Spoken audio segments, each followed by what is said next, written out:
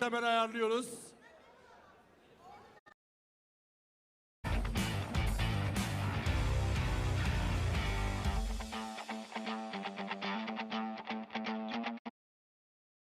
That's fair. That's fair. Of course, I'm being inflammatory. Like 270. Oh dear. Price pastures today. We will be chunking out at the end with Miramar. We'll see what is going to come of that. But for now, we've got a northern plane path here, up from Stalber down to middle west coast. Lovely. I mean, it's less lovely for teams that like to play Sosnovka, I suppose, and Novo.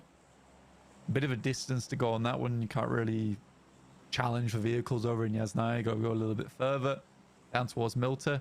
Then you're sticking your fingers into the pies of the Milta and farm teams. Tough. Very tough.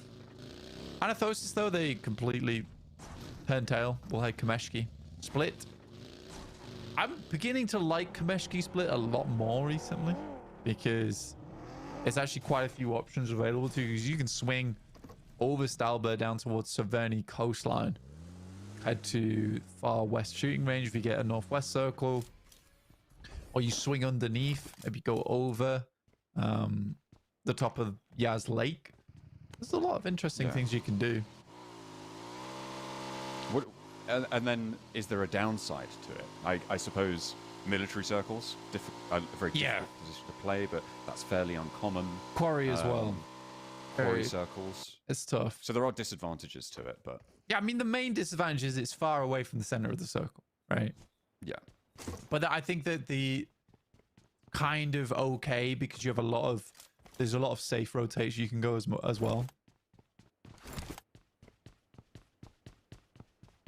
You know, yeah, that's true. And you can play slow and edge, so if you're comfortable with that, then it can work out well. even on a Western circle, right? Even on a Gatka circle or like an Everest circle, you can try and play slow to the edge and try and play around that. The question is, can you do that, right? And that's always the big question mark for any team really in any position, but maybe more so on these farther flung positions. Same story for somewhere like Zaki, although that has way fewer rotational options and is therefore in general a much worse place to drop. It's cool as well because it's sort of player dependent too, because default generally very good player to have at the helm when you're playing edge. This guy's got a great understanding of rotations, where teams like to play, how to cut them off. I think that honestly, as good as Anathosis Famagusta has played in the center of the circle, I much prefer seeing them play sweep because default just has a really, really good game sense for where players are and will be. But that also comes to my problem with Anathosis Famagusta at the moment, is I do think default does the bulk of the heavy lifting. And the rest of the team is just trying to keep up with him. Bit of a Z-Wolf situation, really. In the obviously his previous roster. Yeah, I suppose so. This one, Famagusta. I mean, Wagner Zada's on the roster. I haven't really seen him though. For the team, and it's and sometimes we've seen him do a little bit, but yeah, I think you're definitely on the money with Default being the standout for the team. We'll see if he sticks around with that roster into the next seasons, because at the moment it feels like they may be looking to build a roster around him, right? So either I imagine that potentially Default would either move or they move the players around him, which could be quite interesting to keep track of, either after this tournament or after their season finishes, depending on if they qualify, which is very much still possible. I think sometimes you actually need a team like that to enable someone like Default to work. Like you need to trust that he's going to be making the plays. I think the difficulty with that is that if he goes down, then yeah, the team does fall apart somewhat. Falcons in Pachinki, not hindered by any other squad here, which is nice for them at the beginning. Also on the plane path, really easy for them to get down to. I think a lot of teams will need to consider the fact that if they were able to get looted nice and early, likely you want to start making your way up towards a central position. It's funny to me that we're getting teams leaving Rozhok, right, this early. No one's really committed to it just yet. I feel like Rozhok's a very good position to take in this circle. This is where I personally think that, you know, you can actually play Rozhok for quite some time going forward on a circle like this. You can always swing off towards that northwest side. You know a lot of teams are going to be backlogged down towards the southeast because they're looting late because of the plane path. Yeah, I'll be curious to see where people go. Because again, I just don't really think Rozhok's really locked down right now. I mean, Ulf's in that area. That is true. I mean, it's often on these river circles as well. It can potentially be. I mean, it's a bit of a gamble, right? And the circle at the moment is slightly more north than south, but in terms of the actual landmass, it's a bit difficult. I feel like at the moment it's slightly more north, but then the lake takes up a big portion of it, and so it's at the moment I think a 50-50 for which side of the river to go. So playing that north side of Rozhok, playing that warehouse, that 3-story that sits overlooking the river. And then a split maybe off to one of the buildings, either west or to the east. You're right, it can be very, very powerful, but you can get locked in. If you need to move north, you need to have those paths available, which is why you have that flex out. We've seen as well that bridges around this area be really, really important on these riverside circles. Very often we'll see teams that have to go there early as a duo or something like that. If they're able to hold on, they get very, very late into the game and potentially rack up to third place, second place on it, which is obviously very, very useful. Yeah, not too much happening right now. Most teams just making their way in. Getting a lot of those teams to drop down towards the south side.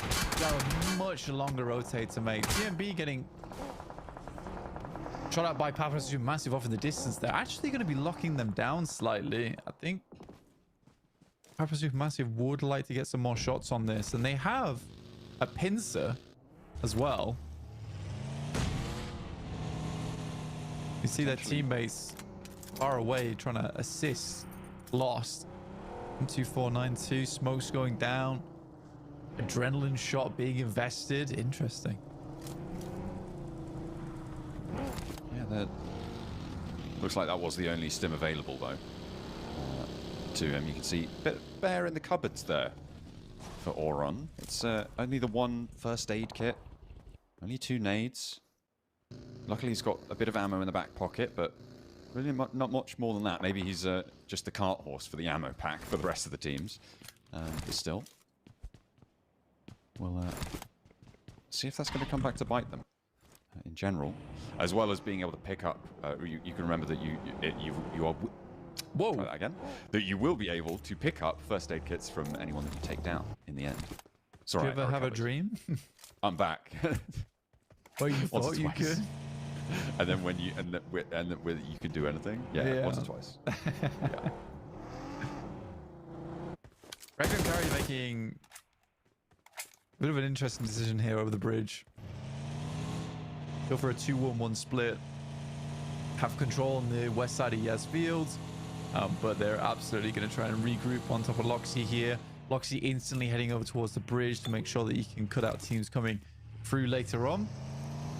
Yeah, again, see what I mean? Like, I think Rozog was an absolutely fantastic position to pick up early, and surprised no one else other than Ulf got there as fast as they did, because Rozog was truly very open.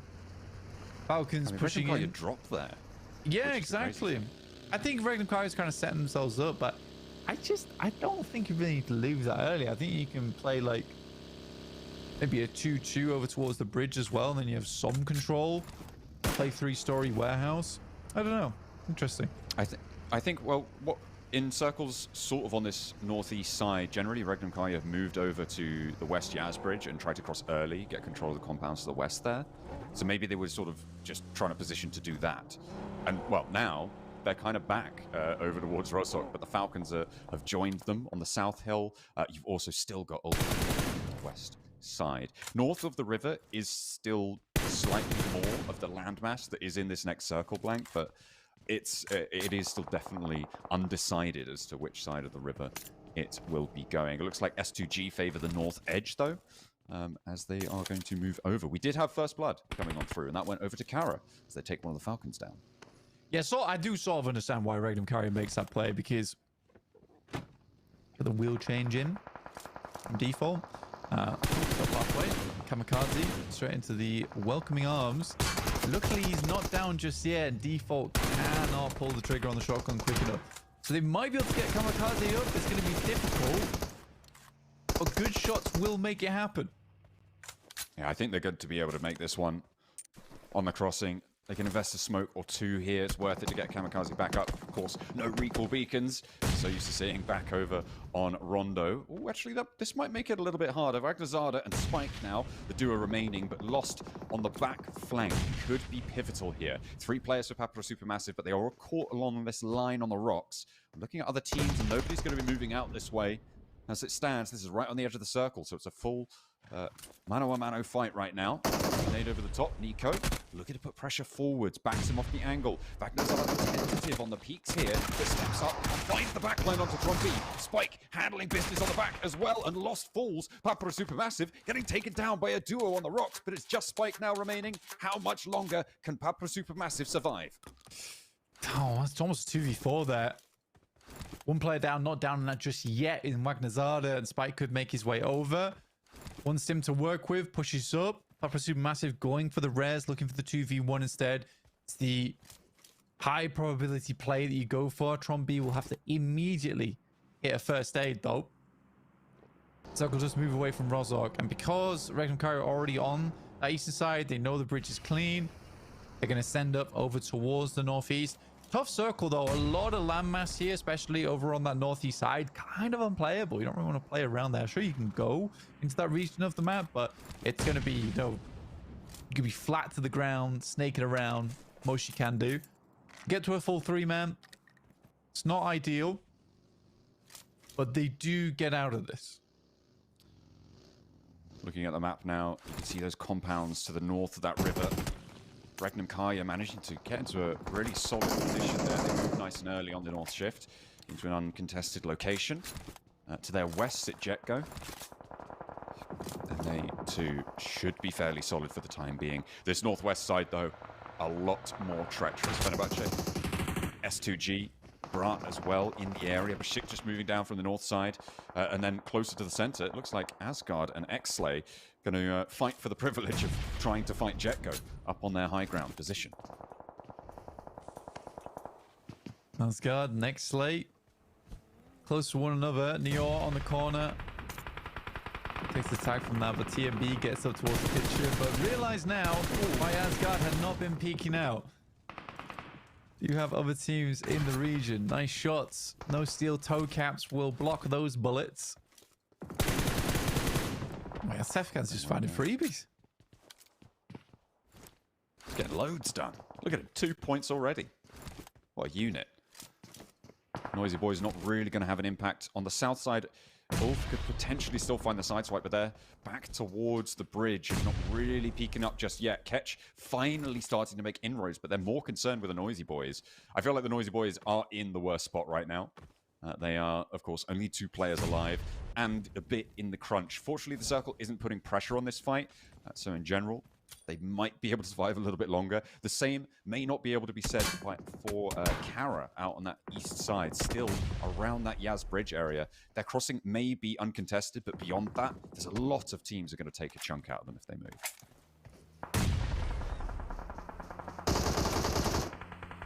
I think Besiktas get another clean game off the back of this one. Falcons finding shots over towards Kara. Ulf getting involved as well. A lot of damage being done around the map, and again, Sefkan is just having a very chill time with it here, with Xlay who've cornered themselves. In comes another nade.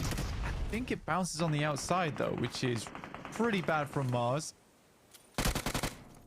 Jetgo looking to try and clamp this one down. Symphony lines up a shot as well.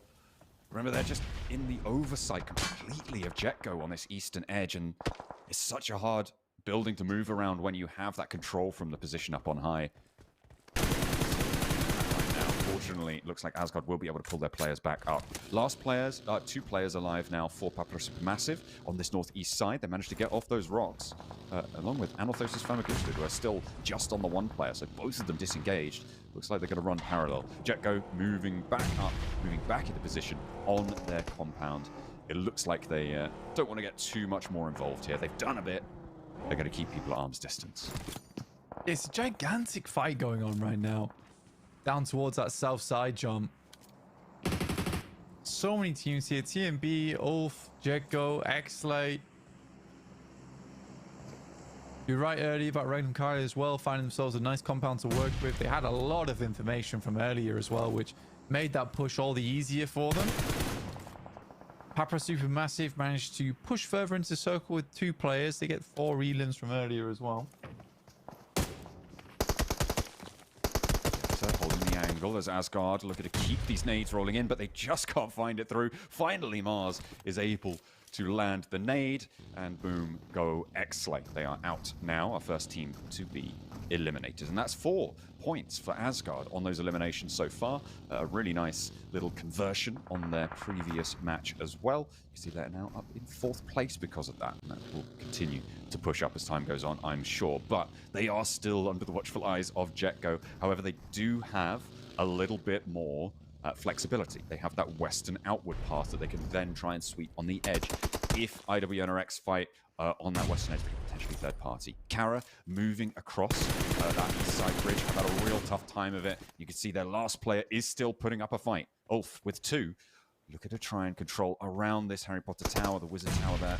And Ulf often at distance have Ketch my still. God. The DBS bites through the smoke, and Ketch now the last to stand for them. CEO, oh, doesn't know where he is. As IWNRX do start to pull the triggers, we hop over to completely different. Yeah, I mean, I don't know what Emre was thinking there, trying to get in the buggy, make the quick getaway. There's slight wake-up time on the engine. Redox from Falcons looking to clean up. You see Ketch there move out into the distance, but Ulf on this game getting 5 elims, pretty good. Papra Supermassive also on 5. Top 3, IDBNRX is just getting cut to pieces. S2G also taking shots over towards Besiktas. Very long-range shots as well, I might add. For my money, I want Asgard to be scouting this fight a little bit. They've been very passive, held towards Jetgo, and maybe you can't leave that building super effectively, but not even moving up north to get the info on this fight that's just popped off on the northwest. Maybe a little bit of a mistake. Bra now, as 4 players can stabilize, can form themselves up and be a real threat on that northern edge. CG. Running, holding in a dip.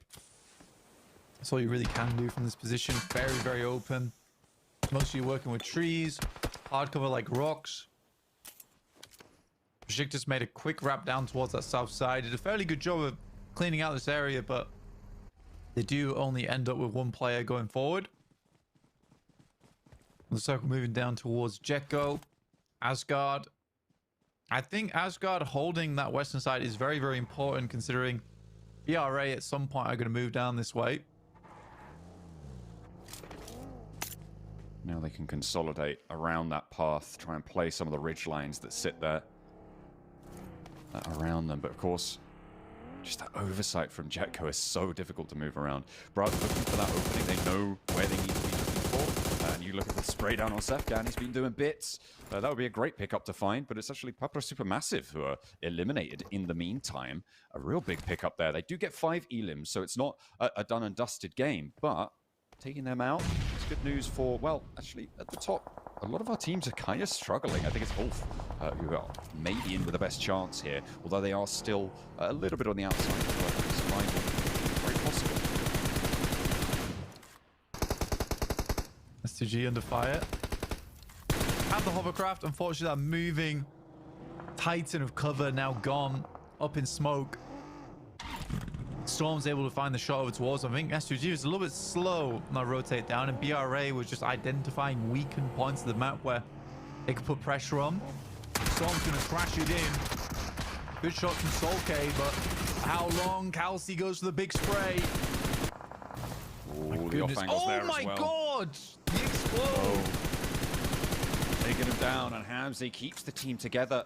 Has a player down off in the distance, and that is where they're going to need to rotate towards, but there's an off angle coming through from Fenerbahce to ping away the back line here for S2G, leaving them on 1 player. Kiss you the last for Bra as well, and these points will be slurped up across the board. S2G looking to pull Sulke back on up. We'll see how many players they can get revitalized here, but it's not looking super healthy, and they don't have a lot of time to make it work. It is crazy how open this map is. You can barely take any fight without someone immediately trying to capitalize off the back of it. Honestly, that was the best play I've seen from Solke this entire tournament. Really good assist, really good understanding on the vehicle's health line. And it's just enough damage to take down a player. Great comms from them as well. S2G struggling to stay alive here now as Icy will go down. That's BRA, last player, like you said, Kiss You.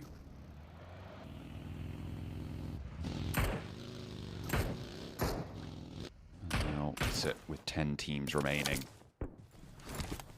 Regnum Karya still just a really solid entrenched spot here. Hopefully going to have a good time of it. Yet to chime in on the elims, but those can come later. And as a 4-player team, uncontested, undamaged, they may be in one of the better spots for the time being. Jetgo, they've had a little bit more impact, but they are similarly positioned in terms of the circle right now. And in fact, slightly more centrally. So potential for an advantage there. Nades from Simple Domac rolling on over the top, but Fenerbahce not willing to over-aggress on this line. Solke answers with a nade over the top as well. Doesn't get the full damage there. The circle shifts south, and both of these two teams are going to have to move. Fenerbahce finds a nade, but unfortunately, it landed right on top of his teammate. And S2G are more than happy to pick that point up. Yeah, I mean, I know you're similar colors, if not the same color, on the minimap. Doesn't mean you should be nading one another. Oh, good. I see we have a long nade over the top, but 6 elims. This feels good coming off the back of what was a pretty horrendous Rondo game. That's a terrifying lineup of Falcons. All looking at you from a distance. This isn't the easiest of buildings, by the way, for Regnum Carrier to hold. You can just send it in. Luckily, it's slightly open around it. The sightlines out from that building aren't great. The problem is right now, for any team trying to assault it, it's not really Regnum Carrier. It's any other team that sees you on the outside of that building.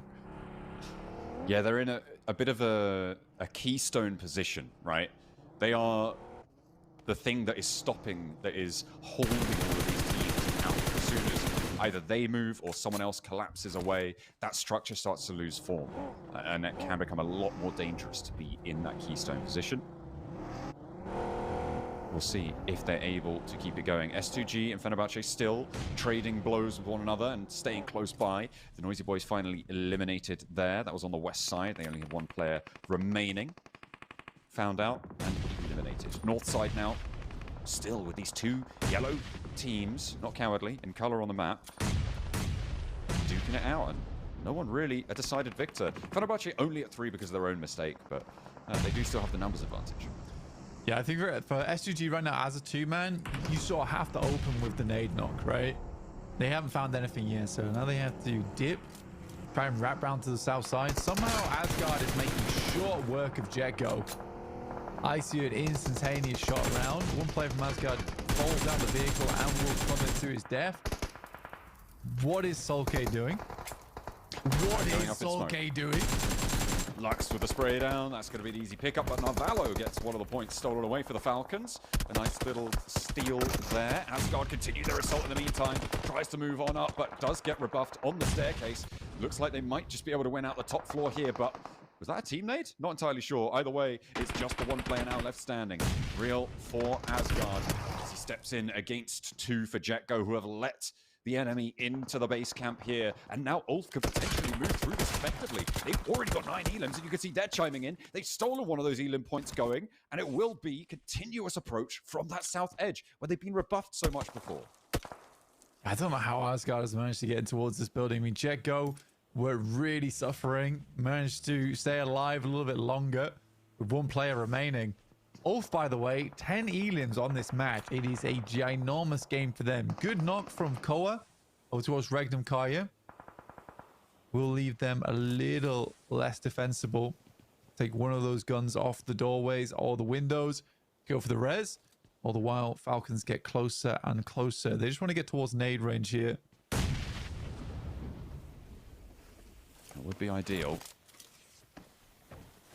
And these sightlines do start to free up more. You were talking about how the building, not the easiest, the sightlines not the greatest, and the fact that teams are starting to fall around them is, of course, going to open the window for the Falcons. The question is, do they have the vehicles, though?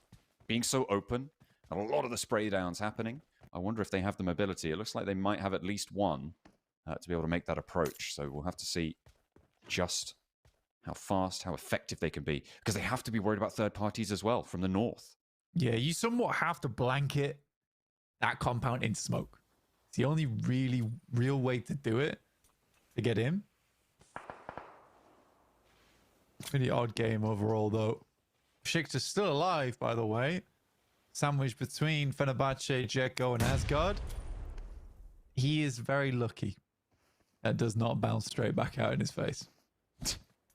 That one goes a little bit further, but still not finding too much. Clearing out room by room. Merciless, though, on the outside. Last player for Jetgo. Tried to hold Asgard. Shuts the door. Nade on in. Doesn't tag. Rookie stepping up. That's the solo for Besiktas. But Merciless controlling the door frame. Looks for the shot through the slats. Not quite connecting, and they both disengage. Rookie still going in. Gets that point on board as we hop back. For real now on the inside for Asgard. Managed to get on into the building, but maybe that wasn't the best decision because now the blue zone's going to push him out. Goes for the challenge, still available through the slats, and Merciless takes the beat, takes it well. Unfortunately, though, the rest of the lobby not so happy, and Rookie still chiming into the fight. Adds another elim, adds another placement. Yeah, it's great. So, I mean, through the slats as well from Merciless, not easy shot because it was a one shot as well, so you had to aim that up almost perfectly. Regnum Carrier starting to get involved as well, and they know they have to. They only got one elimination. They've been pretty proactive getting knocks here and there, but no real flushes. But that's been good enough. You're now in a situation where you're 4v3v3 of at least the important teams here. in the midst of all that chaos, they get Loxy outside the building to do a little bit of scouting alongside with Zedwolf. I think they did return quite quickly back towards his compound.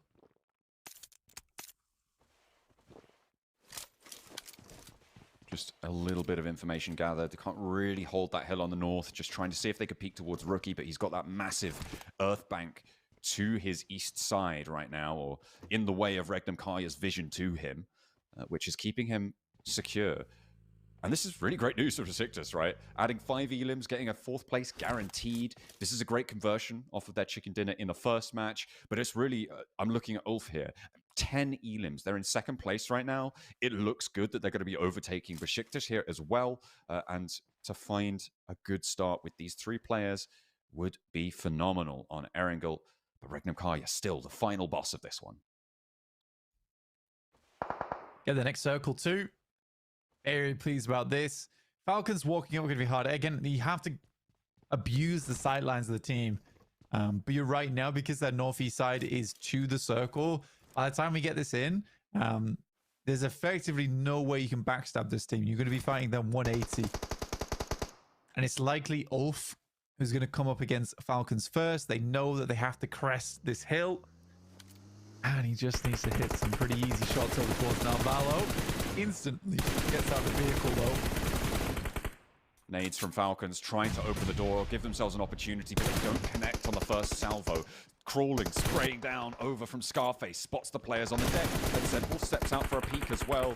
Falcons caught in the crossfire as Aaron picks up Narvalo. Just one player left standing now as Cohen puts another nade, desperately trying to do anything he can. And this time it'll connect. The spray down is good, but it's immediately traded off. And the Falcons will fall. Ulf, though, they've had the wind knocked out of them somewhat. The blue zone's pushing in. I don't think they have time to go for Scarface, and Regnum Karya take to the rooftops. I mean, great initial salvo there coming through from Ulf. Quick denial on the play zone from Rookie. And Regnum Karya going to start to move out. They know that there's one knock that went through. Gets a little bit of information on it. But you're wrong, John. They do get Scarface up somehow. I thought that that was going to be almost impossible to do also. Crazy stuff. Nade over the top. Over towards Aaron. It's close, but not enough.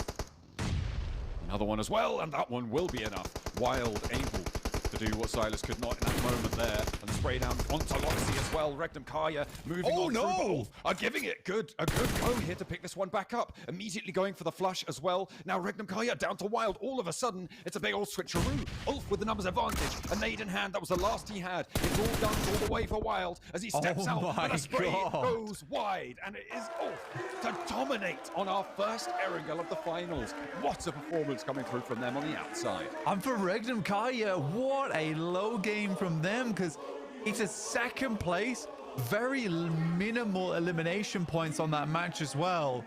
Insane game from Ulf. The 3v4 turnaround after getting Scarface up is insane. That was crazy. First of all, that Scarface was allowed to be gotten back up, right? That feels like a bit of a misstep by Regnum Karya, not keeping that pressure up. They knew what they were dealing with, but they fell back. They tried to go as a team, and so, you know, that's not necessarily a terrible principle, but in that moment, you just keep the pressure up, that you know they have smoke cover.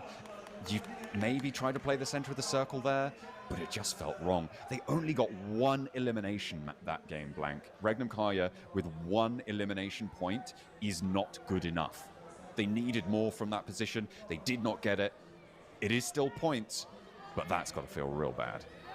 Yeah, it's like this issue as well where I think they put so much stock into that roof and then they realize way too late that they have high ground control and they need to push them. I actually think if they came out swinging a little bit earlier over towards that third party, a bit more confident in themselves, it would have been a very different story. But I'm glad Ulf gets that win. I've been touting this team the entire time. I think they're a very strong squad with incredible players on side. You've got Aaron on there, Ketch, all previous MVPs in the past, Scarface as well, who I think is incredible, Solus, who has always been a bit of an underrated player in my opinion. I think that could be a real dream team if it comes to pass. But yeah, wonderful game, really good. I think Regnum Karya is going to be pretty furious about how that one turned out. I mean, they should be.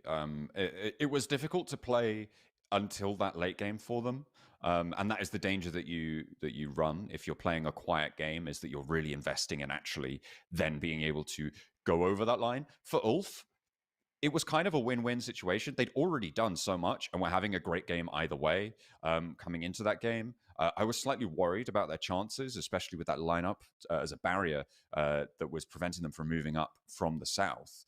But they'd already managed to get like 10 elims by the time that we had 6 teams remaining.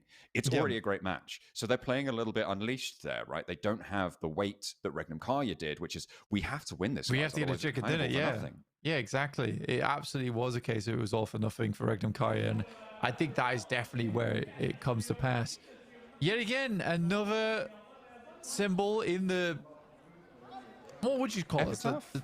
The epitaph? Yeah, let's call it the epitaph. The headstone? The headstone of chicken dinners. Chicken dinner headstone. That'll be ongoing. An epitaph is in memory of someone who's an epitaph. Okay, it's an epitaph is an inscription on a tombstone, so probably not that. Probably not that. Although, no, not quite. Yeah, the tombstone of fallen teams. Maybe. Yeah, I don't know. I don't know what to call it. Yeah, it's definitely strange. I'll figure that out. It's like a plaque. Obelisk. Not really. I call it an obelisk either. A tablet? I was gonna say tablet, yeah.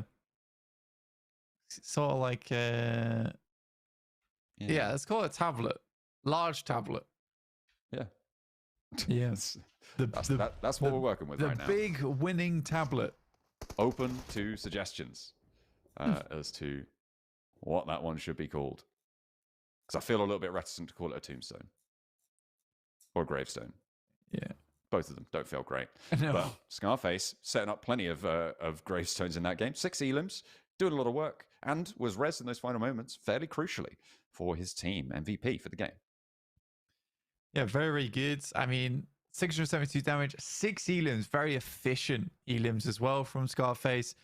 Really good player, especially strong over here on Erangel as well, where you do need someone who is very accurate at long range, be able to find those pickoffs, which Scarface absolutely is, historically and right now. Aaron also with the most damage, so you have the most elims on one team and the most damage on one team. And Aaron also hitting the most grenade scores, so very, very well played to that squad. Absolutely. Obviously, the squad coming into this season as the ex-Fireflux roster being picked up. I believe that their points do carry over into this season for PMGC when it comes to it. So winning here could be absolutely huge for their potential earnings in those PMGC points. So even if they don't make it via the Gauntlet, they still have a chance in the Turkish tables, although that is the most hotly contested spot. You're running against teams like EDA, like Regnum Karya, like IWNRX, Papua Supermassive, Kara. All of these teams are in this race in a fairly significant way. I left out notably S2G from that race because they are still underperforming a little bit, although they did have a couple of elims that match. Yeah. So maybe they still got a little bit of fight in the old dog. Yeah, I mean, so we got word, by the way. It's a monolith. Monolith of momentous Micken dinners. What? Oh dear. Yeah, probably not that. But momentous monolith of wins. It's interesting. Yeah, it's a monolith. Right? It's a monolith. It's pretty good. It's quite like here. I imagine that the big square at the top of it is for the overall tournament winner, right? Yeah. To put that in. And then they just display who beat them underneath. Yeah. Assuming they get at least one. Yeah, but they're higher than anyone else. So that is true. When it comes to the monolith, you do want to be higher up. If you're higher up, you're cooler. That is, I've always said that. Yeah. That's something I've always said.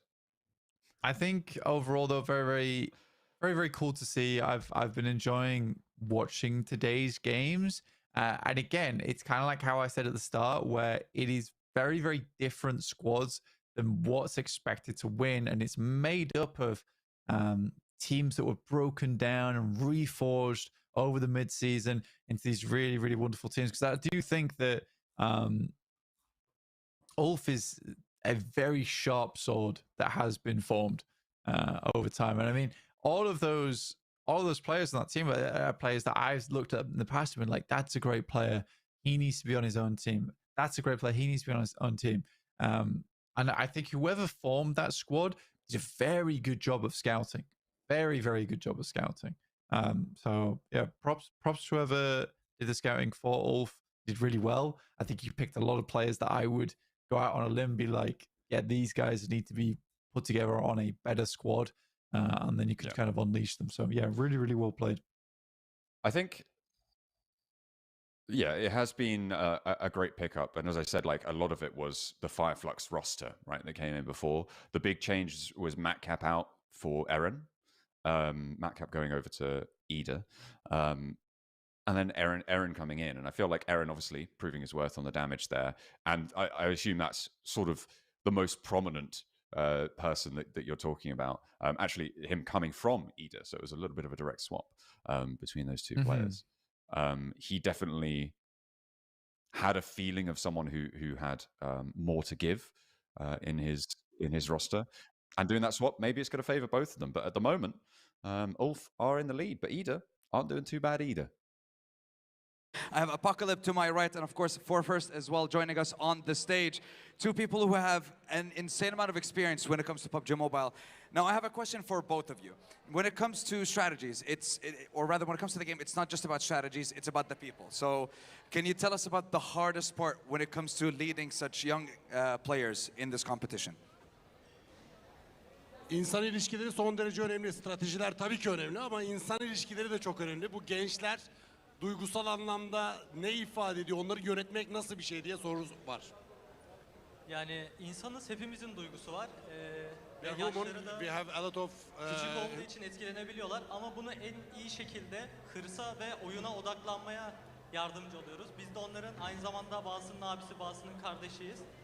Bu şekilde el birliğiyle bir olup bir hedef uğruna o duyguyu iyi yöne çekmeye çalışıyoruz. Okay. He says we are focused to game, first of all. But we are sometimes their older brother, sometimes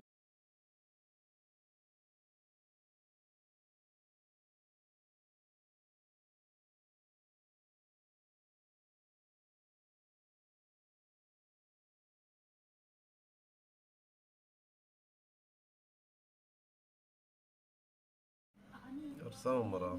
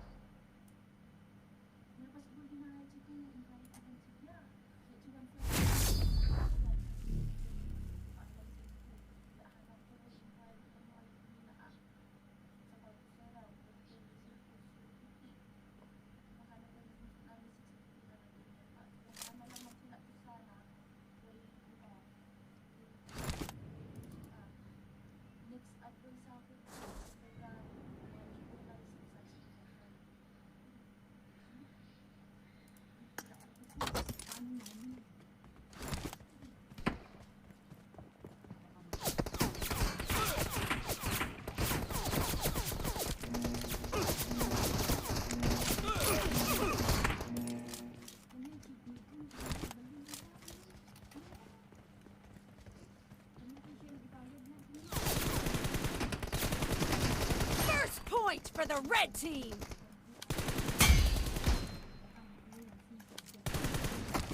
Ya da se Bhutan नहीं हूँ मरा.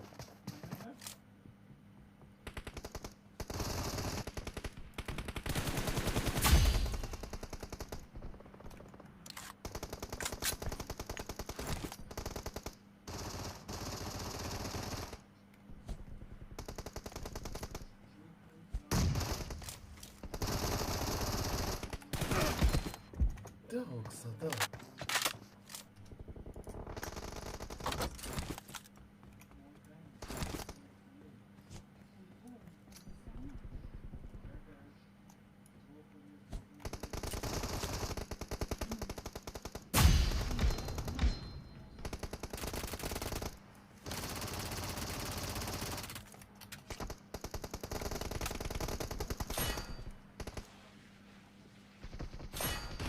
The red team is unstoppable!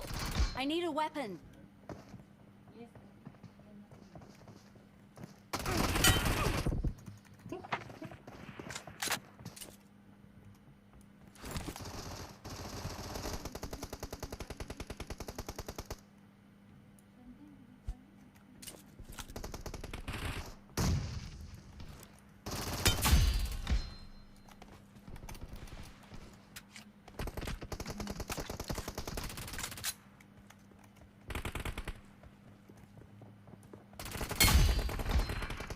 The blue team is in the lead.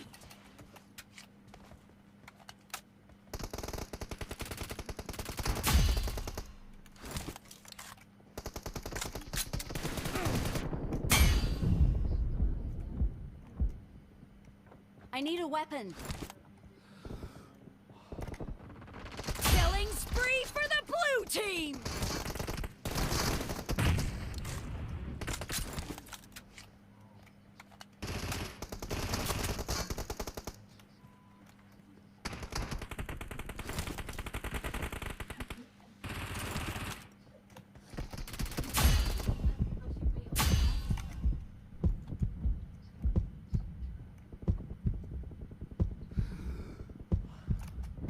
The blue team's streak has just been put to an end.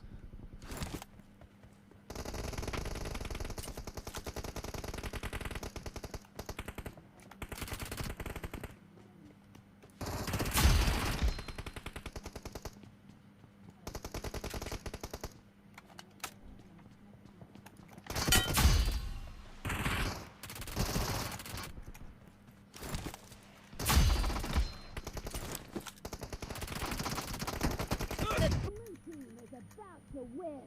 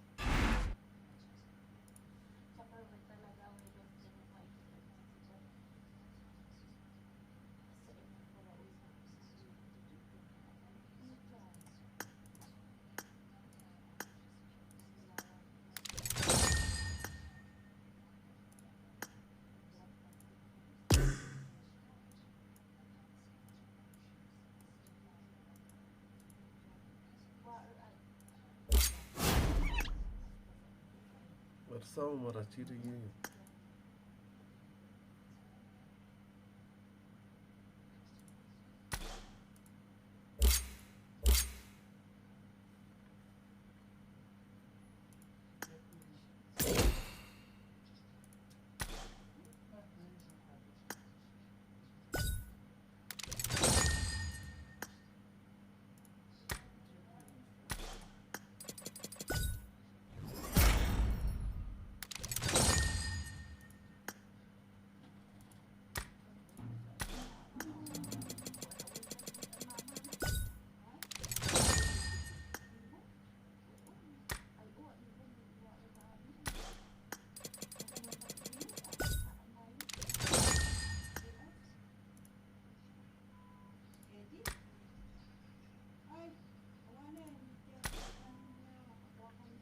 Varsa umara, o varsa.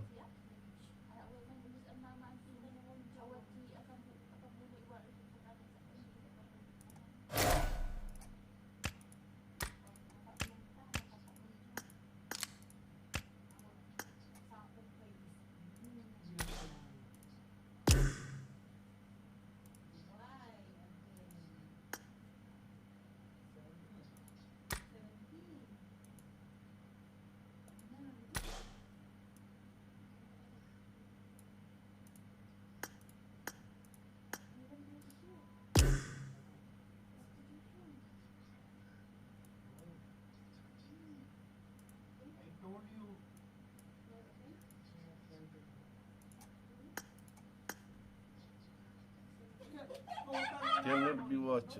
Yeah, like.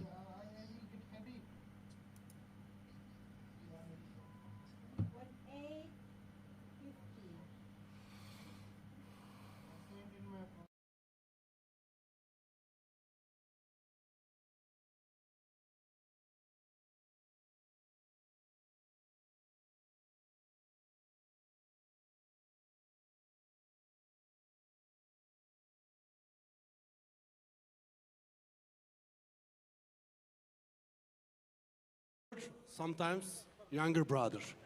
We are connect with them with not a boss, like a humanity. We have also emotional like them, he says. I like that. Apocalypse, what about you and your team? Ben de katılıyorum. Ayrıca oyuncuların hırslarını yönetmesi konusunda çok fazla yardımcı oluyoruz. We are managing their passions, their all the time, not only focus on the game. I'm talking similar things with him. I like that. The constant communication, the feeling of community between yourselves and your players, just making sure that you guys are always close together and I want to say taking on any hurdles, any challenges together as a team, not just one person on their own. Now, once again, another question for both of you, gentlemen. You've both led Turkish teams to international championships. PMGC for yourself for first and PMGO for yourself earlier this year. So, can you tell me, what does it mean to you personally to bring glory to your country? İkiniz de Türk takımlarının uluslararası şampiyonlukları taşımış kişilersiniz diyor. Ve kendi ülkenizde bu gururu anlatmak kişisel olarak size ne ifade ediyor? Yani bu ülkenizdeki bu başarılı uluslararası alana taşımak sizde nasıl bir duygu uyandırıyor diyor. Öncelikle global şampiyonlukta yaşadığım bir duygu olarak inanmayan insanların yapılabilecek bir şey olduğuna inandırmak çok mutluluk verici bir şey. Ve bunları gerekse Regnum'da Apokalip, PMGO'da yaptı, PMGC'de şampiyonluğum var. Bunları yaptığımızda insanların inancı artıyor, Türk takımlarının. Bu çok gurur verici bir şey, çok mutluluk verici bir şey. Diğer insanlara etkide bulunduğunu hissediyorsun. Yani bu kadar. When we became the world champion, they are believing to us more than before. If we success on this, everybody believe us. We must following this.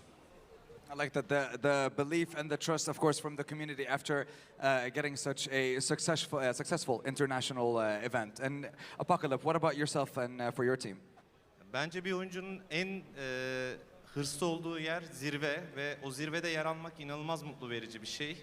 Yani biz de bu hazzı tattık ve devam edeceğiz bu şekilde. The top things is top. If you get this, we are happy. I like that. Very, very simple. Now, I'm going to come to you for first with this question. I'm taking you back to Grand Finals, PMGC 2022. Can you tell me at which moment you felt, okay, we're going to win. This title is ours. We're going to be global champions at PUBG Mobile. When was that moment? Biraz diyor 2025 hakkında konuşalım. Taraflar sadece kupayı görüyor ama perde arkasında neler yaşanıyor? Yani seni 2025'te etkileyen bir an var mıydı? Ne onu bize anlatır mısın? Yani PMGO'da. PMGO'da. PMGC.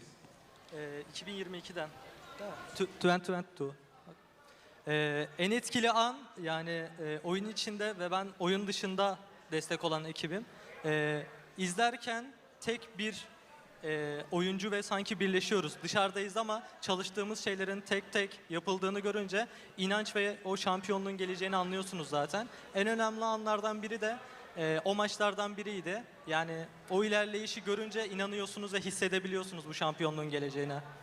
When my player playing, I'm playing same time. Right? And one more time. Doğru abi. Ne demiştin en son? Şey dedim, aynı böyle oyun içinde ve oyun dışında aynı hareket ediyormuşuz gibi. Mikrofona konuşursun. Tamam. Oyun içi ve oyun dışında aynı hareket ediyormuşuz gibi. We are moving same in the same game. I'm outside the game, but I'm feeling same with him, with my player. I like the feelings and emotions, I want to say, are at an all-time high, specifically at that moment. And now when it comes to you, Apocalypse, 2025, earlier on, PMGO, I want to say all the fans, all the people watching at home, they only see the trophies, but I want you to talk to us about one of the most maybe stressful moments that you had during the competition at PMGO, because it was also one of the first times that we had the Smash rule in play as well. So talk to me about that. Diyor ki sen diyor şu an bizi diyor genç koçlar için bir soru soruyor aslında biraz. Liderlik hakkında öğrendiğin asla unutamayacağın bir şey var mı? Her maçınızı son maçınızmış gibi oynamak gerekiyor. Gerçekten tek söyleyeceğim bu. I want to say one thing. Your fight, your game, it doesn't matter first fight or last fight, but you must play your fight like last fight, right? Fighting for your life, I like it. You always have to put everything on the line. One final question, and this one is for both of you gentlemen. We have a lot of fans, we have a lot of people, and I want to say aspiring coaches watching right now. Is there any advice you'd like to give to coaches who would want to enter the space and want to join us on this incredible journey in PUBG Mobile? For first. Hemen hemen aynı soru. Gençler için en iyi tavsiye. Aynı soru. Devam. Yani gençler için en iyi tavsiye, yani Apokalip'in de dediği gibi ben de bugün çocuklara başlamadan önce dediğim bir şey var. Bireysel hata yapabiliyoruz ama son maçımız gibi dedi Apokalip. Benim de bir sözüm var. Gerçek hayatta gibi oynadığınızda minimum hata yapıyor oyuncularımız. Benim de en büyük tavsiyem bir bu, iki de inanç. Biz koçlar olarak inanmalıyız ki çocuklar, yani oyuncularımız bizden güç almalı, destek almalı. İkincisi de bu diyebilirim. He says I agree with him, same, but I want to say one more thing. Your game must be last game, but you must believe like real life. If you play this game like real life, you will be able to success, he says. Putting yourself right in the middle of it, I like it, and kind of just maybe in a way putting yourself in that situation, trying to feel every single moment, trying to feel everything that's around you in the game, outside of the game. But you know what, I like it. Thank you very much for first. Apocalypse, same question. Başta inanmanız gerekiyor. Burada gerçekten çok genç yetenek var ve şu an mücadele ediyorlar. Bunu da herkes görüyor. İnanmak başarmanın yarısıdır. Gerçekten inanmak lazım. If you believe one thing, you can success semi. 50%. You can success 50% if you believe. That's right, ladies and gentlemen. All you have to do is believe in yourself, put in the work, and you can make it just like these two legends. If you wouldn't mind, give us a round of applause for these two incredibly talented Turkish coaches who have done it all and reached the highest levels when it comes to PUBG Mobile. Thank you very much. Arkadaşlar 5 sorumuzu cevapladı. They answered 5 questions. Thank you very much. And then onlarla gurur duyuyoruz. Bütün dünyaya bizi taşıdıkları için çok mutluyuz.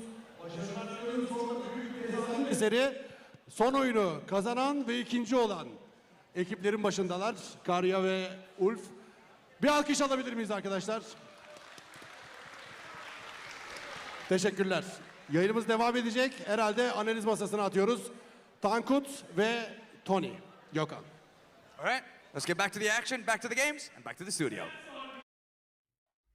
There we go, hearing from some of the top performers in that last game there. Of course, unfortunately, Regnum had it a little bit evaporated away from them, though. In those final moments, a little bit of a misstep there, only earning 7 points total for what should have been a fairly convincing winning position, especially after they got that knock in a 4v2 and let it get away from them. Inexcusable, really.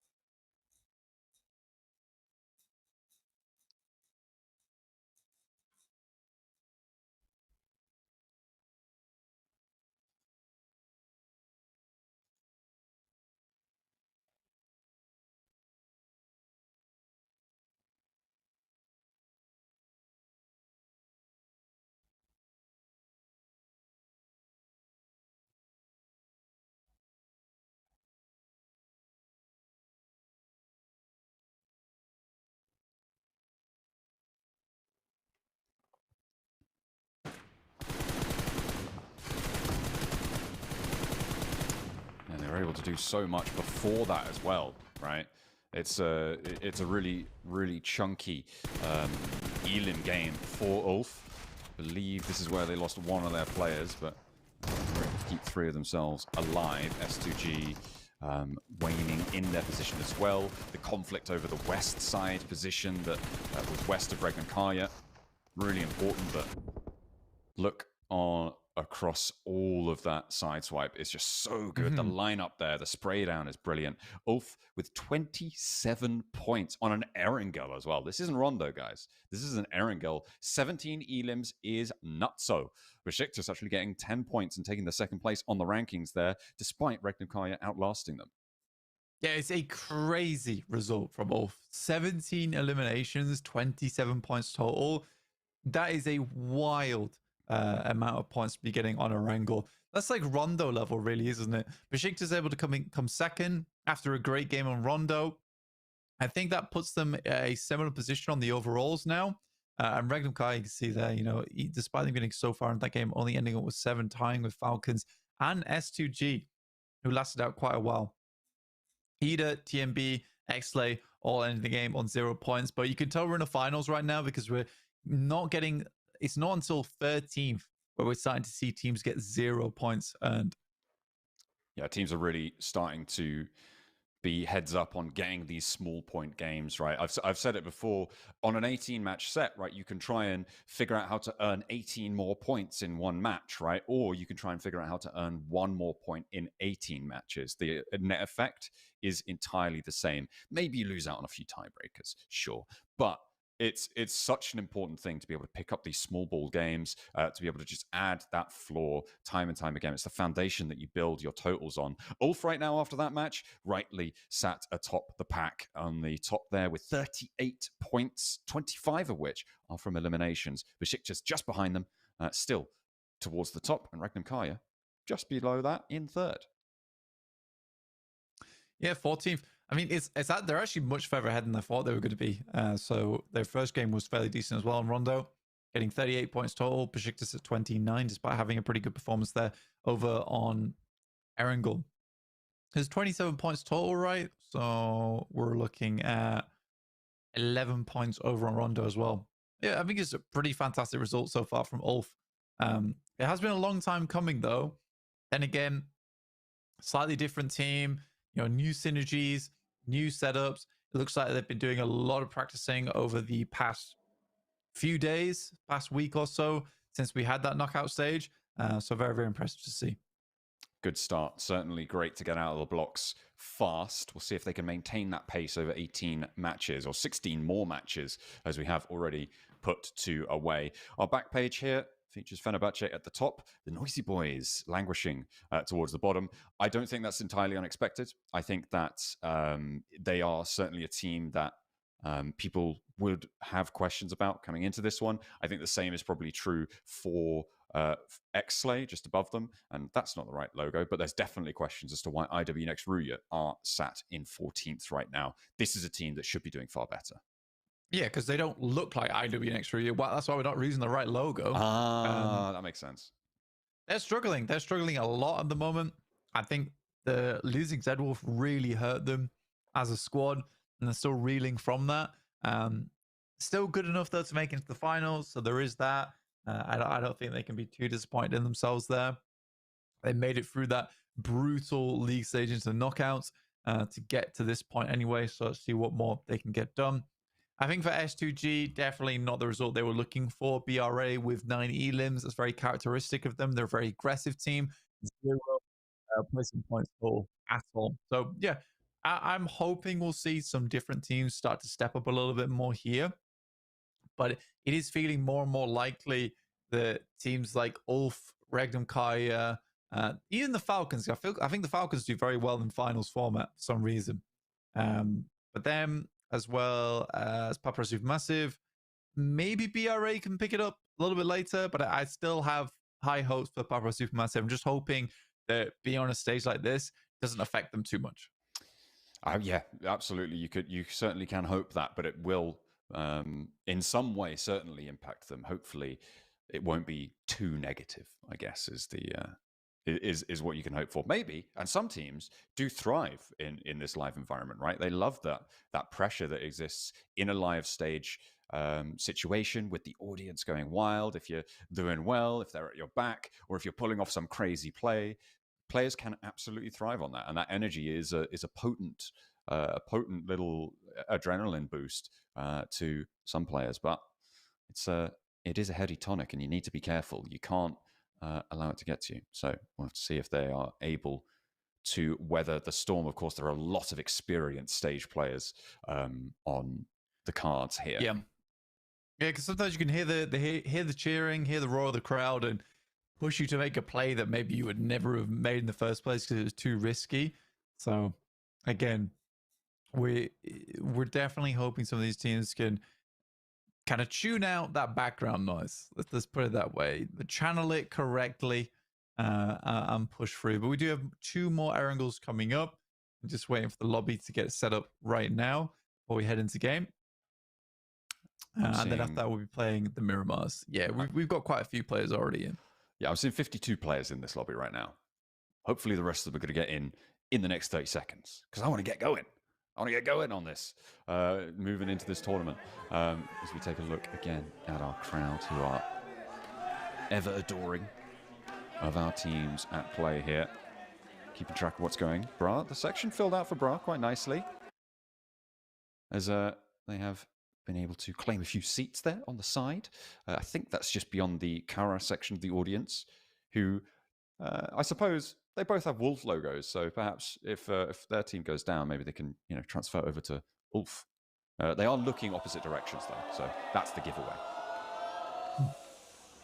Not wanting to look at each other. I still don't know what the middle part of that is, but like they're spinning.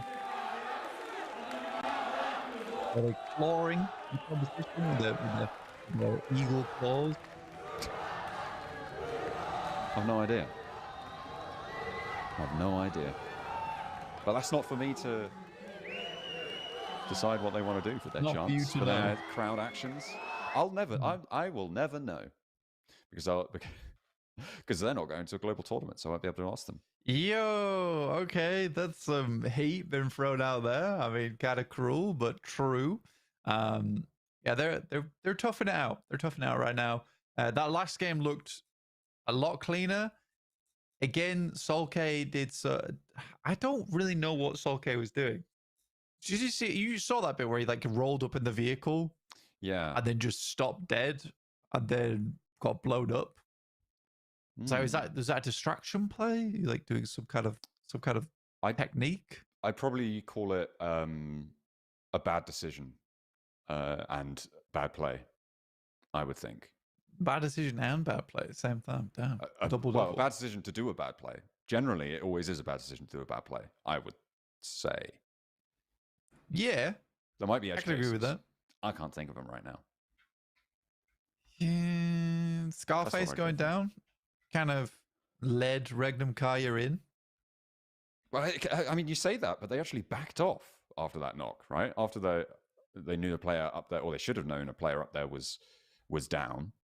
And then they backed off and tried to play as 4. I mean, sure, it was final stage and the circle was going to close fully central. Maybe you just want to play downhill, but they allowed a big flex out on the top of that hill, which really speared them from those sidelines. It was pretty nasty.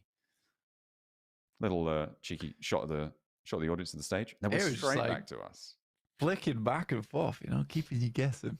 That's right. Could be the game. It could not be the game. Who knows? Literally, no one knows. Yeah. Well, it's not the game right now because it's 63 players in the lobby. Still waiting on one. Who that one is, I'll find out. I'll find you. I'll find you. He'll get you. I'll locate you. 3, 2, 1. Oh, what are you counting to? So we come back to us. I love they're jumping up and down. The camera goes on. They also jumping. No more jumping to that. Yeah, sit down now. Come on, you've had your fun. The rest of the crowd behind them still stood up, showing love for their team. And now it's the turn on the other side of the audience. Who have we got leading these chants? Kara having a good salutation from their fans.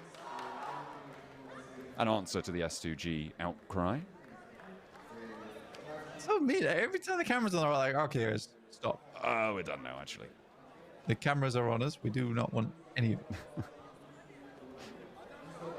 Fair play. Still on 63 players. And that's the state of things. Mm-hmm. Yeah, just went for one more. I think it's Silas. Again, Silas is always the last to join the lobby. Yeah. You think it's a tactic? Be like, make everyone really annoyed. Yeah, he just makes So they everyone wait. play He makes them worse. furious, and then they're going to play a little bit lackadaisical. That's right. Yeah, it's like, oh, why aren't we playing already? What's going on? Oh, it's Silas. Oh man, I'm so angry about this. Oh, I'm gonna have to try and forget about it though, because I need to play PUBG Mobile. Oh, I've already died to Silas because he's hot dropped me, and I'm bad now. Yeah, it's tough. Tough stuff. It do be being tough out there.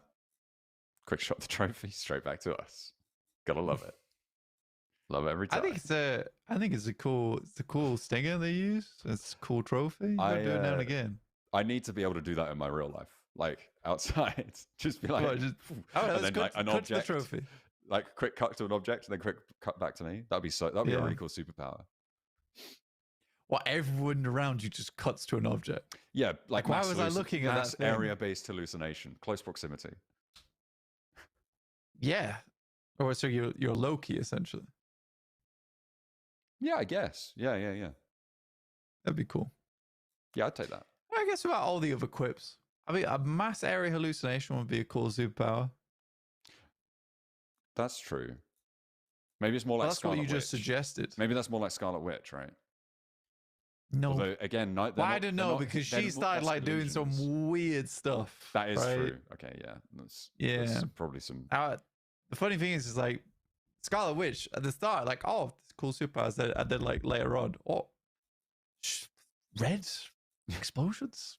Question mark.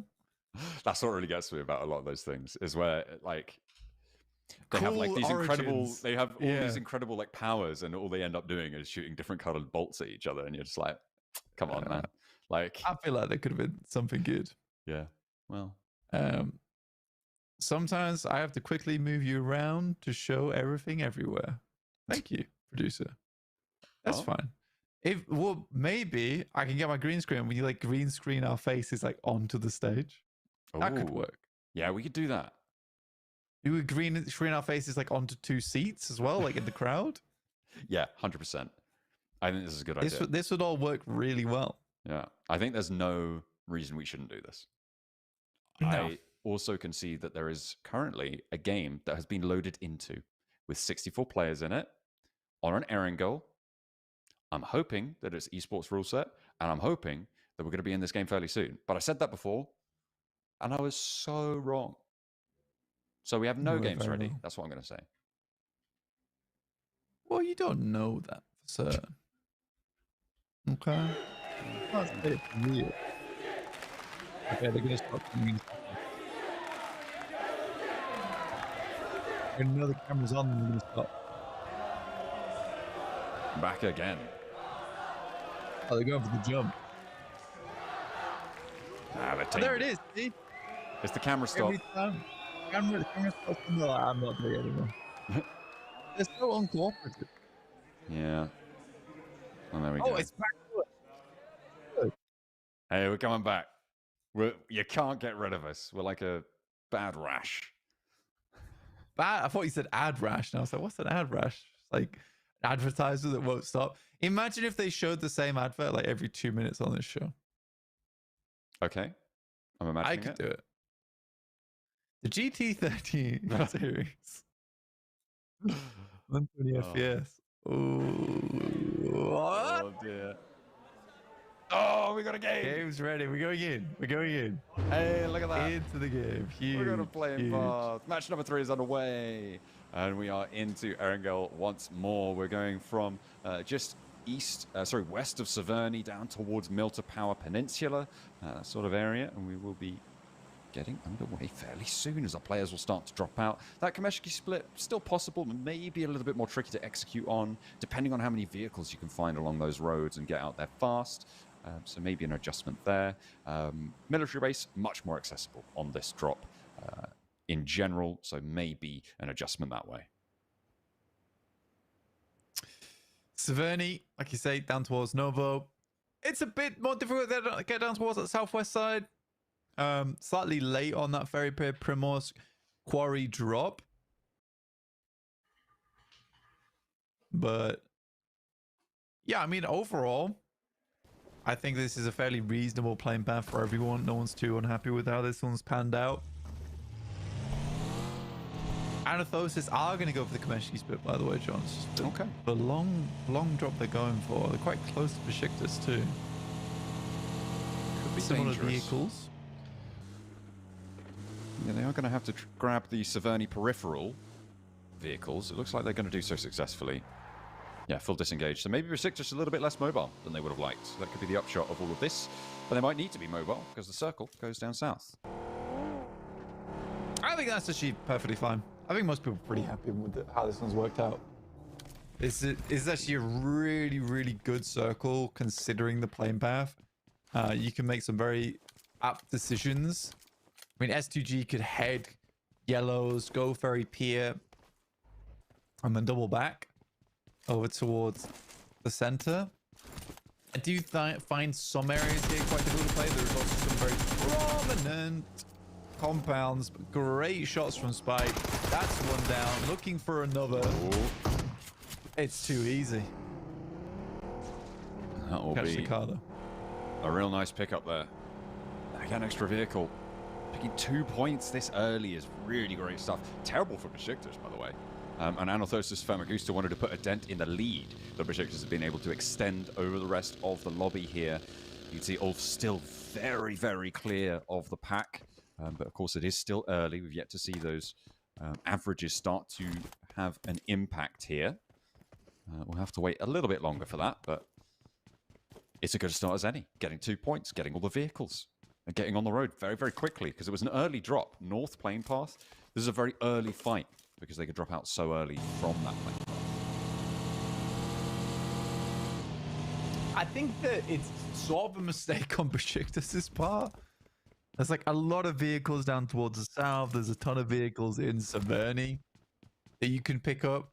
I think as soon as these doors shoots, I don't think you should have been too bothered about challenging Anathosis. You know they're going to try and drop over towards Kameshki. They're not going to be an issue for you for a while.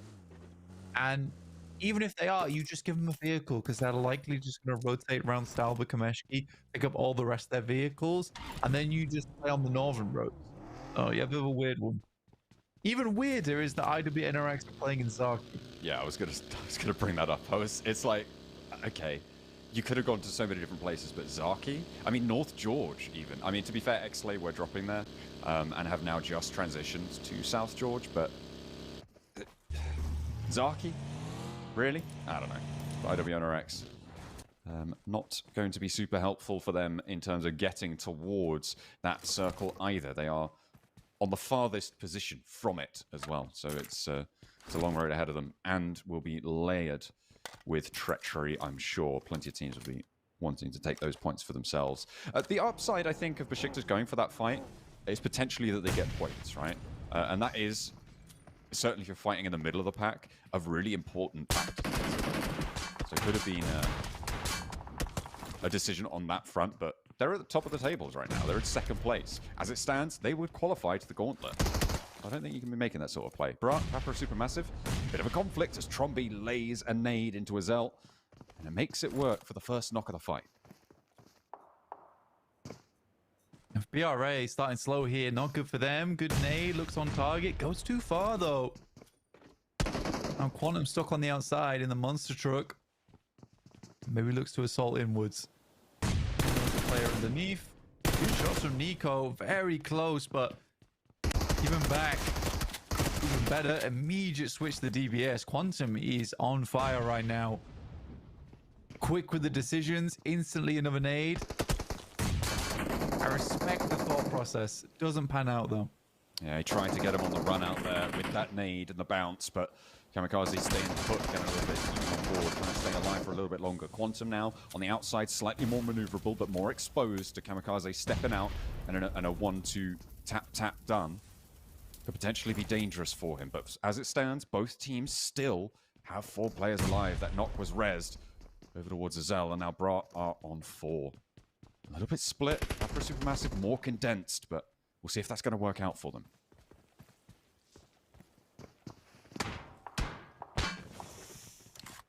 Lost from Papara.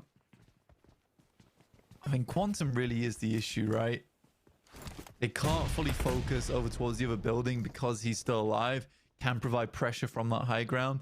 It's really quite difficult to dislodge him from underneath you without going for that full 1v1. And at this level of play, you never really want to commit to 1v1 because players are very good. But giving a shot like this, stepping out of the smoke slightly, Tron B has been on this angle for a while, being very, very silent. Finally makes himself known. So, maintaining that pressure. Causing trouble. Fell down. Do need to pick up some sort of response now. Dropping the first aid, really taking no risks. Knows as soon as a tag gets called, Kamikaze could descend at any moment. And the split that Brian acted could come back to bite them because he doesn't have anyone really holding his 6 as it stands. With Fenerbahce just over the hill from this fight, he needs to be very careful. Steps out and immediately gets put down. That's Quantum almost immediately out of the fight. Simple Domac now pushing Kamikaze away from the window, and the rest of Fenerbahce lining up for these picks. I mean, there was only a matter for a team side to make their way out from these trees on the high ground, and that was sort of the only thing protecting Quantum, was the fact that he could freely move on the outside because there was no other team to take shots towards him. So it's a good thing that Kamikaze maintains control on the inside because he was never really at danger versus teams on the out. Falcons, on the other hand, losing feathers a dozen as they go down with 1 elimination in 16th. And S2G are looking to try and third-party the situation as Ida do manage to keep themselves a little bit, some semblance of being together right now. They did lose Emre, but play on this 3. We'll see what more they can do. Spray down from S2G. We're looking to get stuck in, but re-diverted back to the coastline. and should probably be thinking about how they can traverse laterally along this coastline, but XLA are going to make that harder. They're going to start the roll-up and put a lot of pressure on. S2G actually just going to give ground here. I think this is sensible, given how disparately positioned they are right now. You can see they're going to group up down towards the docks.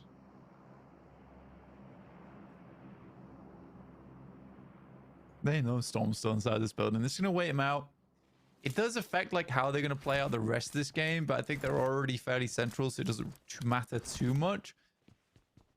Circle does move away from over towards that western side on farm. I think most teams are actually not too bothered about this. They don't really want to play around prison and shelter. That is a tough locale on the map to play. School is completely open. You have dip as well as mini dip in play now with this circle. Pachinki Fields also on that western side, which just cut out a little bit of the play zone. Fenerbahce. They've been stalking this fight for a while, but they do need to get around it, try and get ahead of it as well, whilst they have the maneuverability available to them. That south side is flexible enough. You can see they have managed to now establish raising forwards, a little bit better positioned for this next circle, and they will be able to guard out this fight. After Supermassive finding Storm on the inside, so able to add another point to the tally. They've only got 2, but they'll be happy for them.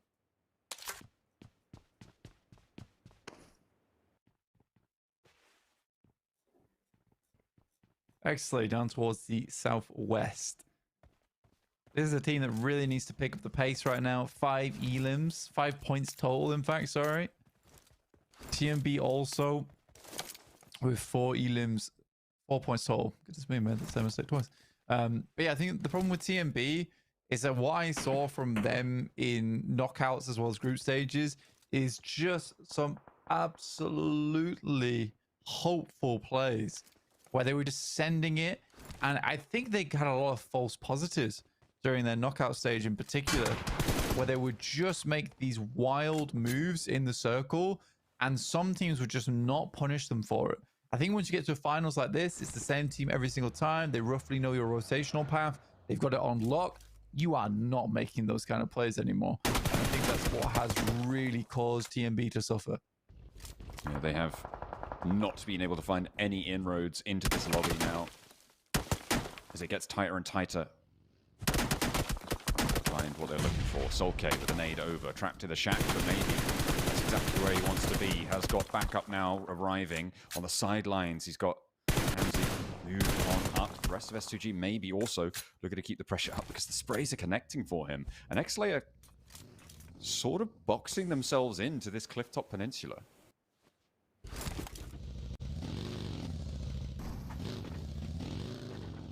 I don't really know how they're going to deal with this or why they're dealing with this. I mean, S2G are currently dealing with them. Neo already knocked. I mean, when you play this spot, you need to hold that angle towards the shack anyway. So it seems like S2G don't roll up on you. Already losing Neo is like your front outpost. That's problematic. Circle moving north now too means XLA needs to abandon position and get a move on. Regnum another contender for a strong central spot, but a game they need to convert on. Definitely. They can't let that opportunity go to waste 2 games in a row. They've just pulled up short in the compound that sits around that area there of the road. Out to the west side of them, it will slope uphill and down to their south as well, where Fenerbahce sit. Will have sightlines over this way, so it could be danger there. The west side, I think, needs to conclude a little bit more before it's dangerous for them. And it looks like Ida may be the catalyst to fighting in that area, but Besiktas are still going. But remember, they only have 2 players in this central position.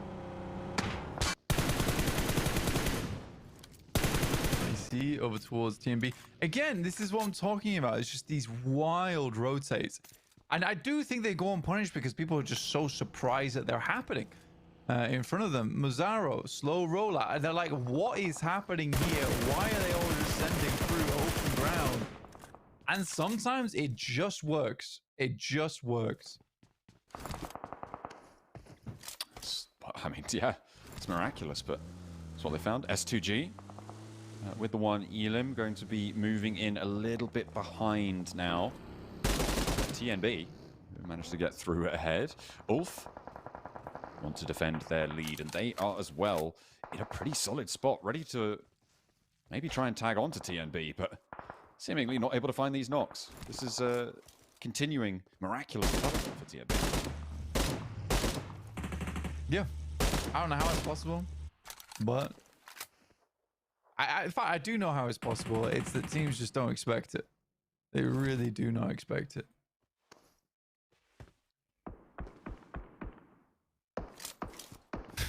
Yes. Horrible position as well. It's really. Oh, well, really we'll tough. see how far they get. I do love it. I mean, it's the sort of position where it's like they've got to it, but where do they go from there in this spot?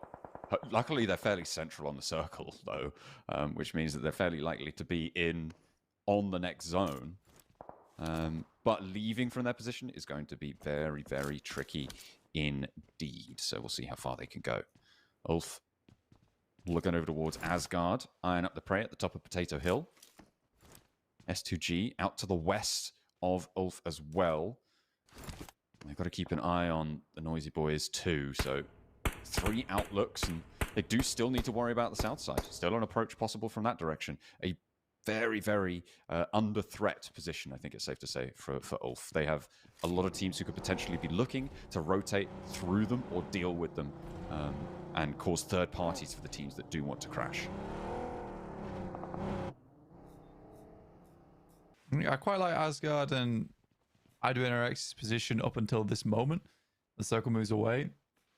Asgard will have prio on the eastern push. IDNRX do have this slight decision they need to make now. It's whether to wrap down towards the south or try and wrap north into open ground and see if they can cut a way into the lobby. Regnum Kaya with the most central position available. They absolutely need to convert this. It will be really quite unforgivable if they don't convert this game. Yeah, it's a second go around where generally you wouldn't expect to see or even deserve that in this scenario, but they've been given it as S2G get taken to task. It's pretty solid dismantling here from Aaron on the flank. Scarface up the top. Ulf have lost a player, but they're up to 5 elims. IWNRX now starting to careen their way on into Asgard up the top as Ulf have concluded their fight. Over on Potato Hill, though, is a little bit further to the north of this. It looks like Akali is leading the charge, but unfortunately leads it straight into a nade. And now it's just Kine. All of a sudden, the spray downs are working well, and the nades are landing. Frozen should be rezzed by Kine, but the forward position, not going to be so lucky. Asgard pick up those points happily. I mean, it's so funny to me. I mean, we check back in. The options were north or south. Okay.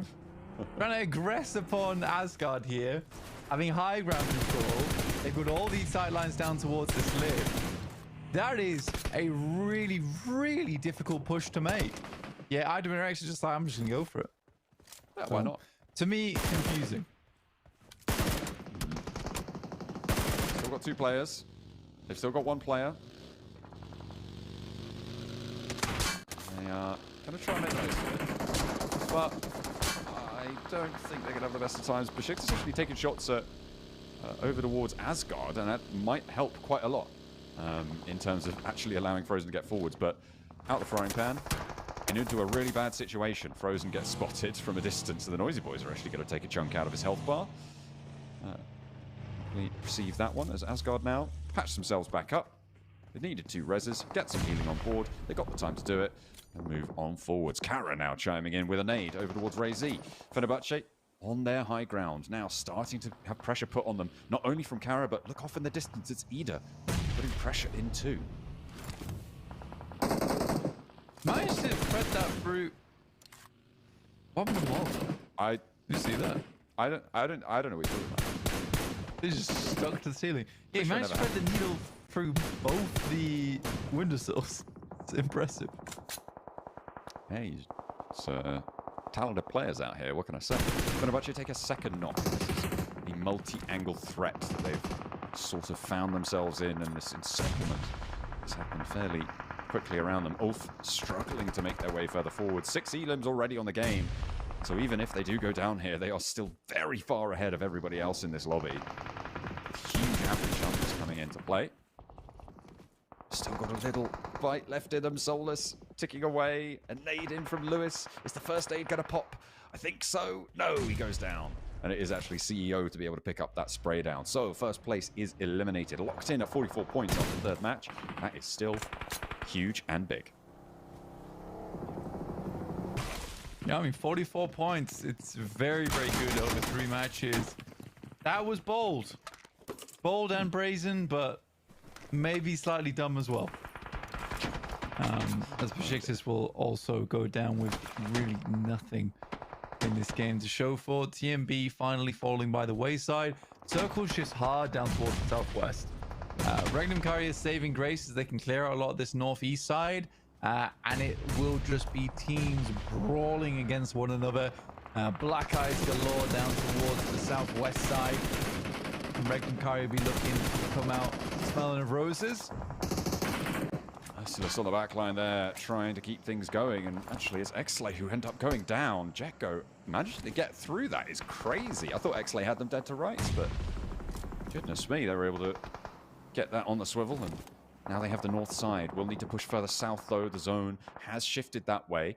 In the meantime, the Noisy Boys, I mean, they've managed to transition again. They are on 3 players alive. And for the time being, they're kind of chilling. I mean, they've got IWNX with a solo to their east. They've got Asgard with 4 up to their north, who are holding their north flank. And Kara, who punches some Elims away. They're major danger. But now Anathosis, Famagusta, and Jekko. Take some shots. Jekko going to try and make this rotate through. Shooting the wrong car there. Takes down one of the ones close. Anathosis taking damage from all which ways, and Jekko will finally take them down with the help of Asgard off in the distance. They will drink to them tonight. Kara looks over towards TMB, again, who have somehow made it quite far into this match. Regnum Kaya look to sweep on the northeast side. They're sending one player out now to look down towards Papara Supermassive. Not an easy team to go up against. No. I feel like this is what Regnum Kaya weren't able to and couldn't do in the last match. Is get that scouting on board in this sort of phase, right? Stage 5, stage 6, where it is very, very necessary. If they're able to keep doing that and get some good flexes, get some third parties potentially on flexes, I think that they could be onto a much better game, but that is so much to put on them right now. And they seem to be, I mean, they retreated that player you talked about going for a scout. A bit reluctant to do that. We'll see what they do here.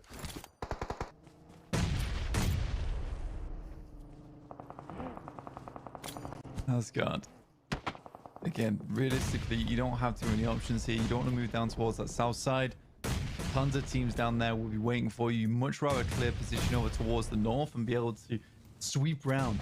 Start taking shots down towards those teams on the south who are all clumped up.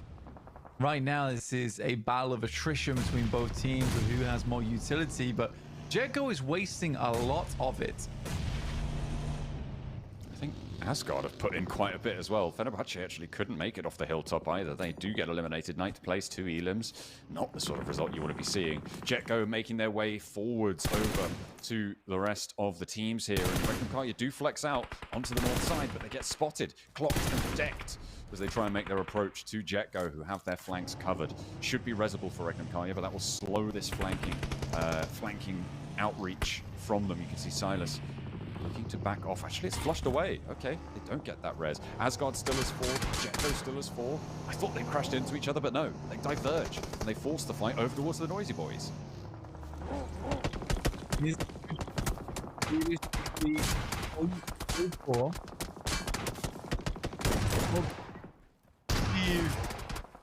It's black. Ooh, but they're getting blasted in turn. Asgard taking heavy punishment from these off angles, coming on through from teams like Kara, from teams like Jekko, who are going to try and backfill them. It's now only Sefkan who remains. And Kara putting them under pressure from a distance to step out as well from inside the shack, and they will be done for. That's Kara with the long-range impact onto that fight. They're up to 9 eliminations now, Blank. 3rd place. They're looking to chase down Besiktas. Yeah, really strong game. In the meantime, Regnum Kaya lost that one player who got knocked by Jekko Symphony, who have been really holding very, very well down towards the southwest. They cornered out Asgard, forced them to go for an improbable trade over towards TMB. Yes, they lose one player in the process, but they've got 7 elims off this game. And I think Jekko just had a huge turn up in performance over towards the end of the knockouts and coming out in a such a surprising fashion too. Well, this is a hiding spot and a half.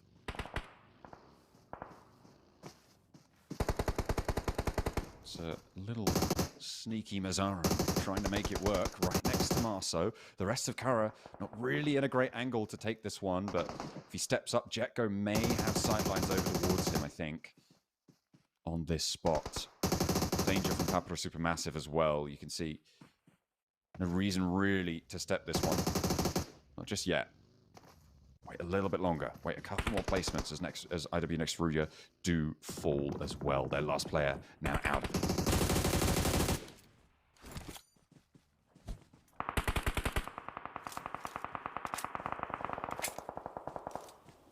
Jekko's really gone off this game, but I think this is potentially a Kara win, unless Mazzaro has something to say about it. I mean, at this point, you take the Elim point. Surely. Apparently not. They're waiting. They've been playing this game the whole time, so why not keep it going? You know, keep it trucking. At some point, surely they hear or see something, but no, he's just gonna play right on the. Oh, Lewis! Oh, I thought he for sure would have spotted him there. Could have given him away. You'd love to see it from their perspective as well, wouldn't you? Oh well, there we go. We got Marceau on board. Yeah. It's difficult. Oh, he's right there. He's literally on your screen, buddy. Where are your fingers? Are they covering him? That's what we can't see, right? Is what are their fingers covering? What are their buttons covering? What is their UI covering when we see that? Or are they just missing it? You can't let that go for too long. Oh, he's definitely. There's he's moving. no He's way. moving on your screen now, Marceau. Please, please, There's Marceau. no way he doesn't see him there. I mean, this is one quiet boy from the Noisy Boys. There it is. And finally he strikes. And immediately flushes it too. That leaves Kara now in 3, which means there are no teams. Well, Papra Supermassive, sorry, are on 4 players. Immediate retribution over towards Mazzaro comes on through. And now just Haiso for the Noisy Boys. Gets into the next circle, hits the deck, and hits the dirt. Will not be getting up from there either. Eliminated with their 1 point that they were able to accrue, and the placement as well. Chuck that in. Maybe 2 actually for 6th place. Nade over towards Papra Supermassive, as they now have to try and fight their way on through, but that is so much easier said than done, as they are right with their backs to the blue, and it is moving, just forcing them into this one. Yeah, Kara needs to fight hand in hand alongside Ida, as well as Papra Supermassive. An aggressive trade inside the vehicle. Finds one, dodging the bullets left, right, and center. It's all over the shop. Regnum Karya now taking shots for themselves, but Kara up to 14 elims and plenty more players in the lobby to take down. Good nade over the top, but Rita stays alive. Not much longer though. That is going to be another pickup going on through. I think that may not have gone. I don't think that went to Kara, but Posa has gone down in the meantime. Rectum Kaya now starting to come alive. Look at the line they've established. They're on the outside. They've got some mobility. Silas still has that buggy under control. They seem to be fairly all right on the health bars as the rest of their competition gets swept aside. Now, can Rectum Kaya go the distance? They've got 5 elims this game. Will they be able to add it up to 8 and get 18 points this game? Or are we going to see Kara tie up that 17 elim game we saw before? We've seen S2G with some very, very good endgame lineups in the past. They also get the circle off the back of this one, so this is going to have to be some clean shooting coming from Kara if they want to end this game well. Random Kara, you could also open up with a decent grenade over towards Kara itself, but they have these vehicles to work with too on the side of Silas. They have info on him now. Saw just the top of his head, but that's enough. I'll do the trick. They know he's moving down. Silas repositioning that buggy now. Popping the stims. I imagine nades are fairly thin on the ground at this stage, and Silas goes more central. That gives Kara a potential flank out on the east side here that CEO was already trying to work. The blue zone pushing in, though, is potentially going to force CEO to take an unfavorable terrain position, as the rest of Kara are going to have to step forwards as well. Both Lewis and Posa, have to find it. CEO does get spotted. That's what I was worried about. Zedwolf on the off angle stayed out. Didn't put forward into the next circle. And Regnum Kaya up to 6 elims now. Yeah, it's a nice lineup from Regnum Kaya. All they want to do is not particularly to get shots like that, but they'll take them if they can get them. It's just so they see when Kara is forced out of their cover into open ground. Gets a tag on the nade, but another one's coming back his way. It's fairly close. There's a little bit of tick damage, so now they have good info on him. Should know where Poser is. Likely in those bushes. I mean, that's realistically the only place he could be. Yep. I mean, you respect the pre-fire on that. I mean, they've been playing this game a long, long time. They know every bush. They know every tree. They know every trick in the book. But they were denied it last time around. However, twice in a row, you'd be lucky to see the day that Regnum Kaya let that one slip. And they will be able to find a little bit of a resurgence there. And it's good to see that it didn't affect their nerves. They were able to effectively play that late game. Regnum Kaya coming out with a chicken dinner. Disappointed for the Kara fans, but they still get a load of points to add to their tally. And I think they may have jumped up to second place, potentially. We'll have to wait and see just exactly how far they were able to go. When you're looking at that there, it is really nice. You actually see Regnum Kaya get another chance at it, just because when you're looking at that game, you want to see Regnum Kaya give another chance there, because I think that last game might have gutted their confidence otherwise if they weren't able to get this round and try and prove themselves all over again. But like I said, it's a really nice lineup. They know exactly what they need to do in that moment to get it done. Wait to see where they move out from, spot those angles, clear the obvious places, just like we saw Karen not do against PMB. Yeah, that's obviously a pre-shot over towards that bush, which I like to see as well, because there's no harm in it either. Yeah, it just makes it look very clean, very nasty as well, pernicious in their approach to it. I thought Zedwolf was maybe an exposed flank for them. Obviously, he stood up, took the shots over towards CEO, and could have been a difference maker there to maybe equalize, but they were just too corralled at that point. Regnum Kaya had such dominant control with their line over the circle, and it was just not to be, unfortunately. Loxio, of course, always on the hunt. Otherwise, it could have been a bit of a different story. Yeah, great stuff. As you say, right back on that horse, getting straight back in there for Regnum Kaya to boost their morale. And we'll see where that ends them up, because they didn't get, I think they got, 80 limbs, right, at the end of that one, to be able to pick up 18 points on the game. That should see them close towards the top side of the table. Of course, I think they are in contention for the Turkey points bracket as well. That I think they do need to beat Ulf to be able to win that one. So I'll have to wait and see. It's definitely all to play for, and all of the league stages and knockout stages count too. So that's all going to come into play as well on the points bracket. But if Regnum Kaya can keep this up, hopefully we'll see them in the Gauntlet. Yeah, definitely a big hope for it, but they do worry a little bit sometimes, especially when they are struggling to clean out those. Here is a monolith. Monolith of chicken dinners that will be happening, and then at the top we'll have our crowned champion, and this is all said and done. So congratulations to Regnum Kaya for this match. They are adding that one to our monolith, as we've been instructed it is called. It's a great win for them to be able to pick that one up, and we'll see what more they can do with the day, because we've got one more Erangel to play. We also have then 2 Miramars after that, and we'll be chewing through them in no time, you'll see. And heading into our final Erangel, I feel like the team that I want to see a little bit more from is IWNRX, right? They did have some glimmers of hope, I think, during the league stage. Hopefully they can pick up a little bit more. But after game 3, that makes it halfway. We're going to take a little bit of a break. We'll be back with 4.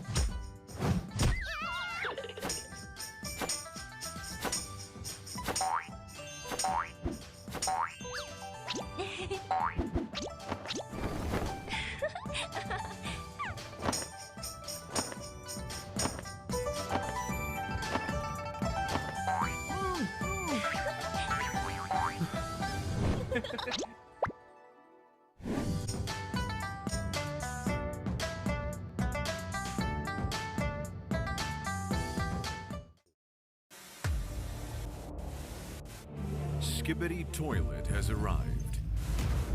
New Skibbity Toilet object. Powerful enemies. Thrilling battles.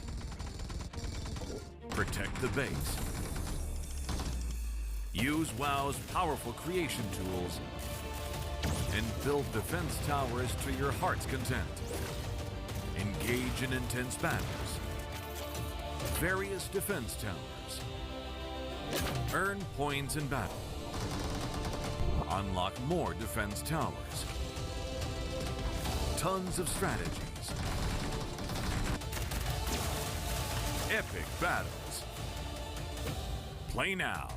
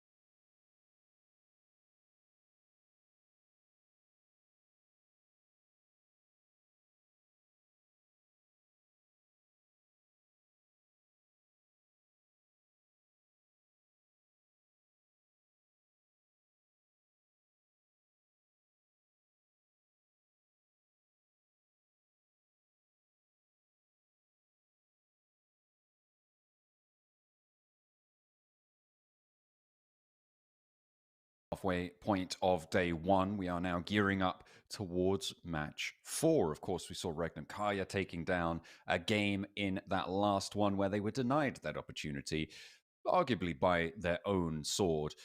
They were cut down in match number 2, but match number 3, they were able to rise atop again, converting this time with an 8 elimination chicken dinner and getting 18 points. But at the moment, it still seems that Ulf are going to be untouchable at the top. Second place, I think, could be up for grabs, though, as Kara put in a shift on the elims.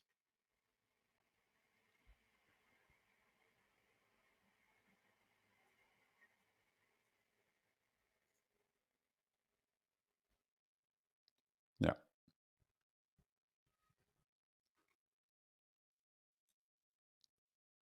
Oh, have we got blank? I was muted. Yeah. Oh, dear. I unmute and then mute again. It's unfortunate.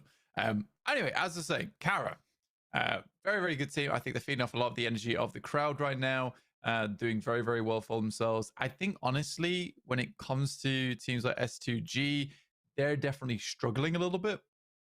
But it's not as bad as it looks. Regnum Kaya, glad they got themselves a second round again to give it a better go of it. But yeah, I think that Kara could be definitely closer towards that podium at the moment. There's so many teams just doing well out of nowhere as well, which is amusing to see. Yeah, absolutely. It is. I mean, it's always entertaining, right, to see more outside chances coming on through. Kara, again, coming in from the Turkish region, do definitely have an option of potentially winning on points, even if they don't qualify. But as you go further and further down the tables, I feel like they may just be a little bit more bedraggled in terms of what they've been able to do and earn, especially over the previous stages, right? They've been fairly middle of the pack up until now on their performances. They've had some stronger days, some weaker days, but nothing like really, really huge for themselves. But today, they have absolutely changed that track and been able to do a lot of work in their first 3 matches. We'll see if they keep pace with that. I feel like an interesting team to bring up here is Papra Supermassive, right? Not as steady as maybe we would have liked, right? Like they haven't been able to execute on positions that they've been holding in. They've lost a couple of these team fights where maybe they weren't before. A little bit of a downturn, I think it's safe to say, for Papra Supermassive. Yeah, I still think they're surviving quite a while towards that end game, though, which is nice to see. I think that there's definitely an instance where I'm like they're not as dominant as they were, but it's still, I think it's still promising the way they're currently playing. Like I think they're on track for a good game at some point, and I think that's the only thing you can really ask for with Papra Supermassive, honestly. Yeah, I think that's fair. I mean, they did have the highest point scoring day of any day back in league stage. They got 83 points, and you can see, as we see our MVP here from Kara Marceau, able to do a lot of damage there and surviving all the way to the end. Very nice stuff. But I mean, obviously, Papra Supermassive does have it in them to be as bold and brash as any of our teams in the lobby, and in fact, more so. But their first game, I mean, they were able to get 3rd place, right, on Rondo. But then it really wasn't converted in the last 2 games into a solid record. So I'm looking for more from them. And sure, maybe they're about consistent points. And it goes back to what I was saying before about add 1 point per match rather than 18 points in a single match. But you still want a couple of little shining stars in the mix with the rest of it. So take a look at our match stats. Seems pretty Kara themed. Very much so. Oh, wait, he's from Asgard. With the grenades. Wait, was he? Yeah, it was real. Okay. Yes. But it was a Carol jersey. No, it wasn't. They look similar. They look very similar, which is what caught me out. But let's take a look at Rectum Kaya's stats across the board. You can see very quiet, but they were able to get 8 elims, which is still fairly respectable. But you're looking at Wild, 98 damage. What's going on there? Silas with 250, Loxy with 297. A lot of this, surprise, surprise, is Zedwolf. Look at the shift he's put in there. That's a pretty outstripping performance, I would say. Yeah, damn good game from Zedwolf. Very, very well done. And this is what they wanted from bringing him in, is that, you know, Wild is this incredible player when it comes to those in-game performances. Loxy is very good when it comes to the clutch combat. Silas, great scouter, great IGL. They needed a dedicated damage dealer on the team. And I think Zedwolf fits that role very, very well. I think it's sad to see Toshbik go, but I do think that Toshbik was unreliable at times. I think he's a very, very good player. I think there's just sometimes where he comes into it and he can be unreliable. Be that a case that it was a language barrier, which case Zedwolf has no problem with that whatsoever because they're all speaking the same language now. Or it's just a case that Toshbik sometimes gets a little bit over aggressive. I'm not sure. But it still didn't matter too much because Zedwolf, I think, is a great addition to the team. Absolutely. I mean, he's definitely doing work for them, and they're probably quite pleased to have him. But again, will it sort of start to gravitate towards play around Zedwolf, which it kind of did back on whatever they were called at the time, the IWNRX roster. It kind of was just play around Zedwolf and facilitate him. Regnum Kaya, I mean, for now, seem to be reining that in, as you were talking about earlier in the show.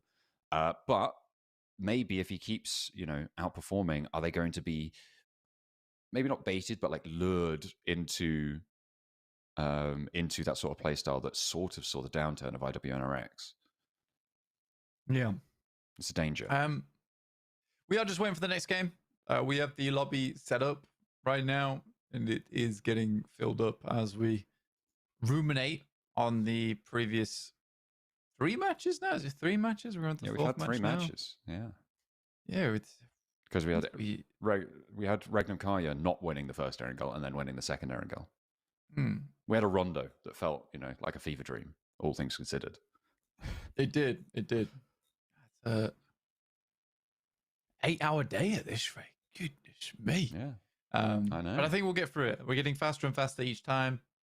So don't you worry, guys. We're going to get those games to you. But I do think that there's some teams I'd like to see more from, in particular BRA. I want to see some more tactical gameplay from them. Right now, it feels a little bit all over the place.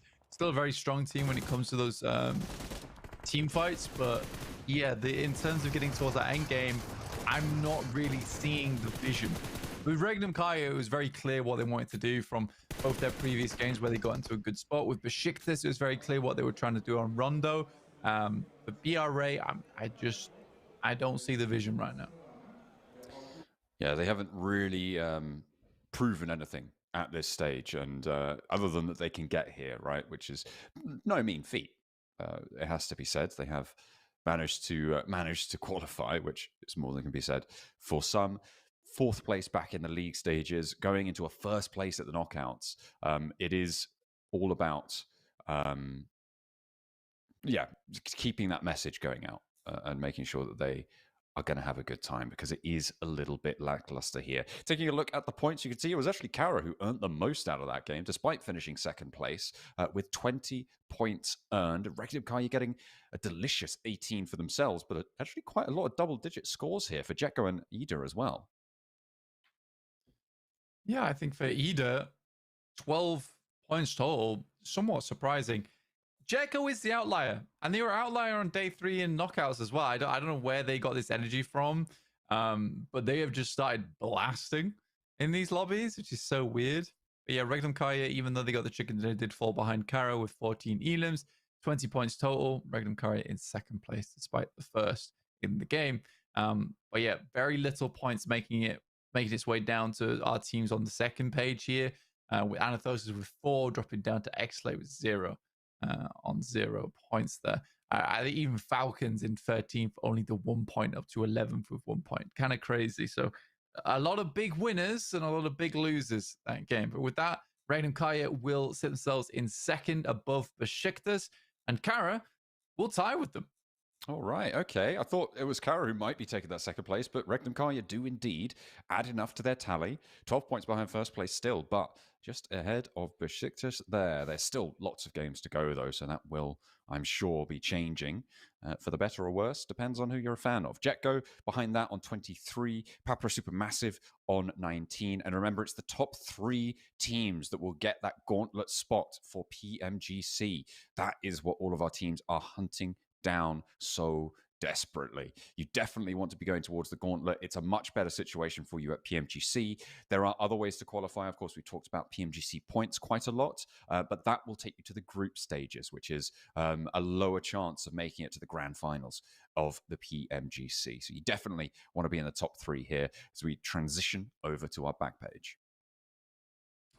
Yeah, 16th for Anathosis, Famagusta, who don't really even fit on the page there, unfortunately. But not bad at all. I do think this is a team that I expect to end up roundabouts. I think this team deserves to be in a top 8, but could drop down to the top 12, personally. Falcons, Fenerbahce, and S2G BRA, they shouldn't be here on the 2nd page. I think with their historic data, it's a shame to see them here on that 2nd page. Spike with 1,457 damage. But it is Eren on top, 1638. This guy has always been an absolute killer since the very beginning when he started playing to right now. Kind of an unassuming assassin in the lobby. Yeah, coming in, making waves on the scene, I think it's safe to say, for Eren. We'll see if he can keep that title up the top for now. He's pretty free and clear of it, 130 points difference there on the damage. And yeah, a brilliant addition to come on in, moving from Ida over, and obviously very much bolstering their performance there, and going to have a good time of it. We'll see if that can continue. I mean, for Ulf, that was they had their massive game, obviously, where they got so much done, and then even in that last game, they got 6 elims. Quite a few of them were on Eren as well. So that's where he's been able to chunk out all of that damage. A nicely earned little accolade there. As we get our players once again loaded up. We're at 60 players in the lobby, so we're just waiting on 4 of them. Who's slacking? Come on, let's get it done. It's Regnum Kai. Guaranteed. It's always Silas, though. Yeah, absolutely, dude. I'm telling you. Always Silas. Yeah, sorry about the delays. We are trying to get things underway as soon as possible. Things are slowly filtering in as time goes on. But we will have Erangel up next. And then we get towards the end of the day on our 2 Miramars over towards the desert once again. Players are leaving. I'm not happy about that. And Wait, returning? They come back. We're at 61 now. Whoa, look at that. That's crazy. Stay? That's like my fourth favorite number. 61? Yeah, because it's 64, then 63, then 62, then 61. Well, 67. No, because then 64 is a full lobby. Ah, I see. And we're one step closer. It gets even more favoriter, as with 62 players in the lobby. It's like they've never done it before, these players. They don't know how to join a lobby. What's going on?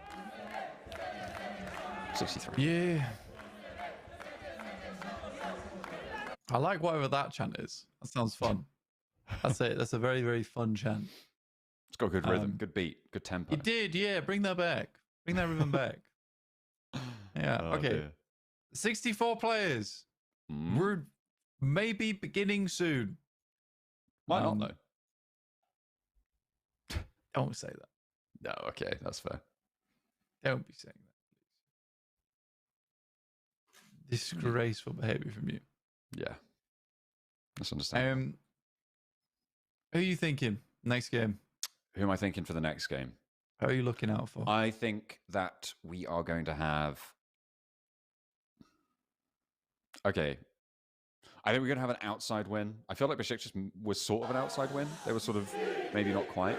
I feel like the true outside win would be a Noisy Boys win. So I'm going that. Seconded with an Anathosis win. Anathosis win. That's right. Okay. I think I'm going to go with a Caro win. Okay, that's a pretty solid bet. Seconded with... Yeah. Who's your second choice? Seconded with Papra Supermassive. Okay.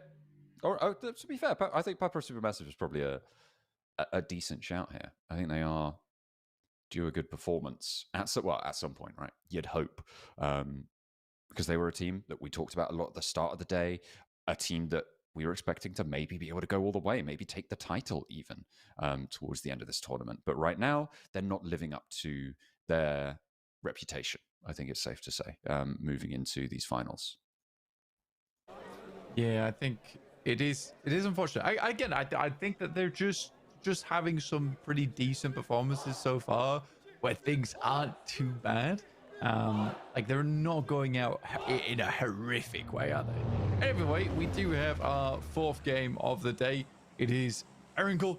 We're heading into it right now.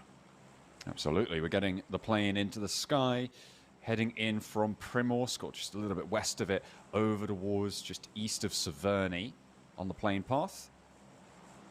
And we will see where teams drop out. We have done a little bit of a tour of the plane paths at the moment. I feel like we've seen some quite variable plane paths over these last 3 Erangels, and it's interesting to see that diversity of approach to the match that it will necessitate. Whoa. Okay. There we go. I think this is actually kind of a tough playing path one, as it really forces a lot of teams, if you drop out early, into a small area, which is really unfun to play in. And instead, a lot of teams will have to decide between that, South George, North George. We know the boys over on Anathosis. They're just going to go Kameshki, though. It's decent. Yeah, for sure, Z's. That's in their cards. That's in their future. A lot of north drops there, though, actually. Potential danger. I think we saw... I mean, Besiktas had a little bit of a hot drop situation over on the north side. It seems like that may repeat itself here. As Fenerbahce are fairly close. Jetko on the east side of it. And actually, Anathosis leaving one player back to potentially get stuck in with the Besiktas fight. And it seems like there's already vehicles claimed, so Default needs to be very careful, but he's managed to find himself something.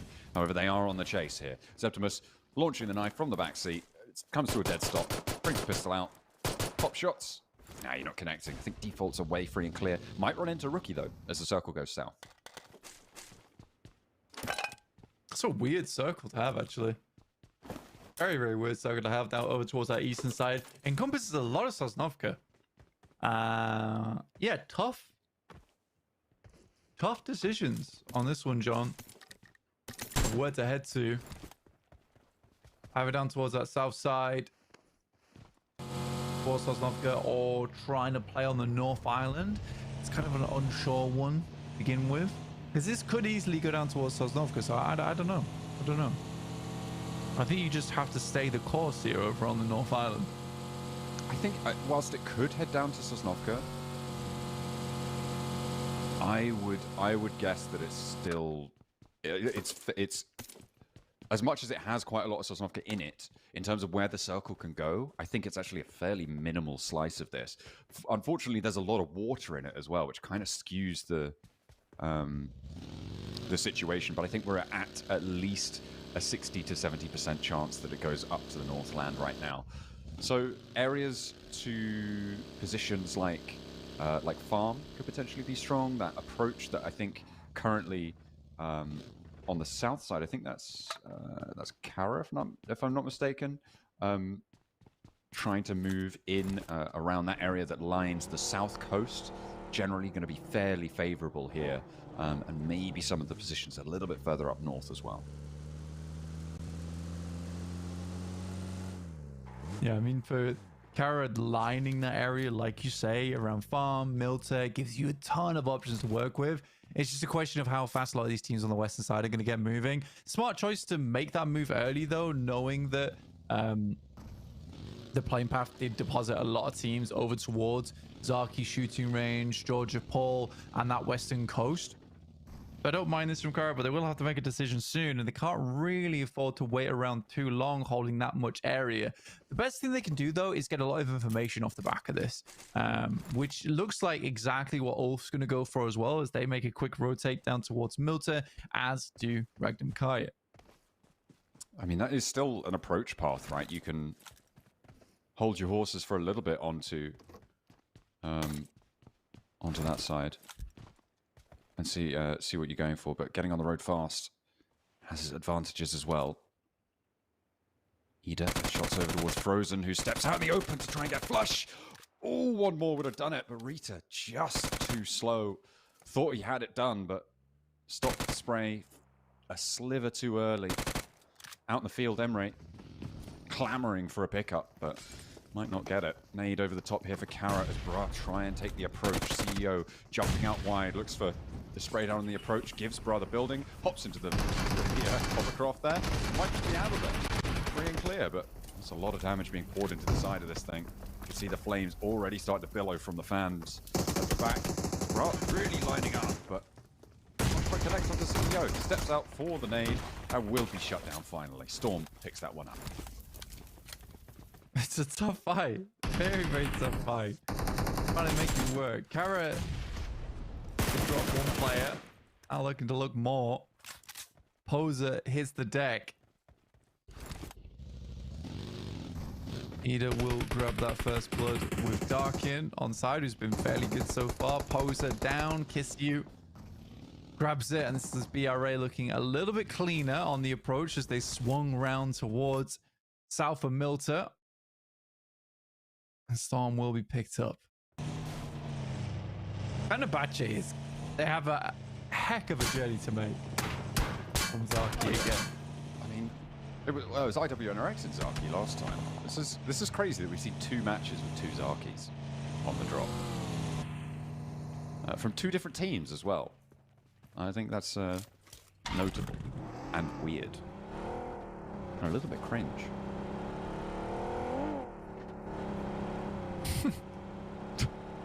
We're having any cringe in my PUBG Mobile. Exactly. I enjoy a cringe-free PUBG Mobile experience. That's not part of the recipe. Exactly. They're coming in, all other cooks, and just ruining the broth.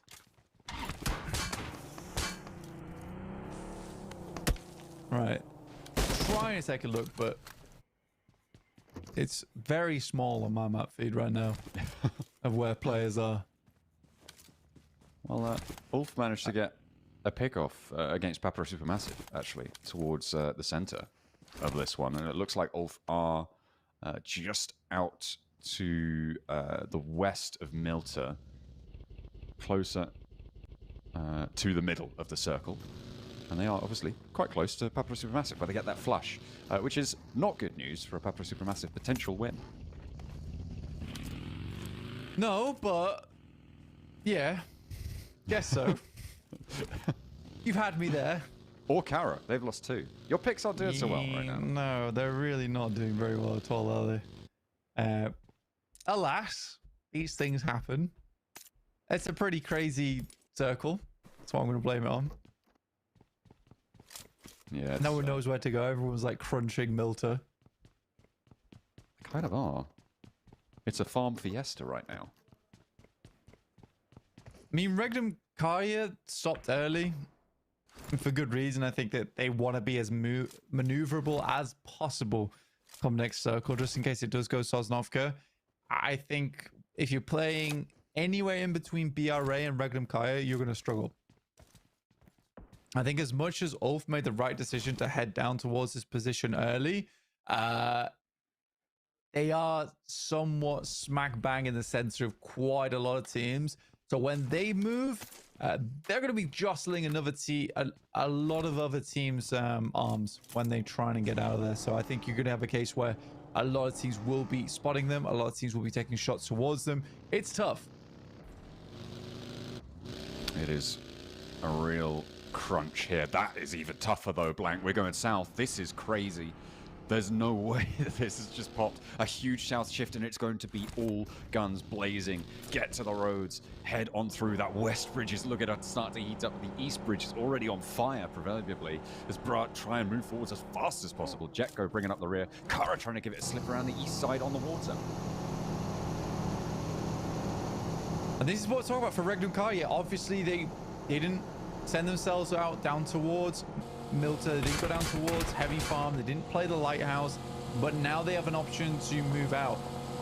Sadly, I don't think that this is the right decision. I think they could have swept Milta, mini Milta, grabbed the vehicle there, and then swung around with the back of it. But this is just going to be such a quick game. A lot of teams are going to be falling by the wayside so fast.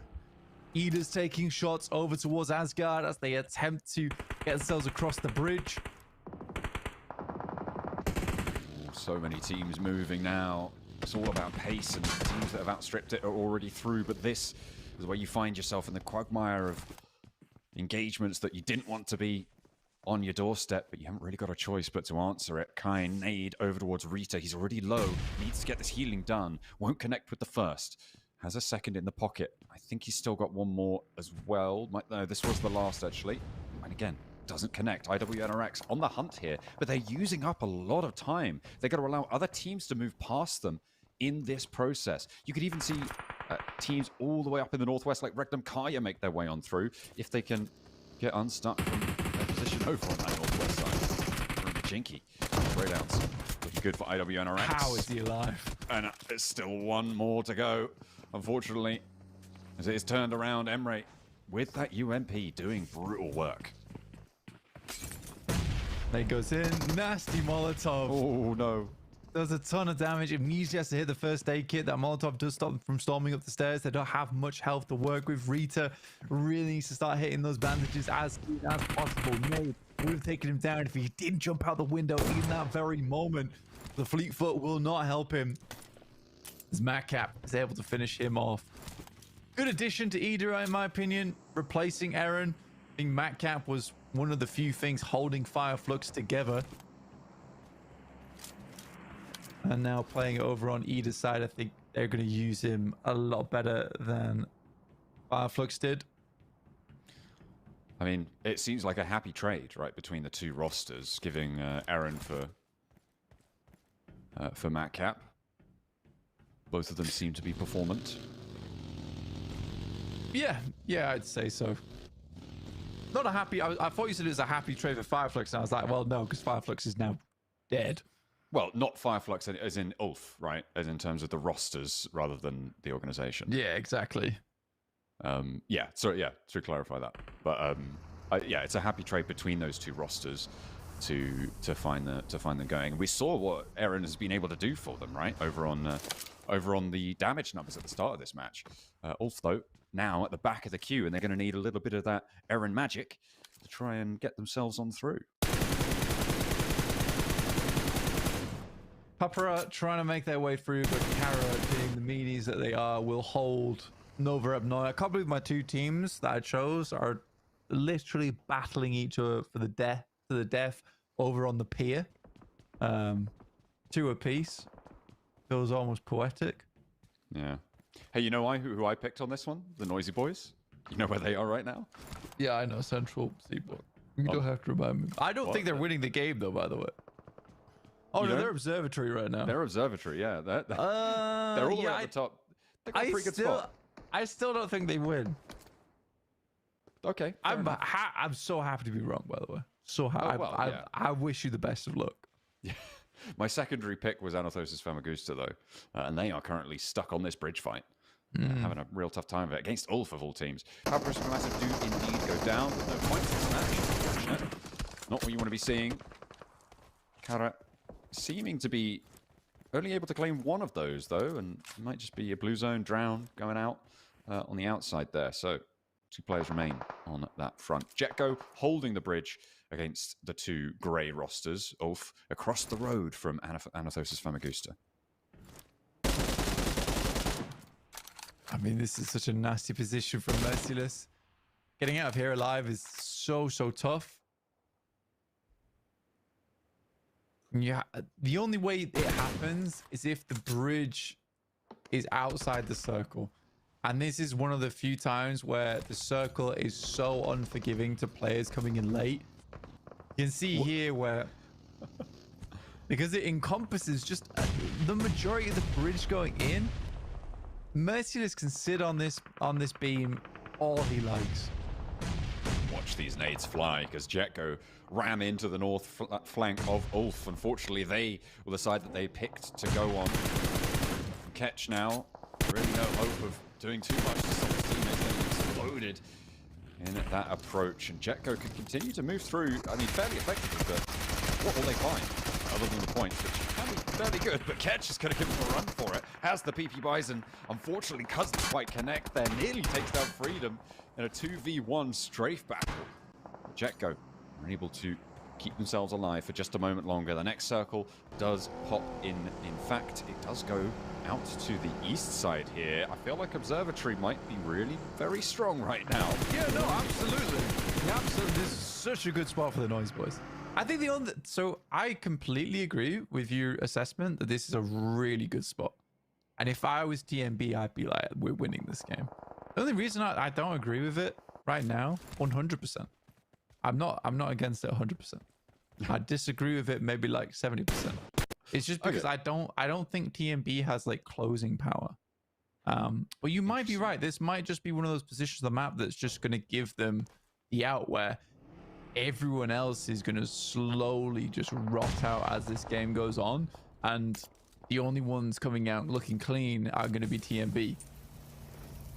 Yeah, it might just be that they're going to have plenty of ragtag scrappy fights in their foothills, I'm sure. The question is, how much space can they control, especially with teams starting to move in, like the Falcons on their west flank, who with 4 players alive, got to be fairly convincing on their hold. They do spot Ida. Emre does go down and get flushed as well, so they are taking initiative. And it's good that they're not just sitting 4 up top, right? They are moving players into the foothills. You can see they've got 2 players further down south. Yeah, I think the only thing about Observatory is you really do need to control that like northeast side of Observatory. Can't let people get up over towards the cliff face and then slowly work their way up towards your 2 players up top. So as this game goes on, if we get another southeast shift, that's when they're going to need to start looking over towards teams like BRA, the remaining players from Kara, S2G. I thought that was a nice nade, actually. Just it burst too short. Not quite connecting That's there. so sad. I don't think he was going for him at all. Oh dear. Wild does take the flak though and will go down. Icy getting fragged away as well. S2G having a tough time across the way, but Regnum Kaya moving Zedwolf into position. What can he do? So we see the perch up on high as well for the Noisy Boys. They are now overlooking that northeast position that you were talking about. Potentially going to have a little bit of strength. Regnum Kaya, they're giving up. They only have 2 players alive, and they will try and play on that way. Yeah. After they disengage. I mean, for Regnum Kaya, even if they get like top 6, I think they'd be super pleased with that. The journey they had to make has been catastrophically bad for them. Again, I do think Mini Milter was probably the play, but you know, you commit to the decision as a team, and I can respect that. But it wasn't the best. Yeah, it's far from ideal. And Regnum Kaya do go down in the shadow. Go low. Loxy burnt out of this position by Auron. And will go down. Regnum Kaya fall.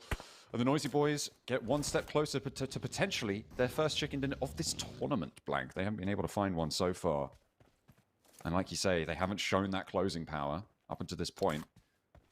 They have had a couple of podium finishes, but they haven't managed to go the distance. This next circle does cut out their high ground a little bit, but they'll still have such impact over to the teams on the north side. As remnant-free as they are, themselves they have become, they will still be able to control it. I think Falcons is probably their major danger right now.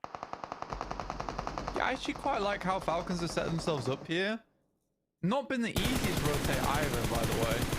They had to immediately move, and they made the same rotate as Regnum Kaya. Ooh, ammo. They are just burning through ammo, by the way, up here. Yeah, great. 30 just dropped over there, or certainly at least 30. Dropped over by Hyso, but do manage to get a return on that investment. Lewis does manage to make it to the foothills. Potential to now move up, like you said, start to scale to their high ground. They have definitely been burning the ammo away. They've got 5 elims for it. You see Kenzor a little bit more flush with it, so they can regroup, potentially redistribute a bit, find some of the boxes that they've spotted around the way, see what they can get done. Lewis, bumper first, down a hill. It's a pretty rough time of it, but we'll see what Mazzaro finds on this rotate. They're trying to mirror this.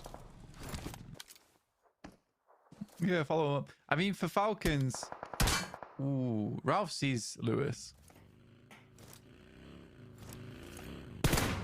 This long, lining up that shot, yeah. I mean, just going to send the bullets into the car. You do need to be careful. Can't expose to your flank. Does need to be able to get around the side here. Lewis has the time to reposition now. His vehicle's smoking, but they've sent Koa in to scout, to Reki with the buggy. Navalo very close by as well, but they don't go all the way over the top here. As the Noisy Boys have sent 3 players now down south. They've only left 1 up top. Yeah, well played from Lewis, by the way.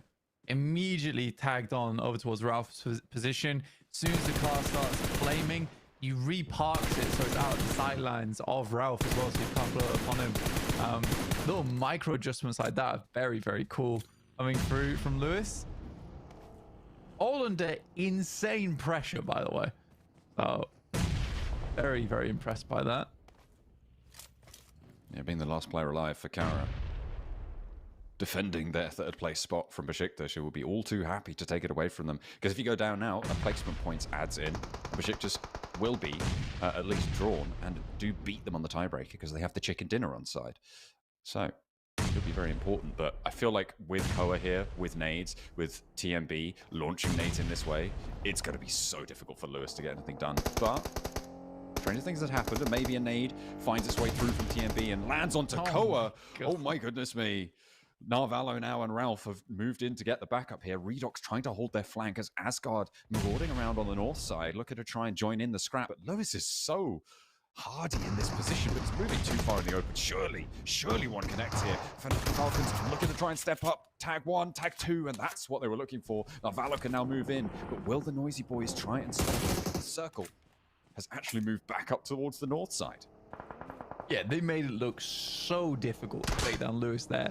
And they burnt through so many of their nades, of their supplies. Bit of a weird play there from Boran. A gimme for Falcons. Bit of reset on supplies. 2 nades as well, you'll take it. I thought that Koa might be a goner there as well. I mean, Lewis moved out of his position. He was worried about the nades finally landing on top of him, but I feel like Falcons may have overinvested. Not had any left. A big nade comes through from Melaz, from Auno Thamagusta, but there's a trade from Asgard. That's a third-party pickup as their forward position is starting to chime in on these fights. So a 1-for-1 trade, but S2G had nothing to do with it, really.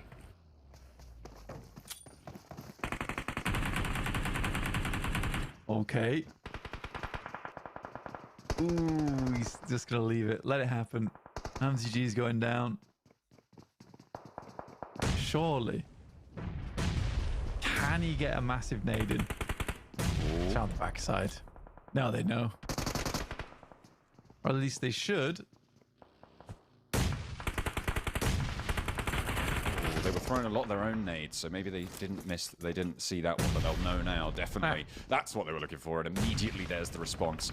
The Noisy Boys have taken a knock finally, and we'll see if the Falcons can try and take control of that area as Asgard continue to move in on this north side against Anathosis Famagusta, who have 3 players now left standing.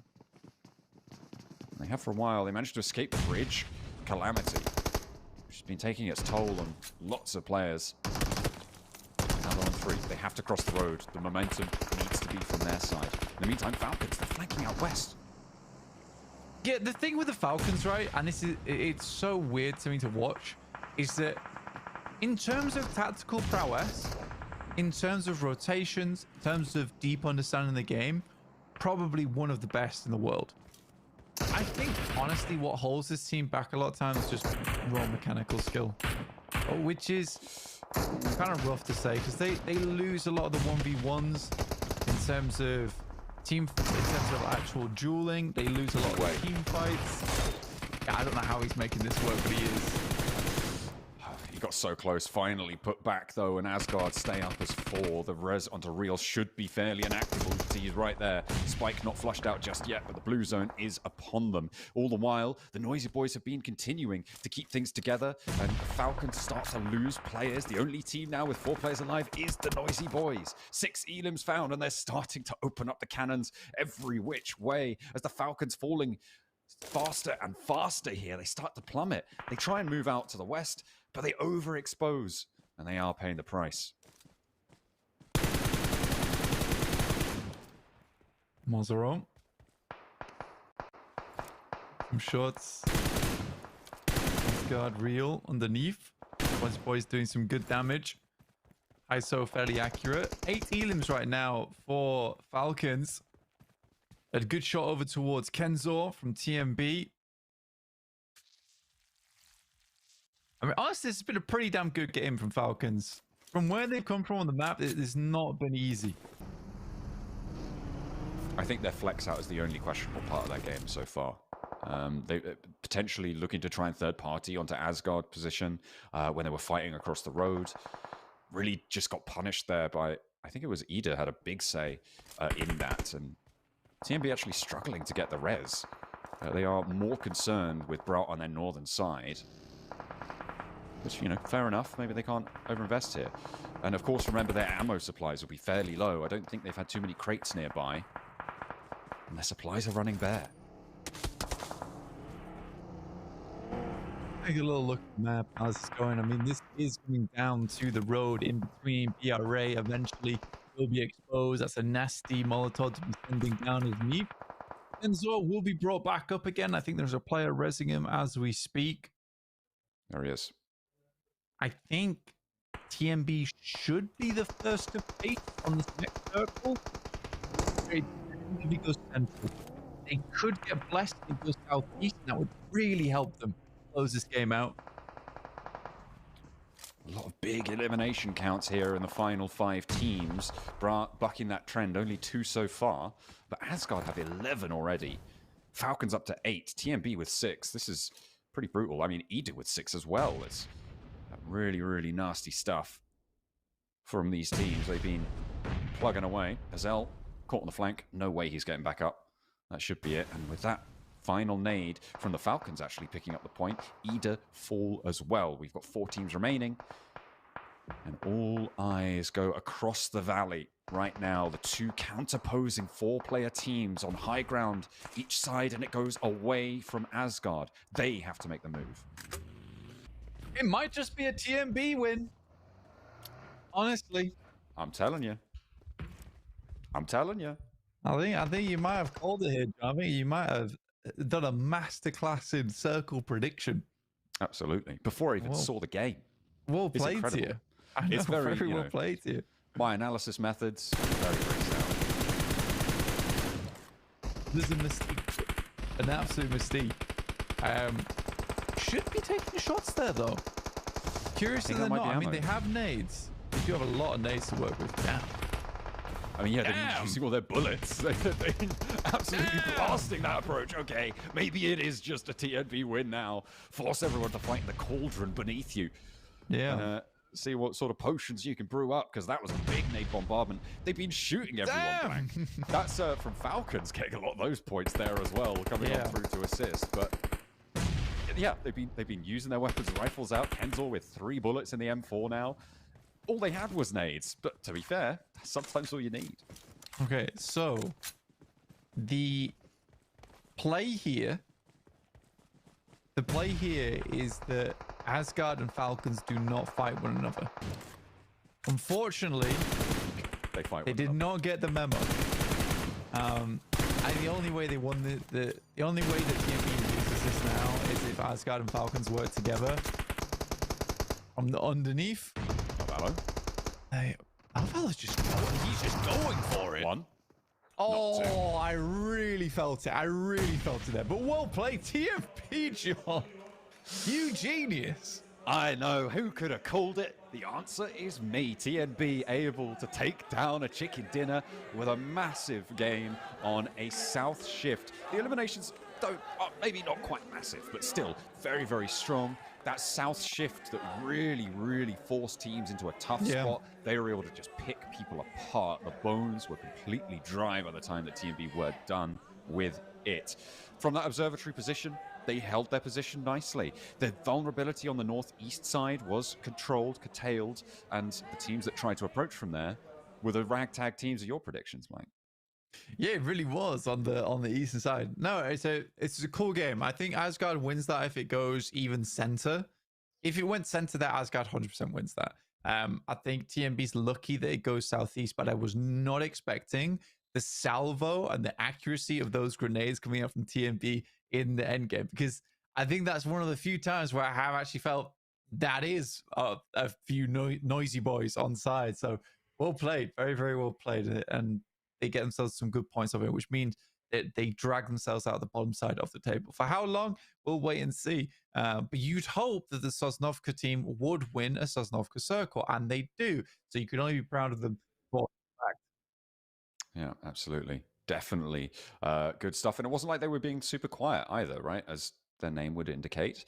They were able to get a decent chunk of elims. I'm not sure exactly how many towards the end there. I think it was maybe up towards 10. So a 20-point game I mean, at this stage of the tournament, it's brilliant, right? Like, you're very, very happy with that. They came into this game with 7 points, so jumping up to around the 27-point mark, that's like middle to high front page right now. And so, you know, you're going to be very, very happy with this. Of course, they still do have 14 matches left to play, though. So that is the little temperance on all of that. Yeah, there's quite a few more games to throw out before we fully close things down here over at PMSL EU. Which will be in a couple of days. But for now, TMB needs to keep that type of performance up. But the question is, how long can they do that for? I'm not sure. Overall, though, some very cool rotations. I love that from Falcons. I love Falcons in terms of their performance. Here's our monolith once again, and we'll be placing another one of medals into it. We'll call it a medal. Adding to the monolith in terms of chicken dinners. Each one of those medals is worth $250 to the team, which is nice. But yeah, I think Falcons struggle mechanically, but in terms of their actual performance, in terms of their tactical decision making, I think that they're one of the better squads. Even just looking at Ralph there, I think Ralph, again, has great decision making, understands where teams are coming from, understands how to play it out. And then you look at that play between him and Lewis, it's very clear that Lewis is just cleaner on that approach than he is. And I think tactical approaches and capability can take you really far, and it certainly did last season as well. In spring, they won it all off the back of it. Obviously, they still have to be pretty damn good mechanically, which they are, but I do think they get outclassed by some teams.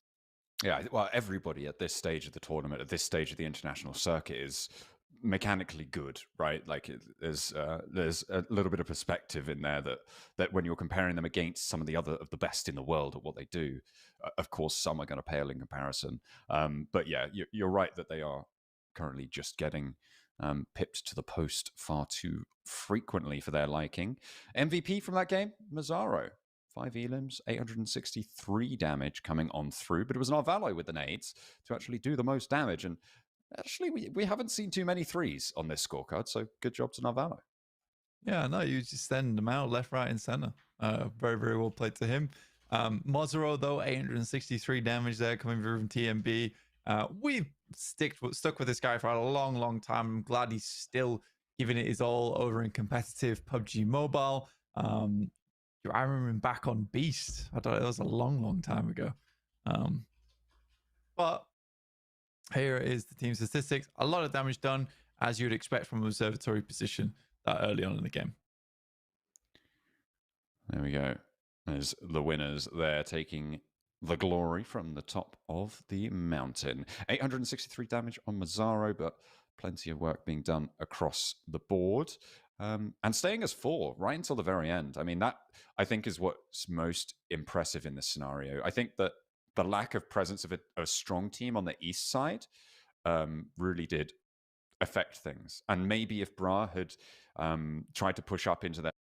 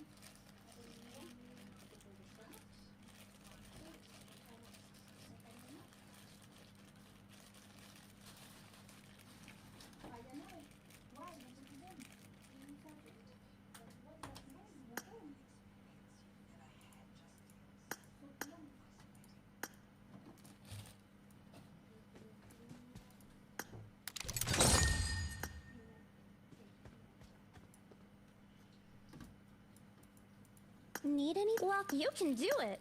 Need anything? I'm so grateful. Much appreciated. Much appreciated. I'm so grateful. I'm so grateful. Thank you. Thank you. Thank you. Thank you. Thank you. Thank you. Thank you. Thank you. Thank you. Thank you. Thank you.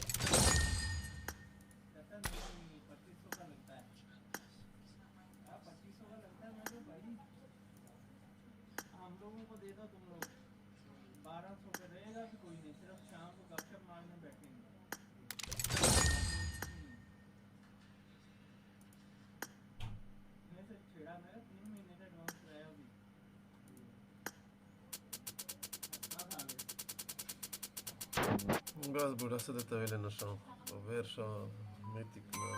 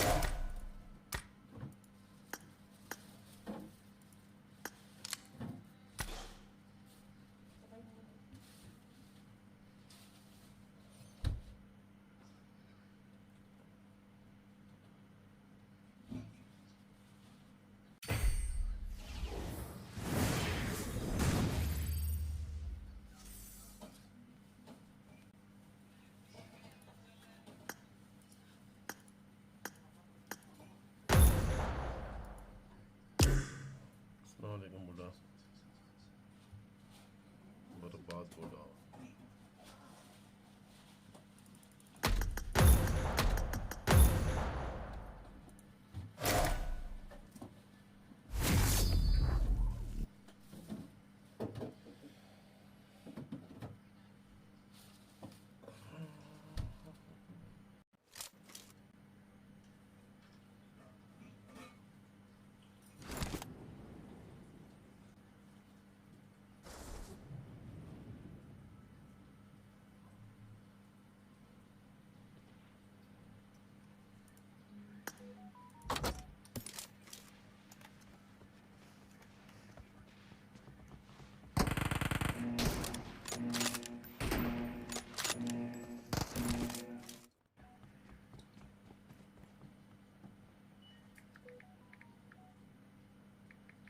blue team has scored for the first time!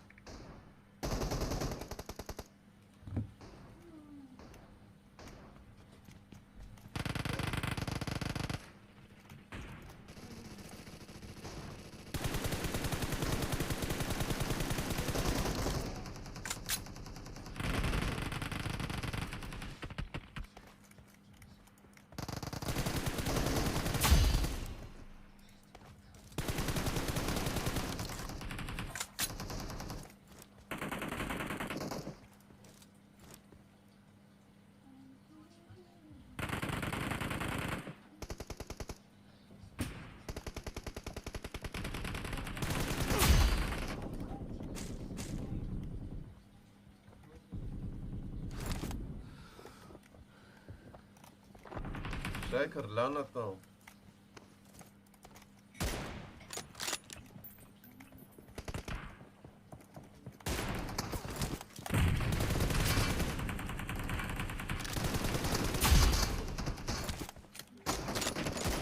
अल्लाह अकबर ये fire नहीं किया चाचा the camper क्या करे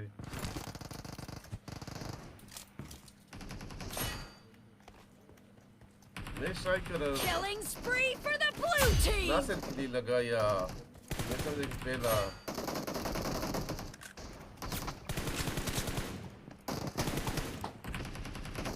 The blue team is in the lead.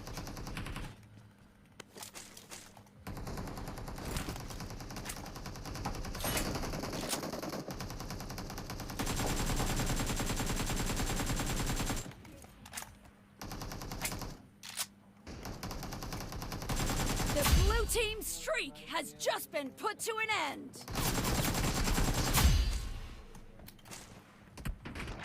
ये किधर से मारा है striker मेरा ये जो है ये फॉर एग्जांपल ये फायर जो मैं करता हूँ ऐसा ये देख रहे हो ये बड़ा स्लो है ये इसका कुछ बताओ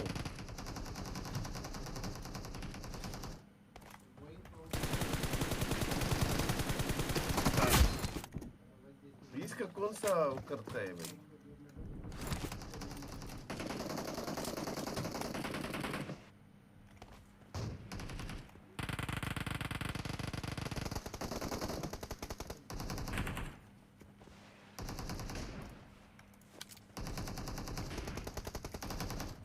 The red team doesn't have a lot of time left.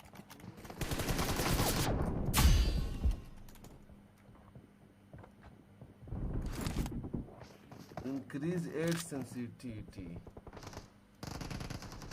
कौन सा वाला striker ये तो मैंने बंद किया है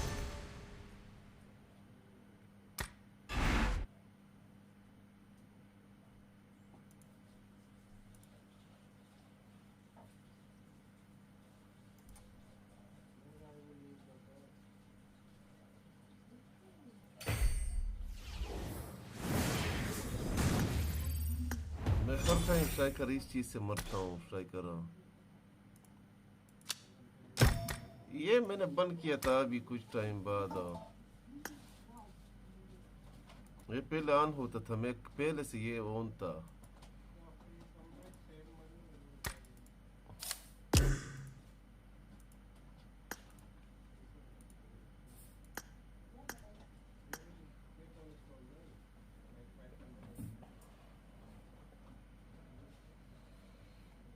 गेम आओ striker जल्दी आओ जल्दी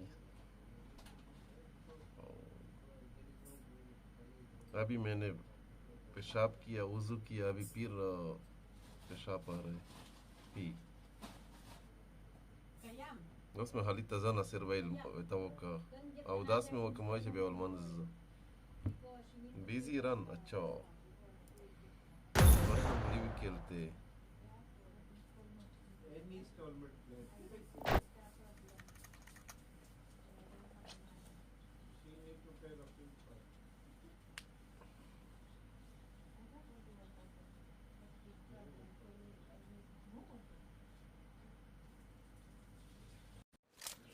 I just finished P. I done ebolation, done. Maybe Pira I feel P. Stop. अस्तगफिरुल्लाह। शाइकर ये क्या ज्यादा कर ये देख रहे हो ये वाला ये फायर जब करता हो एक जगह किया होता है इसका मैं क्या ज्यादा किया करो क्या कम करो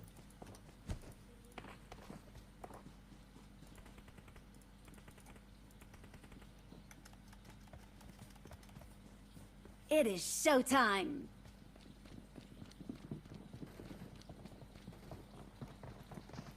वन सेकंड कौन सा इंक्रीज करो ये मुझे प्योर बताओ 1 सेकंड गेम को आने दो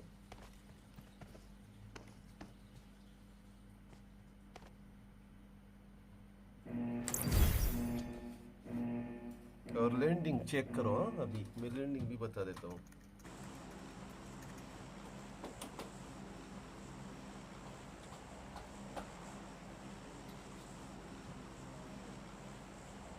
A1 शहजादी A1 बादशाह oh no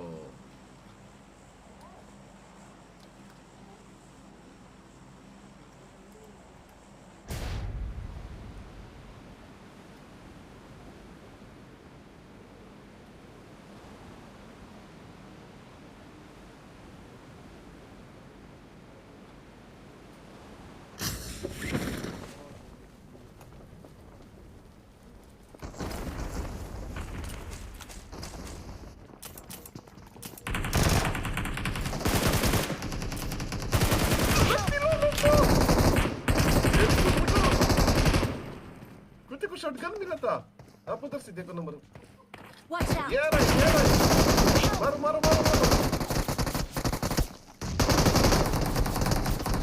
very good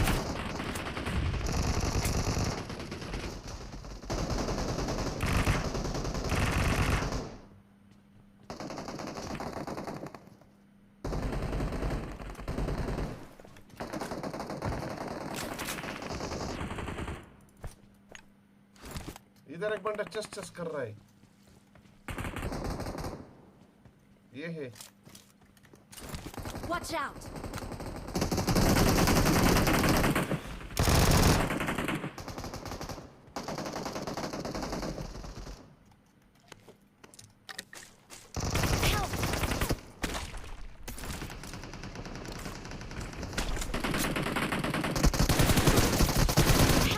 the fuck ये क्या है Marked a location. Help. Excellent work. Number 4 good game पहला गेम है कुत्ते वाला चला गया कसम खुदा की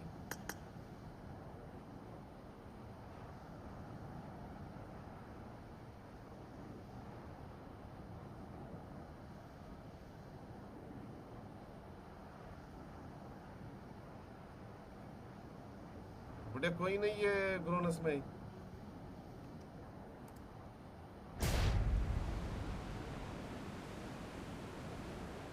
बुढ़े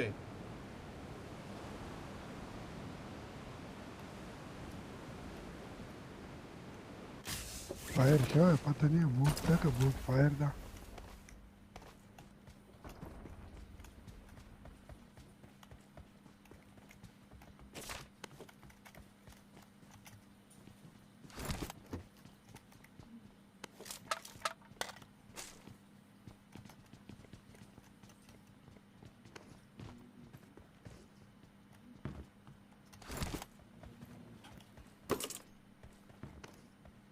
Watch out. बंदे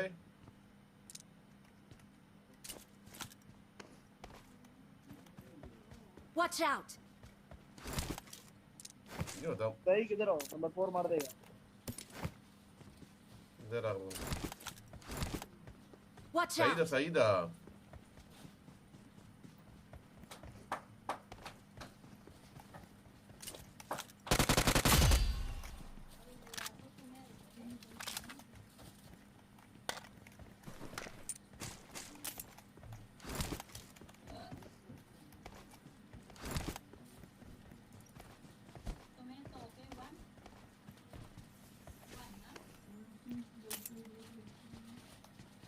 يا اخي بقول كذا ملاو شو نمبر 4 ده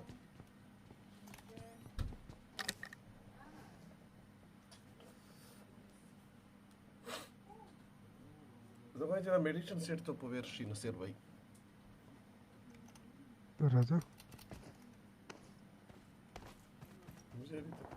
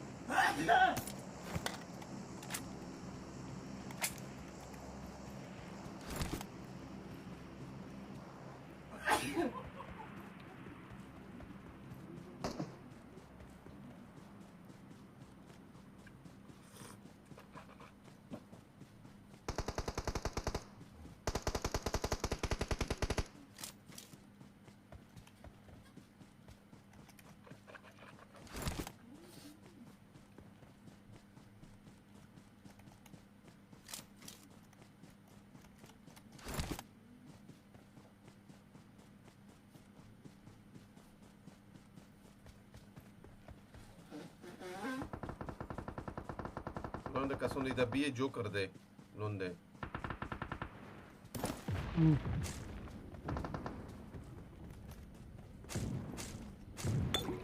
Khalifa versa. Da Londe puro que de. Watch out! Kasro hai.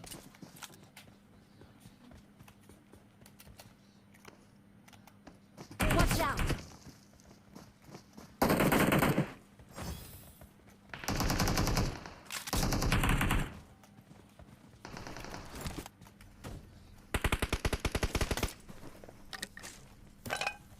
Awesome. who is the Lord at all? Watch out!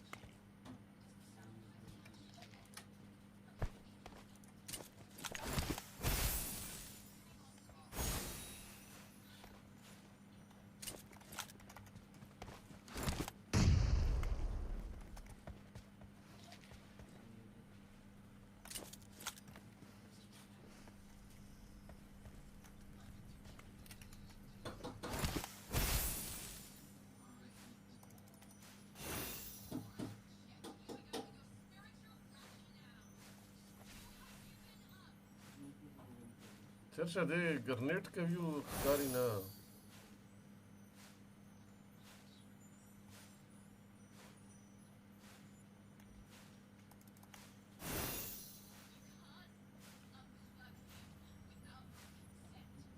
Marked a location. Let's go!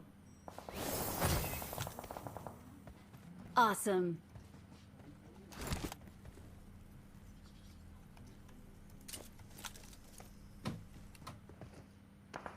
Awesome.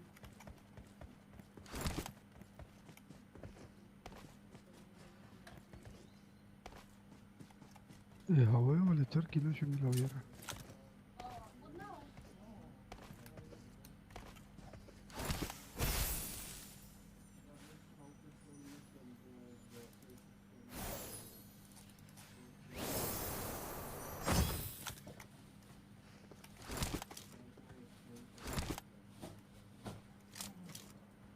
Sabe wala Nasir bhai ma akasi che badwa ko ek na mata milao shu.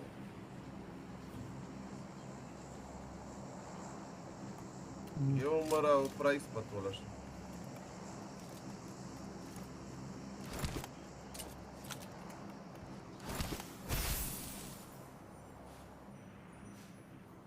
Da cor que eu que sei. Watch out!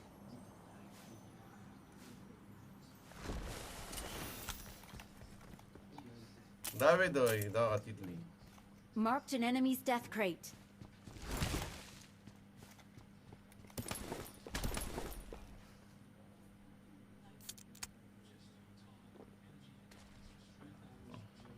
وده خاصة Nasir bhai titli. I got supplies. Watch out! أنا ملوش Wir sehen machst du sie ek kill da ya. ده بوت ولا ما Da dai bot. Da number 4 arzu itarasi vi. ده بوت ده Da se po khudai kasam che da se shaid sara rashi yo. مخشى کسان دی راځي. Watch out! أنا پلیان دي.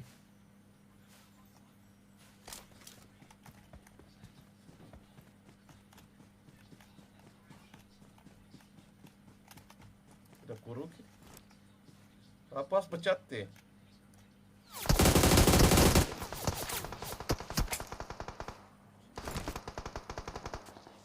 دغه ته لوکیشن سویچ کوي په لیفت د راغی.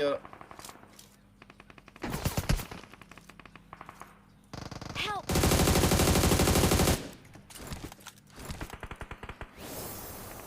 Help!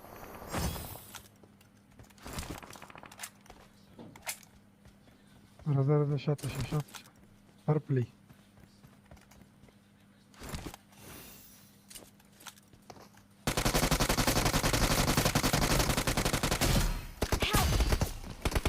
Awesome. ریکول ته سنا سیر بھائی. Don't give up. Your teammates can still recall you. میډیشن او ريكول زرق بلاكاست دخت دلتا Marked a بزا. location. د ټس ما په کداغه سه دا به خوا کموي. مول دا په یوزي دا غاو دریږي او مته کیل روکو اخ کو نه زمر زر کی زونی فینیش کا.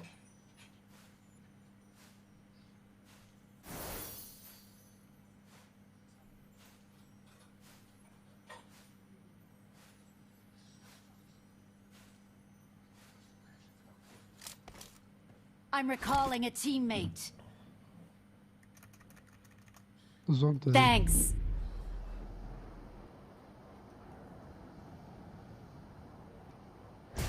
مخشه ریکول زوی تر سایز خو یې چې کسرنګ چې چیرشه دغه زوی. Watch out!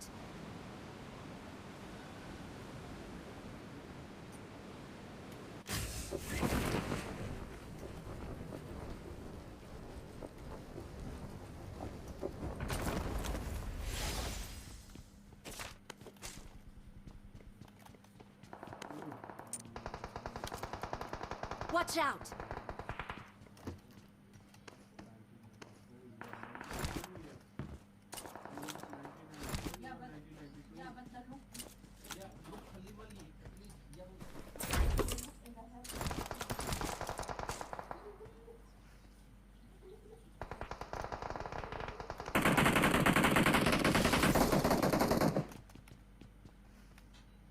Marked an open door.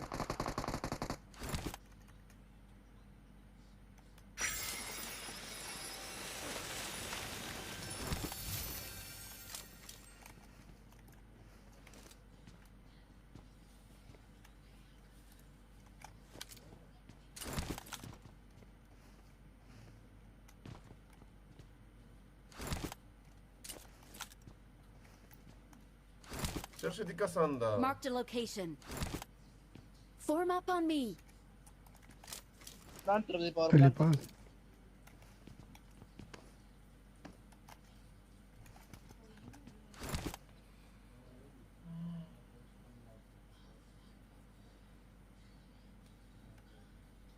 Marked an open door. اوكي.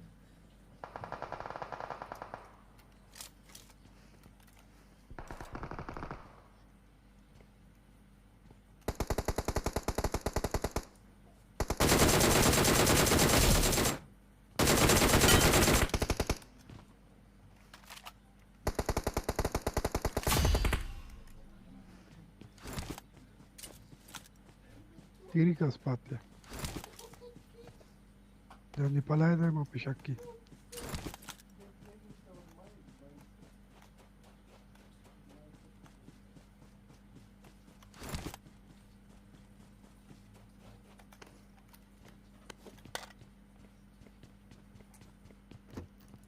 سكري خليفة.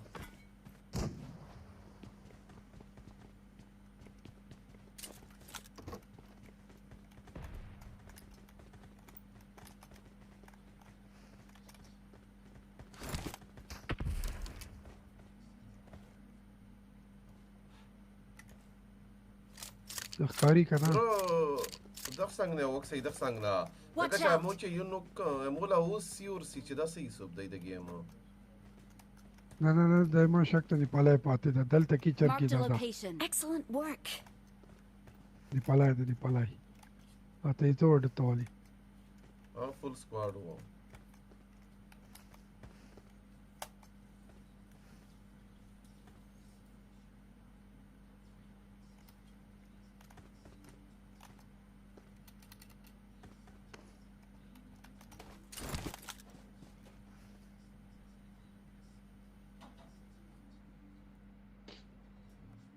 Charging पर सही भाई Da malum شو.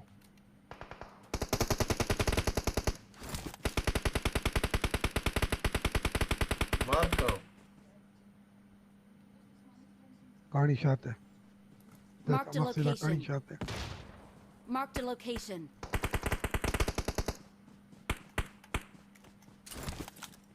Prež da kam ovi šteš buda. Tamo kill štadi. Savai de to. Da ver Marked da a kani shate. location. Garnet se še naštel sara. Madra, 1 second. Emish kar bu po ke O rafi garnet štadi sara ka naštade sara. Wala ai. Nishta ke Ja, ja, nishta. Help! Excellent work.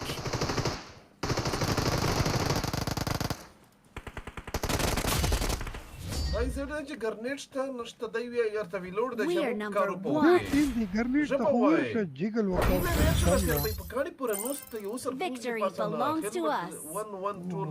خدای پاک دومره زم په خدي باندې نه ګران تور پتا باندې ځان ګران ده. او ته په ورتلای چې مو ته د کیل ورکولای یا اصول لغه دی بیا مو کاور در کولای ها پتا باندې گیم زده کړ چې لور شي جګل وکي.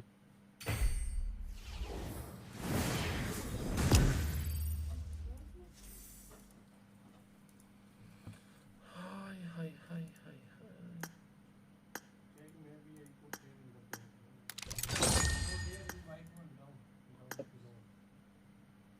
ها سعيد سعيد ورسا نصير بقى إذا TDM ولا كويو زو شو أنت صور صا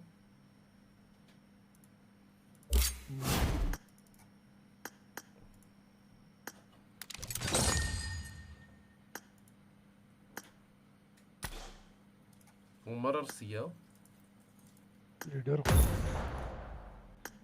زه دا گیم ریسٹارټ کوم دا خو مړه هیډفون مسله کوي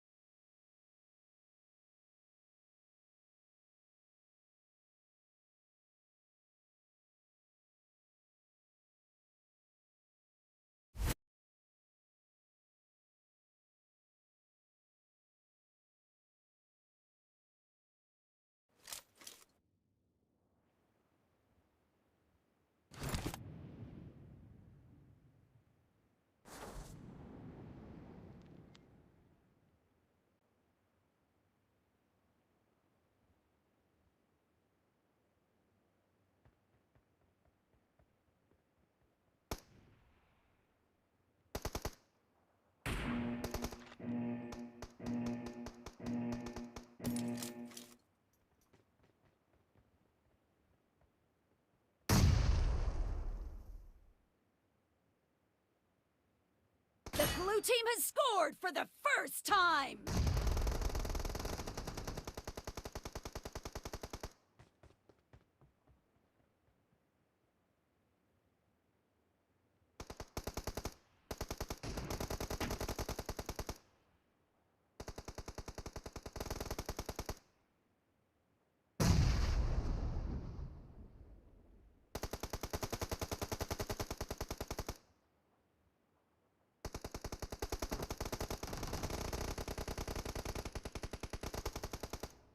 Attack the mark.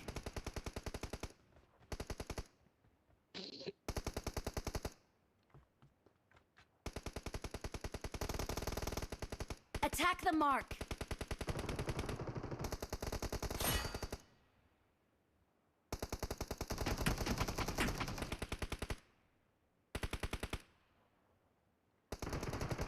Killing spree for the red team. The red team's streak has just been terminated. Defend the mark. Attack the mark.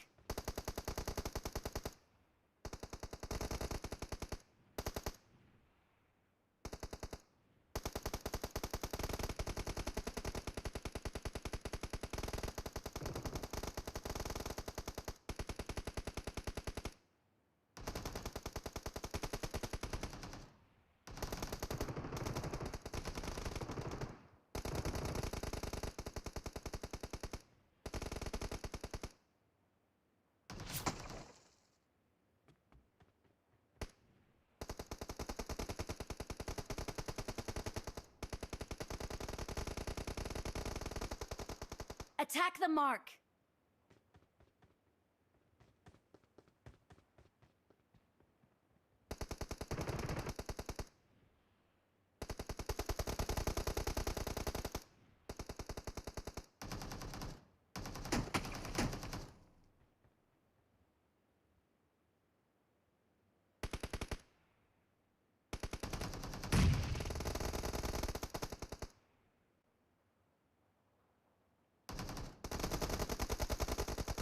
Attack the mark.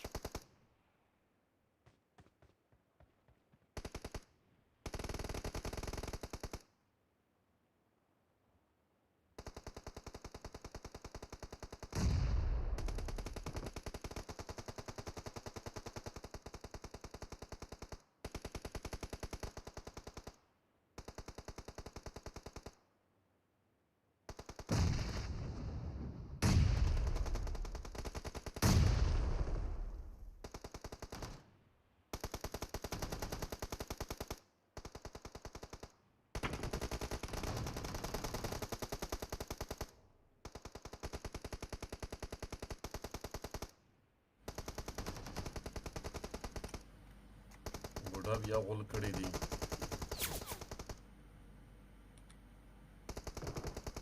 Defend the mark.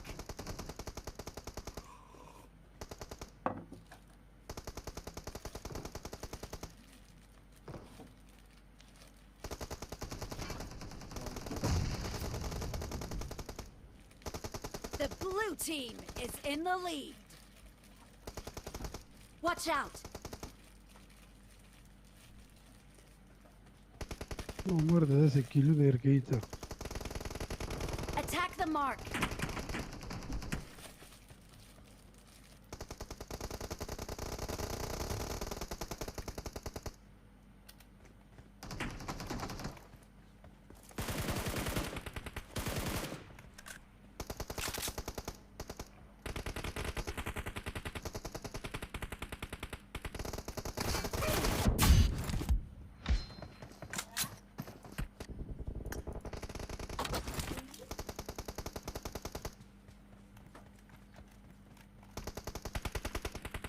Defend the mark.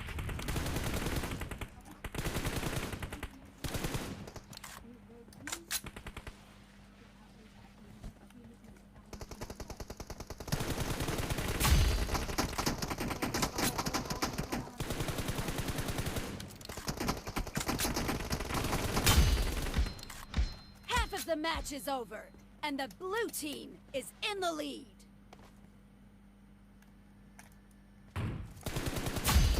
मेरे साथ एक पागल भी आई है हाँ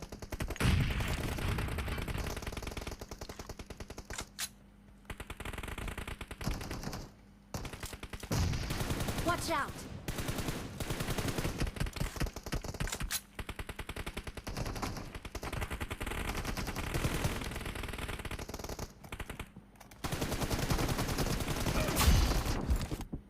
पागल ने मुझे मार दिया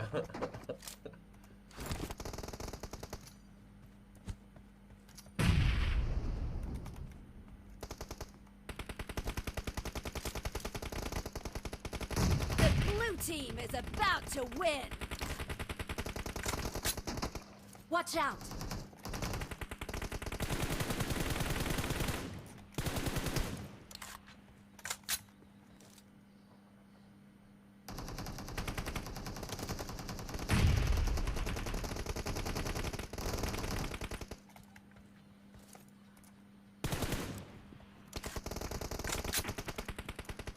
Marked a location.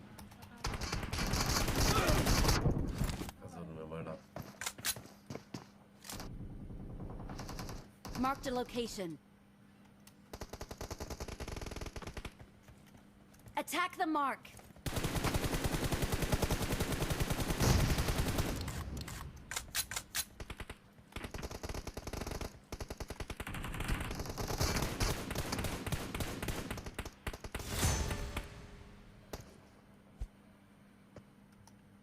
وزيرو وال کړي اوس راغله وړه عمر خو بیا پر رښتیا غلام دی چې خالي لږ کې شرک کسان راشي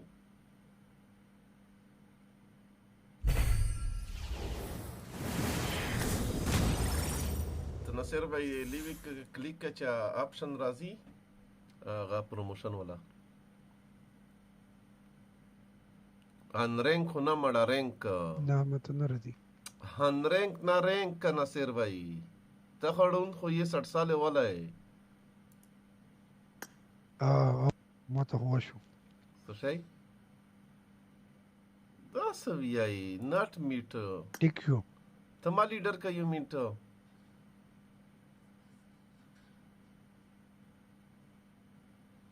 دا وسکسا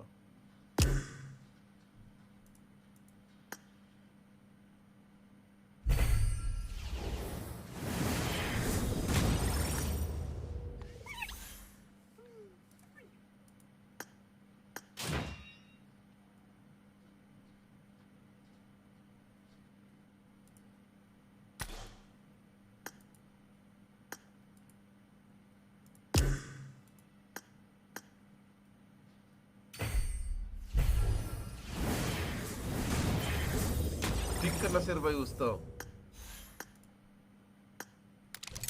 یو سیکرٹ that obtain ke rasha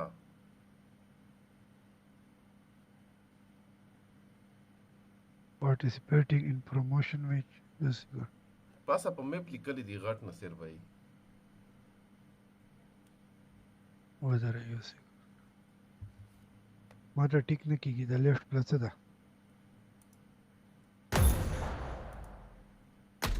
वो तो रचे से तो लीडर का ये मिनट में ठीक वर्क करे दे ठीक वर्क का उस बुढ़ा ठीक वर्क का उस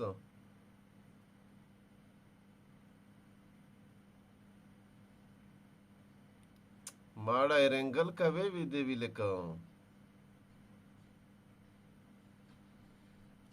चेंज ये का उस स्टार्ट का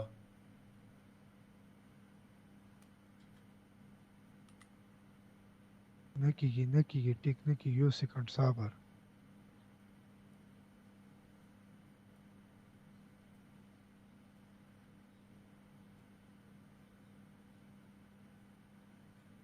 دا میپ ته چینج کوي که څوک چینج کوي نصیر بھائی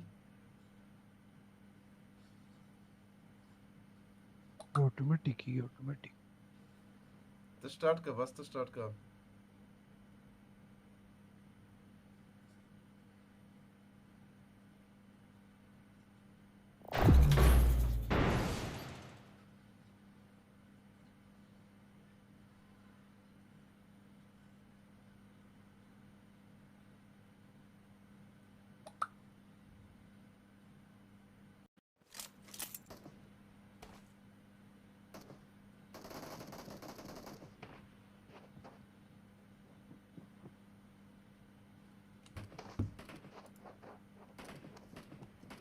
ترکی مرلون کوي عمر ته متخیل تو چاته وشا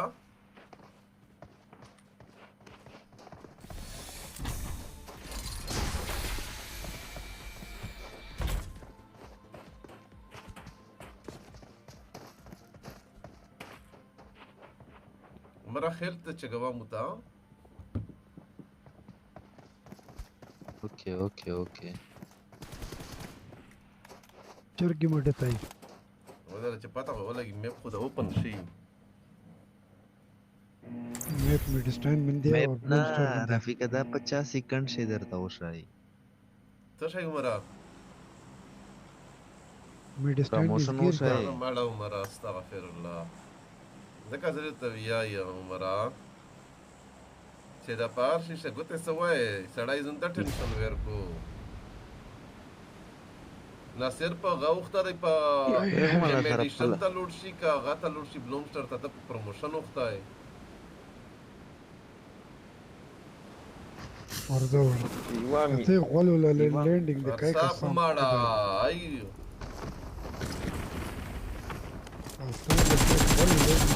ولا بودا او پوسا غنینه دمره ډېری شي د بولا چې لون د پاره په څو بات یا د نمبر 2 سوق دایو عمره روشا راشه په دې شکل عمره ایتو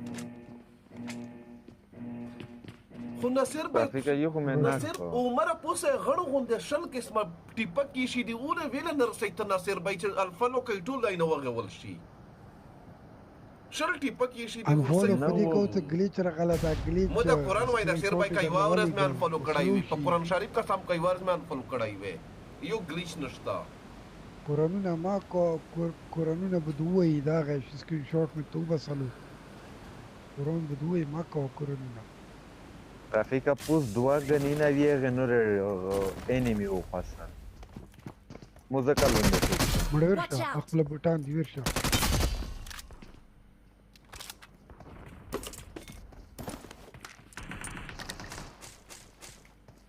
رفیق دا کا سيولا لیدر نه ولا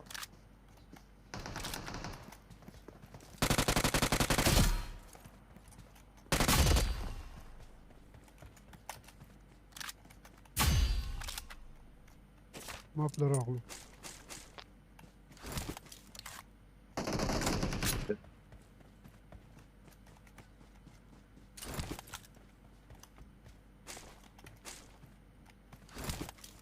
اصل ونیون رغلی وی وهذا هو ورده توني دي لا 3x دا یا I got supplies. الشاطئ الفاير اتلالو دا بوت كاريال Watch out.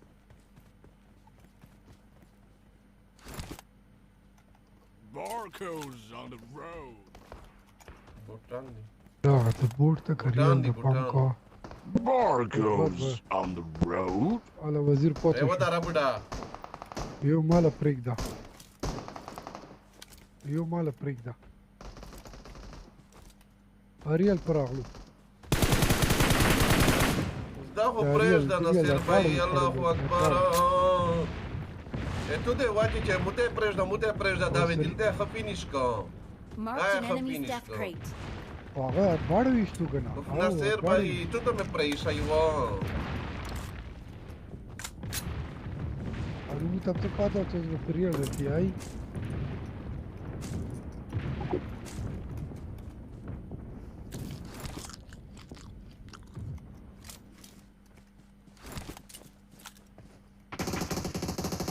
Barcodes on the road.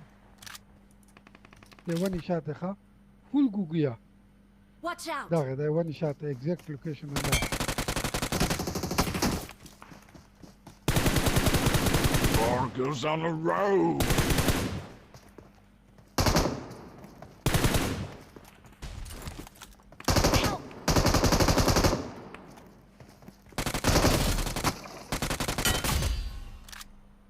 Kassi recall شو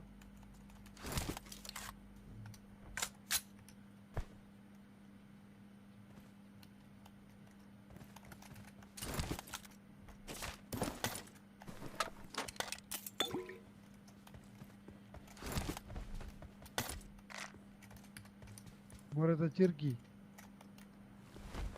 موجه داس نه حالات توسول خروپی زکه سړه در شول بکسوس دی راغلل نصیر بھائی چیرته کس نو رفیقه یو شاته Marked a ها دلته location. دلته ریکال شو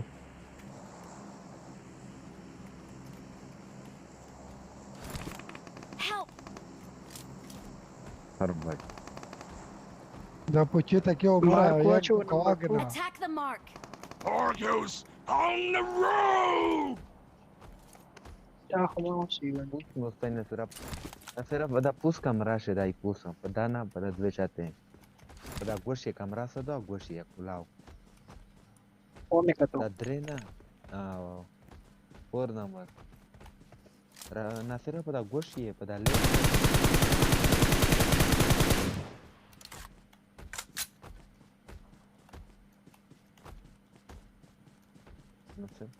Good. Zalil. Very good. Barcodes on the road. رفیقه عمر ریکال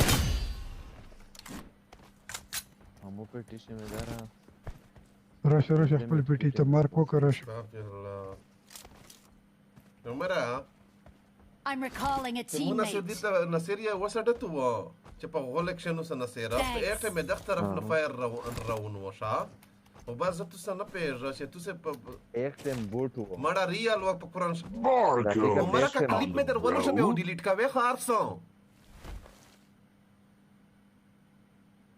درویغ ویل بیاي دا وکس نصیر بھائی اوس وخت درویغ نه عمر درویغ نه الله خو تو خو داسې سره نه کا په شل جام دای Barcodes on the road. ما سره کس Marked a location. کاسته سره ور الا لا لا لا نمبر 4 مې درځه رفیقه رفیق صد ته سره فوټون پرې Marked a location. فور نمبر بس بند نه ځه و مې ډتول تیر شه ډنډور کیو ہے Help! او بل آی ریکالو کمباند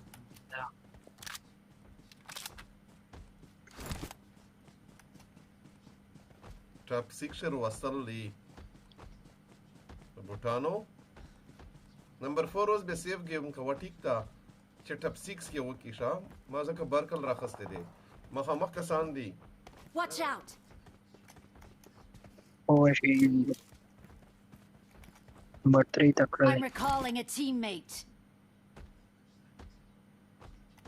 Thanks.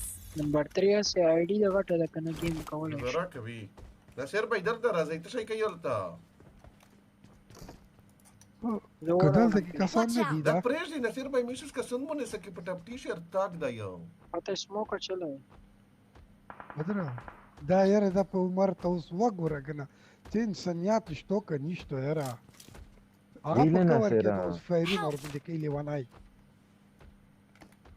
سوري یار قسم چې دا سر دا پته وي یاره زه ته رفیق غلط ته تو نه له خبرې کې خولا کا ګرامي الله خو نصیر بھائی دا خلاصه د بل مخ یو وړه وای ته خو نمونه پېکه خله دی ولا کا ساوند کا رفیق غلطی ته ته جبه وای هغه په کور کې د پکور کې دوه دلته نه په فایرونه کوي د لیوانای ته به ته د نصیره جواد و نصیره ساری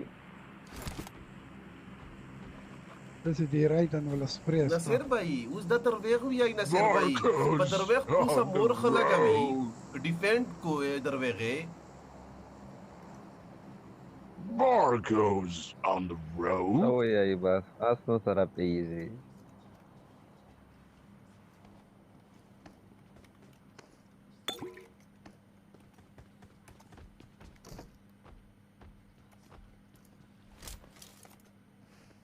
بار کرتا اختا شو نصیر بھائی سملستو Barcodes on the road.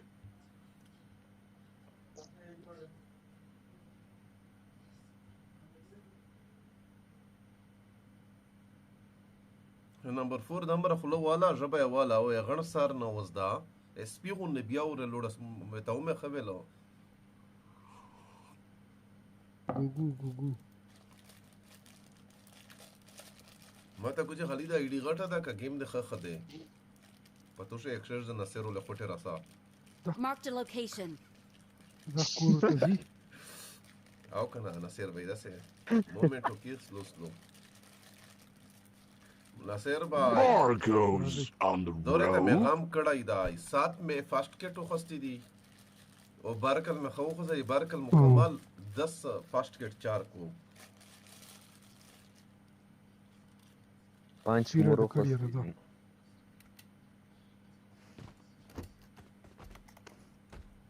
ما کو عمره دا اوس څه چې په غل دغه کاسي خبر کو دغه کاسي خبر کو کنه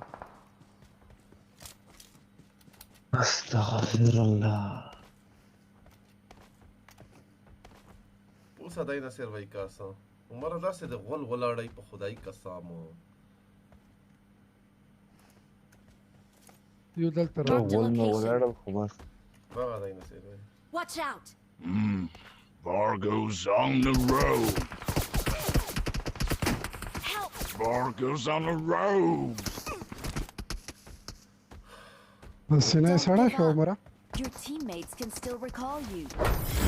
نه د سړا شو کدي سړا خو سړای کو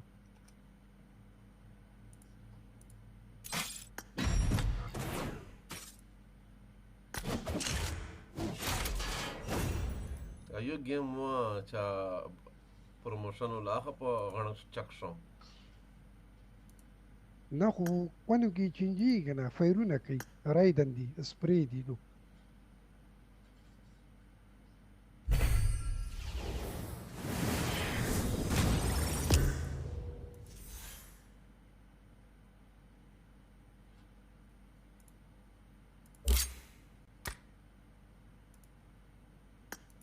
رایدن نه ده سړی په کور کې د پسپری وای او یو بولټ په نو لګی دا دلته په اوپن کې مو سار یو هغه سدي هوا ولې دو دلته لګي ټک ټک ټک ټک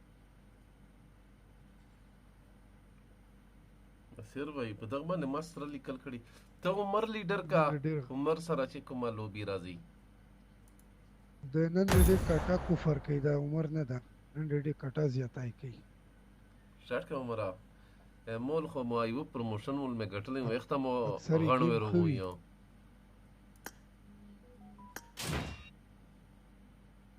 اکثر یې گیم خو خینن دې ول کوي ډیر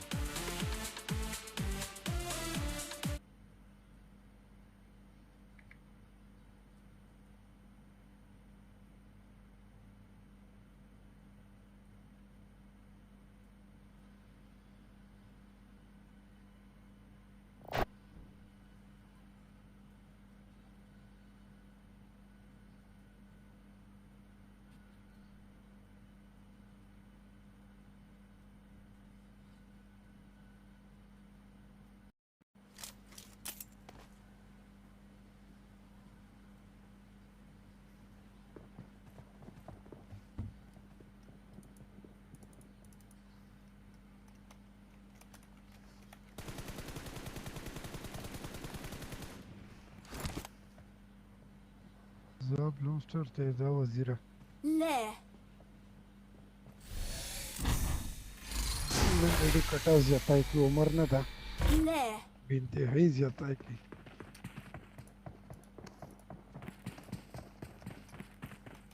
اوري زه وزیره ویلای نه شم ناصر وای زه سو وایم نه نه حقیقت کې ډیر زیاتای کوي چې اکثر روزانه گیم خي تور ته خبرې کوي. ناصر بھائی ته نن دې منافق کټا زیاتای کې کوي. او منافق الله دې دخله د بل څنګه تاړوي شا نو خدا دې تو خلو وړو وشوي خدا دې تو خلو وړو څه خوب مې پاتې کې خلو ته کاګای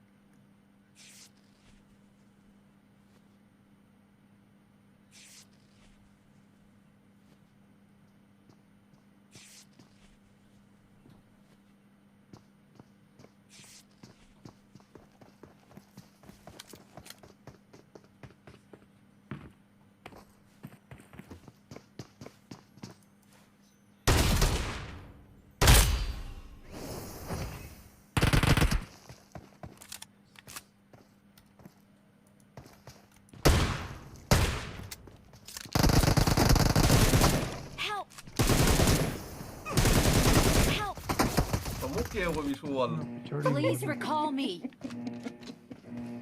دا په بغیرتوب گیم سکه دا شایونه سروي او په ناس دي په بغیرتو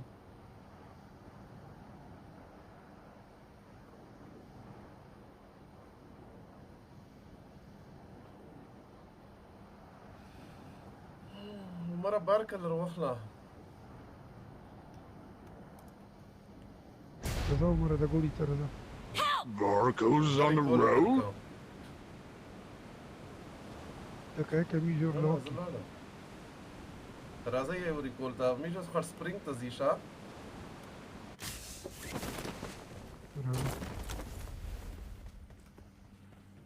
I'm recalling a teammate.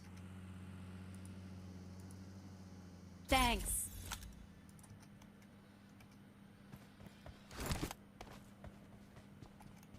Barco's on the road.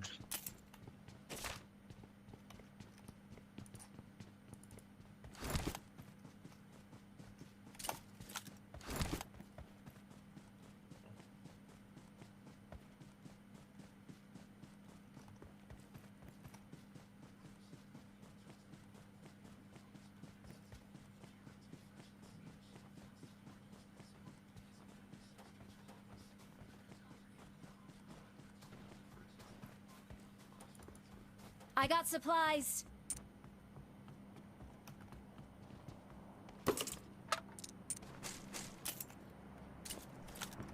مره پیسې بیا روکوي شا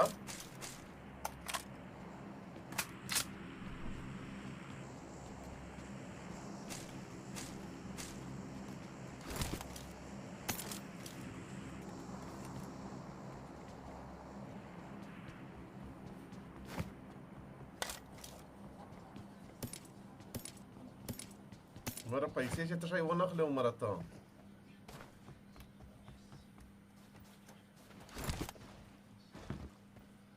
اوكي اوكي اوكي نمبر 4 بیا وای دا بیا سامان ملاو شو د خبي ولو مشته خو نه ملاويږي قسم په خو مشته نه مليږي Barco's on the road?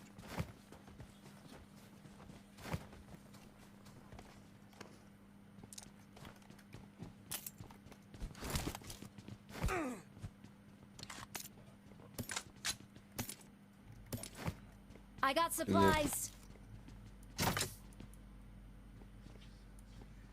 رفيقة هيلث كيت متى روح لجبه زر سره وخلو راشه مره اخستو راشه واخله واخله wait.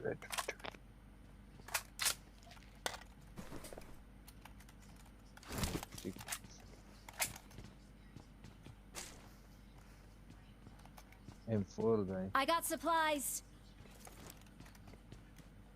رفيقة ده قد له قصة إذا سينغ دا خو دا دغه مې اوس غاو قستا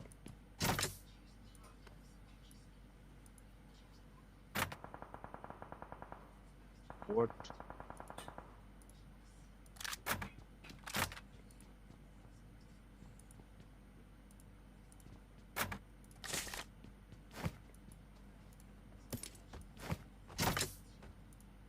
Barco's on the کسان road? ریکول چوخه Marked دلته a رپیکا location. Barco's زون on نه the ماوته زون نه road? ماوته زون نه ماوته هغه برازي شاپینګ ته برازي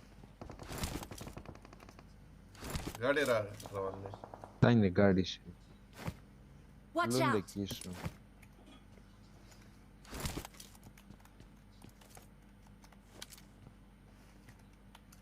بس لوکیشن یې ته پاتې پاته نه دا هغه بار کل لیدله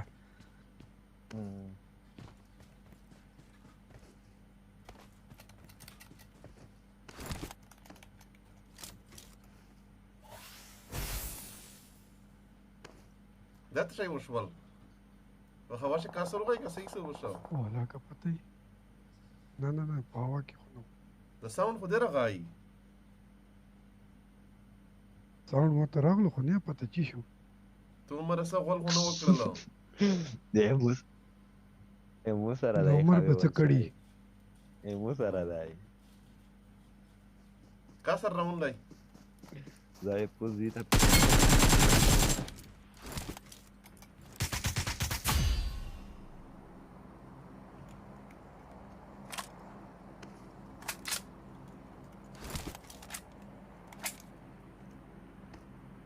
Moche carriera la imara pa ekiem mo vista sound.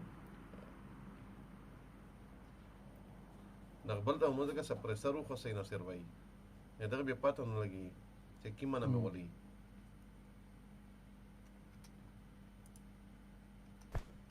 خيلت نشتا دوريتا ايك خيلت تير سرا عمرها تدغ بتعيش وقتها خيلت Marked a location. Barco's on the road! كاسونو تنورر كويس ولا Watch out! رودا عمرها بيموتا تراكتر چكشا زون الروان دي نسير بيوسو رازيا Watch out! Dua tira figure sara. Barco's on the road! رودا Perfetto. Fermera.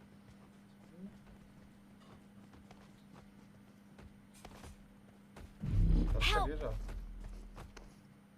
रुका क्षेना रुये Kavia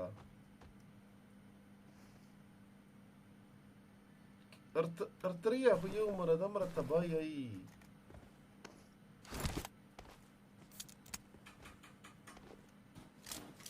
بس هون خنير هون تبع كسنا سير باي تلشي بدا دخسن تشا Watch out!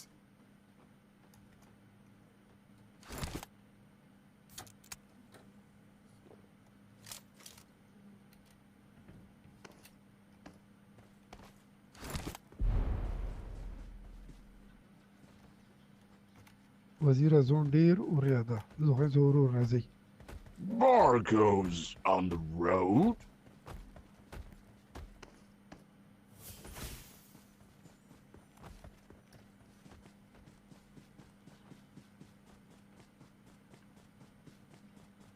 عند سليف نزا ومر طرفنا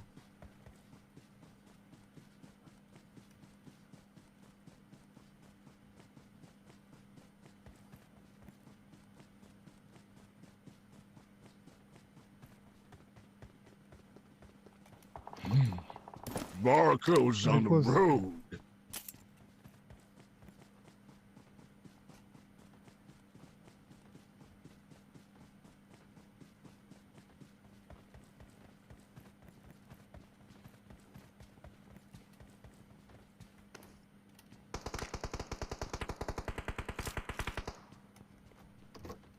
اخو مقصد هاي Barco's on the road! No, подожди, якщо я жду.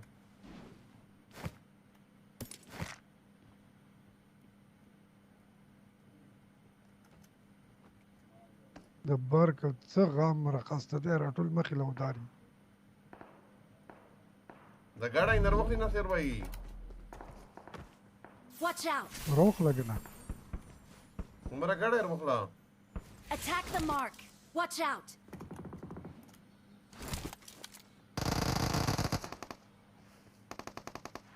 مخ نور کسان دي Watch out! Watch out! د بینچوز بچی زیرو کړل زي زون ته زي عمره دې ته ګاډی نروخلا عمر ورته لای دی وخت Barco's on the اوت اوف زون لکه road. خدا اوت اوف زون لنه زیشتله دا سیر مارک مې ته وکړه چې کاس دی نو ابيليتي تو Barco's on the road!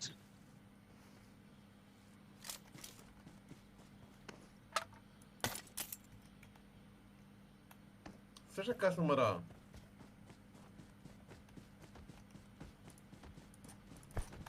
اګاړي کې کېناست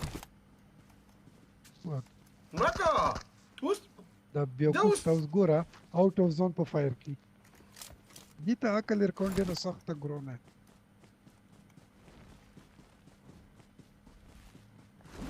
ته عقل ورکون ډېره ګرونه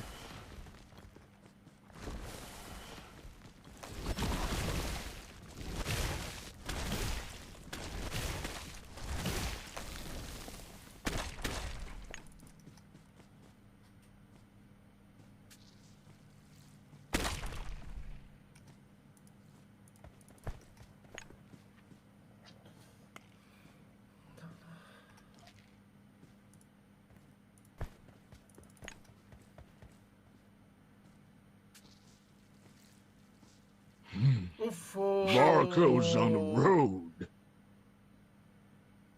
نو دلته کې چوک کیټونه وای خو بینډیج وای منډه کوا عمر وکسا وریا نستای وسړی روشي استغفر الله نه دې سخت زون د نشي درتلای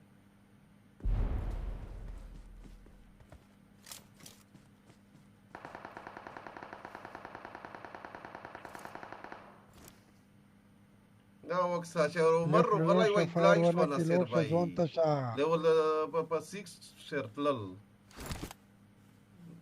دا اوس دي ته وګوره ها زه ورته لیفټ نه لوډ شه دا رایټ نه روان ده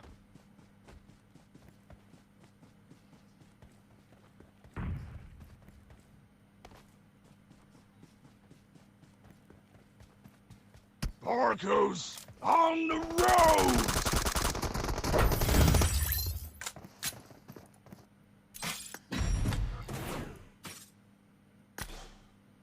ای عمره دومره فاست موومنت الله د دومره فاست گیم آکا د پتا باندې چوک فایر نشي کول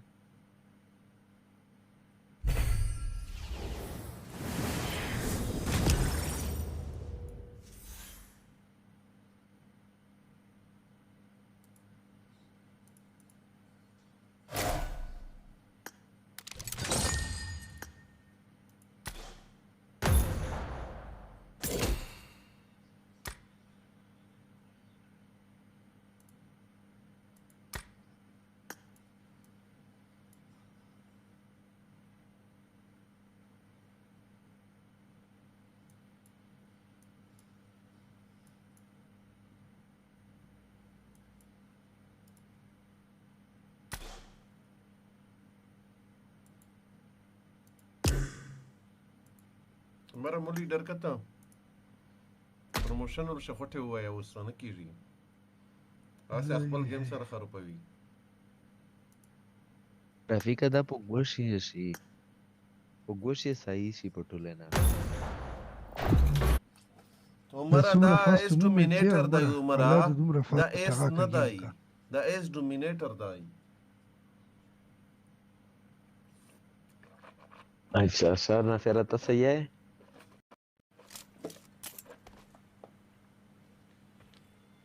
ستا موومنت تک نه الله د دومره فاست گیم پلی کا او لون ته دای کیو صحیح کا امين امين مو کسان نصرا اوس مې فایر سپو کوم خو دې دی وله آتش اي دي ډېر بي بربادي سره غیک ته خبره نه نوځي بنتهایی بربادي بنتهایی نصرا چې دا فینګر سیټینګ ولا زموږ د فینګر سیټینګ سره ګډ وځي خبره دی فینګر نه ده خبره دی هغه ده گیم سړی ته خبره وکي خبره معنا خپل مرضی ما کو اچھا اچھا د 3 د 4 نمبر مو سره سرنګي چیک کرنا سره ای هی کینسل کا گنا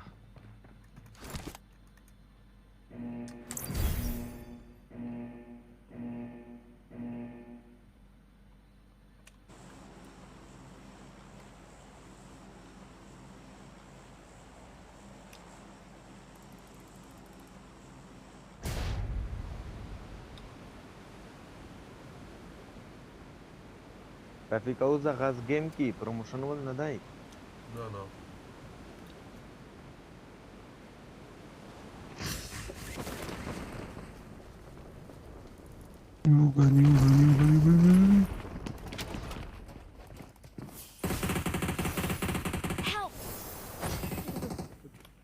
رفیق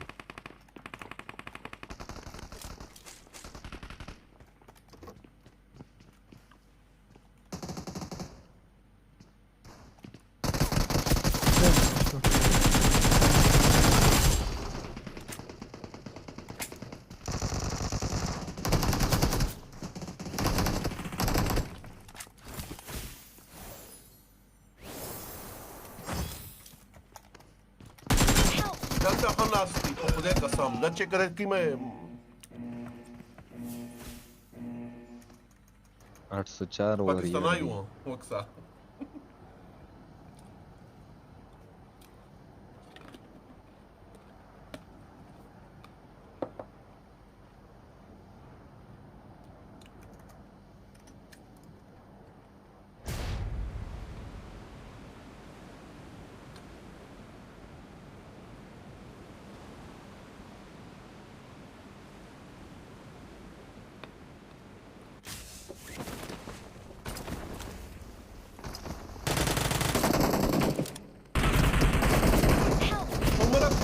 کسون در سره دی خو بیا یا خو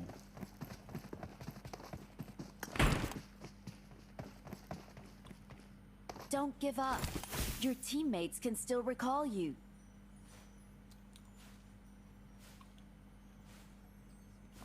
إذا تروني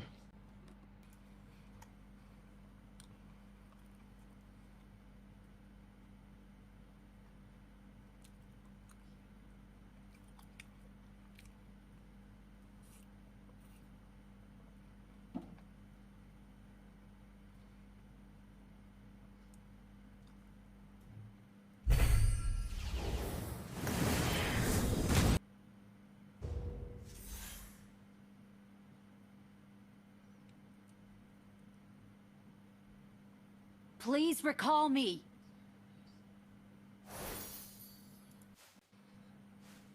نصر بھائی فول کسون دی ورته په 10 میټر شه متنوي چې مارسا کسون دی خو ویا یا چې څنګه تک شنه یا سوکا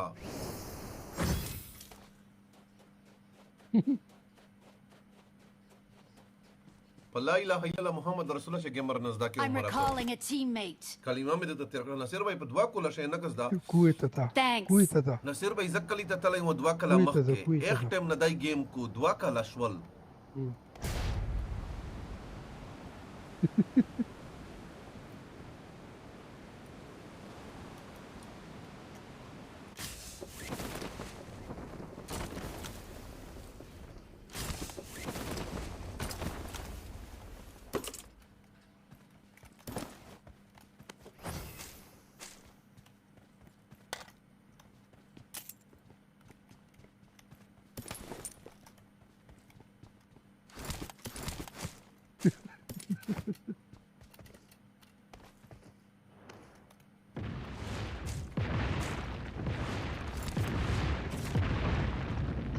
एक जर का जे सड़ दे यार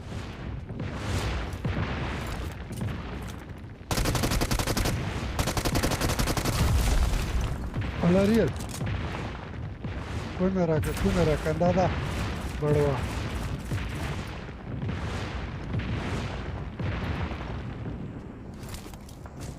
سکوپ چا سره و عمره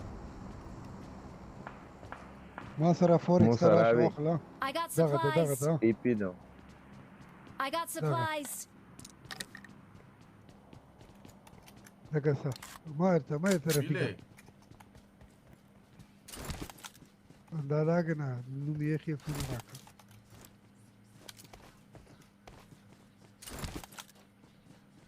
versina na sera زکا ور ورکاو بوت طويل ورده دلته Marked a دا location. وکیل کیږي قسم په خدای داس زه ولا رافیقا ځای نه ځای Watch متجاوز out.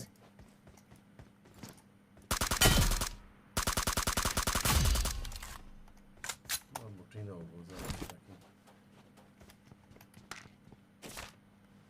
خدای قسم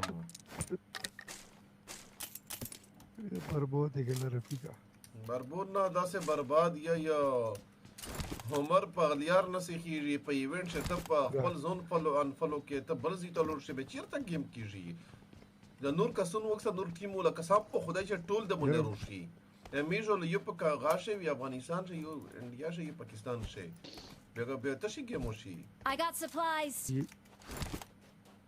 يرى دسي چال دا كده رفيقه يو نوم دا كنا راك اول نوم دا كنا وركه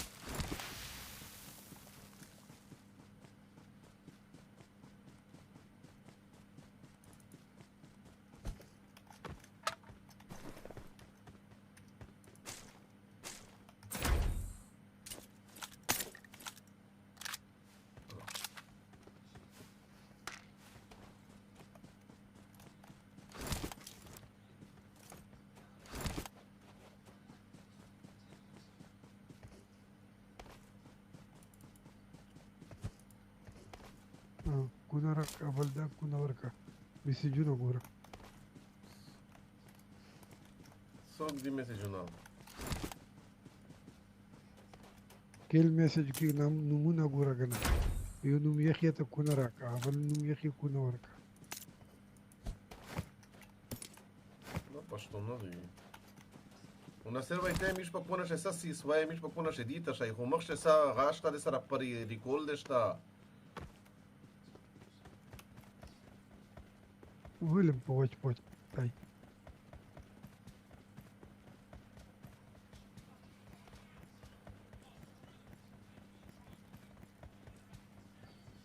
دا یو په وړه ټول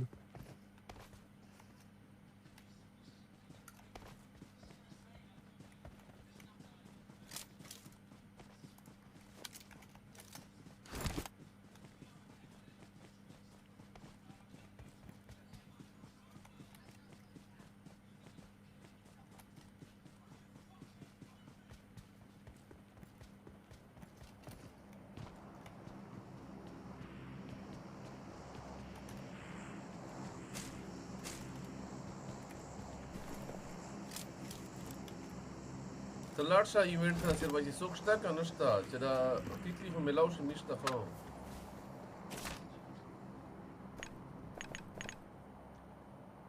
تا خو ریکول شته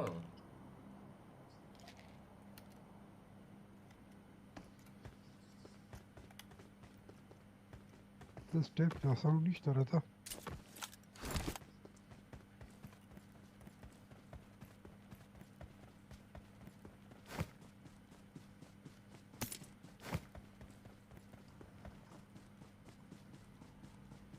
تیتلی شته تیتلی وغوړه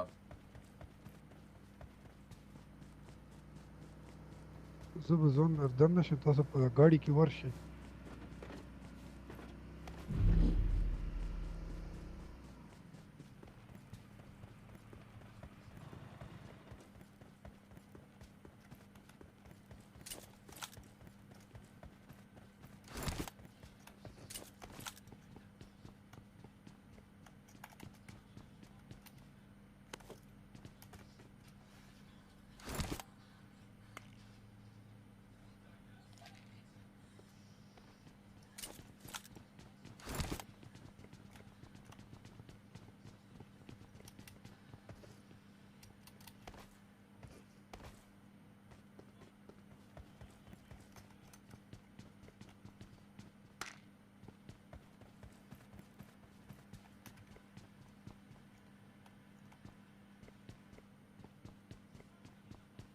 ملاو شو که نه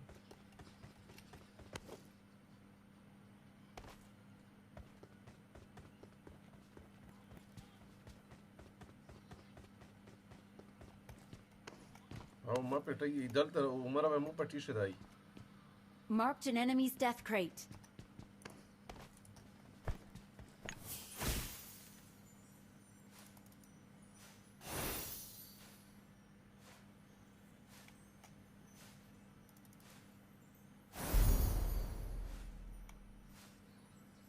ګړی راوند دی Watch out!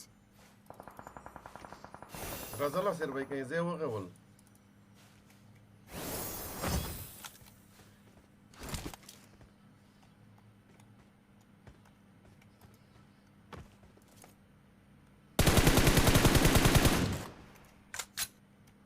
کې په فایر وکړو Watch out!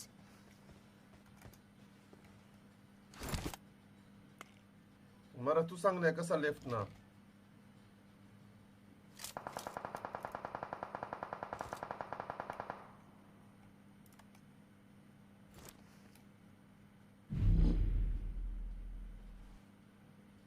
ګوډا دښته نه فایر راځي ګوره Watch out!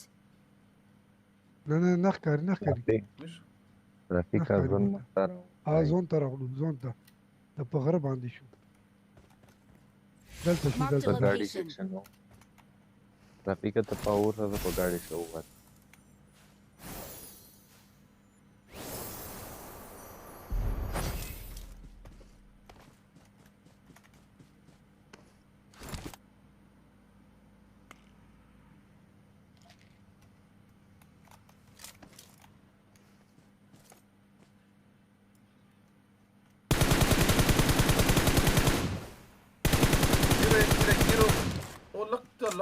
دا خاتم شو هوا دلته دای 0 HP دی Watch out! باړه 0 HP شو نصیر بھائی په Pone honoshi verka oi nura sarang spray verki. Ai. Where is Supreme? Versamo marasida. Saremo spray anche no. مختار کمره ته ها زون لرده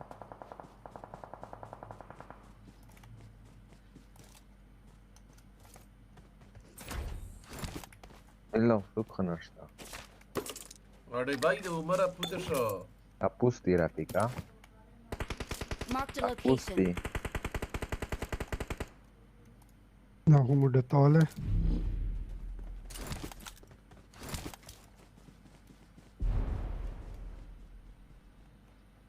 Zato sa papagre da pus umara. Padros. Da pus to shai tavia e tu sa. Mark करता हूँ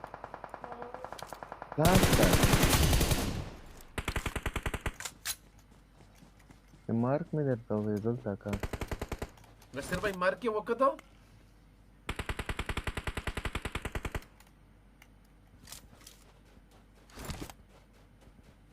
तेरा mark में होगा का ना Mark dalta.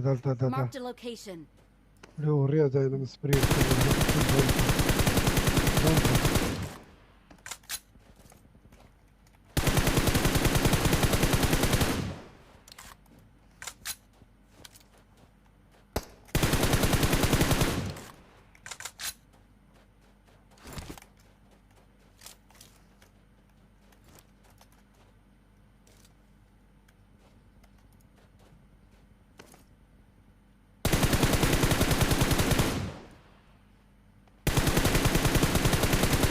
Wala ye.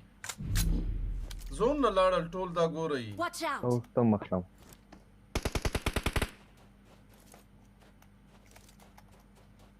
Na me 0 HP kadi vi kasam do bas.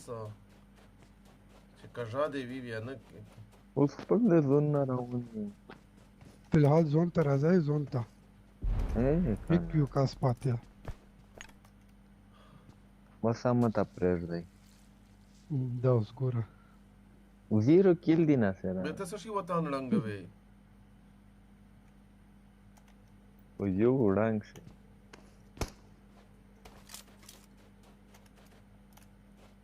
Kas dul da daimu pakhyala. Watch out. Ka glitch mit shay walidal. ya ya बावरा की कमानत दे जिंदाबाद Victory belongs to us.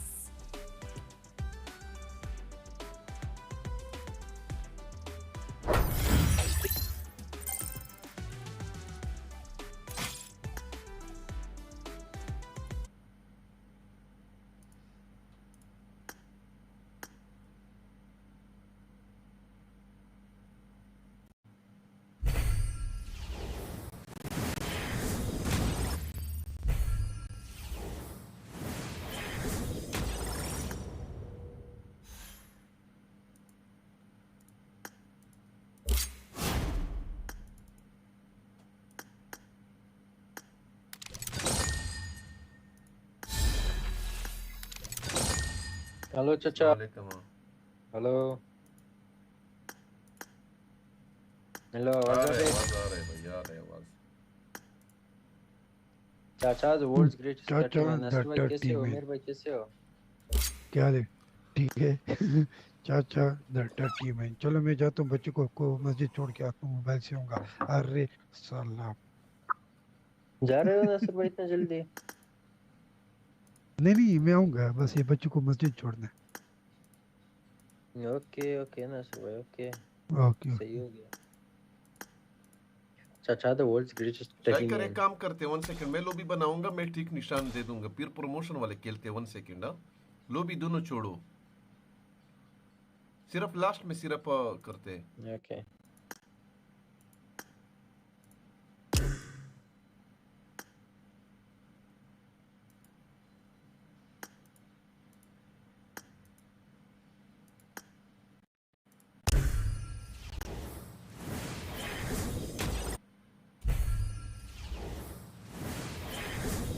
लगता है नहीं चल रहा है भाई आपका क्यों इतना रैंक कम है कितना है आपका रैंक कम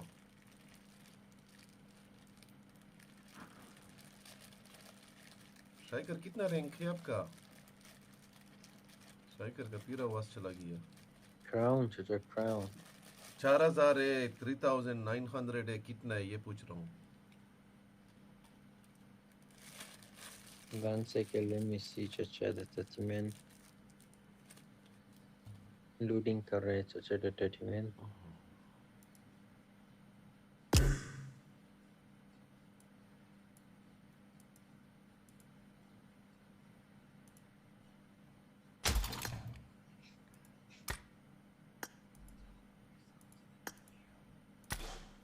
वेट करो चाचा detachment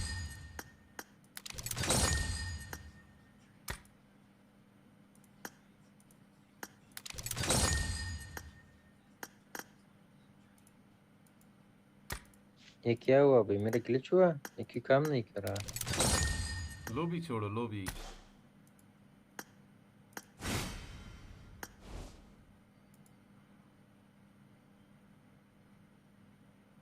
चाचा 1v1 लगाना है लाना तो कुछ नहीं 1v1 नहीं लगाना था भाई अभी मैं क्या बोलूं अभी हो गया चाचा ये नहीं ये लूडिंग कर रहा है भाई रैंक के ऊपर क्लिक कर रहा हूँ मेरा लूडिंग कर रहा है कुछ दिखा नहीं पियर आओ ट्राई करिए ग्लिच होता है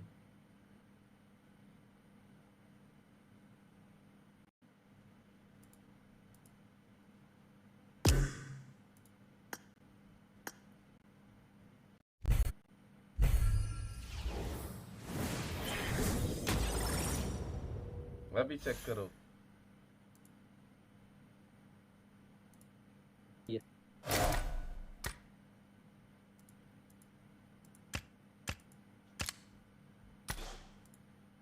3999 चाचा बस जल्दी जल्दी के करो हाँ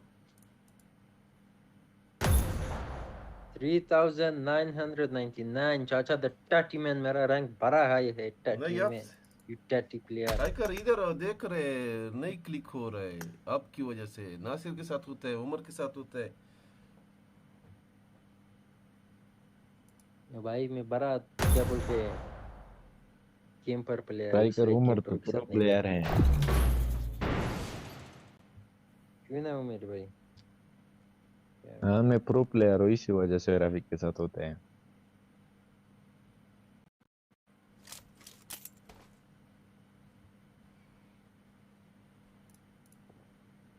I won my last match.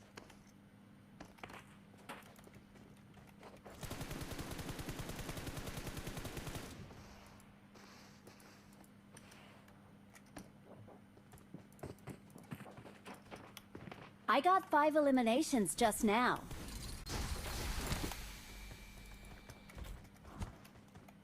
Let's go भाई let's go missions पूरे करने pick up AWM okay win a match okay energy drink buzz bar complete 5 match M4 okay sir easy mission easy sir टची ना करे चाचा टची में ना बैठे M416 वाला तो इजी है भी ना हो मेरे भाई क्योंकि आप यूज करते हैं M416 सर चाचा टची ना करे बड़े जी चाचा लैंड करो 1 सेकंड मुझे तो मोबाइल पे तो रखा है चाचा लैंड करो दो ही है पैन सीरीज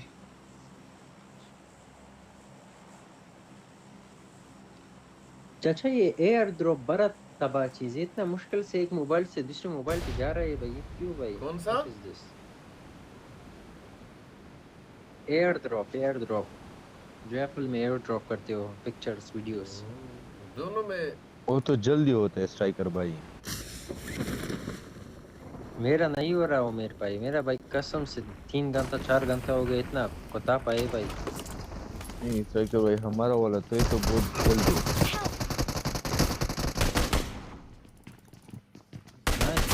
शॉटगन से मारा करने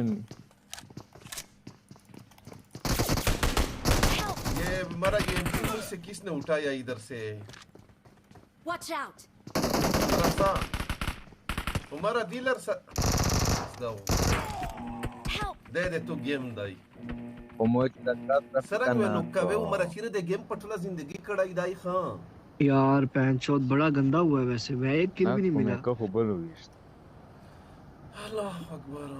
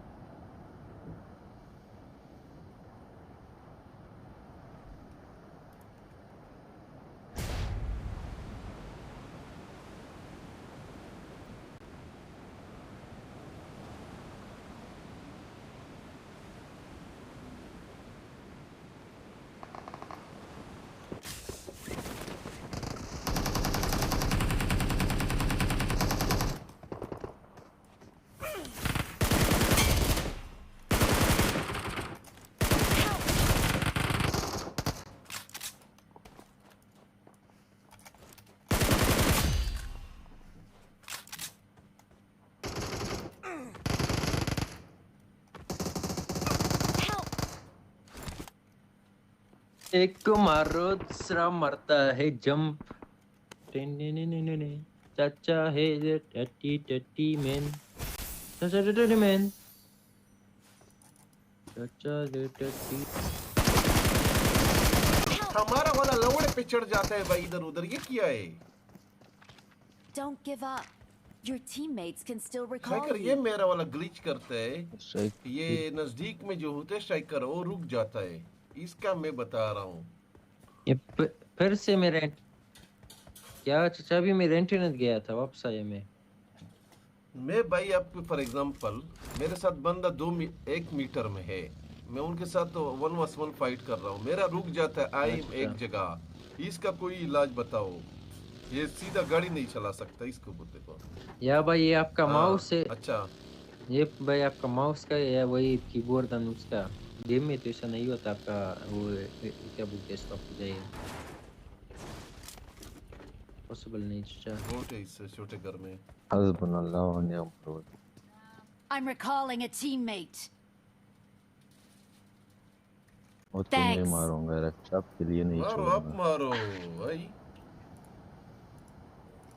ग्राउंड साउथ साइड करो अच्छा वो बोला उमेर भाई वरना चाचा मार देता नहीं मार चाचा देता कसम से ऐसे टटी में ना जाता बूटता मेरा बॉट मारा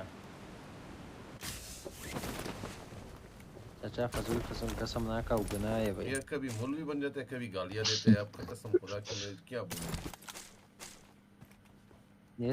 ये सच बोला भाई सच ये नहीं नंबर- बोला वो छोरो भाई मेरे एयर ड्रॉप बोले या नहीं बोल पुश यार भरत तबा है ये क्यों ऐसा बोल रहे हैं भाई पता पा सब कुछ ठीक भी है दोनों में स्ट्राइक करा जिस डिवाइस से दूसरे में ट्रांसफर करना है दोनों में एक ईमेल डालो फिर इजी होता है इधर बंद आया सेम इंटरनेट है चाचा इंटरनेट ब्लूटूथ नहीं ये सब घुस रहे सेम है ईमेल बोल रहे हैं यानी रफीक इधर बंद है सेम बंद आई है क्लाउड इधर में तो चाचा सेम आई क्लाउड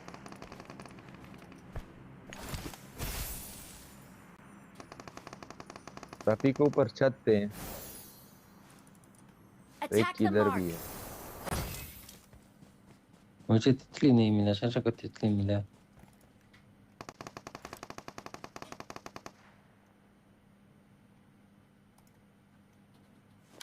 Help!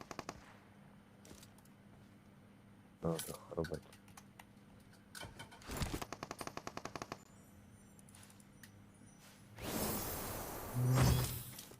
मैं भी आता हूँ बारकल के साथ और बारकल लेके आता हूँ बारकल तो काम आएगा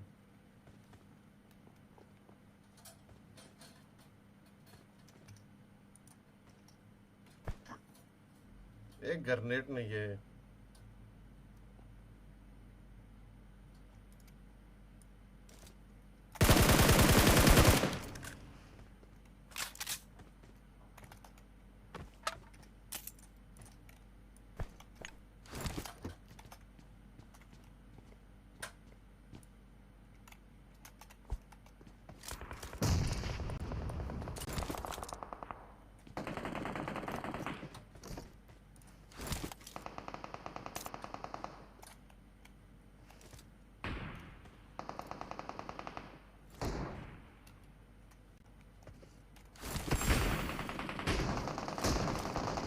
Varco's on the road.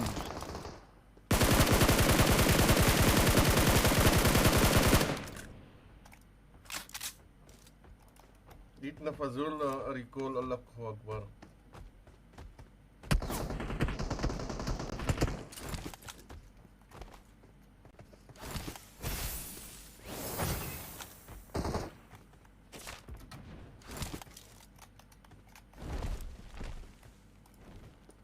Varco's on the road.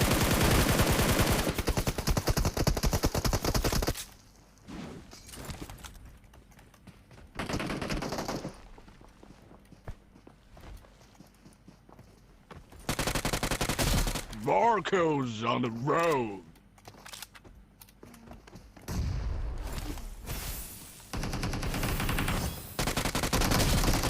Oh. Varco's on the road.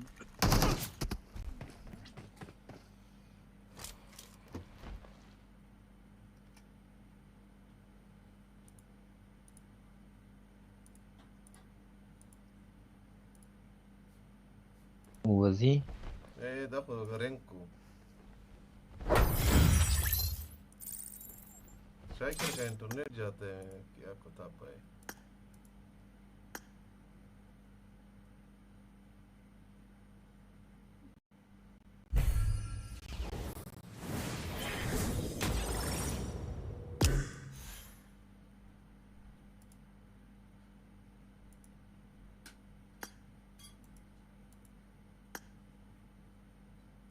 رفيقة دل منظر ټیم دی زل منظر ته بیا رسو صحیح ده ټایګر خو نیټ چارج دی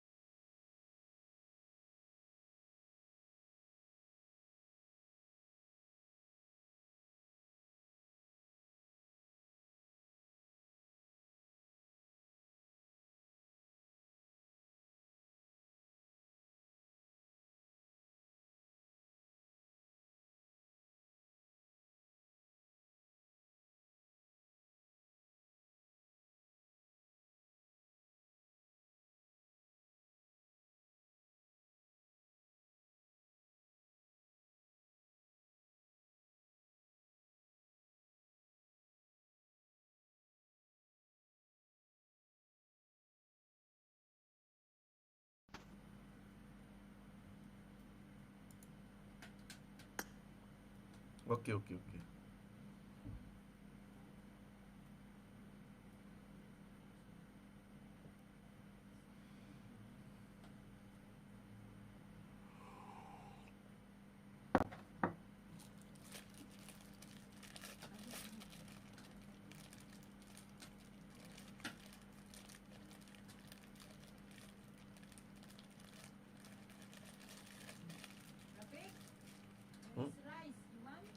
Oh no, thank you.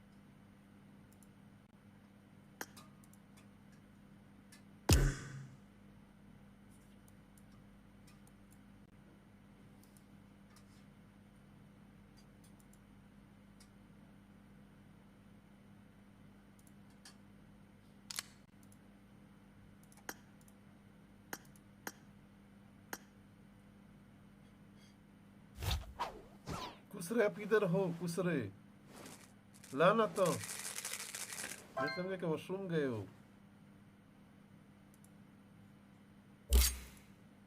Start करो या वेट करते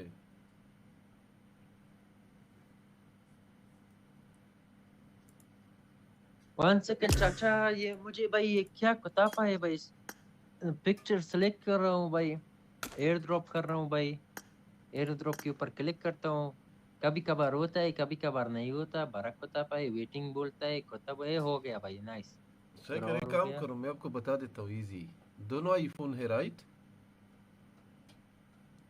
सी टाइप है राइट भाई हाँ okay type C old mobile से लगा लो न्यू में फॉर एग्जांपल ओके 5 मिनट में सब कुछ सब डेटा भाई नए में आएगा उधर ऑप्शन आता है ऑटोमेटिकली 1 सेकंड में अभी एक काम करता हूँ चाचा टाइप सी ओल्ड में लगाओ और न्यू में लगा लो केबल एक दूसरा कनेक्ट हो जाएगा आपके नया मोबाइल आया कुसरे हाँ चाचा तो कौन सा 17 प्रो मैक्स चाचा मजे के लिए मजा फुल मजे तो फुल मजे इधर मेरे साथ बंदा है उसका तो एक दिन में हो जाता है इतना अपडेट है नहीं भाई मैंने आईपैड चेंज किया था आईपैड में तो ज्यादा डेटा था वो भाई 1 घंटे में हो गया 1 घंटा भाई अभी जब इसे सेटअप कर रहा था भाई मैंने वो स्किप कर दिया पुराने मोबाइल से नया मोबाइल का वो स्किप कर दिया भाई वो स्किप कर दिया पर मैन्युअली सब कुछ कर दिया 1 सेकंड अभी चेक करूँ भाई अभी क्या होगा कम बचा है भाई 2000 से ज्यादा थे भाई 200-300 बचा है फिर तो छोड़ो फिर ना केबल लगाओ फिर छोड़ो फिर किस चीज का टेंशन है कोई ना भाई सिर्फ 200-300 बचा है वो भी स्लो कर रहा हूँ भाई जल्दी जल्दी कर रहा हूँ ओके 200 और बेच गया ओके रेडी करो गेम खेलते हैं वो खुद 100-200 बचे हैं सर ये भी खत्म हो जाए जल्दी हो से जाएगा कुसरे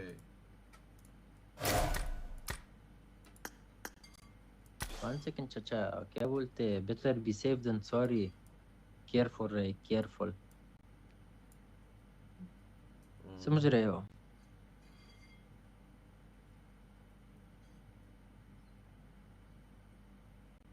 केयरफुल ना भाई ये फारसी में बड़ा गलत क्या बोलते हैं बड़ा गलत है केयर चाचा ये इसे भाई बोलो ये क्या है चाचा केयर व्हाट इज लानत खुज रहे है गाली दे रहे हो बोल रहे हो डंडा मेरा डंडा या बोल रहे हो मेरा डंडा डंडे को वो बोलते और तो आने दो उनका आपको वाला किधर हो गई हो लानत खुज रहे अल्लाह इधर दवा प्लेयर किधर गई हो खाना साइकिल अभी तो आती नहीं है भाई उसके साथ में खेलता नहीं भाई को तो मैंने डिलीट किया भाई जिस चीज का फायदा ना हो चाचा उसका मजा वो छोटा बच्चा 10,000 मैसेज भेजा अभी 10,000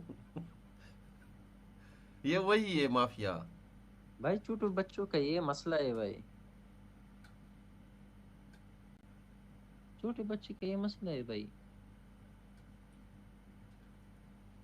नहीं पता ये करते क्या है भाई कसम से 10,000 मैसेज हो हेलो हेलो हेलो हेलो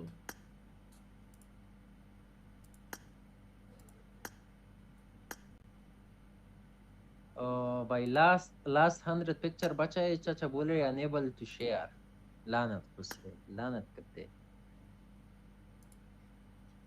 नहीं हो रहा है भाई लास्ट 70 पिक्चर वो भी बड़े खतरनाक पिक्चर है चाचा ओह नो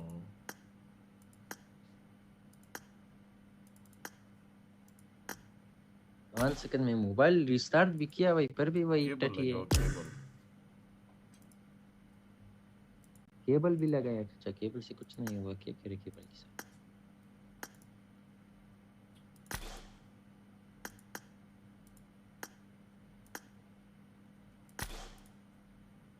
1 सेकंड, एक एक करके कर भेजो।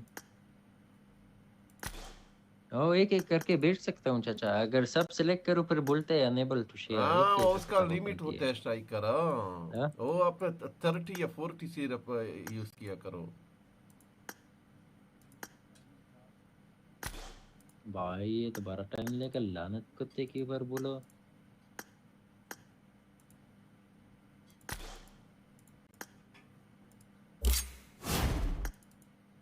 बड़ा ज्यादा 2000 का लिमिट दे, 1000 का दे भाई।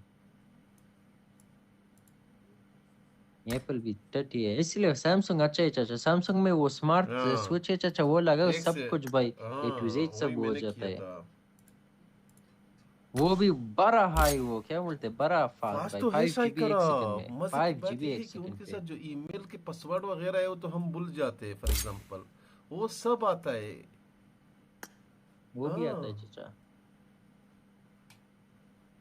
मोबाइल भी आईफोन में भी होता है, लेकिन जब नया नया सेटअप करो उसी टाइम वो करना पड़ता है, वो एक सेकंड ये को कौन स्किप सा करो प्रो फिर नहीं मैक्स है? होता वापस। वो मल्टी कलर वाला है, ऑरेंज कलर वाला। नहीं नहीं नहीं, ब्लू ब्लू चाचा, डीप ब्लू। ऑरेंज का मजा नहीं चाचा। भाई लोगों ने सब वो खरीदा।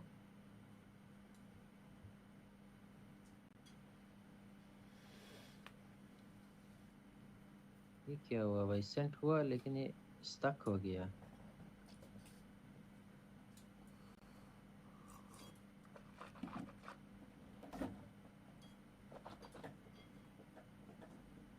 ओके, ये बहुत कम बचा है भाई, 10-20 पिक्चर बचे हुए भी, स्लो स्लो भाई। क्या बोलते, एक एक करके ये भेजता किस हूँ चीज के पिक्चर है? भाई। पिक्चर है, फैमिली पिक्चर है चाचा, एंटरटेनमेंट।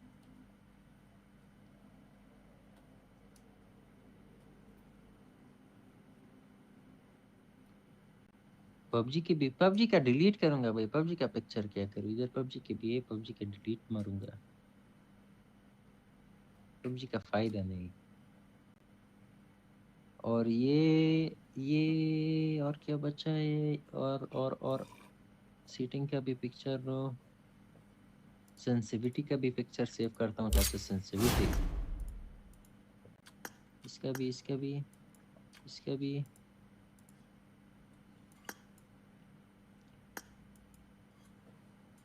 और ये हुआ चचा, हो जाओ, कटी ना करो प्लीज। हुआ नहीं हुआ, इधर से सेंट होता है, दूसरे में नहीं आते कभी कभार। ओह शिट चाचा, ये तो बड़ा गलत हुआ। क्या हुआ? 3-3 कॉपी हो गए चाचा, 3-3 कॉपी, हर पिक्चर का 3-3 कॉपी हो गया। व्हाट इज दिस, ये तो गलत है।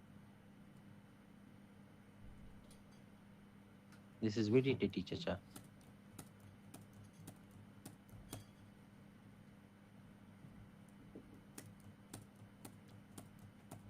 ओह शिट चाचा, ये तो बड़ा टट्टी हो गया, सबका डबल डबल पिक्चर हो गया, कभी कभार कुछ कुछ का तो ट्रिपल हो गया। ओ टट्टी चाचा, वो आप बोल रहे थे टट्टी भाई मैन। कि स्किप। ओ भाई वो स्किप ये बता रहा था कि वो करो।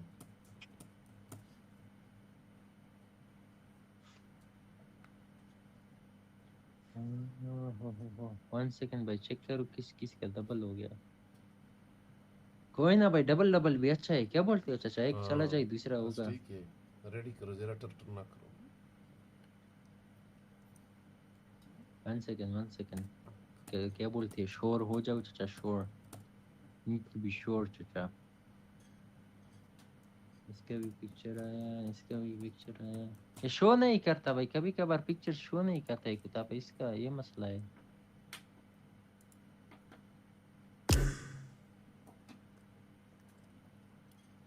ओके हो गया ये खत्म चाचा, फाइनली। मॉर्निंग से अब तक भाई बड़ा ज्यादा टाइम लगा करते ने। Let's go.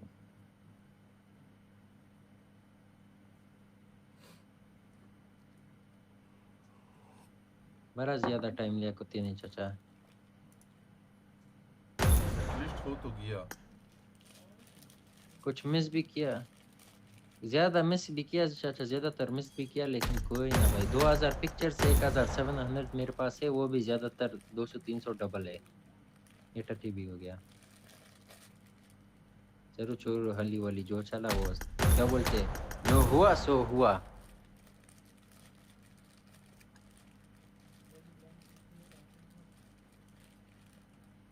ये टाइम क्यों ले रहे हैं भाई, ये क्या है?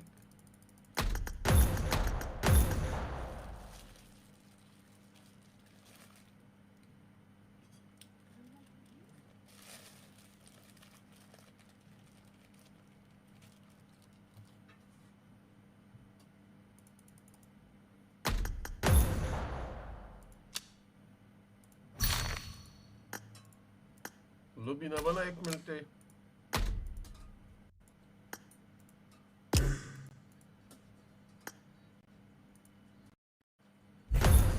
भाई 10 सेकंड।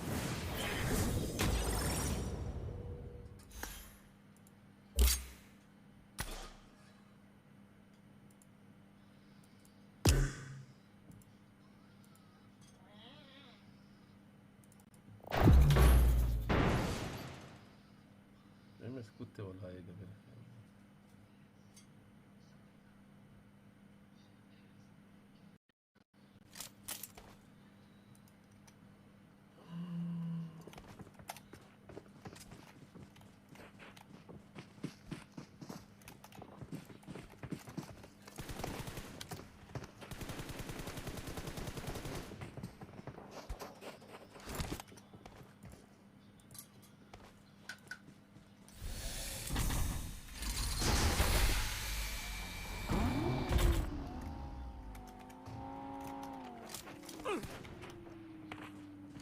शायकर एमएस खाई है मेरे ख्याल में। हाँ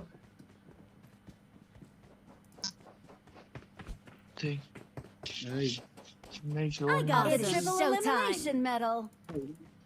थोड़ी भी नहीं जा रही। It is showtime. चाचा में सच्चा है चाचा, आवाज आ रही? ये में सच्चा है भाई, ये में वेरी गुड है, वेरी गुड है।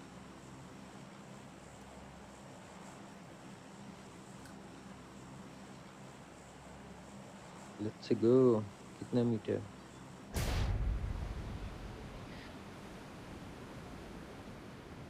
The words. मैं भाई PUBG इसमें डाउनलोड करता हूँ, इसमें PUBG करते हो 2 दिन, देखो कैसा है भाई।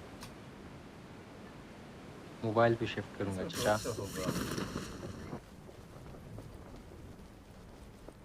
दूसरे में तो बहुत गर्म आता था चाचा, नहीं पता क्यों बहुत ज्यादा गर्म आता था। बर जल्दी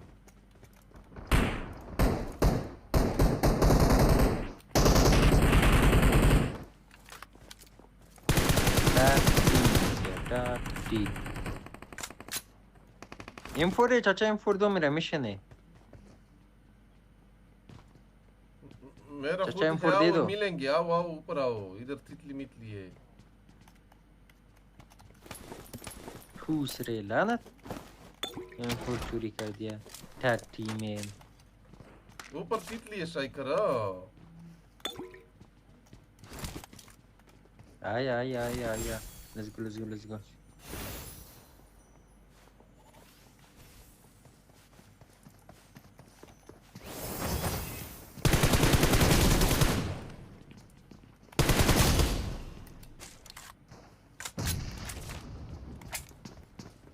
Watch out.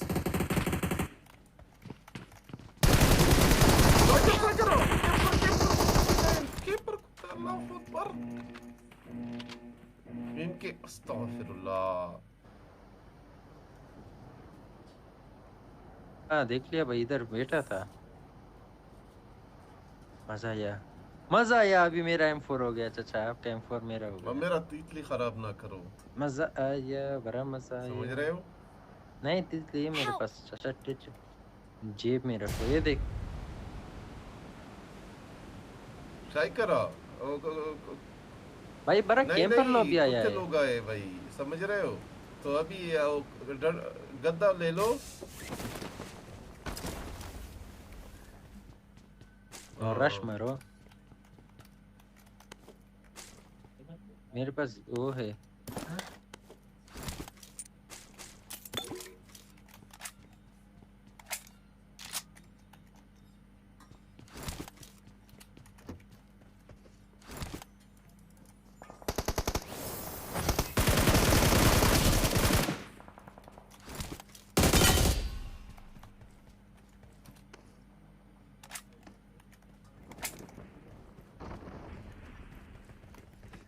ऊपर बंद स्ट्राइकर मेरे पे। आप किधर गए हो? लग गया चाचा गदा लेके रश के लिए। ये ऊपर बैठा है कुत्ता। Awesome.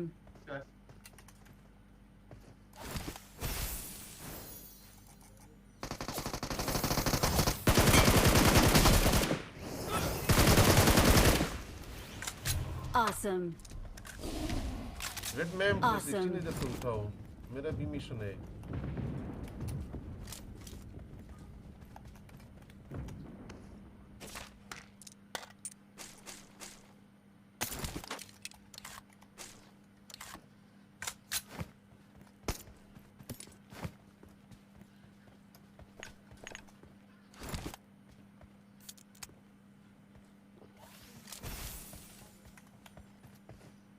मैं ये गधे का बता रहा हूँ स्ट्राइक कराओ। Watch out. किधर है गधे?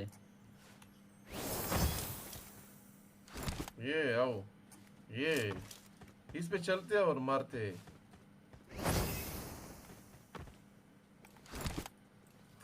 मैं नहीं चला सकता, वो नहीं चलता मेरा।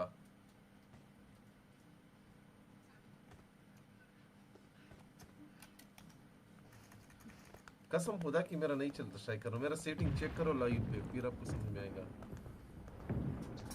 आप क्या टीम है 8 का रोल करने हैं M4 के साथ 8 किल्स। लेवल 3 की हेलमेट के साथ चिकन करना है, 10 एनर्जी ड्रिंक करना है और क्या है AWM एक बार ले। साथ में मैंने भी लेना है। ले लेंगे भाई ड्रॉप से कुछ। Watch out. चाचा AWM आपको हाथ पे दूं? दो। अच्छा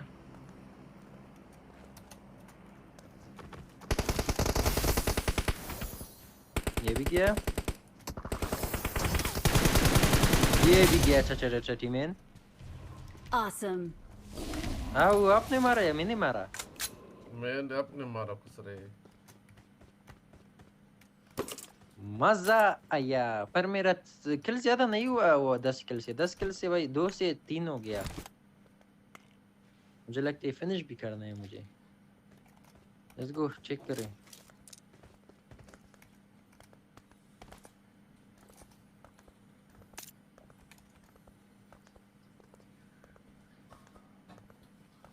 ये बोट मौजूद है।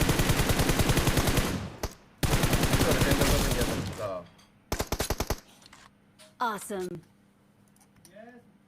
Awesome. नहीं यार बोट से नहीं मिलता भाई नॉक फिनिश करने में। बंदे का नॉक फिनिश करो। पर टटी लॉबी आया है, सब टटी बोट है। Watch out.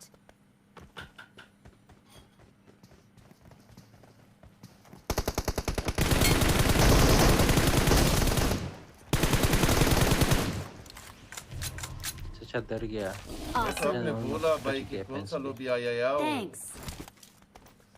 समझ रहे हो? मजाक है चाचा। Watch out.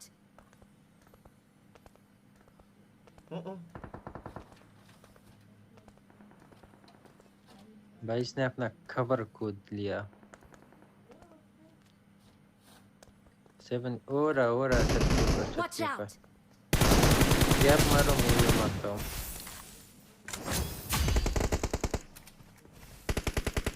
ये वाला रियल था। Watch out. ये किधर? Watch out. Where? ये देख लिया।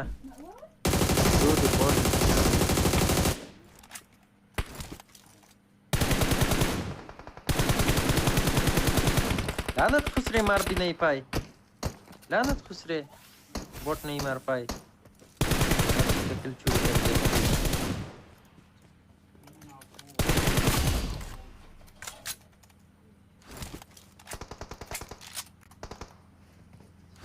चाचा आपके सामने से आपका किल चोरी कर दिया। ओहो ये सिर्फ एक अच्छा प्लेयर है चाचा और कोई नहीं और सब बॉट है। ग्रेनेड कर रहा है। मजा आया। खत्म टाटा बाय बाय आओ। ये भाई आपको साउंड नहीं आ रहा था? Awesome. इजी चाचा। वो देखा था चाचा। Awesome. ये भाई फिर ज्यादा बातें ना करो। कितना मेरा हो गया 4 हो गया 6 और करना है भाई 6 मोर। मेरा कितना हुआ? मेरा पूरा हुआ उसका। एनर्जी ड्रिंक यूज करो बोल रहे। नहीं है मेरे पास चाचा हो तो यूज कर। इधर मैंने बंदा मारा वो किधर गायब हो गया चाचा M4 के साथ। नॉकआउट किया नॉकआउट। लेवल 3 हेलमेट मुझे मिला है शाइकर चाहिए? हाँ कि नहीं चाचा किधर है?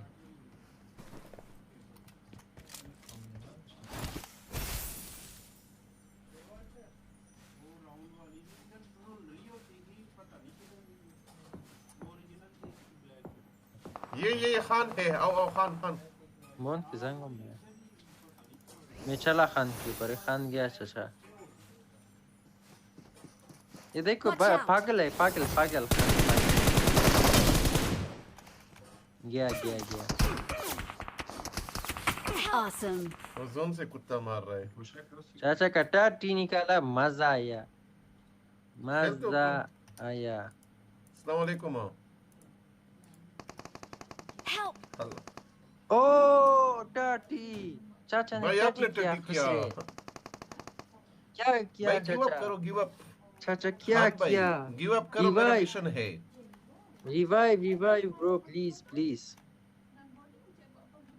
भाई से बोल रहे गिव अप करो मेरा I'm mission recalling a teammate.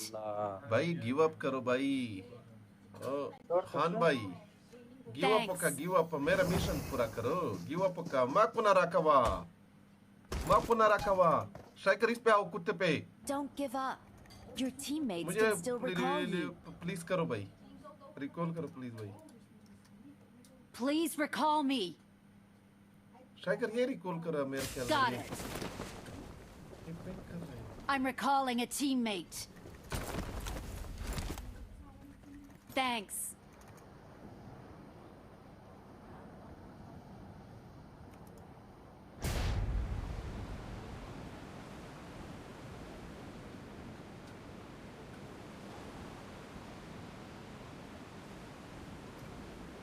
सामने शाइकर। Watch out. Marked a location. वो सामने। Watch out. एक तो आया।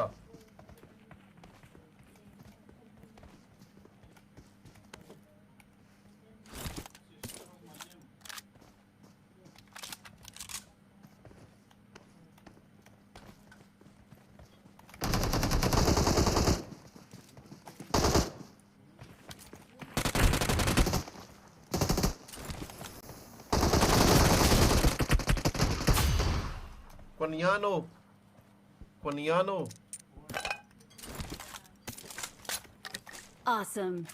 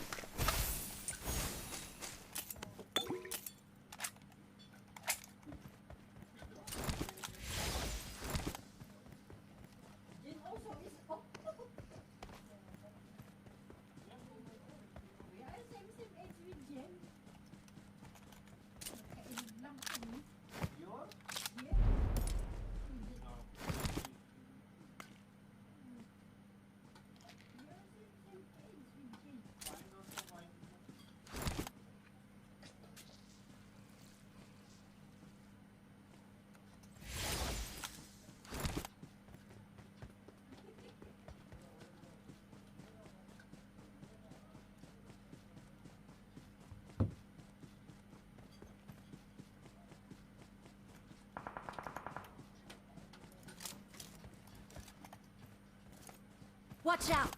ग्राफ ग्रास की साइड है।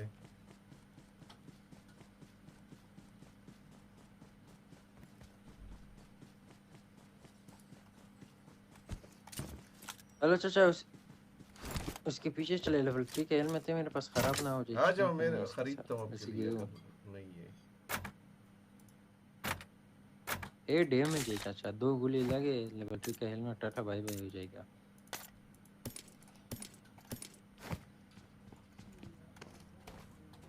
आया मेरे सामने, साउंड आया, इधर बैठ गया, मर गया। Awesome. हवा निकले इसका, इसको मार रहे हो भाई, कोई जोन से मारा, किल चोरी किया, जो जोन से मारा।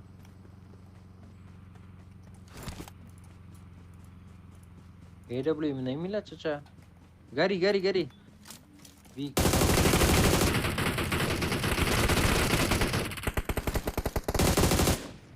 नंबर 4 ने मार दिया, नाइस।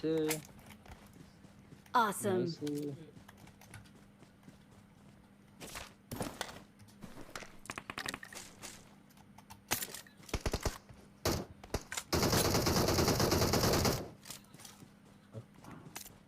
नाइस, लास्ट बंदा। 2 किल करने हैं चाचा मुझे M4 से, और लास्ट बंदा नहीं बच दे गया। रहे हो बादशाह, एक किल दे रहे हो भाईजान, एक किल दे रहे हो। करो भाई करो, ये नंबर 1 भाई मारता है भाई, ये नंबर 1 भाई बड़ा ही बॉट किलर है, क्या बोले इसे। जी जी भाई, जी जी। We're the best. Very good, beautiful, number 1, nice. मैं सब्सक्राइब करता हूँ number 1। We are number 1. We are number 1.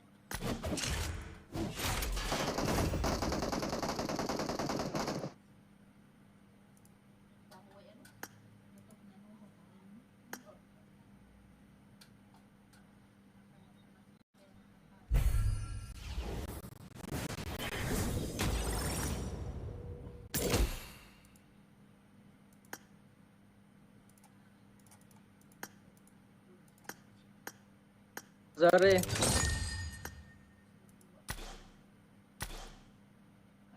मजा यार मजा। चाचा मैं 1-2 घंटे के लिए ऑफलाइन होता हूँ, वापस आता हूँ 8 बजे 9 बजे। ओके, किधर जा रहे हैं भाई जल्दी आता हूँ, एक 8 बजे 9 बजे भाई, बाहर जाना है, एक घंटा 2 घंटा वॉक करूँगा। तब तक अल्लाह हाफिज भाई।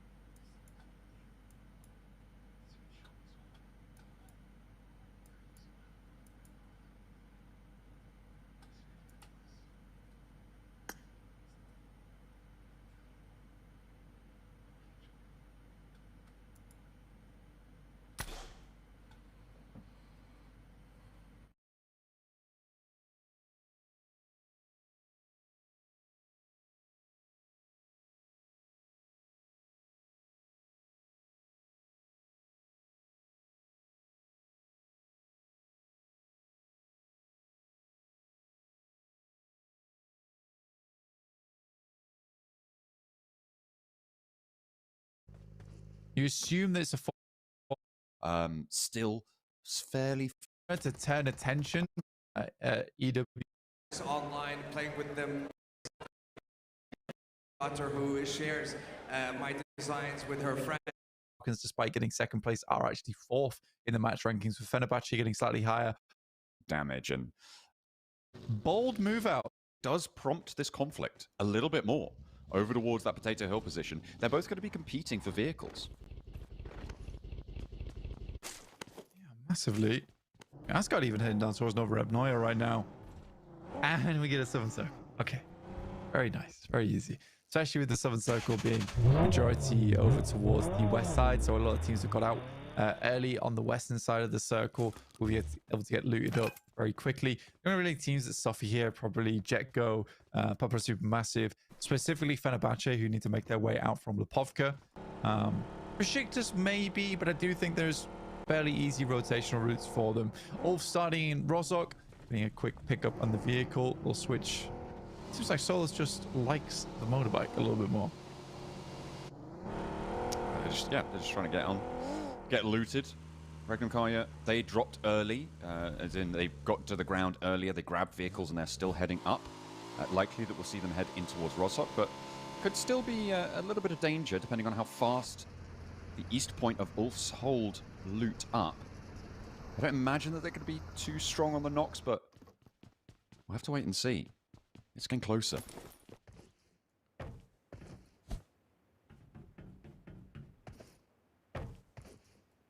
Kara at 91.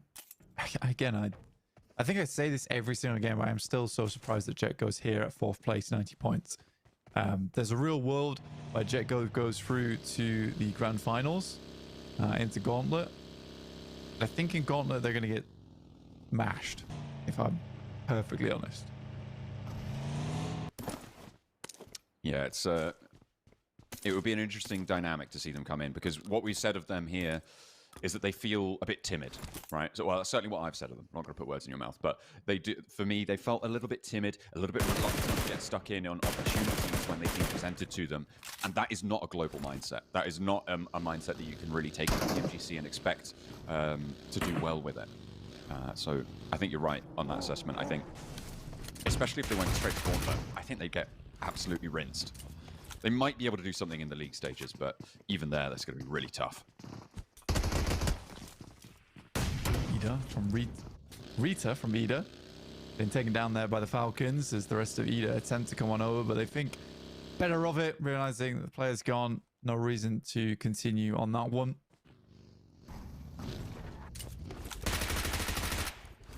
Ralph even looks for the chase. Goes for a couple of shots, but not much more than that. Again, very, very much a important portion of the map to try and control. Very central around Gatka, as well as Chopsticks. Yeah, moving in, trying to take control of it. Falcons, of course, on the chase as well to go directly to Gauntlet. They've almost certainly locked down their guaranteed, at least, league stages position with the regional point system for the Falcons. So sort of no matter what, they're going to be getting that. The question is, can they make it up to top 3? And right now, they're only 3 points behind Kara in 3rd place, which is got to be daunting. Although you've got to remember, Kara, with 2 chicken dinners, do have a little advantage on that tiebreaker.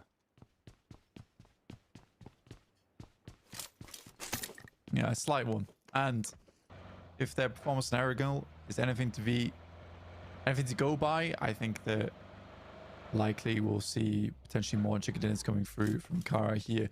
Regnum Karya, bold move out.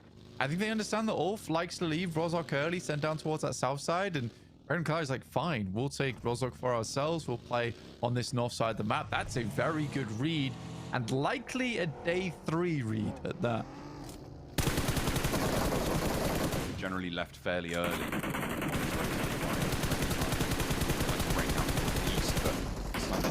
Access to it. Ida getting harried every single turn. This time it's X-Slay to rebuff them. The Falcons have taken their turn, but this time it's unscathed. And maybe that's because it's X-Slay. Maybe that's because they had a better approach. We'll never know. Larkin picked up here. Ida down to 3, as we saw earlier from Falcons. And since then, they have just been looking for a home. And no one has been willing to give up the keys, honestly. Only 2 players do find a spot, but X-Lay are in the market. Back off. There's a loot crate pretty close by to them. Nobody going for it though. 6 minutes in, not much has happened. It's been a pretty bog standard game.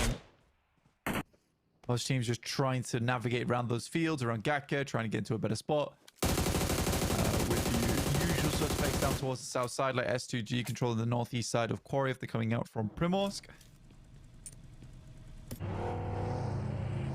Wolf. Split on the northern sides of Pachinki out to the West Hills as well. Regnum Kaya trying to move in and around that area too. They're going pretty close to one another, so could potentially be some conflict. Papara Supermassive going further down towards that southwest side, but Eren trying to land the spray. Not going to connect this time. Not this round. And they'll get away for the time being.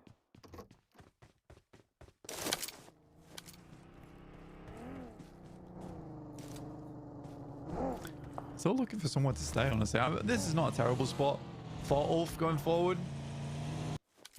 Can easily play this one out. Quite some time just on that split.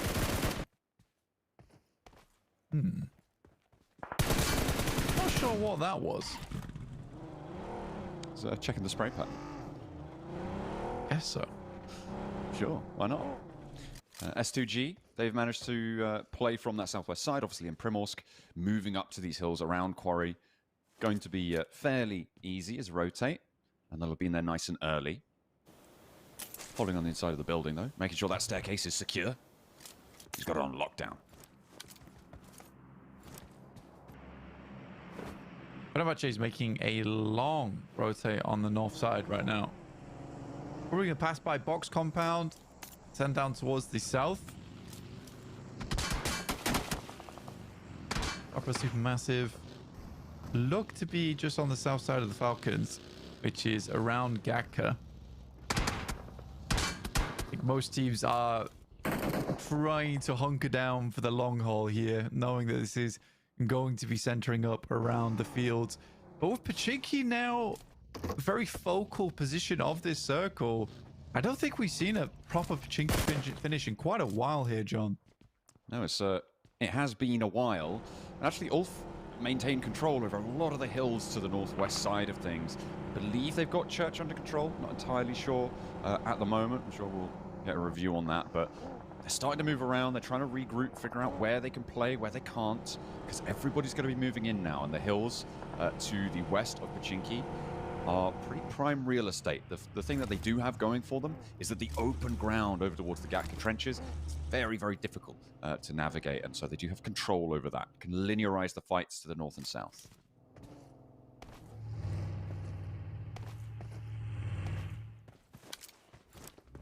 It's just that it's definitely a weird zone too on this one, where because there is so many positions now, because we went over towards the east, that are available to play in and just aren't really that dangerous compared to the fields of Gatka. I feel like a lot of teams aren't going to get stuck in versus one another too early, unless it's to try and defend Pachinki. That's not a bad spot from Ulf, though. I don't mind that one at all. And at the moment, it is just posturing. I mean, we've seen the second elim of the lobby for S2G. Over towards Papara Supermassive. As we enter our 11th minute. Pachinki now. 3 teams inside. Regnum Kaya lining the northeast. Probably the team with the most mobility out of their position. They can step out, rotate away with the vehicles that I'm sure they've sequestered in the alleyways.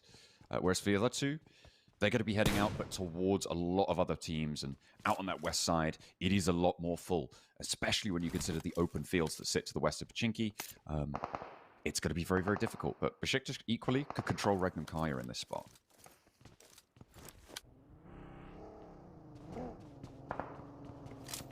I kind of like where Fenerbahce came from. I mean, they made that wide wrap on the north side, John. Ended up in the southeast edge of Everest in those compounds. Magnum Kaya looking to take shots over towards Besiktas, who are a little bit too close for comfort at the moment. As Asgard sent over towards Potato Hill.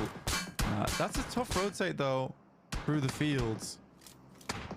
Totally understand why Regnum Kaya is trying to put the pressure on over towards Besiktas. They can't just give up this position for free. Yeah, it's a necessary outpost, but Falcon is now up on the high ground in the building as Besiktas continue to move towards Pachinki. Circle goes southwest here, Blank. That opens the Pachinki fields to the southwest side. This is really nasty. Those Gatka fields as well extending into this valley.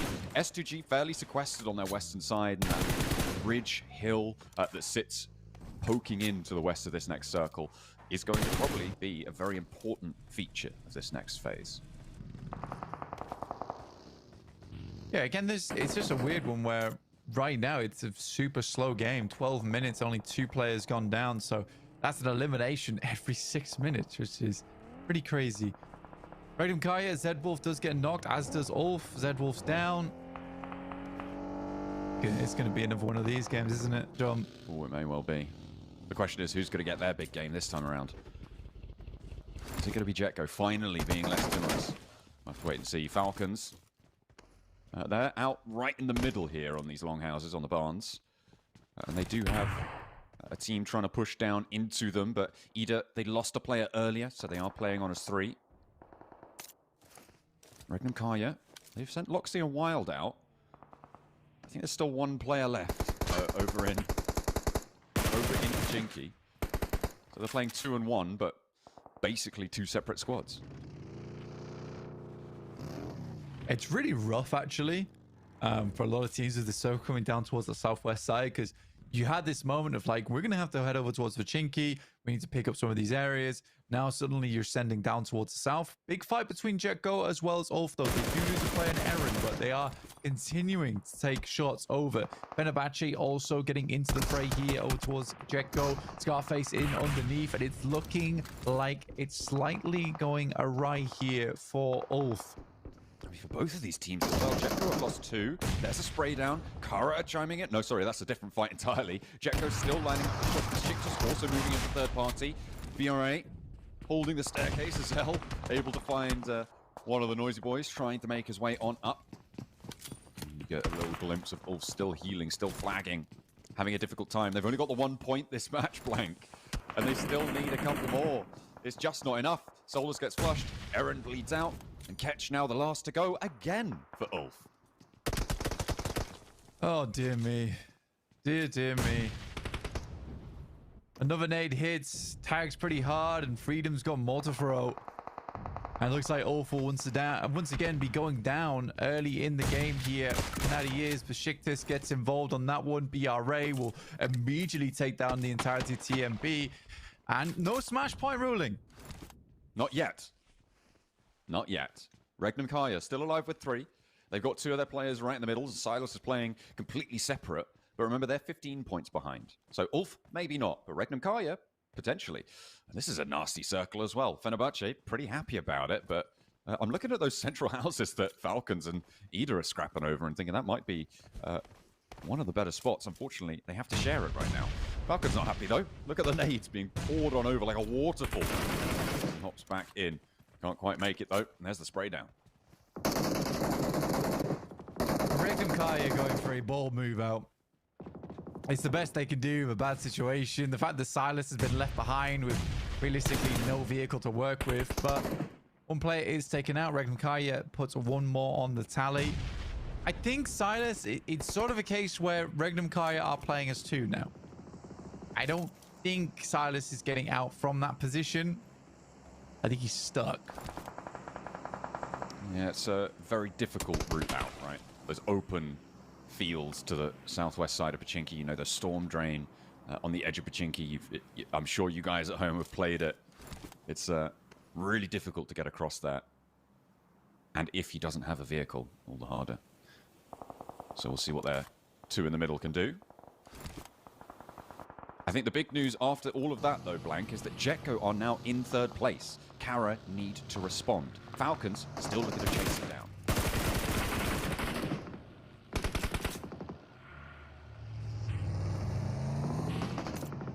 Ida. Sitting pretty. Hamzi will be taken down almost immediately. No clapback either as BRA sends on over with the 4 elims total.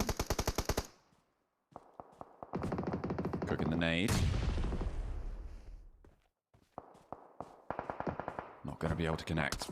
That's the bleed out on Hamzi, leaving just the 1 player now standing. For S2G. Still going to give it a good go, though, but he's kind of trapped in here. You can see so many teams around him as well. Silas has been spotted. That was Besiktas catching him on the route out. We were expecting it. Didn't know when it was going to happen, but there it goes. A point earned for Besiktas.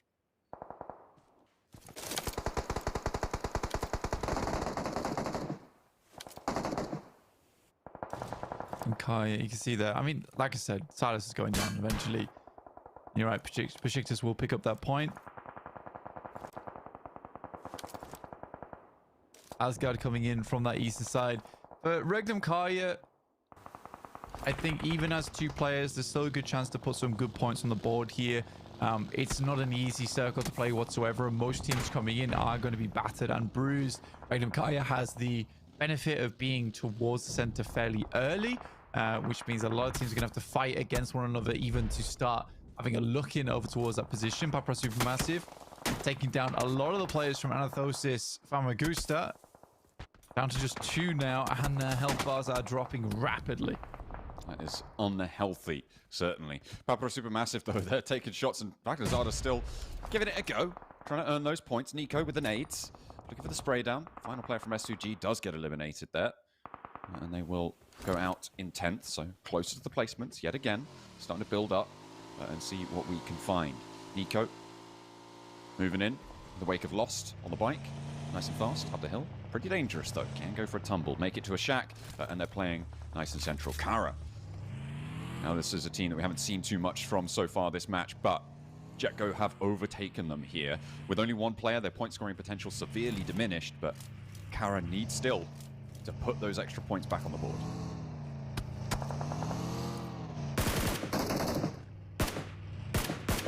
Kara taking shots down. Anathosis.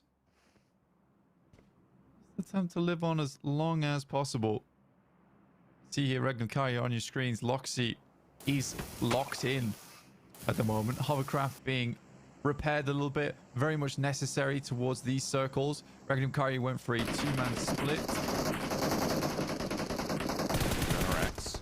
Looking to try and crash here on towards the southwest side of Falcon's position. Be nasty, especially with Ida still in the mix of things. But there's spray downs. Anathosis Famagusta chiming in as well. And it is going all out, all ways. Falcons losing 1, IWNRX losing 1, and a knock on the approach. Ida not really suffering too much here. And there is going to be a crash on that northern side as well. Goodness me, everyone wants to try and get involved there. X-Slate potentially trying to bite off a piece, but Papra Supermassive slowing them down. There's 6 teams or so involved in this fight, Blank. I mean, fair enough as well. You want to try and get in here and get as much damage done as possible, earn as many points as possible. But I think a lot of teams had the same idea at the exact same time, understanding this is one of the few areas left remaining that might give you some sort of sanctuary into the future of this match. Ooh, okay. Another nade on in, and it's now starting to put pressure in. To make this one work. Koa, good with the pump action. Will find the shot, will find the knock, and looks for the flush as well. Kain on the outside, can't really do anything about it. This is getting messy on the southwest corner, Blank. Nobody's having a good time. Falcons, they've lost 1 guaranteed. 2 more are bleeding out. Narvalo unlikely to get back up, especially with Kain standing guard.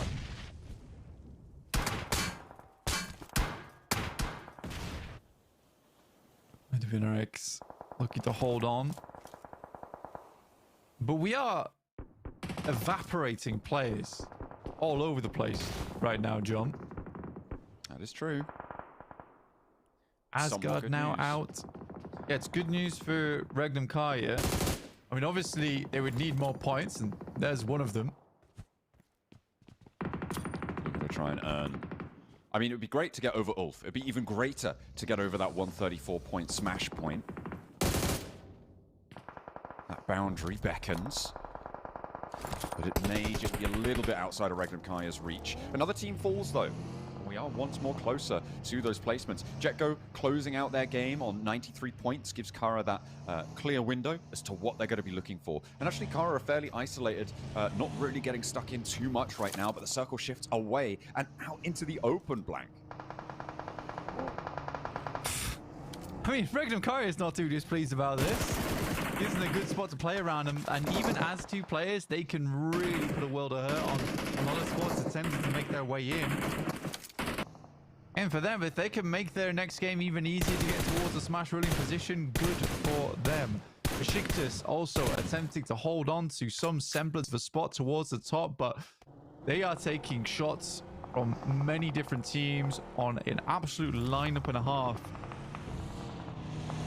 Actually, moving in towards Besiktas, who themselves are on the chase. Fenerbahce not so much. A knock already sent over towards Besiktas makes them a little bit of a softer target, and Savian steps up for the spray down on the rock. Finds Falconist on the back line. The off angle for Besiktas is being assuaged. Now, 3 players up and kicking. I think they did get the res on the front line, and Safian has been responded on towards. That is a big help for Besiktas on this hold on the northeast side. Looking to try and keep these nades rolling and keep them flowing on up to the hill. Do they put them in for the flush, or are they trying to suppress the rest of the team? I think Septimus really wants to try and confirm this one. And maybe just add that point to the tally. Make sure that he can't be a threat anymore. Fenerbahce downhill, sends a nade in. Not much information gathered off the back of it, though. Just layering the Molotovs down, making it uncomfortable to move. You can see here Regnum Kaya squeezed in as Loxy had to reposition. Getting to a point now where nades are going to be very dangerous for Regnum Kaya going forward. And there we go, Kara. But Kara back in John, third. yeah, I was going to say, yeah, back in third with 4 players. Potential for a big game here. Definitely could be. Maybe they'll join the 100 club on the end of this one. Boran holding fairly firmly against Fenerbahce. Felt like maybe there was an inroad towards Besiktas. They had a knock. Savian found another, but it's all been picked up. It's all getting healed away, swept under the rug. Another nade in for Simple Domak. He doesn't have any more left now. The shotgun trying to find something, but the more you step out, the more Regnum Kaya could get involved. And there it is, over towards Septimus. Looking for more. It's Fenerbahce to step up with the Boran. That's 2 down now, and this is Fenerbahce's signal to go. Falconist needs to hold strong as he drops down in towards the smoke. Rookie as well at his back, and Septimus is not going to be long for it. They're going to potentially be falling here, but can Regnum Kaya extract stolen points? That's what Regnum Kaya needs to do, right? They just need to pick up points left, right, and center. Lewis is sending in. Talon says 12k, absolutely wreaking havoc on the likes of Xley. Marceau getting up close and personal with that squad. Despite everything, Regnum Kaya does make the way up towards a top 6. Loxy takes some shots with the barrel. Bit of a laser, but hard to handle at long range. But they know they're here now. It's an ammo issue now for Loxy. He's only got 26 in the mag and then the shotgun in the back pocket. I imagine that Wild's searching through his inventory right now. Have you got any ammo for me? Can I, please let me shoot at him? Because Loxy, you know how much he loves to inflict that damage on the lobby. More so than almost everyone except for the old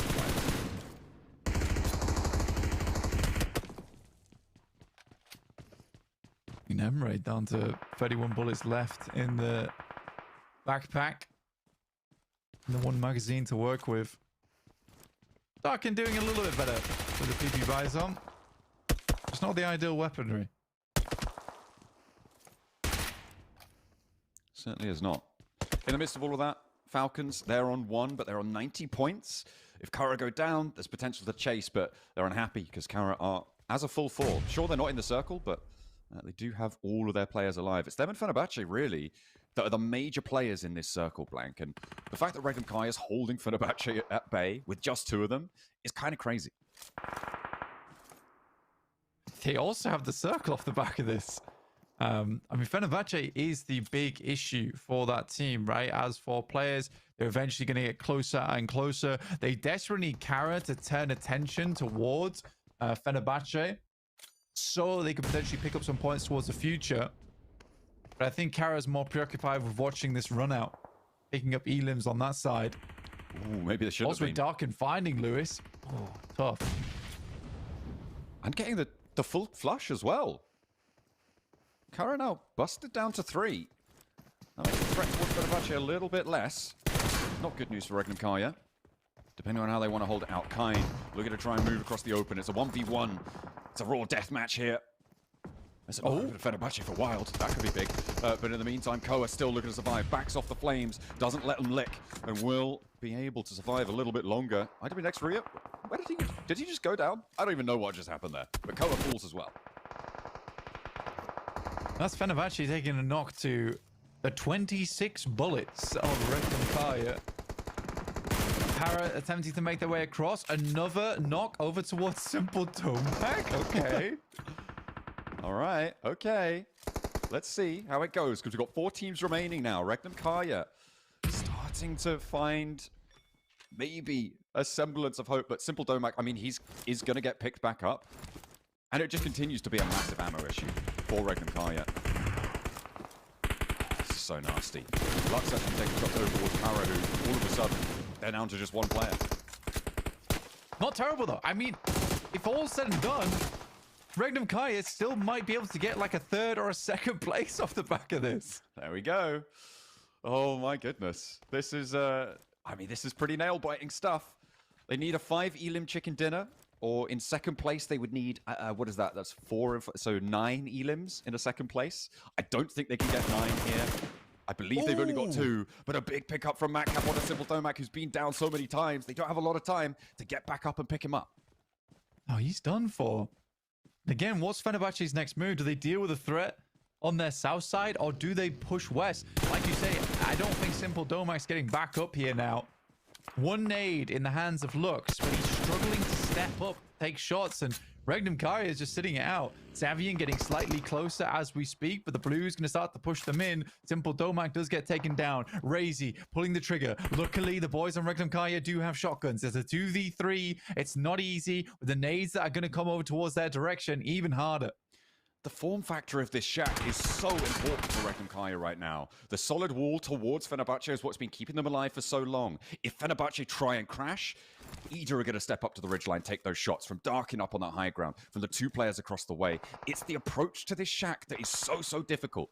Luckily, the next circle closes central. It moves away from Regnum Kaya, and everybody else will be fighting for that middle zone. But equally, they're going to have tough time getting there too. I mean, he's going to push Fenerbahce out of this spot. Absolutely. This 1 nade, 1 Molotov that he has is the big thing. Just what's him through the wall there? That's unfortunate. And the Molotov doesn't do anything. And the nade goes through. Doesn't seem to be too effective. Fenerbahce will find 1 in Ida across the way. That's a big pickoff for Fenerbahce there. Emre is now down. 11 elims for Fenerbahce. I don't believe Regnum Kaya's made it this far. Matcap gets knocked as well. They're able to flush it. Another Elim on side. Another Molotov sent out. And they are just getting cooked inside of this shack. Doesn't matter to them, though. Doesn't quite touch the wood, so they're fine. 28 bullets. They're getting pushed by the blue. They have to send in. Regnum Kaya similarly have to move out. First nade is huge. It's all up to Loxy. Darkin making his way in as well. The second. Oh, he's out. 3rd place, 3 Elims. It's not really big enough, but it's going to be some of the way there. As Fenerbahce do close us down with a big Elim chicken dinner of their own right. A lot of the focus was being stolen there by Regnum Kaya's survival strategies. It's not going to be a smash boundary breaker, Blank, but it is going to be close. They are going to be almost level at this stage now with Ulf. It is neck and neck going into the 3rd match. Yeah, an absolute wild performance there coming out from Regnum Kaya. Cannot believe they got it that far into the game. It's a good decision. Potentially, if they have Silas there, it's a different story. Potentially, if they even have any ammo, it's a different story. But very, very well played.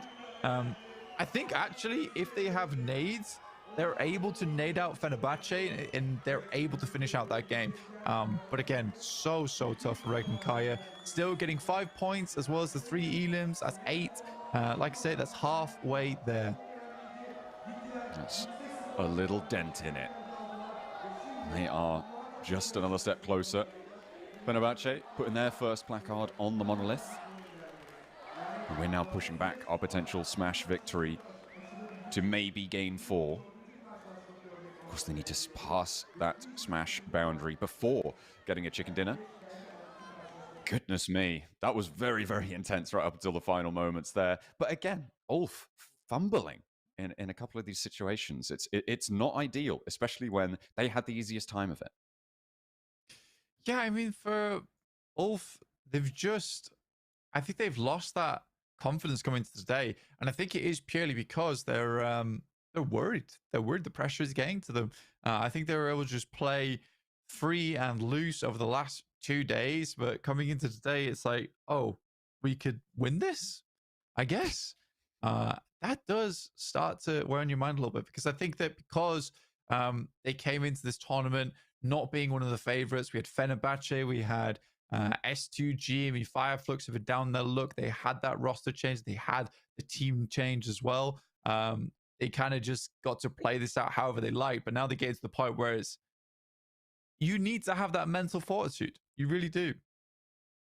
Yeah, it's going to really be a big test here coming into the second half of the day. Obviously, on match 3 still to be played, but we're definitely going into the second half of our day. Yeah, I mean, it's kind of crazy that this has happened. It also is very interesting that it's not likely we're going to see a 180-point day as well, right? Because that's sort of where we were thinking maybe we could end up, all things considered. But no, we are not going to have that opportunity. What we do have the opportunity for, though, is a quick break. We'll be back with our third map.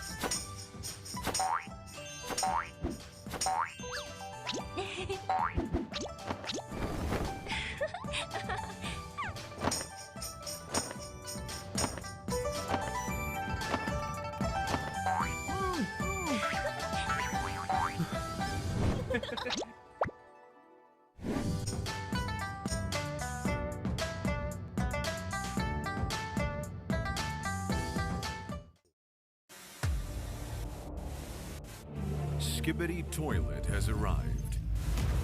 New Skibidi Toilet object. Powerful enemies.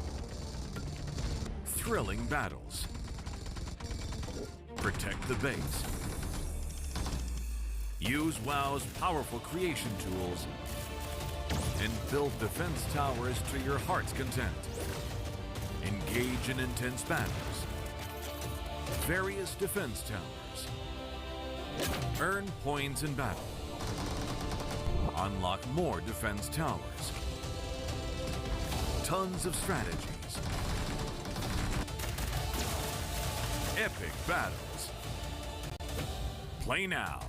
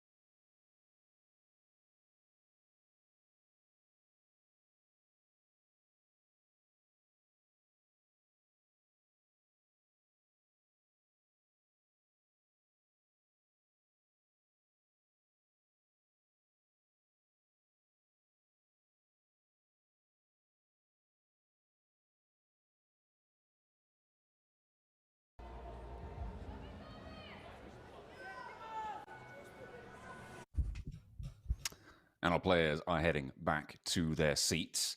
They need to get locked and loaded, get into that lobby as fast as they can, because we've got more games to play, more PUBG Mobile to be diving headfirst into, or whichever bit first you so choose, because the Smash Point boundary is still intact. It has not been shattered so far. And it is still, though, very much on the cards for two of our teams now, where maybe it was only one before.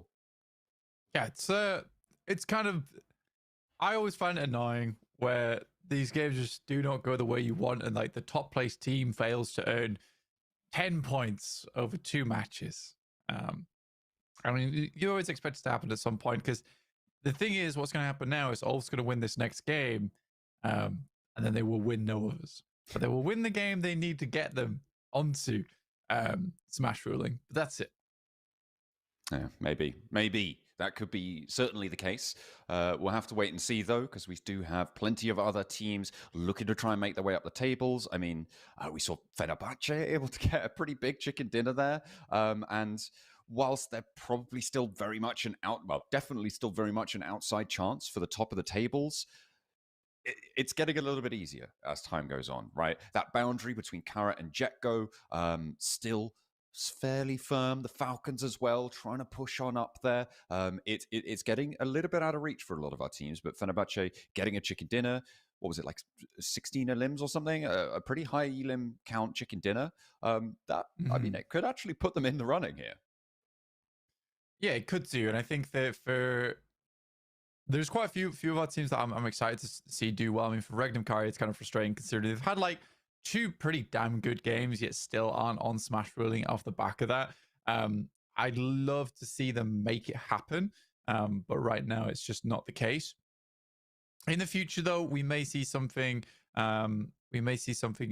better come out of the likes of Fenerbahce, S2G, who are really trying to keep up. I think Fenerbahce is doing a good job today, honestly. It hasn't been like super standout performances, but especially from that last game, it was pretty well played. I mean, very tough until that last moment. And you're so right to call out the fact that shack and the direction that Fenerbahce was coming over to it was so well.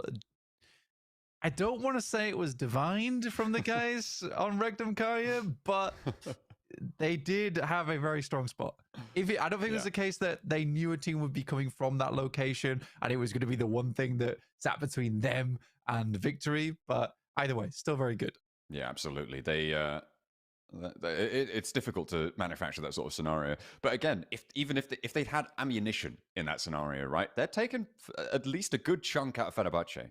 Right, they're peaking that. They're taking those spray downs because they can fairly safely res. They knew that I think it was Ida, right, on the south side, weren't going to be able to peak too much until Fenerbahce left. I do think if they had 100 more ammo, this is a different game.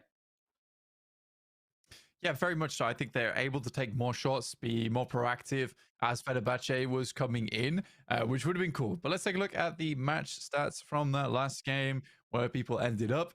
We did have Darkin at 1,100 damage from Ida. That's kind of surprising. But it is Lux from Fenerbahce who was able to get the most elims in that game.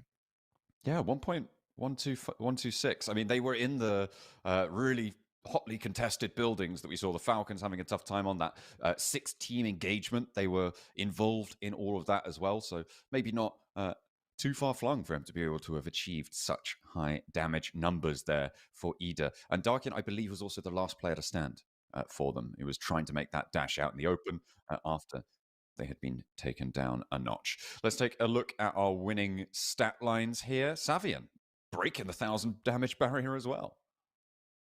Yeah, it's actually crazy that Savian was able to get 1,000 damage done. Maybe Lux was just stealing away a lot of those eliminations from him, but he was able to really pump out some big damage that game. I think Fenerbahce, credit to them, credit to all the teams playing that game because it's not an easy match to play. I think it was a pretty disgusting area of Erangel to have to go to.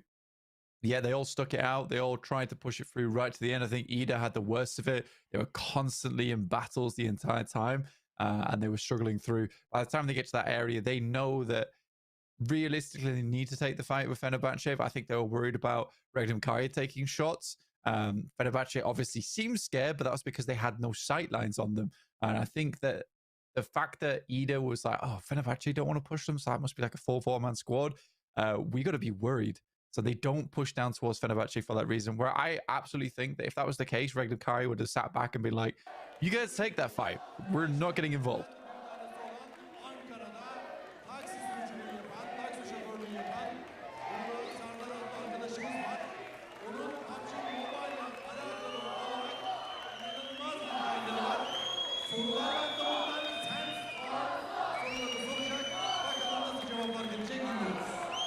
Thank you very much, Bilgehan. We are joined by Bora, one of our lovely PUBG Mobile fans. And you know what? He also works as a taxi driver at Ankara as well. So I want to ask you, how did you start playing PUBG Mobile, and how do you find the balance between working and playing PUBG Mobile at the same time?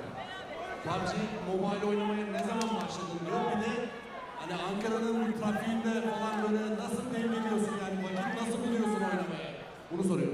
Öncelikle PUBG Mobile oynamaya arkadaşlarımın önerisiyle başladım. 5 veya 6 yıl önce. Ankara'nın trafiği yoğun oluyor evet ama durakta sıra beklerken, müşteri beklerken vakit geçirmek için oynuyoruz genelde. Müşteri geldiğinde ne yapıyorsun? Müşteri geldiğinde belki biraz bekletiyor olabiliriz. So, my friend recommended the game to me around 5 or 6 years ago, and honestly, driving around Ankara, the traffic is wild. It's crazy. So, you know, there's always a chance, there's always an opportunity for me to get a couple of games in. And when someone, when I have someone jump in the taxi, I sometimes make them wait. I finish the game, and then I take them on the ride. And you know what?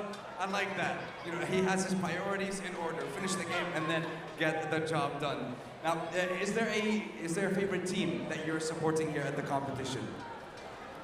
Desteklediğin takım var mı? O takımdan çok destekliyorum. En favori takımım şu an için taraftarı da burada S2G'yi destekliyorum. I don't think I need a translation for that one. It's pretty obvious. He's a massive fan of S2G, and we have a lot of them with us in the crowd today. Now, I want to ask you, do you think that, can you tell us if there was a specific moment when you realized that PUBG Mobile has become more than just a game?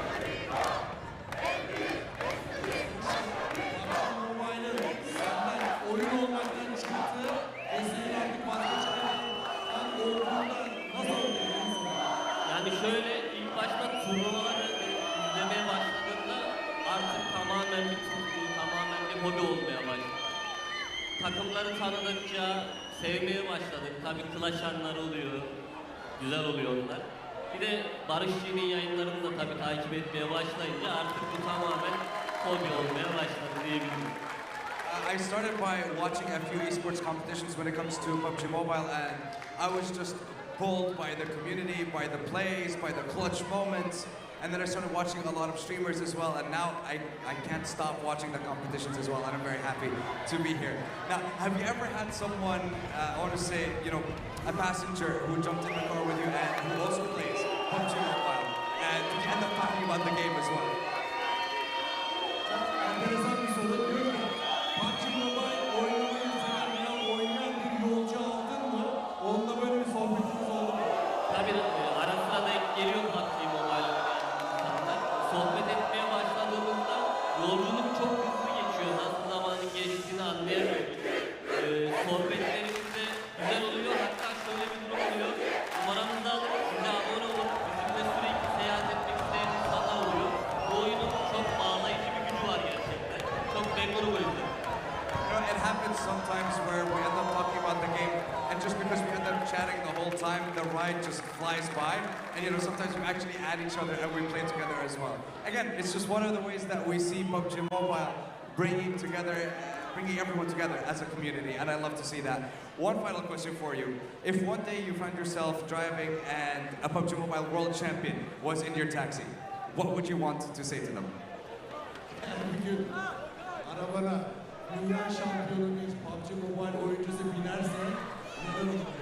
Ne dersin? Öncelikle başarısı için tabii tebrik ederiz. Daha sonra sormamız gereken birkaç soru var. Bunu nasıl başardı? Nasıl bu şekilde ünlendi? Nasıl kendini geliştirdi ve belki bize de birkaç tüyo verirse biz de bir şeyler yapabiliriz. I mean, first of all, I congratulate them on their success on reaching such a high level, but then I have so many questions. Like, how much time did you put into the game? How were you able to reach such a high level? And how were you able to compete against some of the best players? And you know what? If I get the chance, once we're done, maybe here, maybe at PMGC, I will ask those questions for you. But, ladies and gentlemen, that's a wrap on this interview. We've finished 2 games so far. Our third awaits, and we still don't have a team that passed the smash point rule. So we're still waiting for our champion to be crowned. I have attention. Do not play PUBG Mobile when you drive the car. Yes, yeah, don't do that. Yes.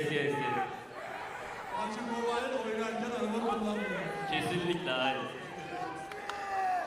Evet, heyecan devam ediyor. Davut'un da söylediği gibi az maç kaldı. Tekrar analiz masasına gidelim. Gerçekten bundan sonra neler olacak inanılmaz merak ediyoruz. Back to the analysts we go, and back into the action we continue. Well, there you have it. It's in all facets of life. It's coming at you everywhere. It's PUBG Mobile. You guys can get involved, whether you're in a taxi, whether you're on a plane. more difficult on a plane, or whether you're on the grand final stage here at the PMSL EU. That is what we are looking at today. That smash boundary still intact, but there are two teams knocking on the door of it. It's very, very closely fought. Let's take a look at some of the highlights from that last match. There was some good highlights as well. I'm actually lying to you. There really weren't. It was quite a slow game, honestly. I think that just purely via position on the map, like it's a tough game. It's a tough game to play. Regnum Kaya, they had really no choice. I think that was the last nade as well from Fenerbahce that came out to finally finish things off.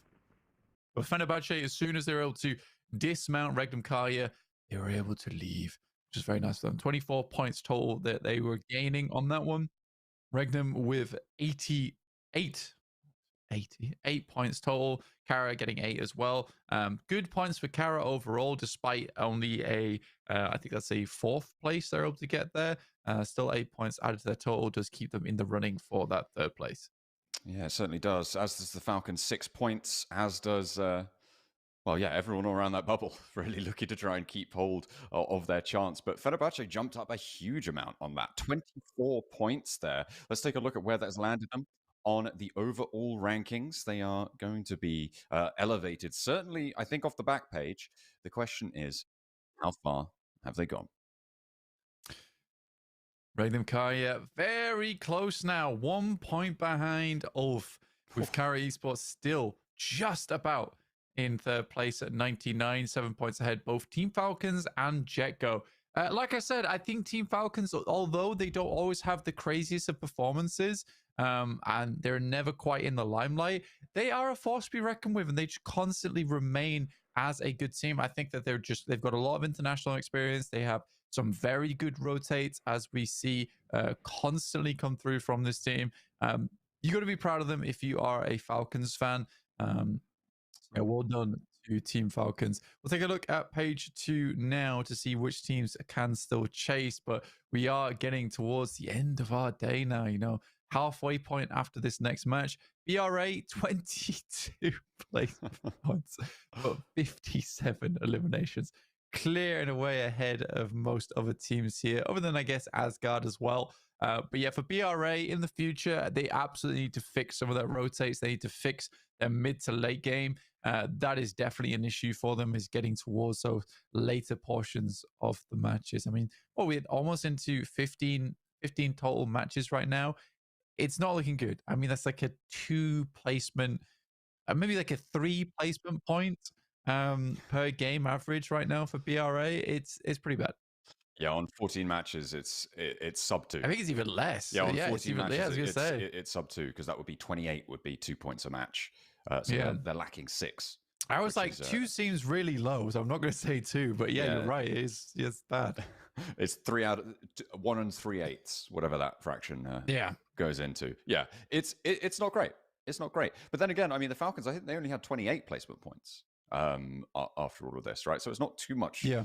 Too much gap there. They actually notably had a lot of eliminations, which is interesting, right? Because we've talked a lot about Ralph being a really solid IGL who's had great strategies in the past, but it's kind of a little bit on show that maybe he doesn't quite know how to rotate around this lobby. It's not well, I'm not going to lump all the blame onto him. The Falcons don't seem to know quite how to get into these later games.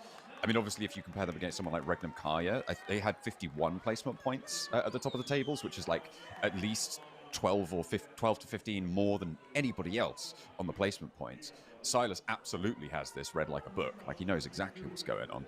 But the Falcons, not so much, in that same sort of similar vein to potentially to Bra. Yeah, I think that for the Falcons, it's just a case of, and you're right not to lump all the blame onto Ralph, because, you know, at the end of the day, it is a team game. There is team decisions that are happening.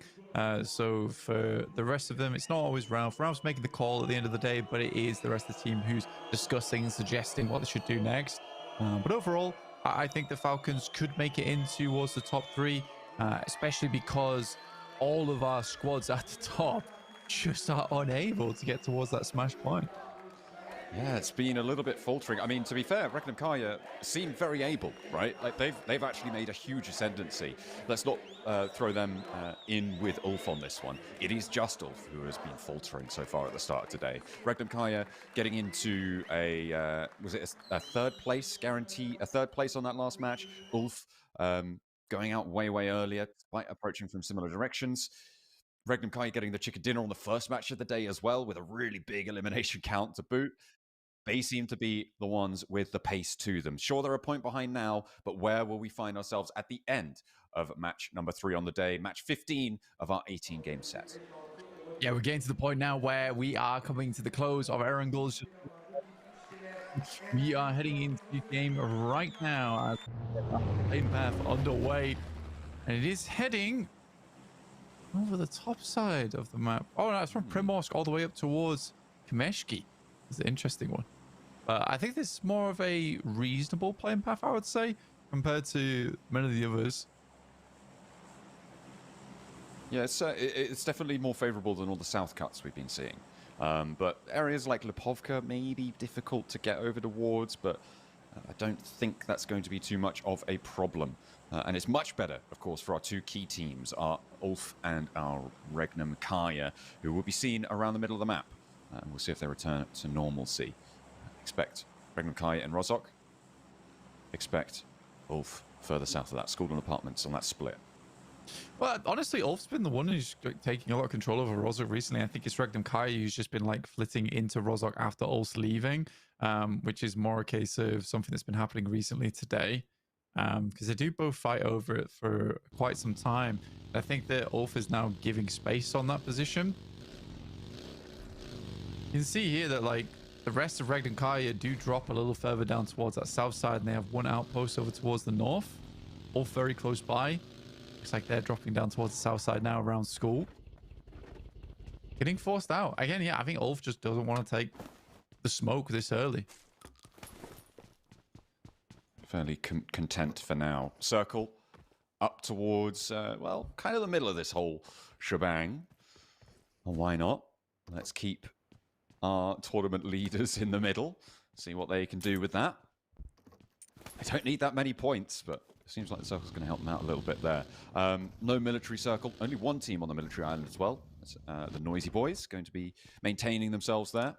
Ulf. Just going to be grabbing these split loots. Yeah, pretty lovely stuff. I think for TMB, it's been a little bit of a while since they've had Sosnovka to themselves, with a lot of playing paths heading over towards that south side where teams are forced to play on that south side along with them, which is always the most fun, in my opinion.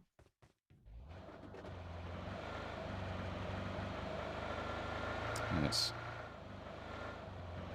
It can be pretty tricky, but not favorable. Uh-oh. That doesn't sound good. We just had word that it's coming back to us, potentially, which means that maybe for the first time in these finals, we might have had a full start on the drop. But only 2 minutes, so it's not. We're only 2 minutes into the match. It wasn't a huge problem. I think most teams are fine to wait around a little bit longer. Not one of those things where every single team has suddenly got 4 elims. There's 4 important teams already out of the game. Yeah, this is fairly early remake. It's just a bit of a weird one where I guess it's all right for a lot of teams where they get to see roughly what would happen if we get a more northern playing path, a more northern circle. Yeah, well, that's the thing, right? On a remake, we've had a decent playing path and an okay circle, a pretty good circle. Now we're going to get hard north playing path, military island circle. It's just how it's going to go, which would be very, very interesting, actually, especially. A situation like that might actually be better for the teams at the top, right? Because they're not necessarily looking to win right now. They just want to earn a couple of points, and getting stuck into the muck of a messy rotation set can profit you the 6-7 points that you need on these fights. Yeah, absolutely. I think it's just a frustrating one, especially for Regnum Kari and Ulf, where they just don't have. It's a case where they're so close to the Smash ruling, that it's frustrating for them where this game just really doesn't mean too much to them. Obviously, if they went down with 0 points, it's a problem, but it's not too difficult to play it really safe, play it really slow, and just get smash ruling. But you're also allowing other teams to catch up now by doing that.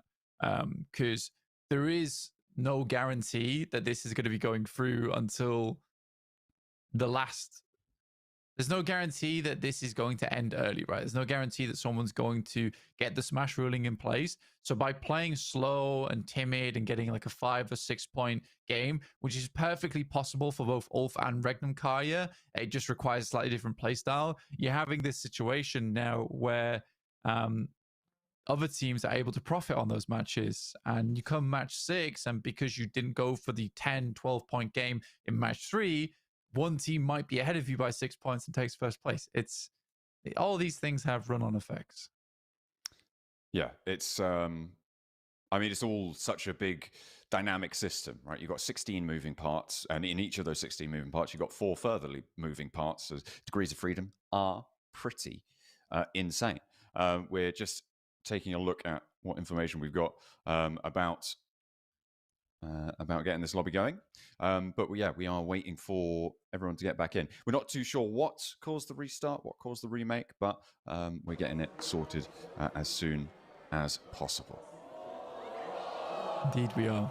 But we'll be probably back in around about 7 or 8 minutes. So if you guys want to get something, do something else, you can do. Or you can listen to us half on. I might bring up my Kraken stories again. But be careful. Oh, careful. Yeah, that's careful now. That's dangerous territory. Right there. You don't want to be getting involved with that. Much rather be getting involved with the crowd here. They are absolutely phenomenal. They've been on fire over the course of yesterday and today. Of course, all the more. I feel like the Cara fans, certainly with more to cheer about. That's not going to stop the S2G fans, I'm sure. They're still going to be as loud, as exuberant as ever. And Bra's got a little section as well, over on the right-hand side. Look at that. Yeah, no, Bra actually coming out in force. It's a small section. I love the elims. The super aggressive team coming through. S2G still cheering on. Yeah, they're not number 1. I'm sorry. It's not the case. Maybe a third at best. Yeah. Well, I mean, they are really kind of out of it at the moment. They are about 20 or more points behind the bubble, up towards 3rd place. I think it was 99 with Kara in 3rd place.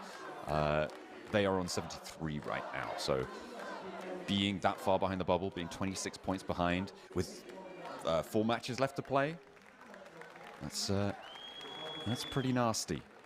That's not something you want to be facing down. And you've got to remember that's a moving target. It's not just getting those 26 points in those 4 matches. It's getting 26 more points than Kara in those 4 matches. Yep, it is. We're getting ready to get into our 3rd game once again, which should be happening shortly. See the crowd.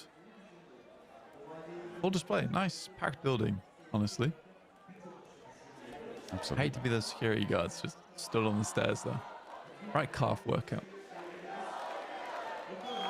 I'm sure they got it on lockdown, you know. They are ready to deal. But then when it gets too big for their boots. And hopefully our players are too. Just waiting on heading on in. Everyone building up the tension. They want to get in. Well, actually, I'm not sure if they do. They're having a great time, just sort of chanting back and forth at each other. I wonder who's winning. I wonder who's winning in the crowd. Yeah, I know. Seems like we're getting back into the game pretty shortly. Zooming straight into this one. And we're back in. Lovely stuff. Over towards our goal. All right, our plane path this time is going to be coming from the south. It's a deep south cut, blank. It's a deep south cut plane again. We're going from Primorsk over towards the Miltopau Peninsula, this time just touching over the military base. Goodness me. They love it. They love a South Plane path. That must be why they did the remake, you know? Just to make sure you've got that plane all the way on the south side. It just has to happen, apparently. I know. I mean, this is a horrible plane path. I mean, most teams are probably quite frustrated about this.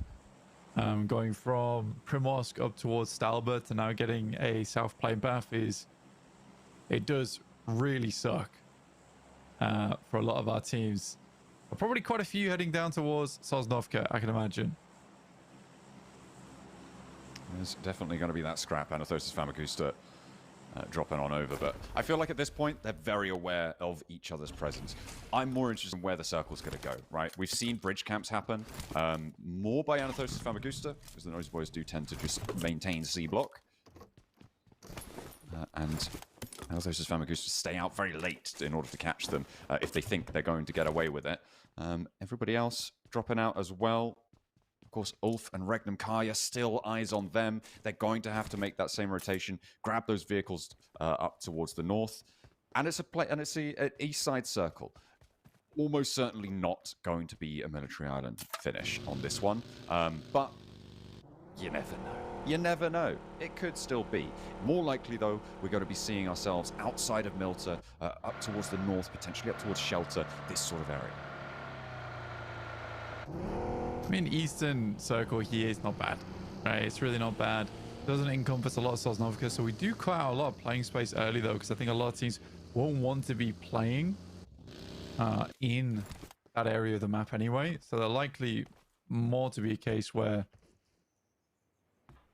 I'm just fast forwarding my map feed, catching back up. Oh, making sure you're on live rather than backwards compatible research.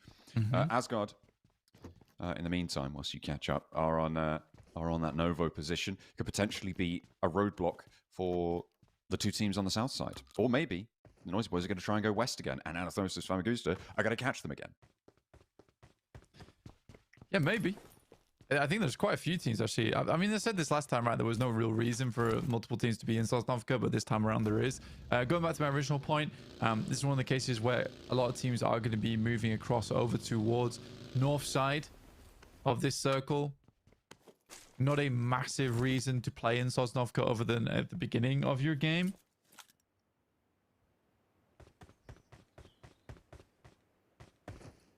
Yeah, it's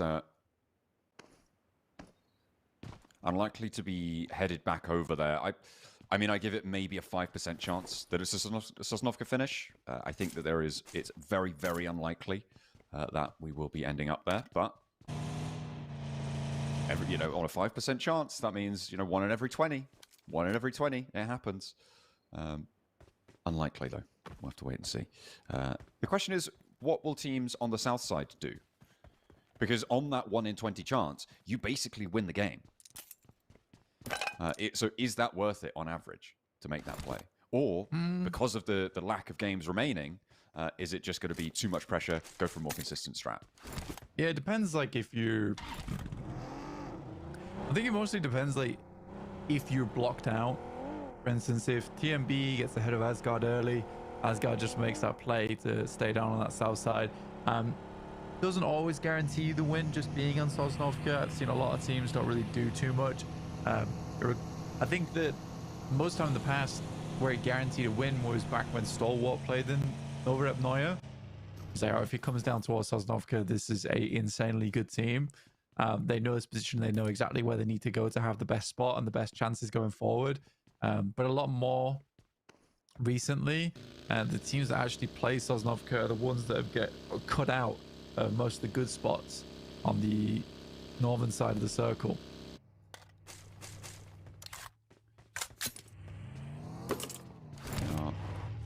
Going to be difficult spots to cut out as well. They're on funneling in fairly soon. We're coming up to minute 5. Boys, spotted one. Tries his own in. Pops the swap. And will be defending the observatory. This is our turf. Interesting decision, though, for both of these two teams to compete over this location. I would have thought they'd be more worrying about getting across the bridge. But having control over this spot does give you a bit more safety getting over the bridge, I suppose. Hovercraft gone immediately for Asgard, which is a really rubbish start to their game. Especially when you really want that hovercraft to get across both the water and also give you ample cover going into that mid-game portion.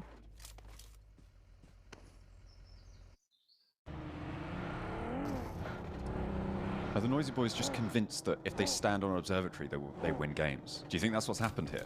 Yeah, man. They're like, we're going here. We're going to win the game. You'll see. You'll all see.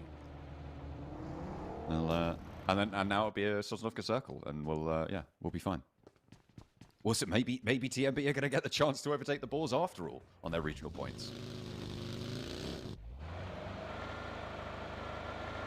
S2G still in Primorsk, so I think it's quite the wait here. I think a lot of times when you play Primorsk, because it has a great loot pool anyway, you want to get as much loot as possible and then start moving.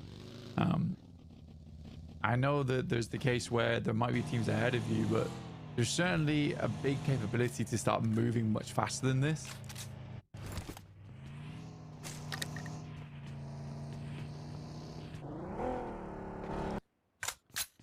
And it is important. Getting on the road nice and quickly can be important, especially when, as you highlighted earlier, there's a bit of a limit to playable ground here. Although we are still in phase 1, I think it's more likely that stage 2 will restrict pretty dramatically over the course of things. All 3 teams on the south have stayed put. Right, Anastasis Famagusta, Asgard, and the Noisy Boys all have decided to stay on the military island for now. And I don't think that they're going to be able to get across to the roads. Certainly not easily at this stage. Kara are on the far side. That's going to be a difficult barrier to try and push through. Maybe they go for a rotation, but without the hovercraft, Asgard's options a little bit more limited. Asgard on that south side. Tough stuff. I mean, they can move across now, but the Anathosis getting ahead of them, as well as getting ahead of TMP. I think you are right in the sense that I think TMB is just determined to try and stay on Nova Revnoya, or at least Sosnovka, as long as possible and hope that so comes down this way. But the amount it leans over towards the north side, I find it very unlikely for that to be the case, John. Yeah, it's pretty much guaranteed not to be on the island, right? 100%. Never going to be on the military island. It just never happens. Never, ever has it happened on a circle like this. We're going to find out where the next zone comes on in. You can see that timer counting down on the top of your screens, or the side of your screens, depending on what orientation you're looking at. We will see where we are going to end up going. Nobody going down just yet in this game. No one really having too much trouble sent their way, except for that early scrap on the south. X-Slay takes the direction of the blue zone as they enter late. All right. We're going over to the west. We're keeping Potato Hill in. We're keeping that farm area in. This is good for S2G. And the rest of the players are all descending now. Yeah, they certainly get lucky off the back of that. And are happy with it. But it's a massive amount of unplayable space, right? Huge amount of war involved. Still a little bit of Sosnovka involved there. Anathosis is going to get ahead of both TMB and Asgard very comfortably. Depends on how hard PRA, Kara want to hold them out. It's pretty even at the end of the day. You see a hovercraft there on your screen as Kara begins to take some shots. And Kara in third place, but not safely. They're going to try and extract as much value as they can. They're right next door to Bra, Besiktas as well. They're close by on the opposing compound here. Looks like they are going to come in. Storm tries to guide the hovercraft. Safety. Kishu takes a bit of damage, but CEO can't quite connect fully on that spray down. So they will begin to entrench themselves. Neither of these two teams is going to crash the other, I don't imagine. But we'll see what Besiktas and Bra are going to do on their standoff here. Maybe Kara will third party if the fight starts to pop off. I think Kara, they've got such a nice position as well that they're typically going to try and hold on to this for as long as possible. They're further off towards the west there. I think that you want to try and maintain as central as a position here as possible because rotates are a little bit difficult around Farm and Milta. It's quite easy to get caught off guard. But you'll take shots where you can. Asgard's opting to go for, I think, a western bridge rotate, which I'm... And TMB's still on observatory. For why? Yeah, I've no idea, man. They sent all of them up there as well. They're just like, we're just going to sit here. We're just going to see what happens. I guess they were trying to get points over towards the two teams leaving, but at this stage, there's no one else here. You've just got to go. Is Mars gonna bait him? Are they gonna bait him? Are they gonna pretend to go for a West Bridge rotate, draw them down, and then turn around and kill them? I don't know. I don't really know what either of those teams are doing right now. Like, for me, you could be mind gaming the hell out of each other for all I care. They need to get in the circle. That's the primary goal of the game. They're just wiggling about over there. Yeah, so I am confused. I am very, very confused. But we are more concerned with what's happening on this north side with IWNRX fairly central.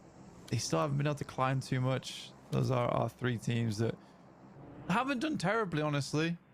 I think getting anything over a 50-point margin here in the finals is decent. And I don't think we've had any one team that I've thought to myself did not deserve to be in the finals one bit.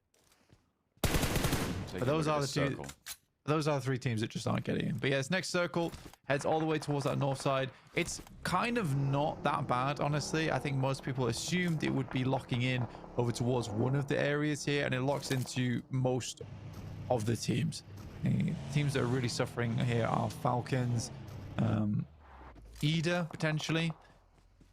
X-Lay's got to move in. Ulf's going to wrap round on the north side. But these guys still need to get 6 points. This fight continues to pitter on. The Noisy Boys and Asgard yet to even find a knock. Akra, finally! First blood is drawn in the engagement. And that is a point for one of these two teams. Maybe one of the very few points they see this game, because they are really cutting off their nose to spite their face and staying down here so long. Regnum Kaya made a crazy fast rotation right towards the central farm compounds blank during that shift we just saw, and they managed to get through again without taking too much damage. These reads on the lobby continue to be really very effective. You can see them now on the northwest point with that farm complex, and they are in a really solid spot here. Regnum Kaya, like you say, really good spot for them. Mozero knocks himself on the vehicle. Anathosis will finish off the remainders. Ooh, again, for Asgard, they would have had a much better time just taking West Bridge, trying to rotate in that way. TMB was never getting across this bridge anyway. What have you done this for? Ideally, one elim? Was it worth it? I don't think so. Yeah, it's gone fairly badly. Fairly badly, all things considered. Falcons, they haven't had the best of times either. They've been busted down to 2. Although they have managed to get 1 point, that's not going to be enough to see themselves up. And with Carrot getting knocks over towards Brat, that's, again, unfavorable. A nade. Oh, Narvalo. Doesn't quite connect. Has another one, though. Sets in the back pocket, steps out wide. That is too bold. What do you think you're doing there? And good damage, though. Immediately humbled. Well, yeah, actually, hang on a minute. Okay, yeah, fine. Okay, that's allowed. Get loads of points. Well, that's okay. Yeah. I mean, losing a player there is unfortunate.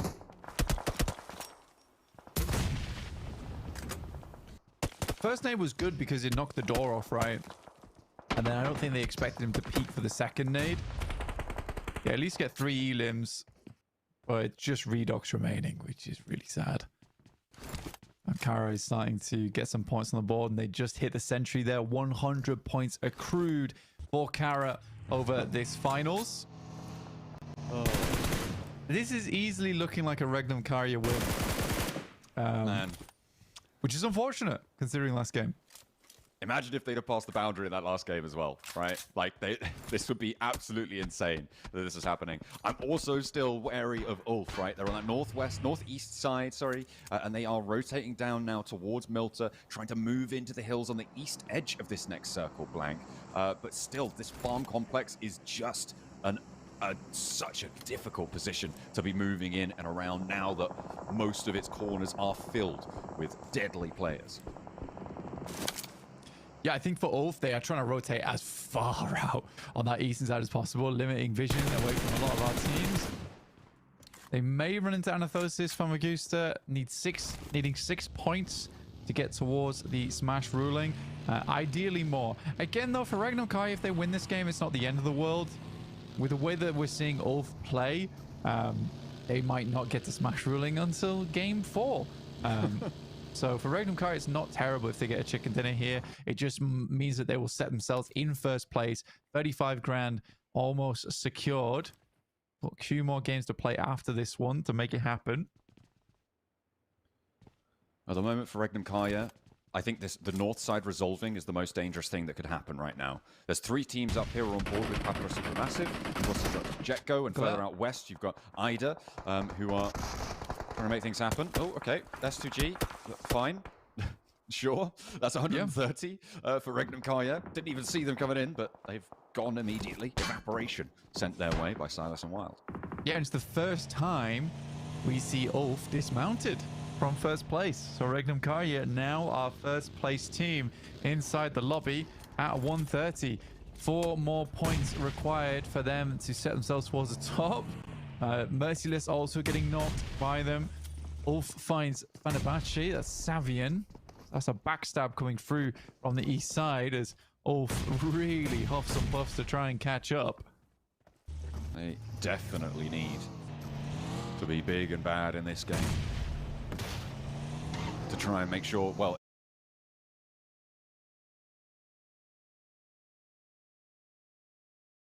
it looks fairly certain now that Regnum Kaya are going to, with their position, be able to pass that smash point boundary. Still need 6 points. Peter trying to get out of there. IWNRX going to let them. They didn't manage to connect on the spray down, unfortunately, but where do you go? Where can they try and make their way towards? Because it is just open season. And there's a 41 as the Regnum Kaya tally. The rest, not too sure where they added up on towards, but they've gone to the lobby nonetheless. Yeah, Macap just, I think, again, out of the vehicle too quickly, runs himself over, and goes down.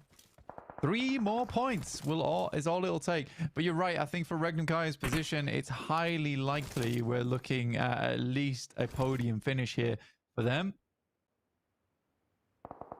And even if it does switch down towards the southeast, the only team, I mean, I say team, player in one of those southern buildings in Farm is Redox and Falcons. So that is more open than potentially teams assume. Ulf now starting to get stuck in on the southeast side. Can they earn their 6? First nade over to Wagnerzada. That will be a knock for Scarface. Hopefully they can confirm that and get those points starting to flow, because they've got that high ground, but they do have to leave it. 30 seconds they've got over here. Circle heads over towards Regnum Kaya. Oh, yeah. I'm feeling like a Regnum Kaya win here. Again, that would mean if they were to hit Smash Rolling today, it would be 3 chicken dinners, which would be insane. It really would. 3 overall. Yeah, they managed to obviously open up with a big chicken dinner. Only a 3rd place in the 2nd match.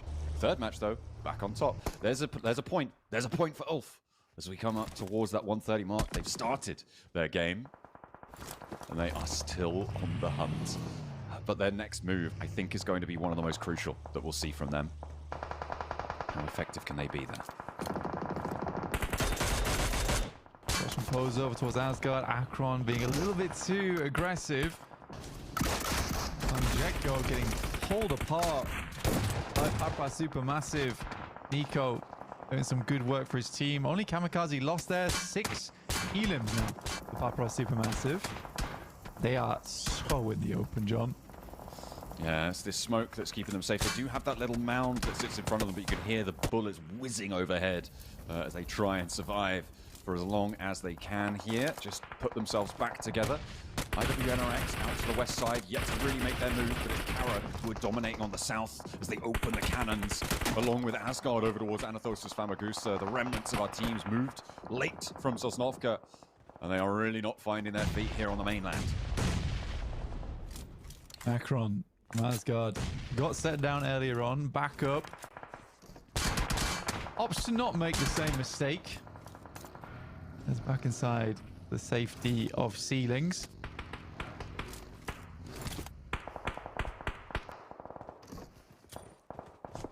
Ulford managed to get in.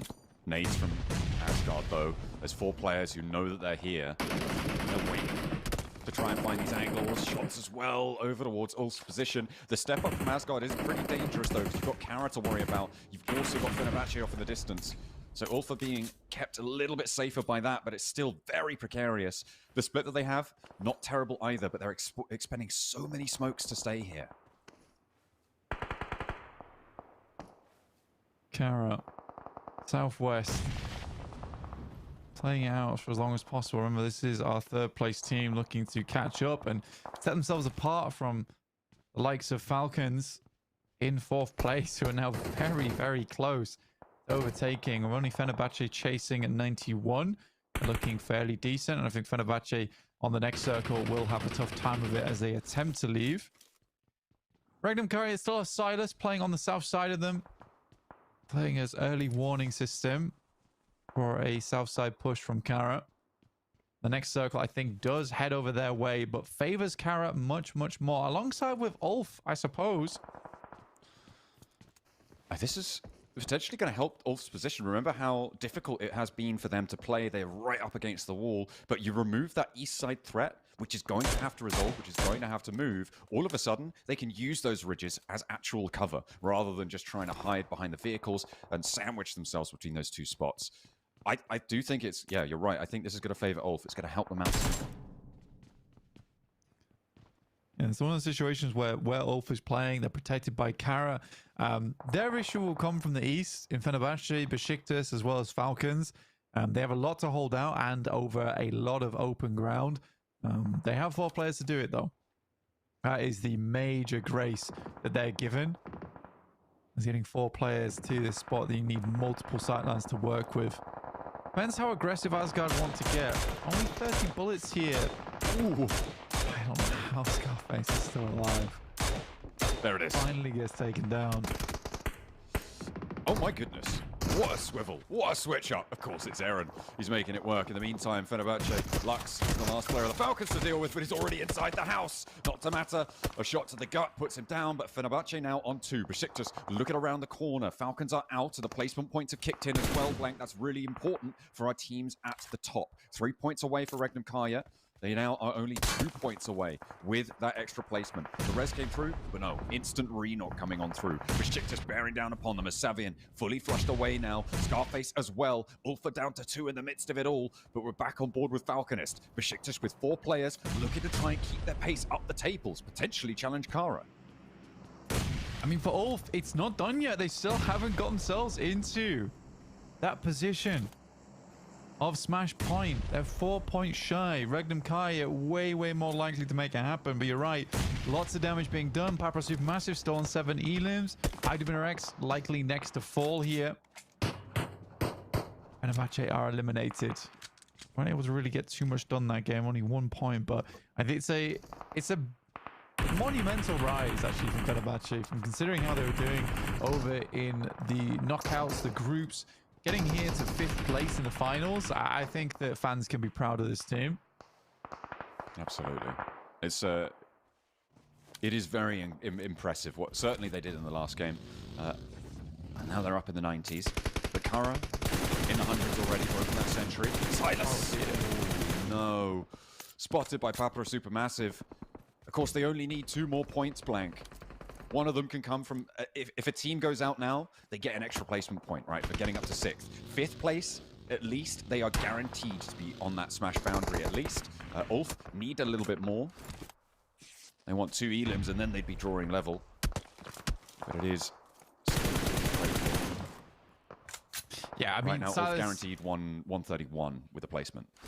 Yeah, I mean, Silas does get unlucky there. He runs into one of the best aimers in the lobby in Lost from Papra Supermassive. So making that kind of sweeping movement in the vehicle and a slight delay, yeah, that does definitely affect him. And Lost will pick up that immediately. Freedom Carrier continues to take damage though off in the distance there. And they're fully cut out of this next circle. Oh dear. It's a tough turn of events. Really not having smash ruling going into match 4. You never know. Maybe Kara could do it with this circle. I mean, you know, it's, would be very impressive. There's not too many points for them left to get in order to do it, but yeah, they might also join the 130s if they're lucky. Greg and Kaya, though, still needing 2 more points. We'll see if they can make their train work. Their smoke train is out. There's the rundown over towards Swain. Papa Supermassive, 2 to a buggy, moving on out. IW Interact put another fight here as they roll up towards it. Kine, last soldier on the land, will try and make IW next Ruya's Kine a little bit more favorable. But Papa Supermassive now cut down to 2. Make that 1 because Kine is still on the tear. Looking for more, wants to bring out these flushes. They're taking them out, and another placement point would be huge for both of our teams at the top. Regnum Kaya have taken a knock through the midst of it all as they try and make their break south. The blue zone is pushing. If Kine goes down and Papa Supermassive, Regnum Kaya would make it, but ultimately... Lewis with the pistol takes down 1 from Regnum Kaya. Zedwolf is fully knocked, and Regnum Kaya are out in 7th and do not make the mark on 132. Oh my goodness. We're up to 5th place now, though, Blank. We're getting close to the point where Ulf might just make it on placements. And look at their position, with Bashik just not daring to cross against Kara. But potentially, you get an elimination here. It could be the difference maker for Ulf. Yeah, a little bit further to go on it. Now, worried about moving, and Besiktas is similarly scared about pushing up over towards them. The nades are starting to flow through it, and I think actually Ulf's going down here. Yeah. Ooh. Well, the nades go far. Oh, the little bit of chip damage gives them away. I mean, they guarantee 3 points right now. Placements Blank in 5th. If another team goes down, Blank, I think that's it. I think they've just broken the smash boundary. They are over. Look, the scoreboard's acknowledged it as well. They have managed to make it up into 4th place, and we will be having a team having that option available to them. Kara go for the rollout, and they give that smash boundary break to Ulf. That's going to take a lot of the weight off, I think. Now they can go back to playing exactly how they would normally. Okay. We get a little zoom out there on the team to break the boundary. But we've got Besiktas. We've got Kara. Both in competition for 3rd, but if Kara stay really deep into this game, this is going to make 3rd place really difficult to achieve. They could go very, very far here. Do a lot of work. Can Besiktas take them down early? I mean, you're likely locking things in if Kara's able to get a chicken dinner here, and it will be the 3rd chicken dinner for Kara on Erangel, stamping this as the team with the most successful. Over on the side of Erangel, able to find 1, but another buggy is too much. Both players from Ulf get squished underneath the tires, and now Besiktas can start taking down Asgard. They went as far as they needed to go for Ulf. Exactly where they needed to find themselves. And they didn't need to go any further. Get set for the next game because they got an Erangel to play. Now the joust over the hills. Besiktas scrapping it out here as 3 teams remain. And Kara's just observing this from a distance. A bloodbath before them. And they're all too happy to let this one go in. They've got oversight onto a lot of it. It's a full front-to-back fight between these 2 rosters. Sequester behind the hilltop. The stage 9 circles close. Besiktas fall. Asgard the last to go. This was, I mean, only 2 players there. Kara just going to be able to close this one down. Surely there's no way that they get slipped on this. Yeah, this is a really easy finish, especially the MG3 in hands, but might not even be necessary. Kara looked to finish this one off, and that they do. Kara cementing 3rd place a little bit more. As we head in towards our 4th game of the day. Last match on Erangel. Last match of being able to get a pretty reliable chicken dinner. Miramar, it's a bit more difficult. A lot of times, if the circle moves too far away from you, it is a luck of the draw there. For Erangel, anyone can make that win, in my opinion. I wonder how many of the Kara fans have been booking their plane tickets after that game over towards Thailand. hit the crowd stands there, see if they can help on out. Although I think that would need Kara to actually get to the finals as well, which is no mean feat. But in the Gauntlet, that's a hell of a lot easier. Right now, they're looking pretty set. Kara able to place another one on the board for themselves here. Third one of the entire finals, which is really cool to see. But wouldn't matter if they got another one on the next match. It just wouldn't, because they are not in. They've not made the distance. They have not made the distance. And I think for Ulf, now is the time to show us that chicken, right? It's time to get that win.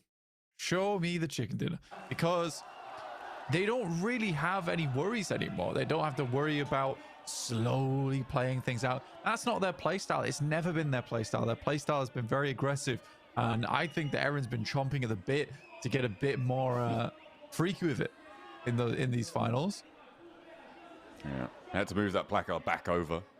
Kara, a little bit inaccurate on their placement, but it will be on the board for match 15 there, earning themselves that third chicken dinner accolade, as you said. Yeah, Ulf looking for the chicken dinner as we make our slower approach. We've got one more Erangel still to play after this one, and then we head over to Miramar if Ulf don't win it.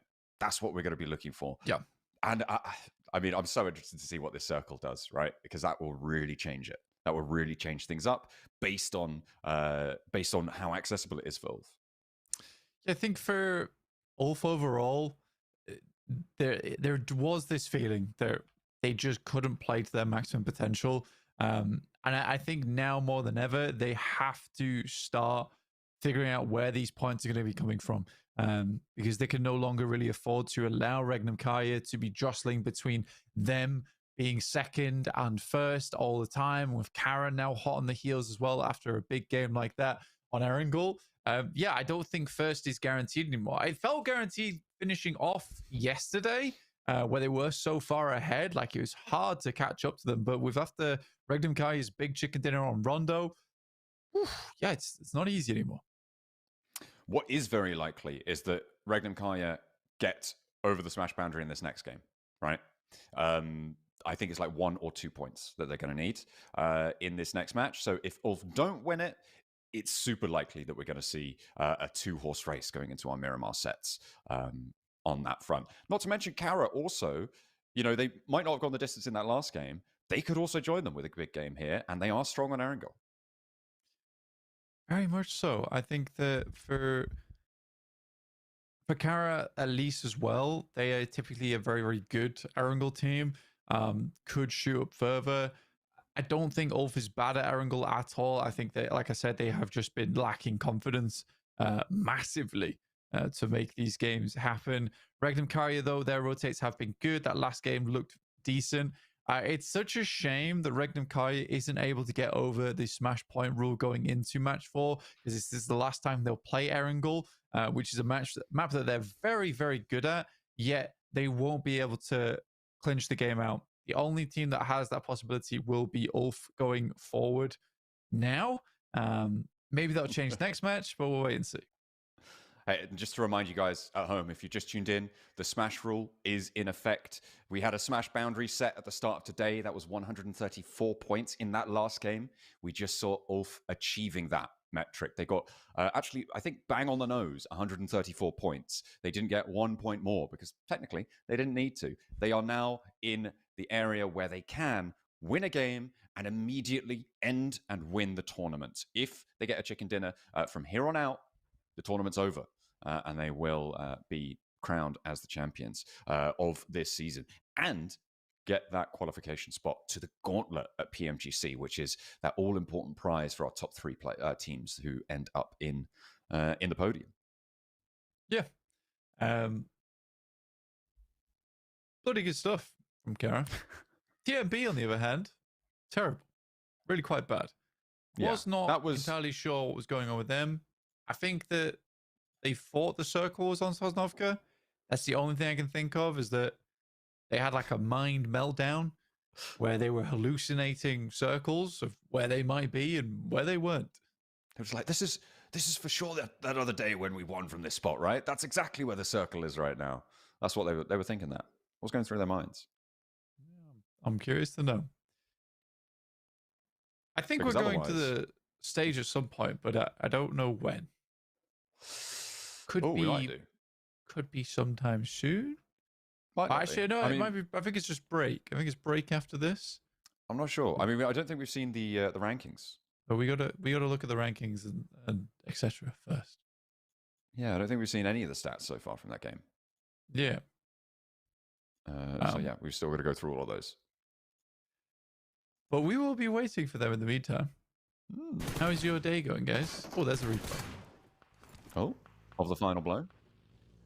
And you can see there just the shutdown. And I mean, yeah, that was a very easy rollout for Kara. Exactly right. But it was Asgard to take the MVP title with Real, getting 5 elims, 767 damage. It's not the most. It's not the most we've ever seen on an MVP card, but still very respectable. Yeah, it's tough circle though. There wasn't a lot of opportunity for fighting, and whenever fighting came down, it was a case of you getting moved out into horrendous locations of the match, of the map. Sorry. We'll be going into our match statistics next. See who's got the most elims, the most grenades, who ran the furthest. It's one of the main ones we want to look out for. But it is Navarro with 2 nades. Yekta. Wow, so far. Yeah, 2 nades, Navallo. Poser, 805. All on Kara for the top of the tables there, but actually it was Asgard who got the MVP. Yeah, I mean, to be honest, if you put Marceau and Poser together, almost not quite as good as Real. Almost not quite as good.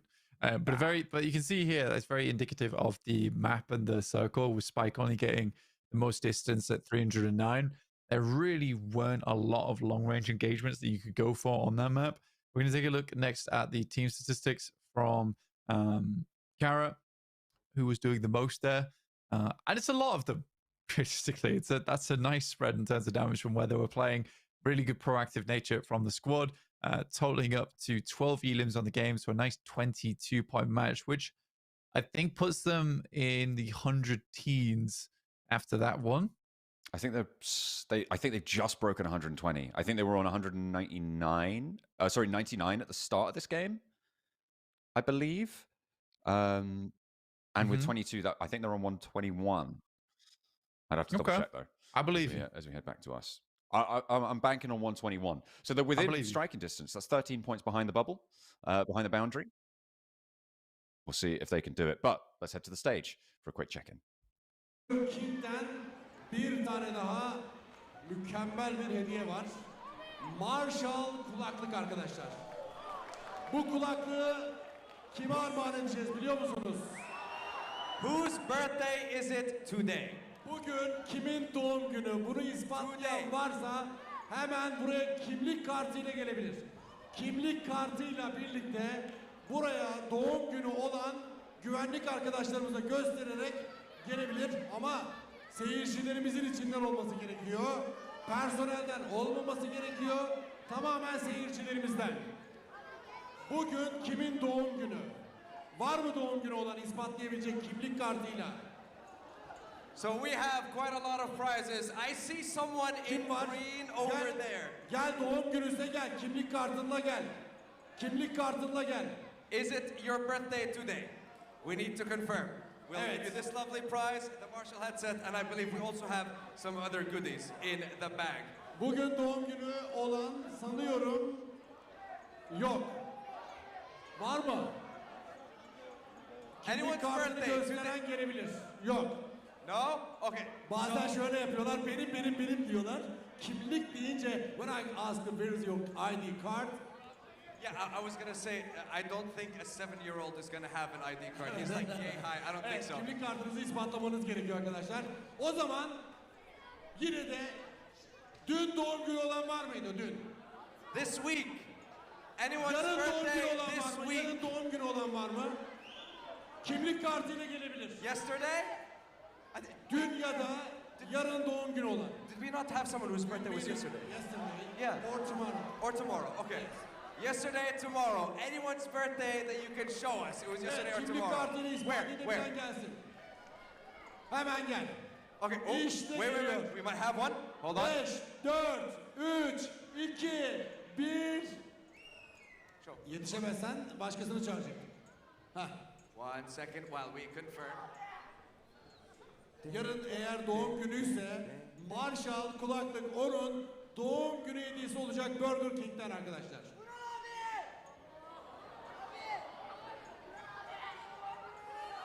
Okay, we are still trying. Oh, hold on. We have the ID. Yeah. 27th of October. That's tomorrow.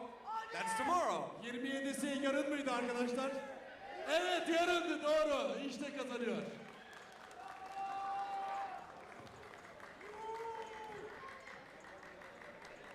Well, that was only our first prize. Gel. Wait. İsmin neydi? Sefa'ya doğum günü. Happy birthday. No. Listen, we're not gonna do this. We're not gonna do this. No. Okay, that's our first prize, but I believe we still have some more. Evet sevgili arkadaşlar. Gerçekten çok karnı acıkan doğum günü bir dakika. Sen.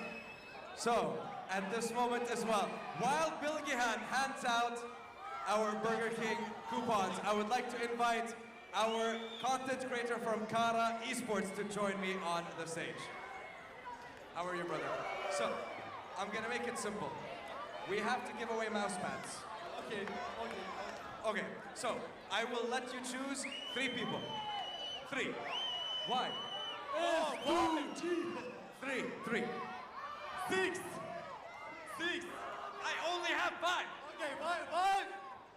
Okay, so I mean, first of all, congratulations for Ankara chicken dinner. But who do you want to give mousepad to? 5 gifts.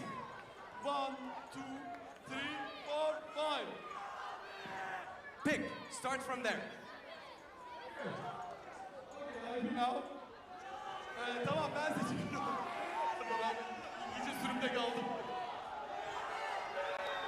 Şurada küçük bir kardeşimiz var, şurada. Galiba kız. Bir kız çocuğumuz var, onu tespit etti Bural. Kara fena gidiyor ha. Efendim? Kara fena gidiyor. Allah'a şükür çok çalıştık. Umarım bir kaza yaşanmazsa olacak. Did you choose your first one? Did you choose one over there? Yeah. Okay, so now in the Kara corner, pick one. Here, okay. Which one? I pick, Actually, for Kara, can I recommend one for you?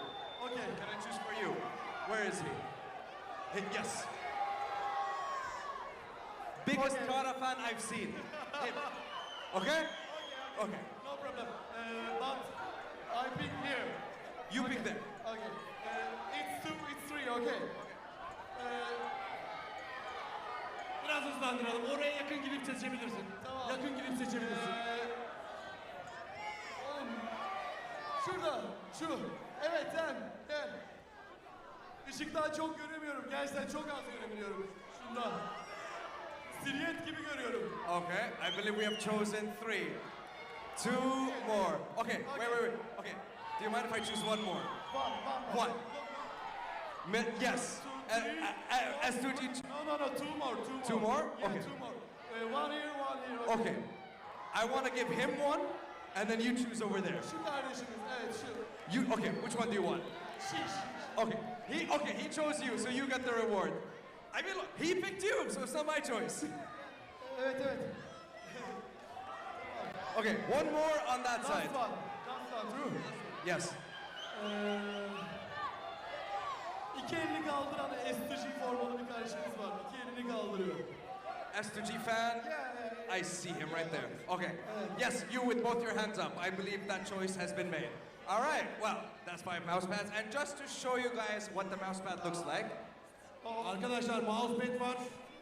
X-Vega'dan mükemmel bir mousepad. Sadece mousepad adıyla da değerlendirmemek lazım. Klavye ve mouse için mükemmel. UC yok mu? Evet. 5 arkadaşımıza daha seçiyoruz. 5 tane daha mı? Evet. Tamam. O zaman yine oradan, bir tane yapalım. Tamam. Şurada beyazlı bir kardeşimiz hemen o. O evet o.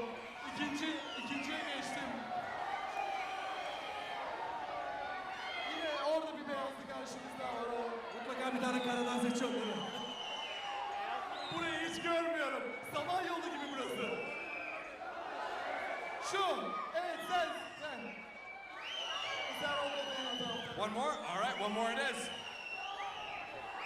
Şu elinde ışık sallıyor şu an. Elinde ışık. Evet.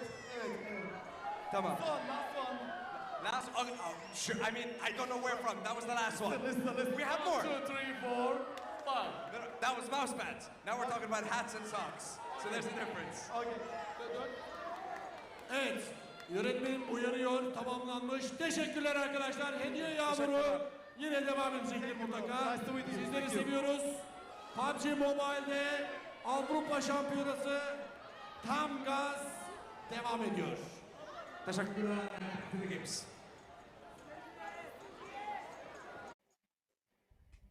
There we go. Dishing out the prizes to the audience. Of course, the main prizes that we're giving out will happen later today when, well, we can't say, but it might be after this next match. Ulf could close it down here without ever seeing the desert as they have the opportunity to go for a smash rule victory from match 4 onwards. We are now into the danger zone for everybody, which also means that everybody else needs to put as many points on the board as possible. Absolutely, because if you want to get towards that top 3 to go towards the Gauntlet, there is still an absolute chance that this doesn't end until Miramar, the final one, in which case you have a big goal ahead of you to get towards that top 3. Falcons falling behind, but they probably made it through via their Western European points anyway in terms of the PMGC rankings. But money's on the line here for a lot of these teams. They absolutely do want to pump out highlights from Kara that game, who were able to do very well towards the end there. But yeah, not an easy part of the map to play at all, Joe. No, it was that open area around the farm positions. I mean, even Regnum Kaya towards the end, I mean, they had the tower, sure, but they had to lay real low. And in the end, weren't quite able to get the 6 points they needed. Instead, they only got 7 points, I think they needed. They only got the 5. Ulf did, though, manage to get the 6 points that they needed and cross that smash boundary. So still in first place, but only by a hair. However, does give them an opportunity no one else has, that smash victory. Kara with 22, though, and that should see them up to 121 points and within striking distance of breaking that smash boundary as well. So them and Regnum Kaya both have that opportunity afforded to them. The teams just beneath them weren't quite so lucky. I'm looking at Falcons here, not really able to keep pace, as well as Jetgo. 0 points on that game blank. This is a really nice breath of fresh air for Kara in terms of that space now in third place. Yeah, absolutely. And I think that's the main thing, is just the space gained by picking up those 22 points is a really big deal for them, and require teams to really push hard now. Because again, you have a situation where, like you say, if Ulf is able to end it in the next couple of games, Kara's got a big distance between them and fourth place now. It requires Besiktas and Team Falcons to have chicken dinners in the next couple of games, and then a little bit more after that, because these are not small games that Team Falcons, as well as Besiktas, as I suppose Asgard as well, need to get. I mean, all the way down to Czechgo. I mean, all 6 of these teams have a chance, but only one of them can grab it. Yeah, I mean, 93 points there. And remember, 4th and potentially even 5th place are pretty crucial placings as well. If you want to get to PMGC, the opportunity is there to potentially, in 5th place, depending on how the Falcons do, get yourself a league stage spot into that tournament. So 93 was where we cut off that first page. We're now on 89 with Papara Supermassive. So they're also, I mean, still in the running for those 4th, 5th place spots to try and jump on up there. And in fact, probably at this stage with 3 matches left, all the way down to Bra. I think from Anorthosis down, that's where it started to get close to impossible. Yeah, because I mean, 75 points may seem good, but you just lack the games to do it in. Like, for instance, if we had 12 matches, that's 12 matches of chances for Anorthosis to hit 3 big games. You only have 3 games left. So it's just there's not a potential there for them. It's super tough. Very tough to make happen now. Yeah, it's going to be real difficult. And again, the noisy boys. Oh, well. S2G, the big story. The double chicken dinner that they've had so far, not even reaching the placement points of Anorthosis Famagusta. That's not good. That's really not good, you know? No. They've been fumbling time and time again. And sure, you know, they've got they've got the history, they've got the emotion, but they just don't have the gunplay. They don't have the strats to back it up. But they've certainly got the fans. But disappointment probably in their very near future. Yeah, I think at least for those guys, there will be the saving grace, like you say, that there are people cheering for them. But it's just getting so far out of reach now for some of these squads, some of these quite prominent squads as well.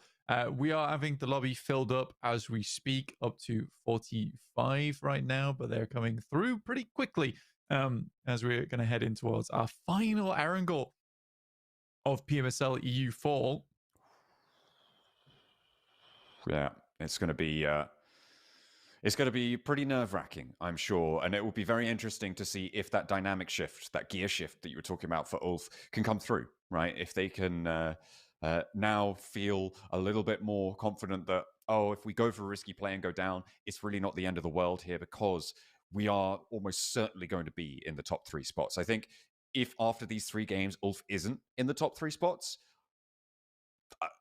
I don't know what has to have happened there, but it's super unlikely. The same is going to be true for Regnum Karya, in fact, on their scoreline. It would need so many teams to do so well that I'm just not seeing it coming on in.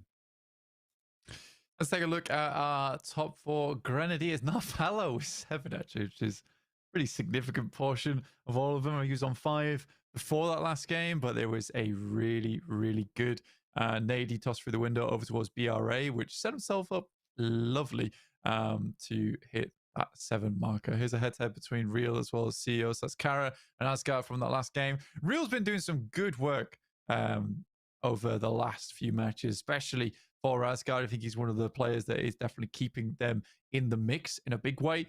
But yeah, CEO also doing very well. But I think it's Marceau and Lewis who I'm mostly looking at as the big performers from Kara. Yeah, I think that's fair to say. What's interesting here is the survival time for Real on Asgard, right? Being in the games longer than Kara, but Kara have 3 chicken dinners, which is, you know, pretty notable, I think, for Real. Maybe surviving a little bit longer than the rest of his team in general, but yeah, to outperform a Kara player on survival time, that's pretty impressive stuff. It really is. It really is. I think that, like I said, I think for Real, he has been doing the majority of the work over on Asgard. And you are always going to find this with a lot of teams that you have 1-star player on it. It's very few. I mean, there is a lot more here in PMSL EU that we have like Titan squads, let's call them that, where they have 4 players who are all insane at what they do. But yeah, I think for Asgard, they're certainly still in that boat where you have 1 top performer, and that top performer is definitely Real.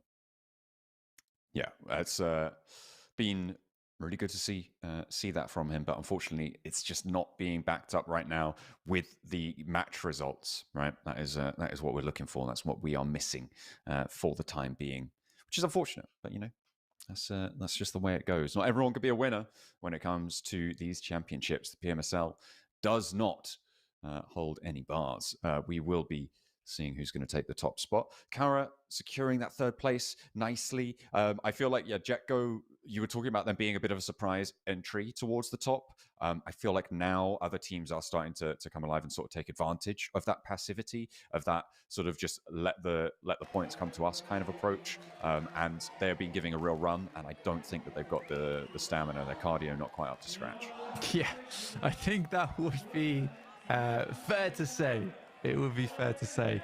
I think for quite a few of our teams, they're looking to, at least in this next match, get over the smash point. There's 2 of them that can still do it, which is Regnum Karya as well as Kara. I knew it would come back to Bayers at some point, the double Karyas. But again, those require them to not have that same issue that Ulf had, which is a little bit of passivity, a little bit scared in some of these matches, not make it. Again, I think this could be a big blast out from Ulf, considering now they don't have that massive pressure on them to get over the smash point ruling. Yeah, they have a little bit more room to breathe. What happens if Regnum Karya take down Kara with a Kar 98? What happens then? To Karya getting dominated by the... God, yeah, never mind. Ooh. Use, or what about this? Regnum Kaya take down Kara with the Kar 98 out the window of a car. And then you've really got me having an issue there. And I'm not prepared for tongue twisters today. That's a real tough one there. Might happen, you never know. But I feel like leaning out the window of a car with a Kar 98 and hitting the shot to take down an entire squad, that's very unlikely, I would say. So we'll wait and see if such unlikely futures are going to come to pass. I wish I knew what that said. I'm sure it's lovely. Yeah. He looks very friendly. I mean, cheering for Kara. I think that they're certainly a team that has... I think this match is probably going to be the make or break match for Kara, though. Considering it's Erangel, I think that their Miramar is a little bit weaker. It's the case with a lot of teams that haven't consistently played an international format, that they have one big map that they're good at, and that map usually is Erangel. I think Alpha 7 is definitely that kind of the outlier that was always insane at Miramar, and that was their map. Everybody gearing up for the last Erangel. The last time we see the grassy pastures here for the fall season and for 2025 in Europe. Next time we'll see it will be on the global stages, and not all of our teams will see themselves taking to the skies over it.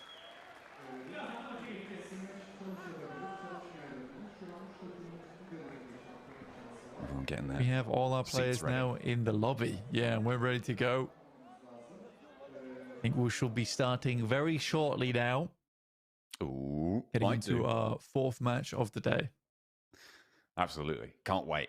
We're looking forward to this one, of course, as we've highlighted time and time again. Ulf in that smash point boundary. It's Kara and Regnum Kaya both chasing for that boundary as well to give themselves the opportunity at the start of our Miramars. Outside of that, very unlikely that we're going to see anyone else joining them in that smash boundary. At this stage, the opportunities to jump up there, they're dwindling fast. And I do not expect to be seeing anyone else there. No, I think it's a little bit too little too late type of deal for a lot of our squads.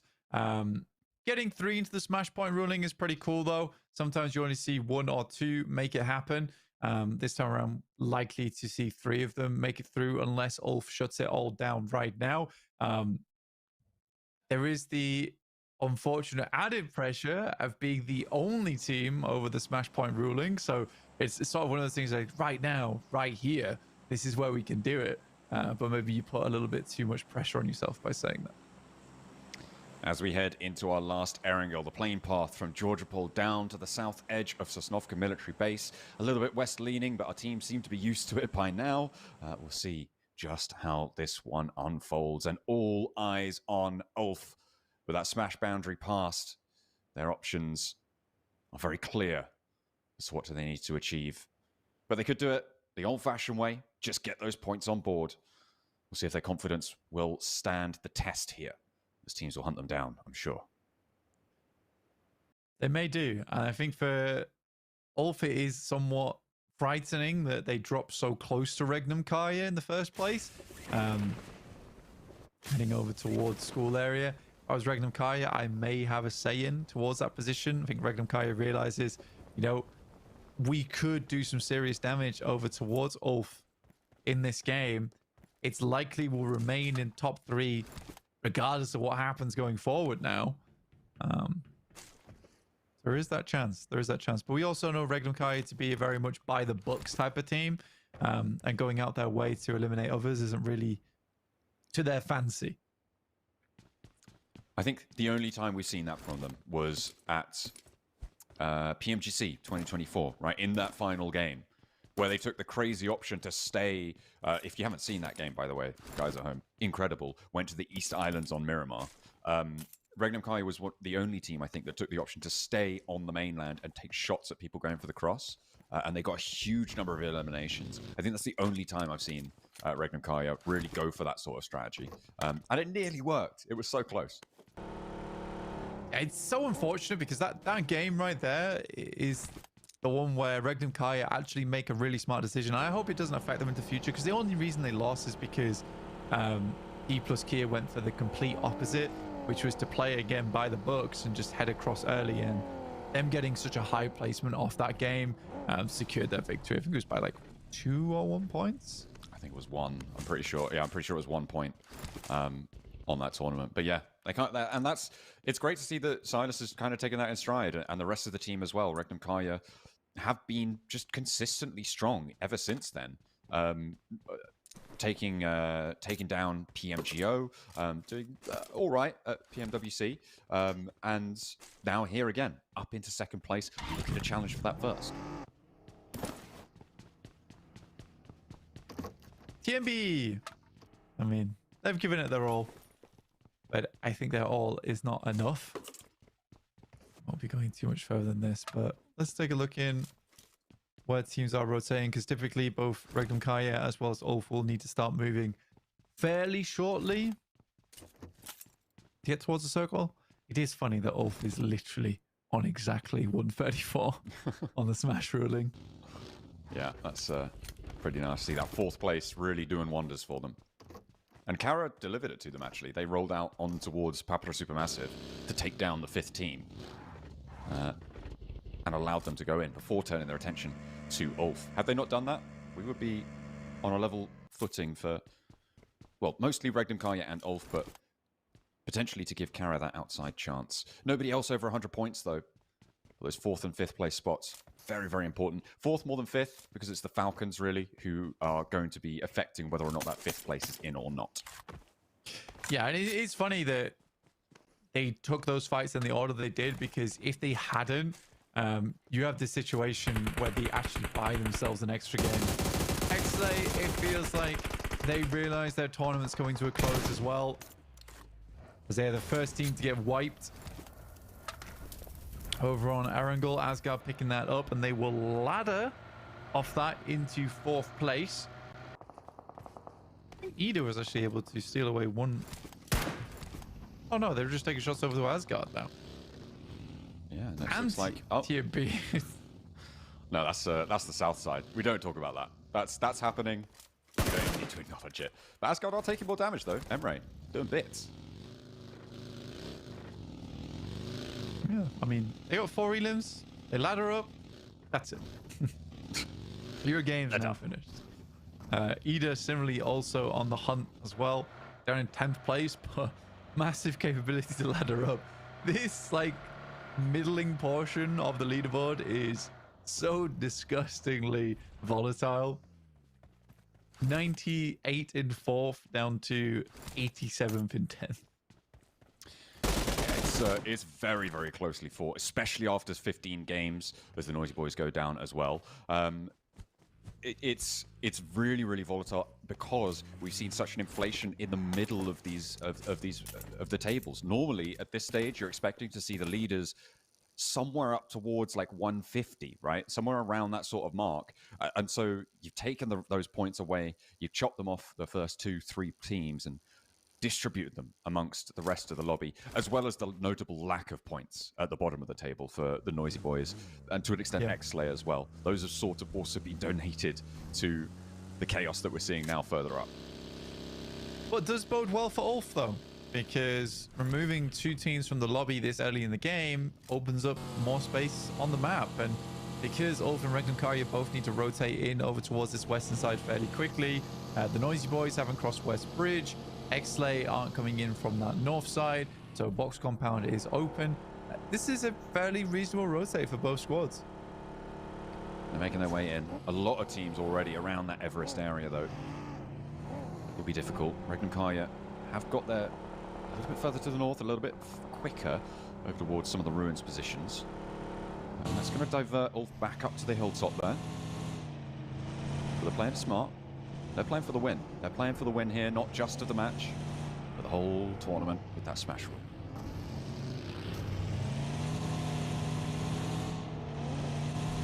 Still figuring out where they want to go. A lot of diversion going on right now. But they're going to take up the building that looks out towards Pachinki. Interesting spot to go for. I think Regnum Kaya decided actually they're just going to send further in over towards Southside Ruins, towards the compounds underneath Everest. I actually like that spot a little better. And it might be that they spotted Regnum Kaya going for that position and just opted to rotate south instead.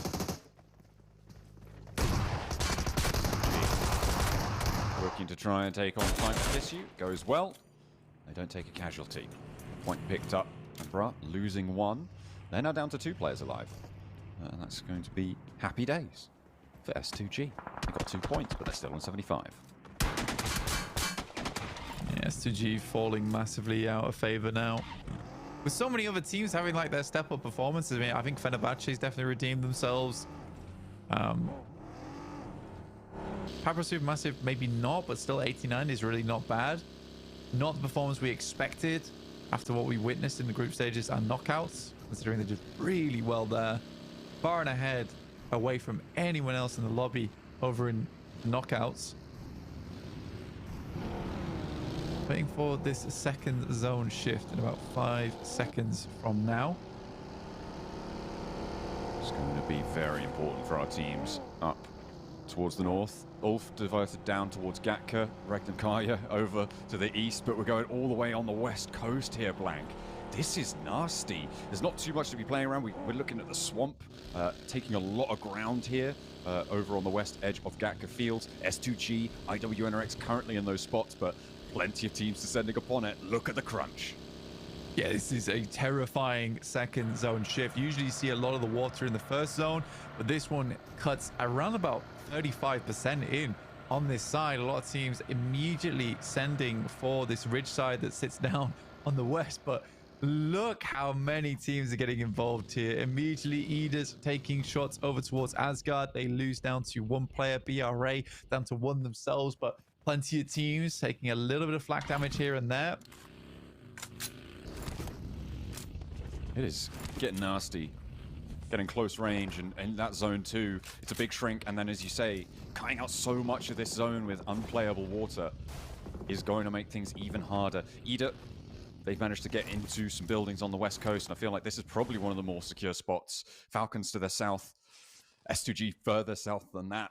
There's this lineup of ocean view apartments here that are going down in value by the second. Koa, quick bandage. Who's back at me for Falcons? Pretty important game for them as well. Set themselves apart. I mean, although the run could end here, they definitely want to place themselves in a position where they could still catch up to the rest. I think Falcon's spot isn't terrible, honestly. Ulf, though, beginning with a little bit of a barrage over towards Anathosis. No Elim picked up from the back of it just yet, though. A lot of teams lined up actually down the coastline. Not too many teams staying away. One of them, though, is Regnum Kaya, Blank. They're playing up towards the radio tower with IWNRX just beneath them towards the swamp. It's a very lined up lobby right now. There is just a single line of teams that exists in the middle of this this all. Nobody playing out towards Quarry, nobody playing out towards Everest. Really bold pickup though from Ulf. I mean, they squeezed out a lot of teams to get a really nice central position for themselves, which almost guarantees them at least a decent spot in the next circle, depending on a hard shift or not. I mean, if this hard shifts over towards the north side, most teams are pretty ruined anyway. It'll be a devastating rotate up towards that north side, past fields, into hospital. So yeah, I think most teams are hoping for a southern shift on this one. I mean, even then, it's still nasty open ground. I mean, moving up towards Quarry, there's a couple of compounds you can play around, but still, same option being taken. Kara, nade over towards Jetgo. Nice. Suppressing them. There's that south shift. This is probably, as you say, one of the kinder positions. But I'm looking at Regnum Kaya and thinking about where are Besiktas going to go? Where are Fenerbahce? Where are Papara Supermassive going to go? And they're going to have their first challenge. Besiktas look at a crash. I mean, this is the game for Ulf, right? I think this is about as much as it could have been served up on a platter to them. Trying to give it their best shot, realistically. They have a central position. They're controlling a lot of ground. They just need to hold that down. I think if it doesn't happen here, I don't know if it's happening on Miramar. Selian gets around the edge there. CEO has been knocked. He's crawling down to safety. A nade might be what is needed to dispatch Lewis, but he's repositioned already. Not going to be on the angle. Celian trying to step up, but can't go for the peak to get that flush. The rest of Jetgo off in the distance, seemingly wanting to come through, and they have to indeed as well. Anothosis Famagusta in the meantime have pushed down. They've pushed out. They want to chime in on this fight. They've already got 5 elims this match, Blank, and we'll see if they are going to be able to find out more. But they've gained some ground and some exposure on that western side. Hang on a minute. Have Ulf just sent straight to the middle of this one? That's what I was talking about. I've been talking about it the past 3 minutes, John. But, like, I thought they were on the north. No, I said that they were here since Zone 2. Oh, okay, hang on a minute. That's Ida, and they're also grey. Okay, that's what got me confused. Yeah, they've been here since Zone 2. I was just saying that this is a game served up to almost golden platter. Like, if this is the game to do it in. This absolutely is the game to do it in. I mean, they've got this singular opportunity. So the question for a lot of other teams is how many points can they get? Is Asgard's 4 getting up into 4th place? Is that going to be enough? Are they going to get a qualification spot because of that? In towards the league stage? I mean, it could be. It could be that important that they've got those 4 early. Yeah. I mean, the qualification just trickling down right now. I mean, I think that the storyline I'd like to see is Fenerbahce getting 4th place, because it will be in a big comeback story for them. It would have been cool to see Jetgo get it, but considering they're down to 1 player, very, very unlikely. It also will require, obviously, Ulf to win this game, but they have such an insane spot right now. Yeah, it's pretty crazy. They've got control of some really nice terrain. The ridge to their south could pose a threat, but there's not really too many teams on that south edge that could do it. I mean, Regnum Kaya, to be fair, also have a pretty solid spot here, Blank. Taking a look at the map, it's just got better. It's just got better as well. So Regnum Kaya might be able to take this one away from them. And Fenerbahce are trying to think about poking their noses in. But Regnum Kaya's compound is just so strong here too. Yeah, it's on high ground as well. I think the funny thing is about this is that, honestly, if this circle went a little bit over towards the east, I reckon that's probably where Ulf would have ended up. But that is a very hard shift over towards the eastern side. That might have just confirmed it. For Regnum Kaya, there's realistically not a lot of other places to play around here. And Ulf has yet to move because everyone knows they're in this compound. They've been taking shots. He is getting ripped to pieces. Oh no, on the approach. Koa has gone down, but he's on the inside here. Can crawl back, and there's healing necessary on the outside. Ralph wants to bounce a nade around the corner, try and find the player healing. Looks for it, doesn't quite connect. And Ray Molotov onto the inside with 1 player down and 1 player already flushed. The Falcons have had a little bit of ordnance sent back their way, but a second bounce from Ralph finds the backboard he was looking for. The spray down from S2G, the off angle, looks like it might be good here. Redox steps out for the flush. Should be a full reset here for the Falcons. Darkin last left alive. There is sightlines over his way. It goes in though. That could be decent. Doesn't quite push the players though. Emre will be taken out to limit that information. They've got to leave. The blue zone's upon them, Blank. They don't have time to be mucking about like this, and that's exactly what you need. Koa shuts it down, and immediately the Falcons need to be on the charge. They are up into 4th place, but remember, they push that boundary down, so it's still 4th or 5th place, depending on where the Falcons end up. That is really important here. And Regnum Kaya are now 1 point shy of the smash boundary. I mean, if they win this game, they're kicking themselves for not being able to get the smash point earlier today.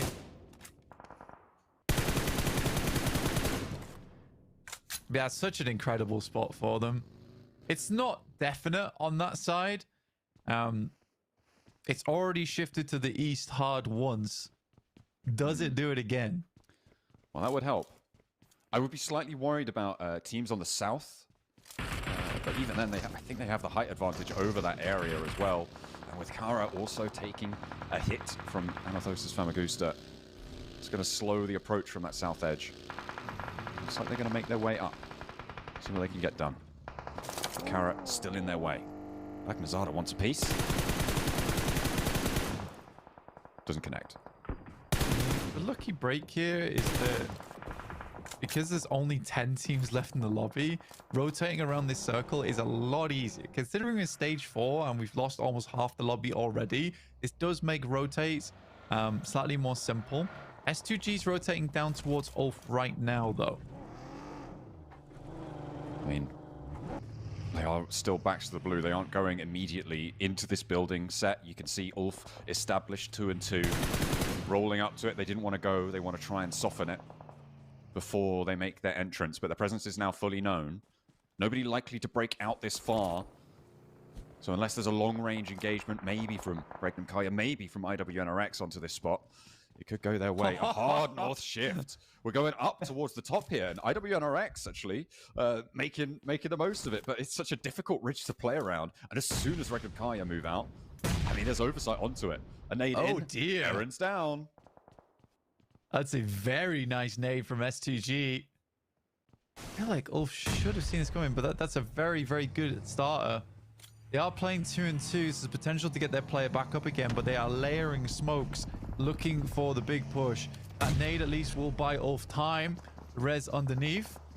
Catch needs to be clean. One steps up, very, very clean on that first. The rest of the team needs to be making moves now. He's going to abandon Aaron. I think this is the right decision here. Can't really withstand too much more. They're not going to push in as well. They're getting slow, and he's going to burn on the inside. The Scarface makes the straight across. Does get cut down, but can Ketch do more? Around the box. Looks for another. He steps up there low. S2G starting to flounder, but it's all up to Solus. No way! It's a 1v1, and Hamzy just pulls the trigger in time. All full down. No smash today, but Regnum Kaya are past the boundary. They cannot win it this time, but next game, we're going to get a 2-horse race. Kara, they want to join them. Dear me. I mean, Ketch had done so much. I don't know how the rest of Ulf didn't just pull the socks up and make that happen. The guy had basically decimated the entire team. What happened to the other 2 players? Too little, too late. Lackluster response, unfortunately. Maybe the Ulf of today is the Ulf that is going to continue to perpetuate itself throughout the games. That's great news for Regnum Kaya, for Kara as well. It's good news for all of our teams underneath as well. More chances at getting that 4th place. Besiktas will currently take it for the time being. But we're down to 8 teams at 20 minutes. Only 24 players still remaining in the match. Regnum Kaya is happy to sit back and relax on the southeast side, understanding how treacherous this circle really is, with all fielded off towards the west. Kara need 5 more points right now. They have guaranteed one placement point here. If they get rid of the last player from Jetgo, not only is that an elim, it's also an extra placement. That's exactly what they needed, right? That's a... Oh, no, it's not an extra placement. 7th and 8th are the same. So just the 1 point still, but they are a step closer. On 128 now, with 5 points necessary. But S2G just over the hill, playing as 3. They're going to regroup further away. Lewis leaving, but does get taken down by S2G. 90 FPS in the roster here. Facing Kelsey. Interesting. I saw Kelsey yesterday having a bit of a breakdown, honestly. Giving him a little bit of a break might be the right idea. But it comes at a strange time. For the chance, but he's on the dirt. There's no way he's getting away with that. Solke immediately tearing up the turf. Mowing the lawn there. And that's a point easily picked up for S2G. And Kara slowly dwindling now. Lewis, maybe a survival game is what they need, but Regnum Kaya go for a wide sweep. They move south of this roadside. Look for more. They know teams are going to be trying to get in through this area of the map, right? Being clean teams out there would be perfect. Solke immediately down to the play zone. A little bit of damage from Zed Wolf. Here, the vehicle underneath them. Nade's pulled from Wild, but they're long gone, dude. Lewis is taking shots, though. He's given his position away to Regnum Kaya. They should have probably known about it already. They've left Lost back... Loxy back over on the compound for Regnum Kaya. It's a 3-man flex out. Over to the middle. Kara down to 1 player, though. It might be on the menu for Regnum Kaya. to stop them joining them in the smash boundary. Opera Supermassive to hold on. 90 points total, not bad. Pumpkins, their direct competitors, and Besiktas Getso currently in 4th place. Kine will take down 90 FPS, but not before Hamzy G can get a little bit of payback. Here comes the crash. Opera Supermassive right on top of them now. Not all of them are there yet, but the nade is on target. Lost opens, and he opens well. Falconist is low, and Kamikaze found his teammate on the outside. Boran immediately flushed, and the rest of them careening straight in, bouncing off the rooftops with the buggies. They will find themselves careening in. Unfortunately, there's a step out. Zeptimus keeps himself together, but not for long. There's a gut shot in his future, and it will be put down. That is Besiktas eliminated. They're down to 5th place, and Asgard now up in 4th. All over the place, realistically. Macron able to live this game out. Kara down to just the singular player, though.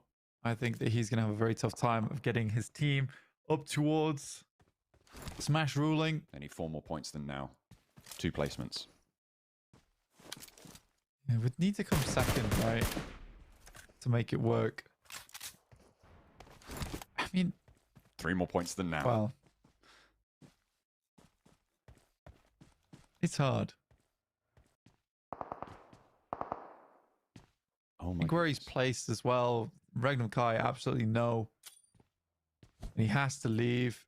There is vehicles in front of him that haven't been completely burnt out. I mean, Zedwolf has to leave as well. Smoke's going to give the game away.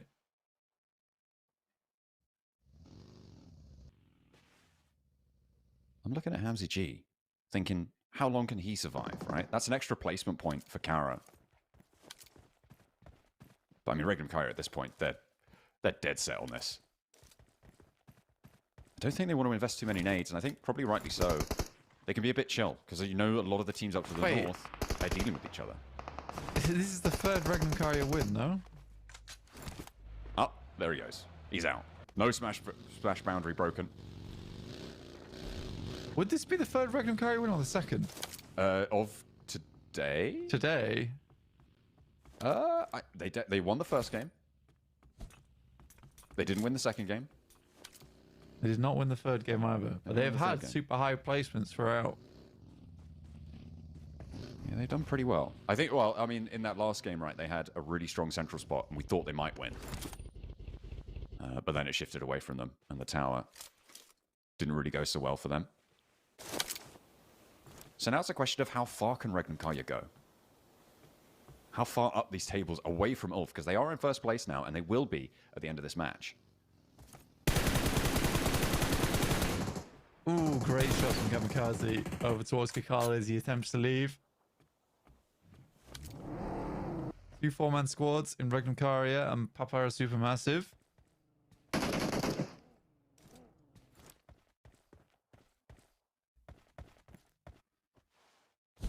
I mean, it feels like this is gearing up for a Regnum Kaya win, but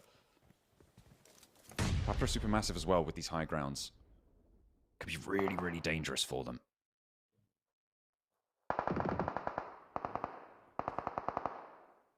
Very much slows down. This kind of circle requires like zone 8, zone 9 to start cleaning things out. No one really wants to leave their buildings. Swain will have to. Yeah, more placements for S2Gs. Hamzy will just stay hidden. Ooh, Swain just trading off, but yeah, he has to step out. Surely he goes down here, hits the deck, denies the point. Nobody going to be able to snaffle that one away. And S2G survive up into the top 3 with Hamzy G staying on the belt buckle. Regnum Kaya controlling these hill ridges. Over towards the water. Next zone, it pops. It gives Regnum Kaya the better spot here as Papara Supermassive going to have to move down. Kamikaze looking to leave now, has a vehicle to work with, but blue is ticking hard in zone 8. Wild providing information back first, but they have this really nice position. That's a smart move. Take the time to do it now. Silas on the wide flank out to the right-hand side there. Knows that Papa Supermassive are going to have to make their move, and when they do, Silas will be launching an assault from that sideline. I don't know if they spotted it either. I think he went out there on foot, potentially. And this is what they're worried about. This is what they're getting done. He is worried about solos as well, you can tell. Zedwolf is so far to the side. I mean, fair enough, because who they're looking for right now is Hamzy. Yeah. Wild is so lucky to have that vehicle there. Blocks away all the damage from the nades. There's no information passed back. Didn't get to see whether that nade did any damage.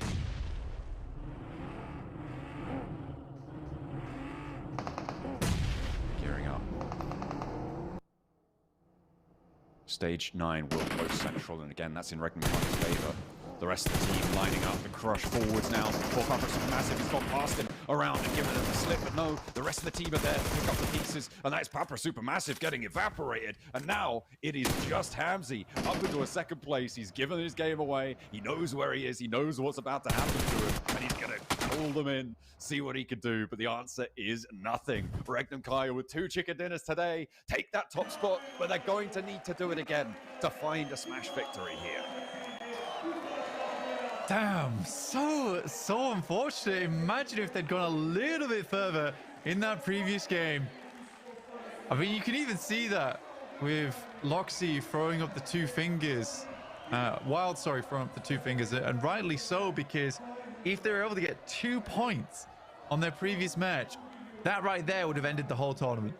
Or any of their previous matches, indeed. Not just that last one. It could have gone either way, but with that chicken dinner, they are going to put a huge gap into the lobby. No matter what now, they are guaranteed to be making a Gauntlet spot and representing Europe and representing Turkey as well, their home region, in the world stage that we will see later this year in Thailand.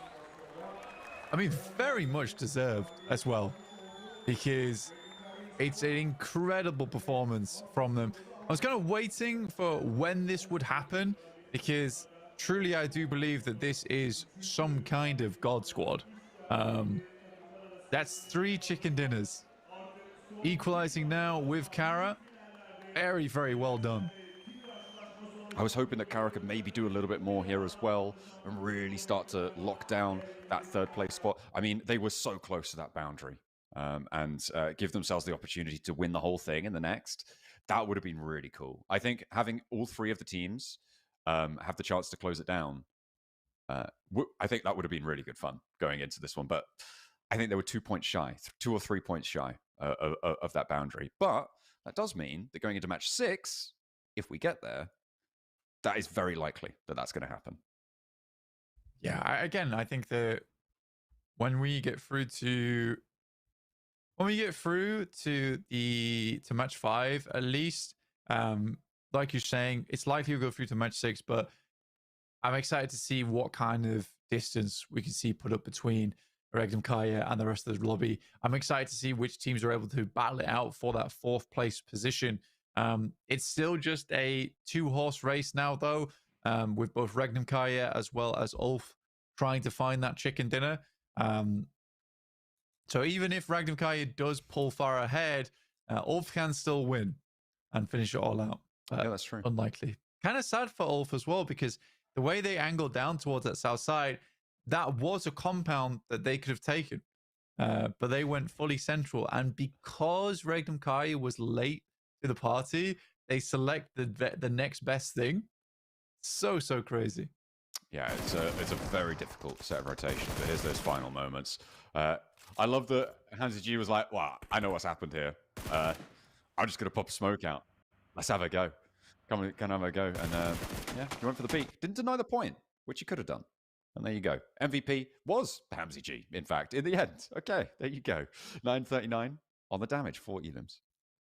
Yeah, I mean, 16 points on the game for S2G is honestly nothing to scoff at. Honestly, nothing to scoff at here. I think it will send them further in the lobby. For S2G, the goal right now is 4th place, right? So it's a good thing Ulf didn't win that game, because it gives them more time to set themselves up. Very, very interesting to bring 90 FPS in to the lobby as well, instead of Calci. Yeah, that is something that they have changed today. And I wonder, if we go to match 6, are we going to see the S2G magic coming back? Are we going to see 3 for 3 on the final game of the day? That's what you got to worry about if you're fighting for that 4th place spot. Our top elims came from Zedwolf. That was 5. And it was Asgard to take most damage there. So Hamzy G splitting the difference and making his mark on the lobby for the roster. With only 4 elims as well, which is nice to see. Asgard, they got a lot of points this game, Blank. And they jumped up and put that challenge in a place that I don't think we expected Asgard to at the start of the day. No, I don't think so either. But again, it's still very obvious to me that Asgard is an unproven team. But they are really, really putting the effort in. And I think if you're a fan of Asgard, you should be very proud of them, because this is versus some of the most insane squads in the world right now. Here's the final statistics for Regnum Kaya. It's not a ginormous game. 10 elims, a 20-pointer, which is still very good, but you can see the damage numbers here aren't very high. Typically on that kind of a map, you want to stay pretty covered and then just control the end game, because it's a lot of uncomfortable space. At least they locked down that southeast side for them, which was the most important part of the equation. Yeah, they didn't really have too much to worry about as well, given how linear the entire lobby was, right? When we went to that west coast, everybody stacked up next to the coastline.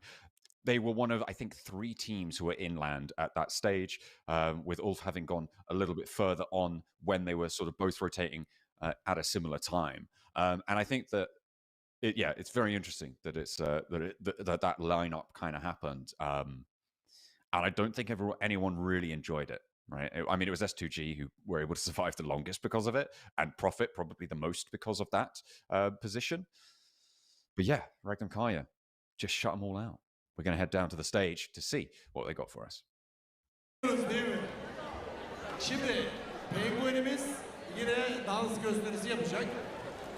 Arkada ekranlarda da yansıyacak nasıl bir dans yapmanız gerektiği. Eğer o dansı yaparsanız sevgili arkadaşlar, en iyi yapan 3 arkadaşımıza Point T-shirt hediye edeceğiz. Hemen şimdiden ekranlardan görün. Sonra da penguenimizi taklit edin diyebilirim. Davut. No, you're not going to ask me to get crazy again, are you? Listen, we're almost at the end of this crazy day.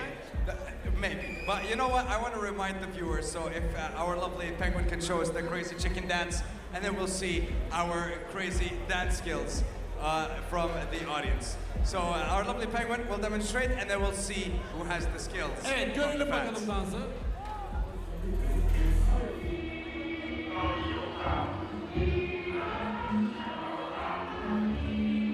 Ben de tribünlere bakayım, yeni kim dans ediyor?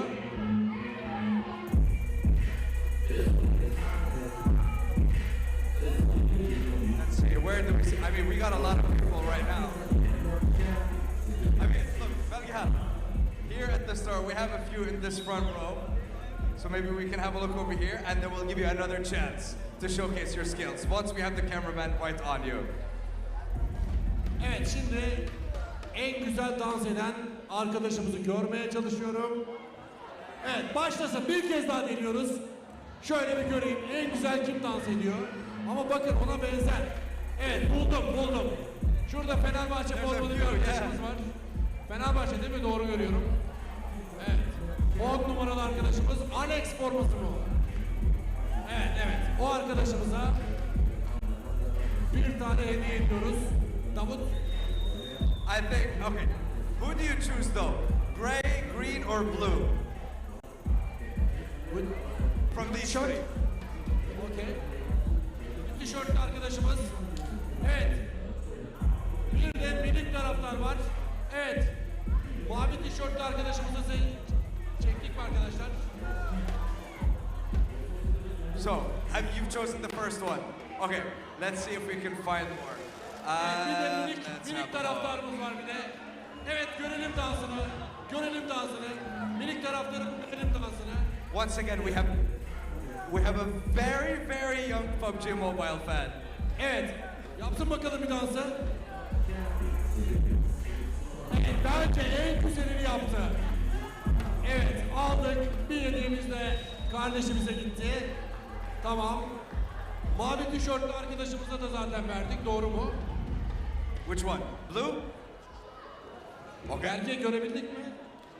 Evet, Okay. mavi Blue tişörtlü de t-shirt, gördük. you have our first one for the dancers. 3 arkadaşımız dans gösterisindeki üstün performansıyla bizden 3 adet tişört kazandı.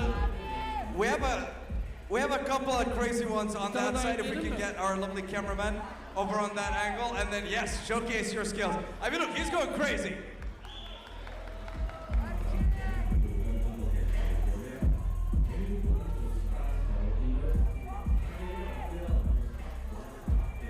Evet, fazlasıyla hak etti, fazlasıyla hak etti.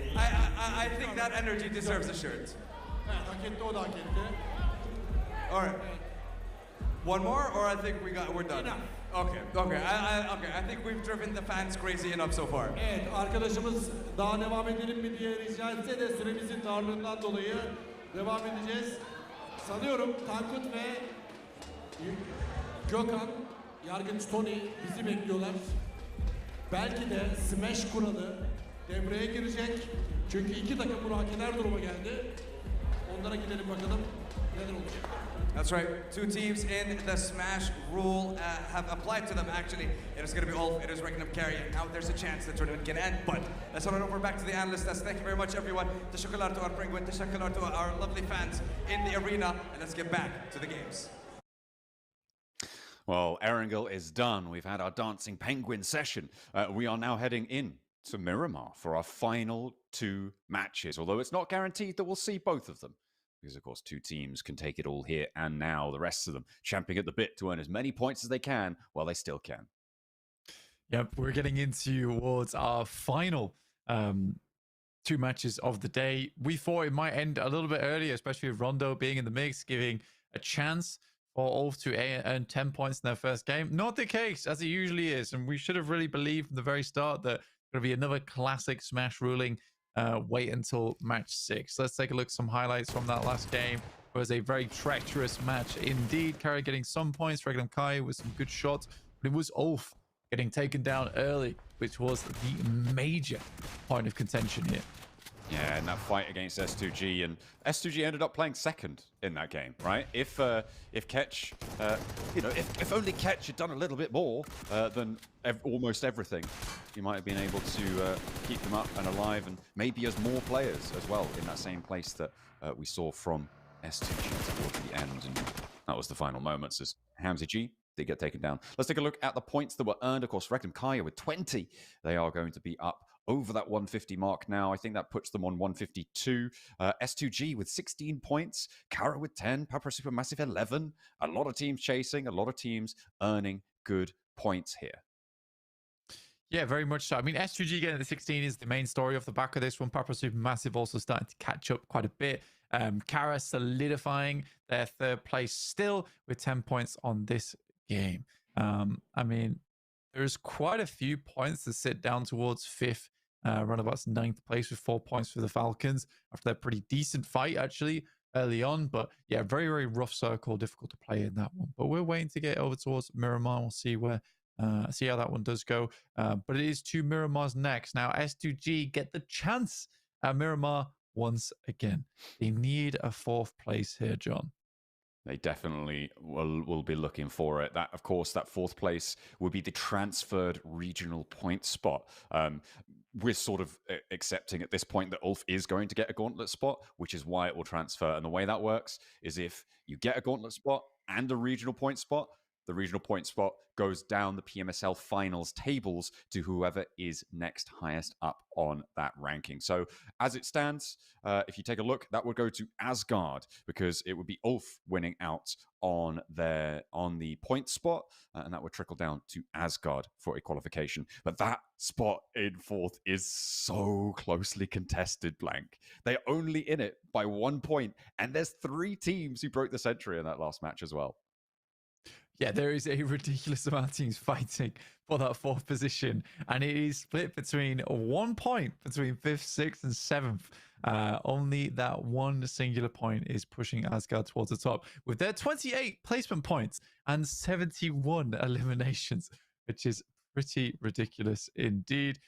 Team Falcons looking to try and get that one as our jet go. As we head over towards our second page, I'm very curious to see where S2G matches up to all of this. Yeah, remember we're on 101 in 4th place. At this point, it's looking pretty clear that we've got our top 3. It's just a question of who's going to be able to be in that top spot. And we go down to 89. That is so close, right? That's 12 points behind 4th place. This is definitely doable for them. And in fact, definitely doable for a lot of our teams that maybe we previously counted out. I think Ida maybe where I draw the line underneath. Anathosis Famagusta with 81. Making up 20 or so points in 2 games. Yeah, maybe. But they'd also require everybody else above them also not to be doing very well. It's going to be very difficult for them. So I think, yeah, S2G is still an outside chance here because all of the teams above them also need to do not great. But if you get a chicken dinner, you're doing better than everyone else. Yeah, I mean, looking at S2G, 89 points. There's still a perfect chance for them, especially when they do perform a lot better over on Miramar anyway. I wonder if they'll bring Kelsey back in for this one. Ketch, though, this is our MVP ranking, currently in 1st place, and rightly so. This guy's been doing a huge amount for the team and almost single-handedly saved them from S2G in that last match. But it was not meant to be because the rest of the team was a little bit lackluster. Let's put it that way. Yeah, I mean, I think Aaron's got lost on his way to the MVP rankings as well, because he was all the way up there. We were talking about this guy in terms of being tournament MVP material, right? But today has just not been his day, along with the rest of Wolf, and maybe that's an important part of why they haven't been performing.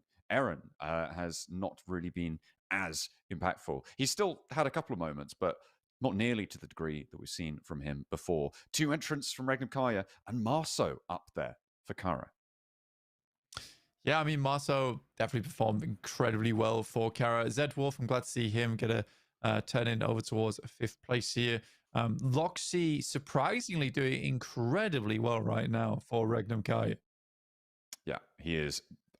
He is their most valuable player right now in terms of actual impact on the score lines, on the stats. Obviously, different players have different impacts, and I think, you know, obviously we talk a lot about Silas and his impact on the team, his level head, his strategy, his calls, seemingly outclassing, I would say, everybody else in this lobby right now. It's not even close, I think, at this point. Yeah, Silas is definitely flexing those muscles, getting ready for the Worlds. Yeah, absolutely. The guy is insane. Overall, I think as a leader, it's hard to have anyone better who's able to also make those calls and also make those judgments, where he's happy to be the first to face. I think you find a lot of IGLs who are just afraid to be that guy, to be the first to push, to be the first to find that initial knock, to play face-to-face with the enemy. It's really difficult, but he's been playing exceptionally well. But we'll be getting in towards our penultimate match soon. Toasty lobby. So I don't know how long that's going to be, but it may be a short while. It could be. It could be. We've gone through all our stats, but I'm looking at, we've got 16 players in the lobby right now. So it's looking pretty empty. So, I mean, if you want to win a game, get into a low count player lobby. See what you can do. Maybe it's a better time. But we're up to 17 now. But it's just like Kara, Regnum, and Ulf all going against one another. That's kind of all that matters now. You know, just shut the rest of it down. Let's just put them in the warehouse. Give them a TDM. See what they could do. Why not? Could be the case. Could be the case. But yeah, 5th match of the day. Crazy. We're already here. Felt like just moments ago we started match number 1. But you've been here with us through it all. If you're one of the people who've been watching every single day, I salute you. Well done. Well done. Oh, yeah. I mean, yeah, all the way through the league stages, all the way through the knockouts. These teams will be telling their story. You guys have been listening, watching, thinking about that story yourself, sometimes contributing as well in the chat. We do see you. We're on a delay, so we can't talk back to you, unfortunately. But yeah, it's been great to watch how these teams have developed. And I was slightly worried for Regnum Kaya, actually, watching them back in the casting them back in the league stages, seeing them in the knockout stages. They did well, but it wasn't, it wasn't spectacular. But it's finals time for Regnum Kaya, and they got serious. They definitely have found it. And I think that another team that I was worried about is the Falcons. And they kind of have lived up to that worry a little bit. They're still doing well, and they're still going to be going to PMGC, to the league stages. But yeah, that's not ideal. I think for the Falcons, it's not the worst thing in the world, though. I genuinely think it's, whenever I look at the Falcons, I'm always like, oh, they're not doing great. And you look at their performance, you're like, oh, it's not crazy. It's not really a Z Wolf, is it? But they consistently are in like the top 6, and you can't take that away from them. And I think that's the thing that always gets me as well. As I'm like, this team is still just performing at a really high level consistently from tournament to tournament. And there has been teams in the past where, sorry, big stretch. There's been teams in the past where, although they've had that one really great tournament, I think Falcons is one of the few teams where through thick and thin, they've stuck together and they've still done fairly decently. And I think that is hard to do. I think if the Falcons players ever watch this, which I highly doubt they will, I think they should be very proud of themselves for that fact. Hey man, I've seen Pecco in the chat once or twice. They're getting their coach to get the lowdown, see if we're talking smack about them or not. If they need to up their game. Of course, all the best analysis comes from us. That's why Pecco watches. Well, I think that's the thing though, is that like they get such a bad rap, but I think that's because people do expect a lot from them as a team. Yeah, for sure. I don't personally think that they are they're a team that qualifies as being first every single tournament, but I think that they are a regular team that does very well, and that is hard to do. That is not easy. I don't think people realize how hard it is to be consistent over multiple tournaments in a game like PUBG, which is predicated by its randomness. Yeah, as you say, there is that random element to it. Where does the circle go? Which is why we play, 18 match sets, is to make sure everyone has a fair crack, and it's not just, oh, you didn't win that game. That's kind of it. As we take a look at some more of our stats, we've got the Rezzes, the unsung heroes of their teams, and it looks like Asgard have been picking themselves up the most. Arguably, it's better to have a lower stat across your team on this, as long as you're doing well. If you're doing well and have a low res rate, that means you're generally not going down. But either way, Asgard at the top of that one with 11. CEO with 9, matching Magnazada and Mars. Wait, hang on a minute. There's 2 Marses. What's going on? It's gone now. It's over. I was just seeing. I don't even think about it. Yeah. You got a headache. Something like that. We'll get it done. Kara, very happy about their performance, and their fans are as well in that last game. Not quite enough to get all the way up there, and in this game it's likely that they will smash that boundary, but they'll then need to go into game 6 to be able to do that. They might not be afforded that opportunity. They may not be. S2G, the fans are still here in force, which is great to see. I mean, if you are an S2G player, you'd be very pleased to see that. I am curious to see where Kelsey is. I mean, you can see the sign is for Kelsey. I cannot translate live though, sadly. Yeah. We're missing around about 7 players from our lobby at the moment. Just waiting for them to jump on in. And then we'll get started. We are indeed. We're on 59 players. Got admiration from the fans.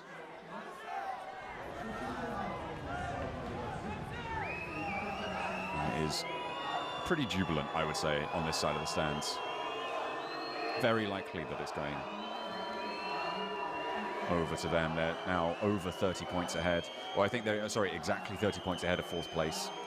And in 2 matches to find that gap. I don't know if there's a team that could do it, especially against Kara. All they need to do is put 5 points a map in, and it's basically impossible for anyone to leapfrog them here. And I say all they need to do. 5 points a game is still, you know, not the simplest of tasks, but you can do it 10 in 1. Sure, I'll give you that. Yeah, it's still tough. It's still very, very tough. Kara, though, getting very loud. They know that they are close to making it through to the PMGC. Be cool to see Turkish fans out there in Thailand. Showing off his stat line. What was that? Was that 1v1? I'm not sure. Couldn't quite see the screen there. Yeah, fair enough. If he's showing off. I hope he won it and he wasn't just showing off that he played someone. I played a game, guys. Check this out. I think with BRA, a little bit of a smaller crowd. So we're giving it large, though.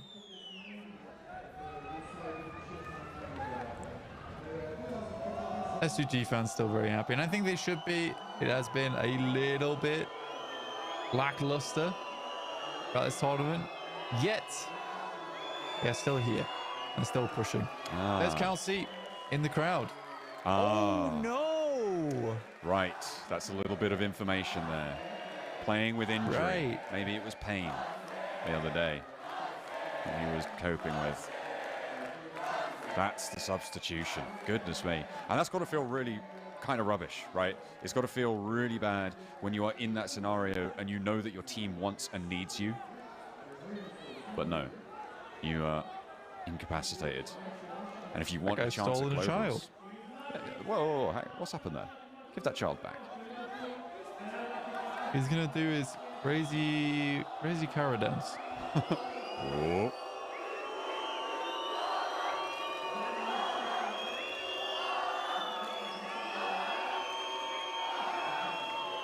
He's just lobbing that child around.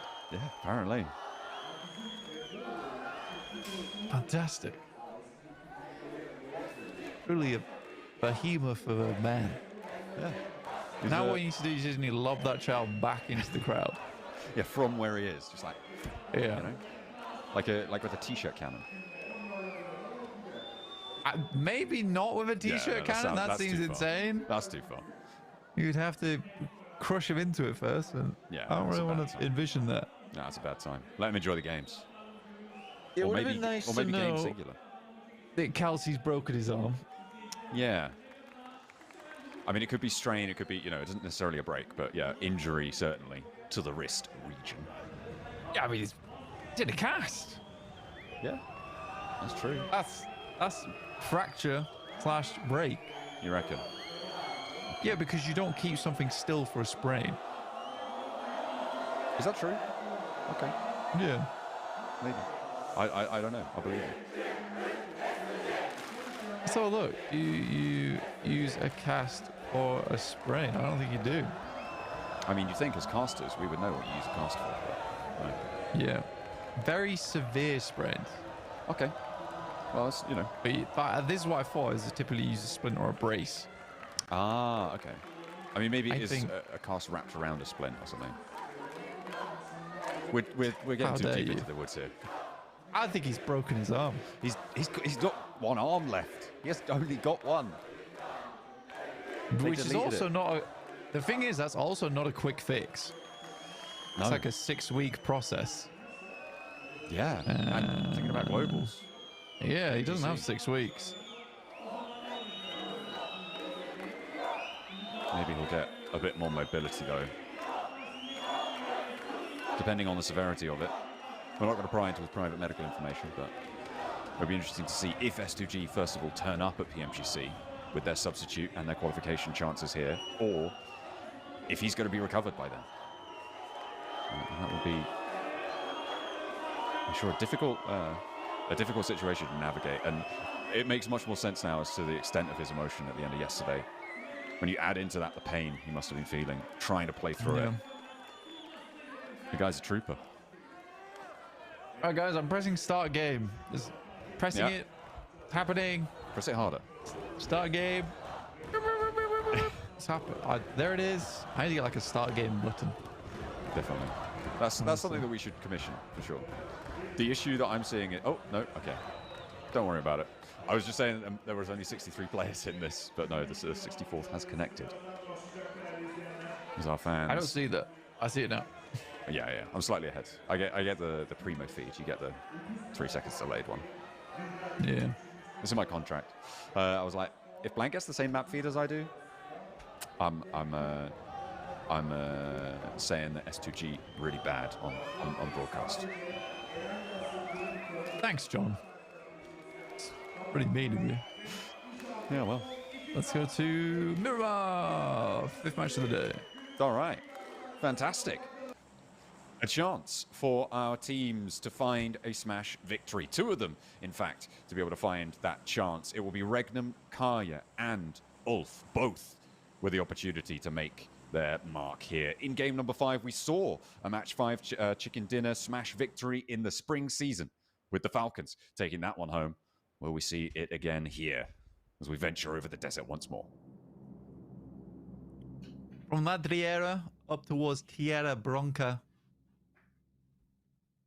over San Martin. We are heading over towards Miramar now. Picardo will be taken up by Regnum Kai, which gives them a really big boost in these games just because it's such a central spot anyway. Asgard dropped down toward Via the Mar. And we're going to get Falcons over towards El Paso. So a lot of our prominent teams already in pretty strong positions. S2G is a team that we're looking out for, but obviously missing out on Kelsey is a pretty big deal. Guy has been pretty big deal in Turkey for a while. Sorry. Yeah. Have a yawn there. Apologies. He definitely has been a big deal. I think it's safe to say. And I had to finish it as well. I'm glad you let me finish it. You know what the crazy thing is that they're kind of doing pretty well today without him. You know, like yeah, don't say that. That's me. Pretty good. South Circle. Even I've not said that. I'm the harsh one. Okay. Well, yeah, but like they have kind of been doing pretty good actually. So, you know, maybe they can go the full distance. They are 89 points now, of course. A big south shift on the circle, though, leaves us wondering where will we go. Not going to be all the way into the Chumacera Hills on the southwest side, but still possible. And Los Leones, of course, a big feature here.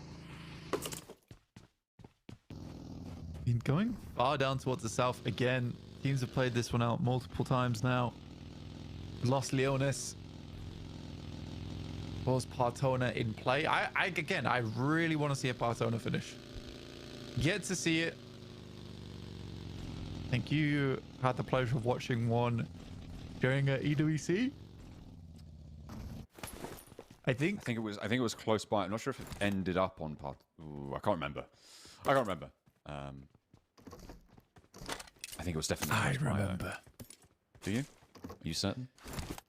No. Neither. Vague knowledge. We have seen Partona circles before, right? It's a really tricky bit of land to play. That ridge line that sits on that east point of the island. The settlement behind it as well, posing a threat for teams rotating around in the water. Uncommon on Miramar, but possible in Partona. Does make it pretty nasty. And the compound's very disconnected from one another. A lot of open ground. A lot of teams dropped over towards the north side of the map as well because of that plane path. There is a few teams already making their way down towards a more central position, but it's hard to make that decision early, especially because Los Leones is such a big feature here. You don't want to get stuck into the thick of it too early. I mean, BR8's happy to do it. It's their drop spot, but they're not likely to stay in Los Leones as the game progresses. I mean, if you're going to commit to Los Leones, at any, on any circle one, I feel like this is probably one of them, right? Because it does take up so much of the landmass inside the circle, and a lot of the circle is water. So you're looking at, maybe 30% of this circle is Los Leones in terms of the available end game space. And taking a 30% gamble when maybe you're fleeing other more dire odds is worth it, right? And Ulf are going to be approaching from the north, Kaya, a little bit further to the west of it. Yeah, already central is Regnum Kaya, which is, like I said, what Picardo really affords them as a drop spot. Really damn good. Frozen with the explosive bow. Yeah, we're gonna start seeing some more shenanigans, I would say. Again, it was very strange to see us go down to, I think, like 40 players stage 4 into 5 last game. There's an incredibly quick cleanup of teams and players who've realized that the mark has been missed. Yeah, it's maybe a little bit freeing, perhaps. I mean, especially for teams towards the bottom. The Noisy Boys and IWNRX in El Azhar. Little scrap at the bottom of the tables on the top of the map. Lines up for one. A good little opener there. And finds the flush. A nice point earned. In the meantime, Regnum Kaya actually got first blood. He snuck it away. Just in time. Ah, Zed Wolf. Earning a point. Staying on top. But it's all about that chicken dinner.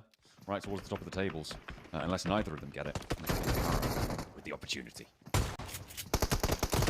Kenzo really stared at him for a while there before taking that shot.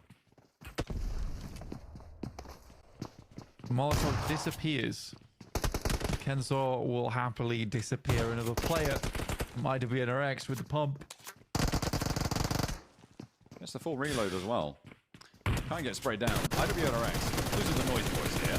And Frozen cannot hit a spray to save his life. Literally. Yeah, so we just gave the guy with the pump shotgun, which, bear in mind, has a clock time on it, 4 1v1s. Like, if you just pushed as a 3-man, there is literally a space of 3 seconds, well, 2 seconds, let's say, where he quite literally cannot shoot the gun. All of which is to say, IWNRX living up to their reputation here in the finals. Absolutely one of the stinkiest plays I've seen in a while. I mean, it's a we've given up kind of play at this stage. Great for the Noisy Boys, though. They get 4 whole points. Blank, that's like 10% of their whole scoreline. They pincered them as well, which is the weirdest thing to me. Like, you pincered them? What is the whole point of a pincer? So you have 2 angles at the same time. It's not to have 1 angle and then another angle. To have 2 angles. Just make that clear. 2 angles. Very frustrating. It's just should not be seeing those kind of plays in PMSL EU. And for IWNRX, losing Zed Wolf has had to be one of the most clarifying things about the rest of the team we've ever seen. Yeah, it's very interesting to see how it's changed up, right? Of course, they got the loaner from, as in on loan, not on his own, Swain from S2G to bring into the mix, but that's just not enough to fill the void that Zed Wolf has obviously left in the roster. Quite a few teams actually on the west side of Los Leones as we take a look at the rotations on the map. And 2 of them, actually the 2 teams on the southwest point of Los Leones blank, are Regnum Kaya and Ulf. Both of whom in that smash zone right now, above that 134 point barrier.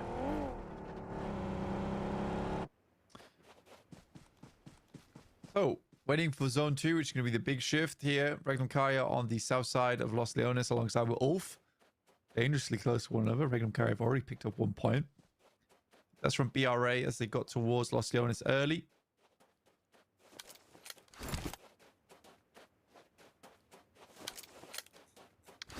The Noisy Boys, after having won their fight, are still in El Azhar, by the way. And the circle is fully on the south side. So that's... they love just sticking around where they're like, okay, we did our first bit. We don't have to do anything more, right, in this game. They did it on Erangel. They're doing it here. Besiktas also late into this, but they are actually moving now. Oh my god. Oh my god. What a shift. Down to the south coast, blank. Okay. This is a mad dash. Regnum Kaya and Ulf. What are they gonna do? And Kara in a great spot. I mean, both Ulf and Regnum Kaya are pretty close to the zone. So I'm just going to send it in. I think Kara has already taken a knockdown. Yes, they have, to Nico from Papa Supermassive. Not good for them to start off with. Ulf takes a little bit of liquor damage, as does Regnum Kaya. To be expected as you send down towards this portion of the map. We don't play here very often. I don't lie to you. No, I mean, Regnum Kai are now around that mines entrance position on the south coast. A lot of open fields on the southwest, on the low ground there, but hills to keep you safe, potentially some buildings as well, littered through it all. This is really, really dangerous stuff, and half of the circle is unplayable. It's out in the water. This is going to be deadly, I think, for several of our teams. Maybe not this phase, but definitely on the next one. And not all of our teams have even made it here. Still got quite a few out on the west coast, on the west side. Yeah, I actually think that playing on the north side of the circle here is probably one of the best decisions you can make, because it's likely going to shift away from the water and shift up towards that north side. So I think Regnum Kai is in a good position to make this happen. Kara takes another knock, but that's from Ulf. Solke goes down to Regnum Kai as they clean more and more space out of this lobby. Oh dear, that's bad news for S2G. Spot. That's really bad news for S2G. They've lost a player in the midst of it all as well. A very, very tough circle for them. And look at how many swaps are happening as well around the fourth, fifth, sixth, seventh, whatever, 11th position are happening. Asgard, Papra Supermassive going blow for blow right now. And Kara have lost 2 in the midst of it all. They only need 3 points this game, Blank. I know. But it looks like it might not happen here either. Regnum Kai already with 2, though. I mean, they're not playing in a extremely safe spot of the map, but it will give them some kind of cover. It's like a small defilade that a lot of teams play towards later circles. But I mean, when you get this kind of circle right now, you have to make the best out of a bad situation, which this absolutely is for a lot of teams, by the way. Oh, for sure. Late to it. Ida, nah, you're not going to get past that. That is Ida, I believe, eliminated there. Our first team to go down. Regnum Kai are racking up the points. I mean, it'd be great if anyone else was getting them, but Regnum Kai are just like, okay, the points are great, but we want the chicken dinner. That's what we need right now. As they've moved away from the mines opening. They're actually doing pretty well on this hold for now. Yeah, ideally, Regnum Kai would love to have, well, not anymore, wouldn't love to have X-Lay's spot, where BRA is playing, as well as Kara. Kara have a really good compound, but only 2 players. If anyone knows that, they can push it, but it's very hard to tell that at distance. Ulf take 1 knock there. Yeah, this is kind of one of the situations where you go for a big crash, but you do not know whether Kara has 2. You assume that it's a 4-man squad inside that compound. Technically, any team could really roll them over. Yeah, I like what Ulf is doing right now. They're moving down south to one of the compounds further across the way. It will be more central on this circle. They might leave 2 and 2. I feel like a 2-2 split wouldn't be a terrible idea. But the fact that Besiktas and the Noisy Boys have kind of yet to make an appearance might catch them off guard on this east side. Yeah, it's a question of where to go. I mean, TMB took a really, really long rotate down from eastern coast past Porto Paraiso. And you're right, so did Besiktas. 2 teams that stay out of the circle for a very, very long time. S2G also losing one of their players does not bode well for their point scoring into the future.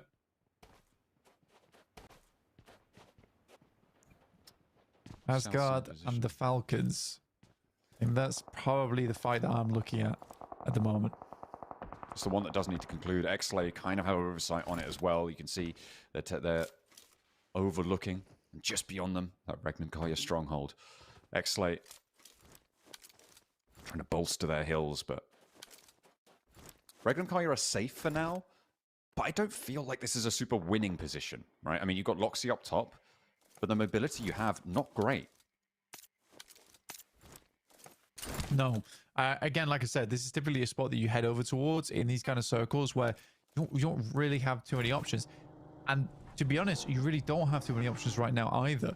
I think Regnum Kai just had to pick a spot and work with it, and this is a spot that Silas knows of, the rest of the team knows of, they can play it. It has been fairly profitable so far, but they are going to run into a situation that they've had situations happen before, which is not having enough utility, not having enough supplies to work with.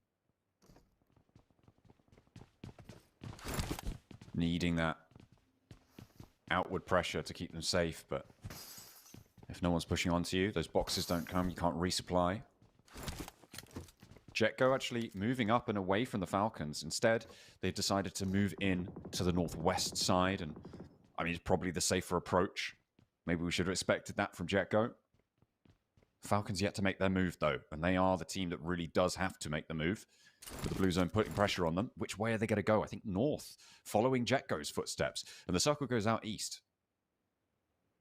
Which favors Ulf. Will force a lot of teams to push across. There's only one other team really on the east that poses a threat to them. That is TMB. And, well, do TMB really pose a threat at all? That's the other question that needs to be asked here. But for Ulf, very, very good spot for them. Same Papro Supermassive over on that north side. Another strong position to be playing in. It's losing players, though. They're taking 1 and a flush on their side there. As they try and move in behind Jetgo. They're now playing as 3. Ralph has gone down. I did see a Winchester in the elimination feed. I'm very happy about that. But now Regnum Kaya have spotted the Falcons as well. And Narvalo takes a heavy toll. Will be dragging down. I think he tried to... Yeah, he tried to get in separate from the rest of these team. He split off from them. And that's going to be an easy pickup there for the lot. Jetgo moving in, maybe. Maybe to try and third party this. Maybe Braha as well. Look at them moving out, stretching their legs. Yeah, getting a move on. It'll be done. Magnum Kaya, I think they took a knock. We're able to get it back up again, though. A little bit rough. Fenerbahce play all the way down towards the beachhead. I mean, fair enough. There's really not many strong places to be had here. I'm not calling anything with Ulf too early. Factors are though. The amount of times. Yeah, he's just whinnying them right now. And he's still going. He is still going, actually. What? That is crazy. I'm sad we did not have that on camera. That is absolutely insane. Really sad we did not have that on camera. Wow, wow, wow. Not only does he get an incredible clip, but he also takes down Asgard, who were in that 4th place race, Blank. And we could get a smash victory here. Asgard may have just been ruined by a Winchester for their chances to get to PMGC. Yeah. Scope, 1 bullet and a dream. Or in this case, 3 bullets and a full squad wipe. Upper Supermassive sending nades down towards the Falcons. Need to go a little bit further for themselves. Asgard were only able to get 1 point on this game. So yeah, the marker is not too far away. S2G getting taken down here. 90 FPS takes a tumble. S2G were down to 3 from earlier. So now need to get their boy back up. And all the while, Blank, Kara are surviving on 2. No one.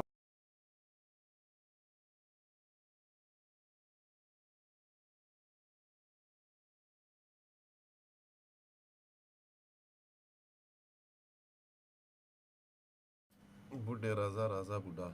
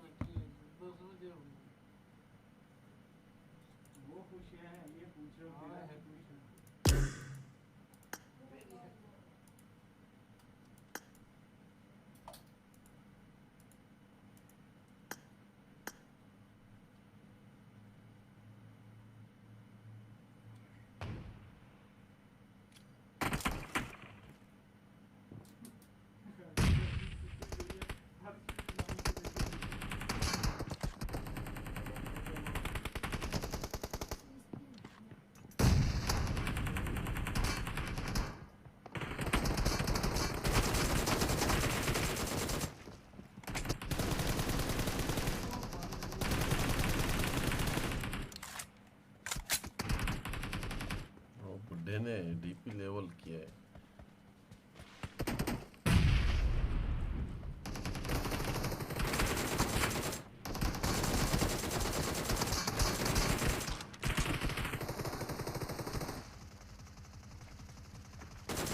The blue team is in the lead.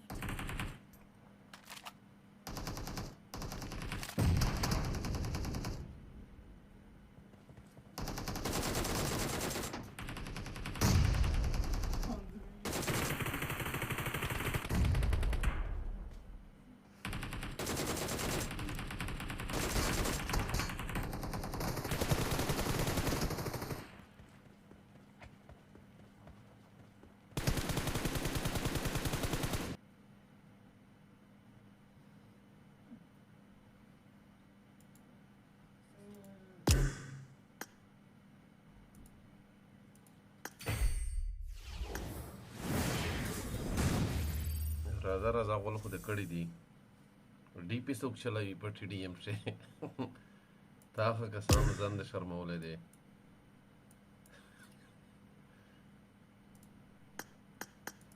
तो शे PC वाला रावाला चप्पा वदट तो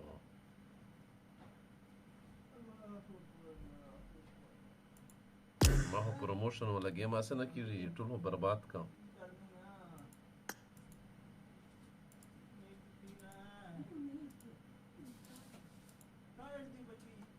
outside you are not tired, rounding. Inside you are tired. No, I don't know.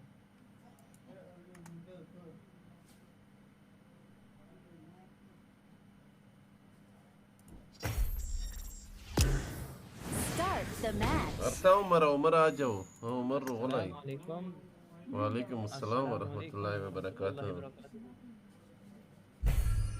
हमारी चाचा TDM का TDM देखा TDM की आवाज आ गई टीडीएम का आओ नासिर भाई टीडीएम में अभी कौन डीपी चलाते हैं टीडीएम में ये डीपी चला रहा था किल मैसेजर दिखा रहा था हाँ देखा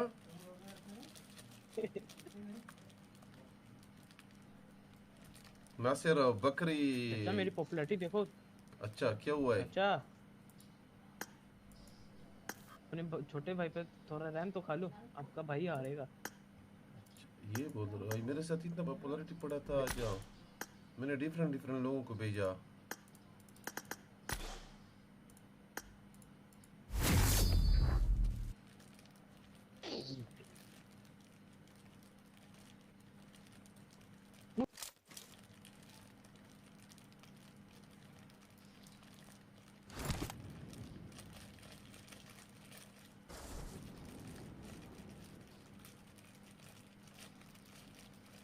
थोड़ी मम्मा पापा बचा जा बाबा पास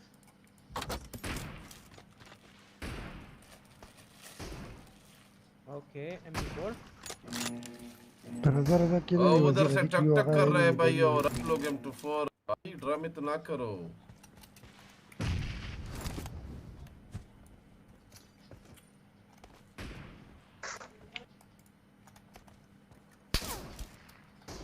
First point for the red team.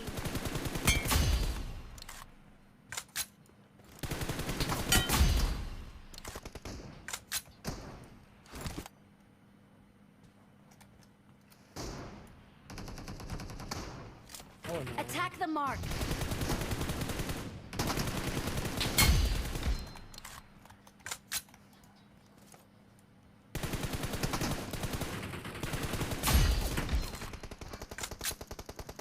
Attack the mark.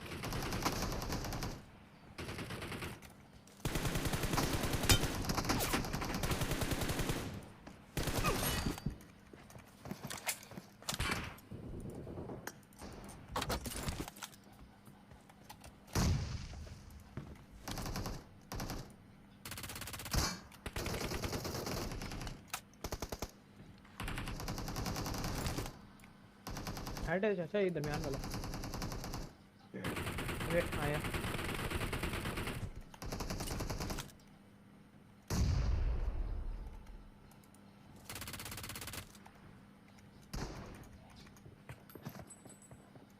Style करो कुत्ता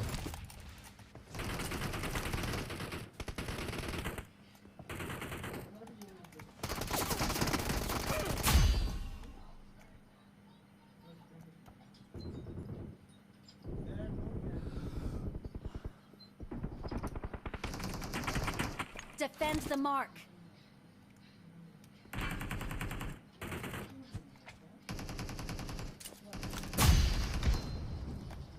Nice.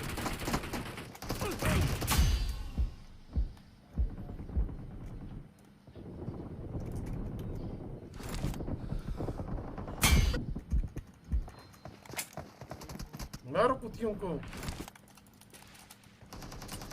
मारा एक को मारा भाई सब किल तो मेरे हैं Defend the mark.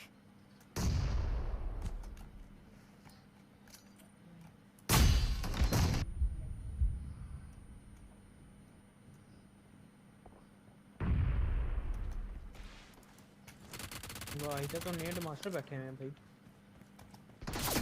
The blue team is in the lead. अस्तगफुरुल्लाह। हेड लगे कुत्ते को, हेड लगे कुत्ते को, ये कुत्ते को।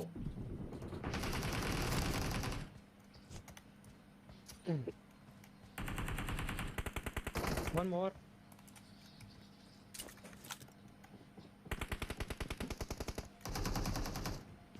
Watch यार out. ये पीक ले। ये कुत्ते अभी बैठ गए, जब ये ऐसे कुत्ते कसम हो गई। Attack the mark. बैठ जाओ। Watch out.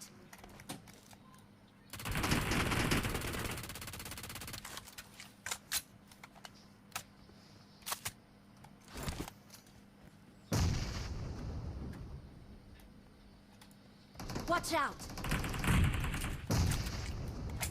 Watch out. देखिए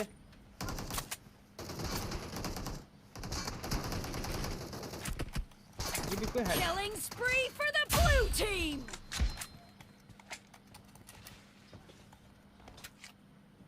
ये हमने ये आप बढ़ो बढ़ो।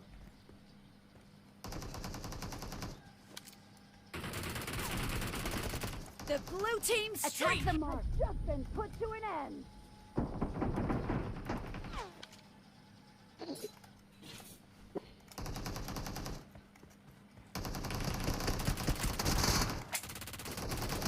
Watch out.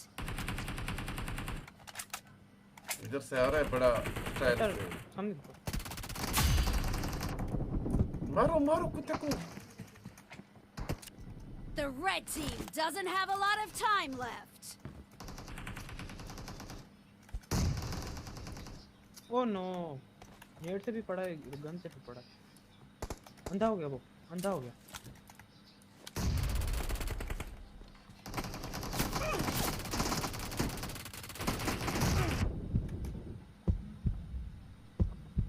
Half of the match is over, and the blue team is in the lead. ये बड़ा कुत्ता है साहब, ये ऊपर बैठा है इधर। Watch out. अच्छा ये बैठा है, ये बैठा है, ये बैठा है।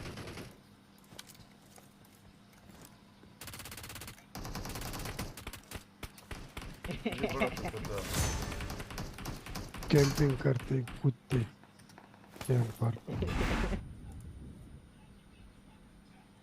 आपने उम्र ने जो टटी किया ना सिर्फ आपने और उमर ने टटी किया है, साहब उमर ने किया है। अच्छा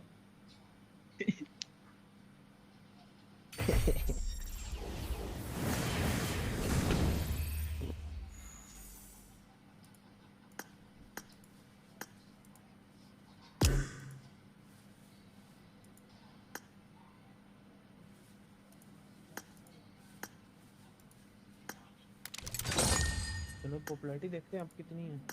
अल्लाह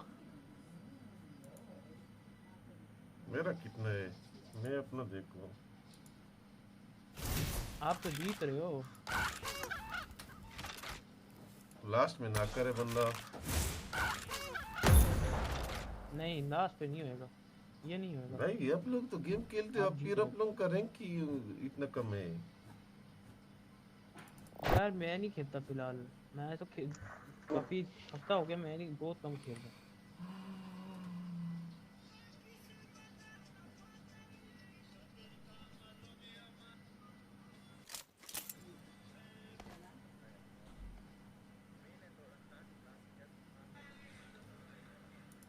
I won my last match. Yeah, I won my last match with striker.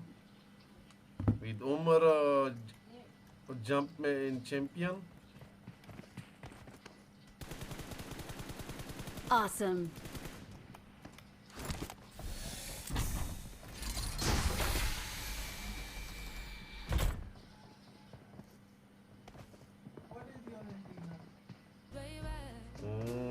Yeah.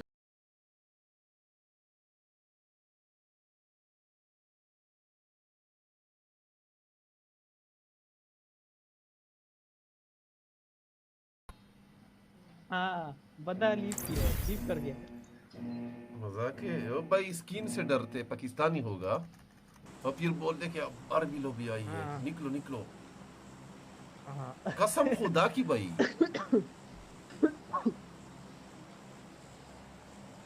ये ZX बैक लाइट चेक करो। देख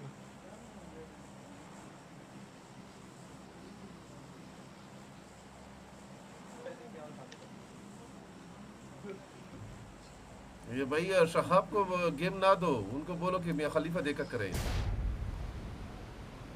हाँ बर्बाद है, गेम में बर्बाद है।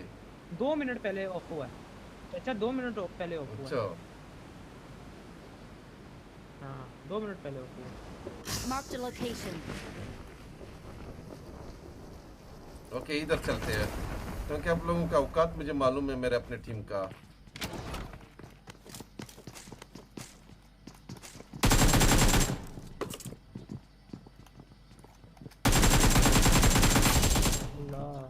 तरह का वेपन दिया मुझे। Attack the mark. भाई इस रूम में मैं आप लोगों को लेकर आया तो इधर आना था।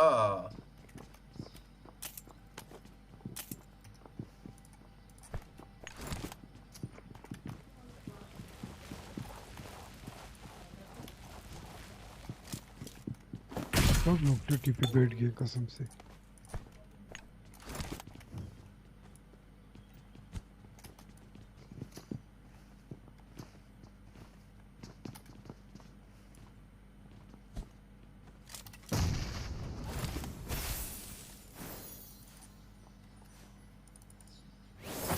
आओ तो सही भाई। शॉटगन से सबको मारूंगा। देखो शॉटगन साइड पे तो सबको मारूंगा। साइड तो नसीर भाई, शॉटगन से तुम्हारा करो, बातें भी सुनाते हो बुड्ढे। शॉटगन से सबको मारूंगा।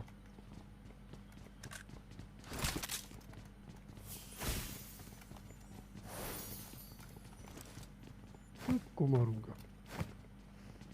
ऐसे भी बातों बातों में मारोगे। बातों में। टिटी पे बैठी I है got इसलिए। supplies.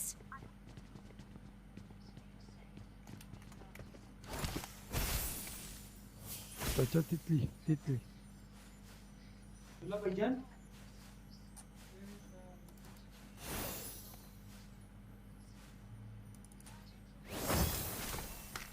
तितली हर जगह है नासिर, हर I जगह। got supplies. इतने तितली है कि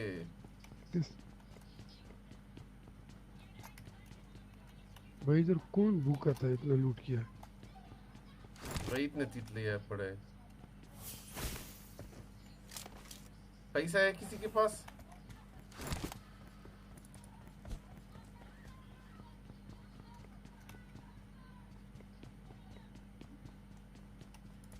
चाचा भी नासिर भी देखा, चाचा भी नवाज शरीफ की तरह थोड़ा थोड़ा वो बन रहे हैं, भिखारी, रोज पैसे मांगते हैं। नहीं इसकी आदत नहीं है, मजबूरी है।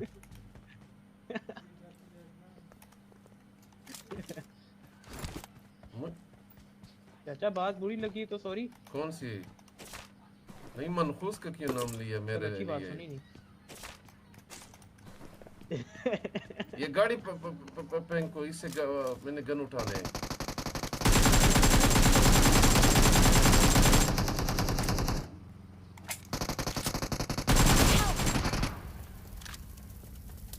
चाचा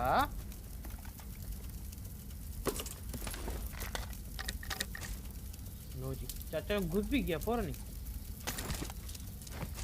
मास मिला तो बताओ। सारा लूट कर लिया। अस्तगफुरुल्लाह।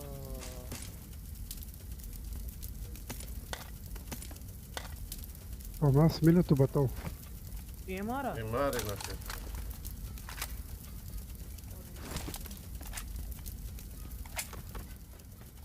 MG I got supplies. Nasir आपका स्क्वाड का मेंबर देखो, वो डब्बे उनको नजर आए, अभी एक एक चेक करेगा, सिर्फ चेक करना सिरा। मजा ना आए पैसे वापस आओ।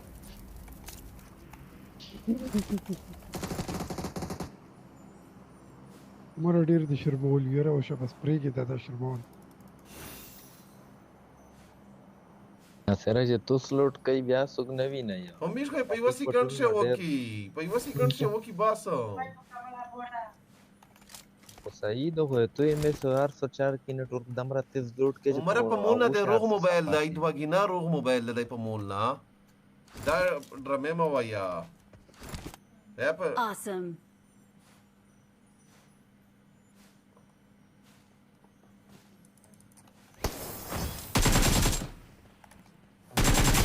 Actually मार दिया.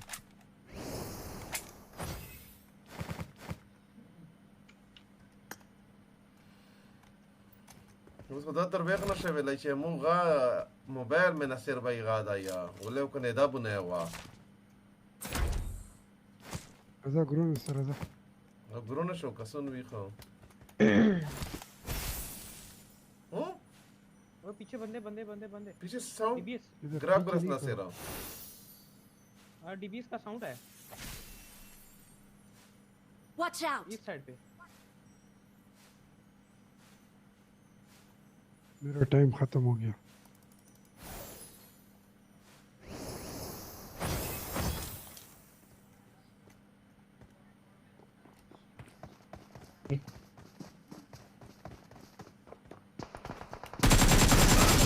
निकालो टटी.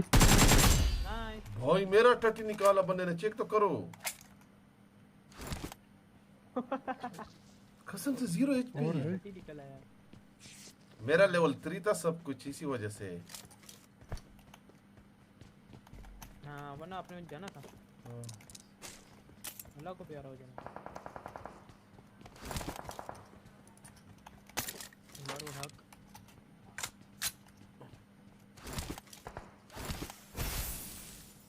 Oh no.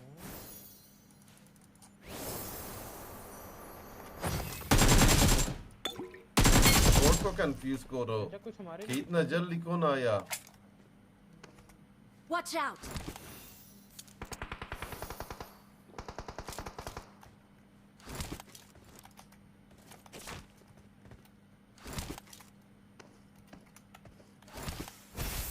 बंदे इधर आओ.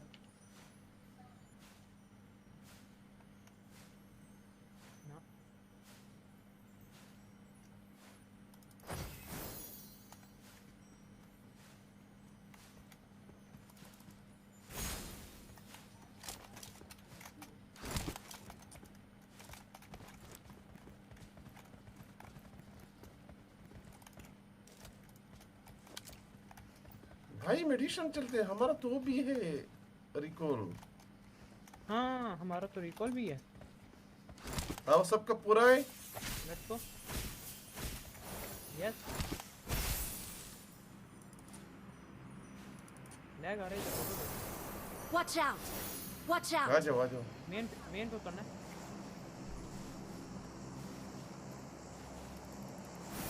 Watch out. ये वर्ड शॉट कौन कर रहा है.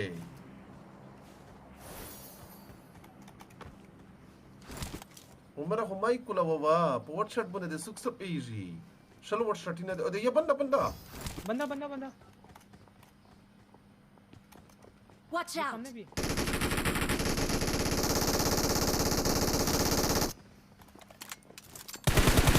ये मर जाएगा. ये नीचे वाले पे आओ. आओ इधर से. आओ. छलांग लगाओ.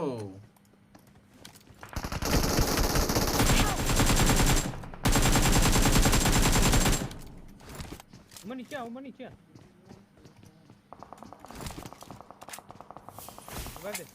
भाग गया. ऊपर से आया. हो रहा है.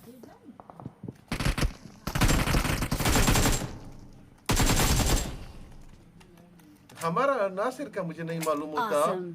इतना दूर भागता रहता है बुढ़ा. नासिर जब किल करते हैं उसका मैसेज तो नहीं पड़ता.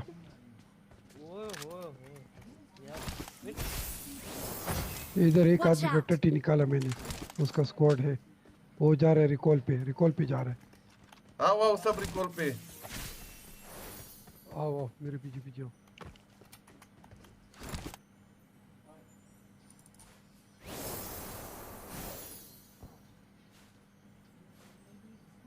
उमर निकला छोड़ उसको. उमर कसांदी. इधर है बंदा.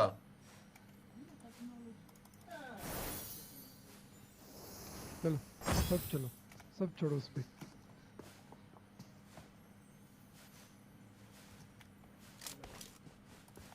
इधर ये मारो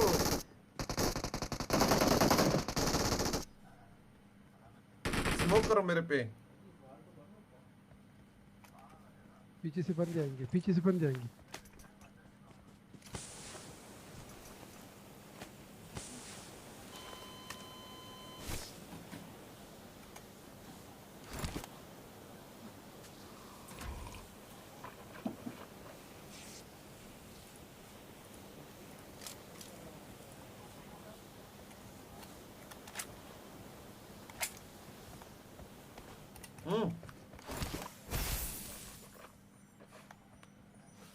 मेडिसिन आओ सब फिर से हाँ मेडिसिन फाइट चल रहा है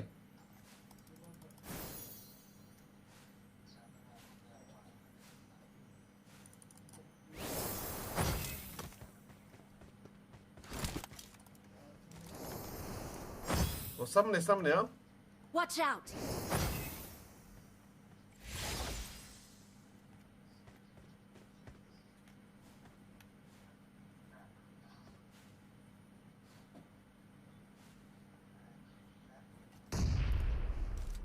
देख ये लेफ्ट इधर है ये flower Watch out!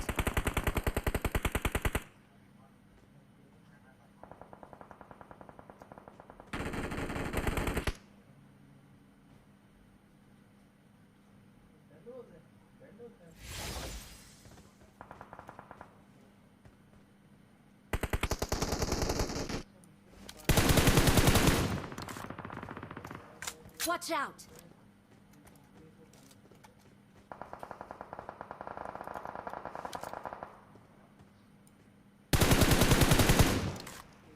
Watch out! किधर भाग Watch गया out! नहीं इधर तो है ना सेरा इधर भी है एक Watch out!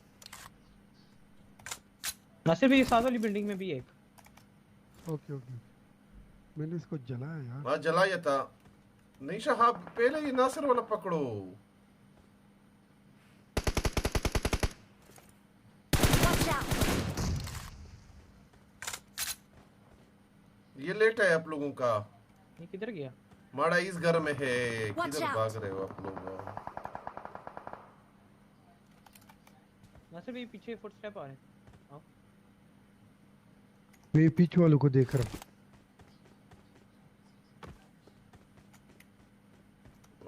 वो जोन से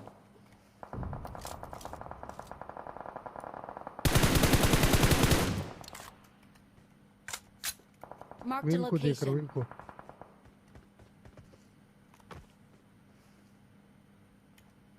इधर है एक out. बंदा यही तो मैं घंटे से बोल रहा हूँ भाई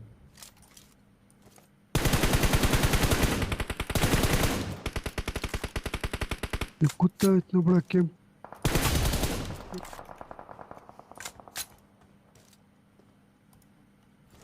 इस बिल्डिंग में नासिर भाई हो इसमें साथ आओ Watch out!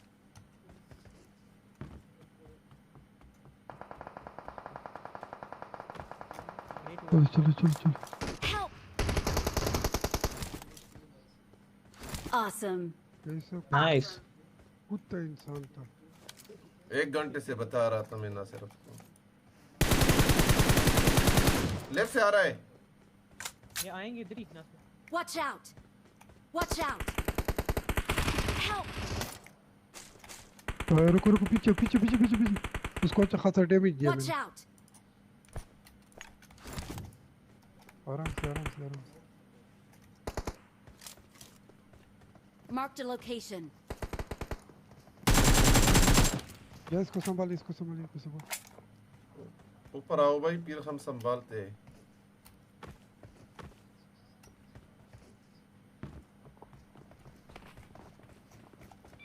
Oh no.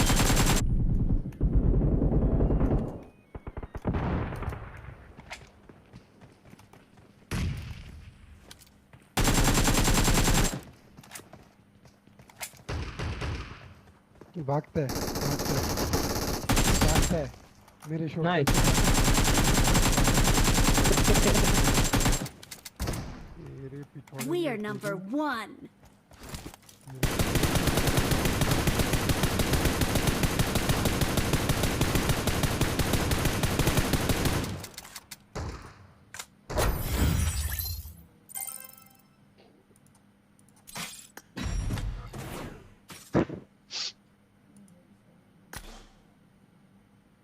मेरे शॉटगन से भागता है इसके किल ज्यादा होते हैं जब किल कम होते हैं फिर ये चुप हो जाता है मेरे शॉटगन से भागता है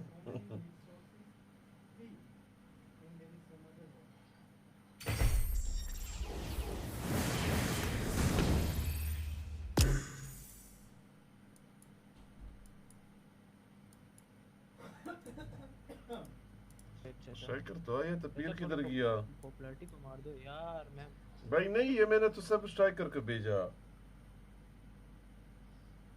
नासिर भाई आप भेजो रुक जा ये ले तू खुश हो जा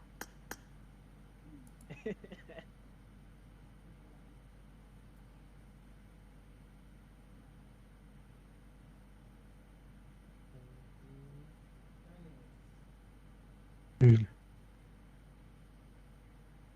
थैंक यू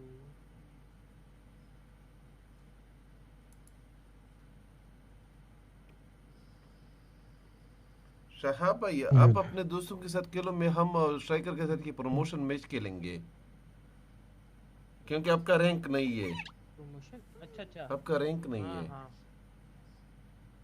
मेरा तो कोई दोस्त ही नहीं मैं तो अकेले ही खेलूंगा अपनी गर्लफ्रेंड के साथ खेलो मसला नहीं है नहीं इमेजिनेशन वाली जो बाथरूम में बैठ के इमेजिन करते हो हाँ ये टाइम हमने गुजारा है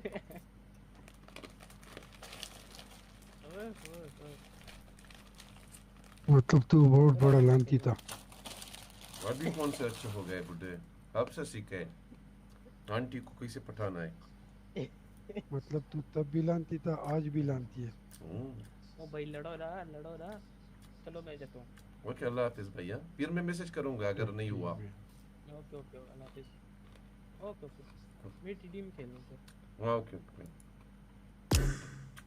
अल्लाह हाफिज भाई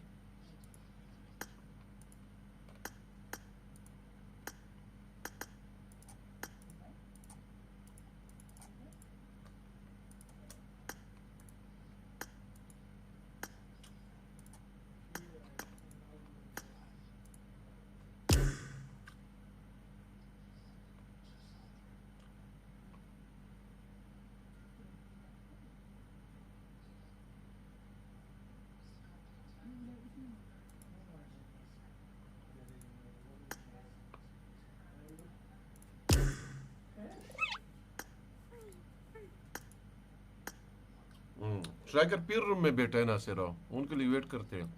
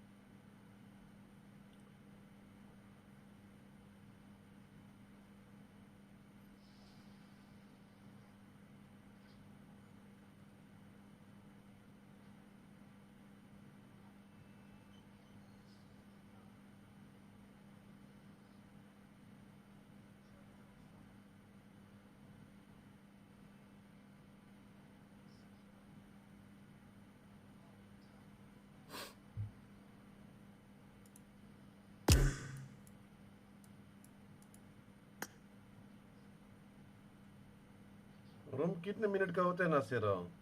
7 मिनट हो गया इसका। 4 मिनट। हाँ बस हो जाएगा भी।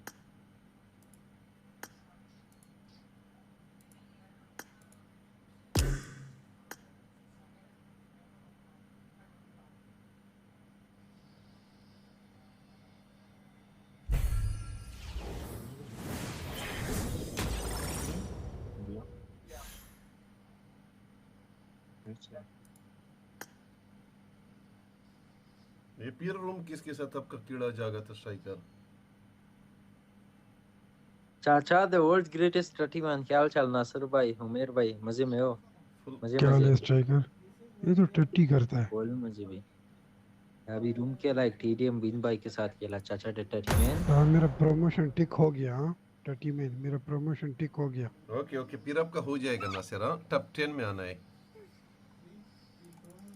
चाचा भाई अभी तक प्रमोशन चाचा कर रहे हो चाचा भाई टटीमैन। खेला नहीं है अभी, आप पहला गेम खेला। टटीमैन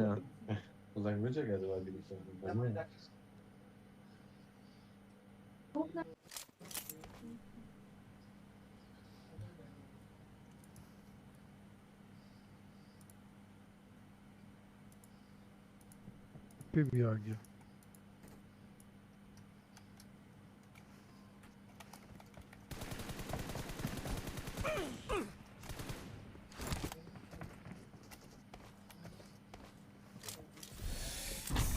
I won my last match.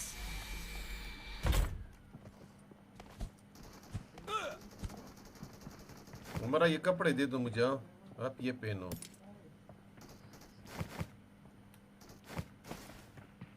I need a weapon. चाचा उमेर भाई के कपड़े क्यों नहीं खेल रहे? टटी टटी रफीका ना कपड़े निकल ना रहे। कपड़े टटी। देना शुरू कर। रफीक ना ठठी बोलो, ये बड़े गेम पर है उमेर भाई, जानते हो? हमारा ये मिशन के बंदा लिए हो पहना आपको है। आगे पेज मिशन के भाई लिए आप मर जाओ पर ये मारता है आपको। अच्छा मुझे तो झूठ कैरेक्टर बोल दे रहा दो। है ये ठठी। हाँ स्ट्राइकर बड़ा मनु से एक मुनाफिक था, दूसरा भी पैदा हुआ। बहुत बड़ा झूठ है ये। चाचा द वर्ल्ड ग्रेटेस्ट टटी मैन।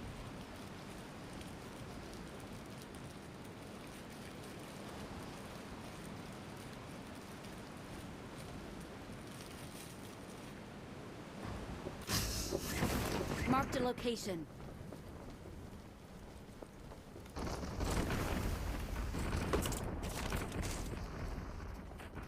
नहीं मिला भाई, गन किधर है?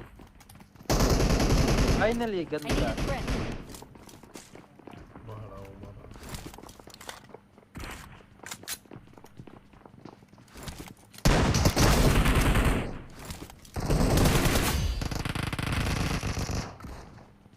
हमारा लान दे दी कसान चेता दो Watch उसको out. तन गोरे कसान लान दे दी। Watch out. HP 1 HP दो नॉक चाचा। अस्तगफुरुल्लाह नंबर 1 कौन है चाचा? ओ भाई 3 रिवाइव हो गए। 1 HP भाई।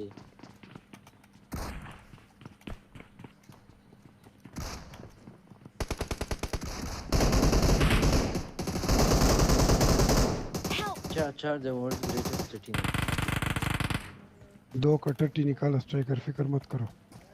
शॉटगन के साथ मजा ही है ना सर भाई, कसम से चाचा कवर करता। 1 HP था भाई, 2 नॉक थे भाई। Attack the mark. Easy game था, इजी गेम।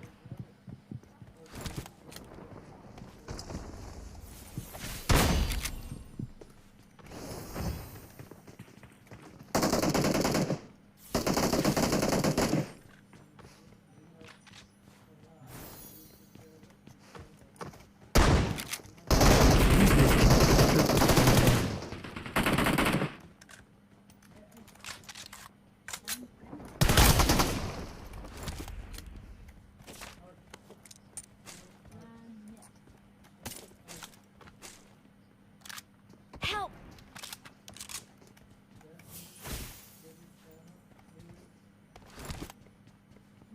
आएगी क्या कोई? मारा ना भाई?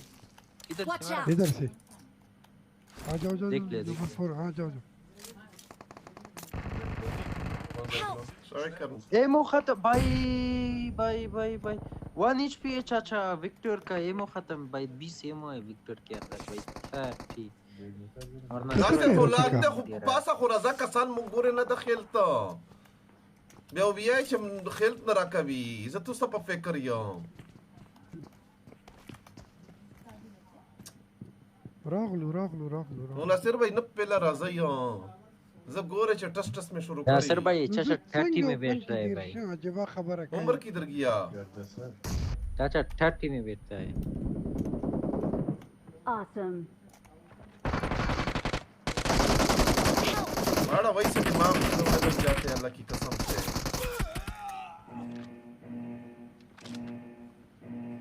Awesome. 30 चाचा 30 Help. हमारा देख रहे हो कि दो बंदे का डंडे लवड़े लग गए हुए आप लूट कर रहे हो तो रिकॉल के लिए जाओ भाई चाचा चाचा को देख रहे हो चाचा ने 30 किया और भाई हमारे ऊपर गुस्सा हो रहा है देख रहे हो नहीं भाई ना खेलते नासिर उधर ही बैठा है भाई बाहर दीवार के साथ थोड़ा मैं सेफ था मेरे भाई मैं सेफ था अल्लाह की कसम से बंदे थे वो साइड 5 मीटर पे इधर चाचा देख रहा था मैं चला गया फाइट तो मुझे किल कर दे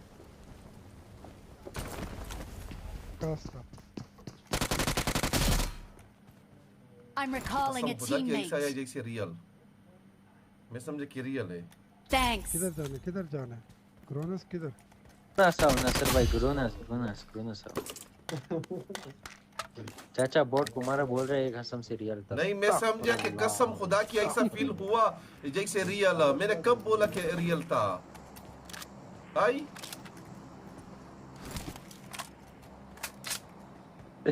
चाचा 30 मैं झूठा नहीं हूँ बुड्ढे जैसा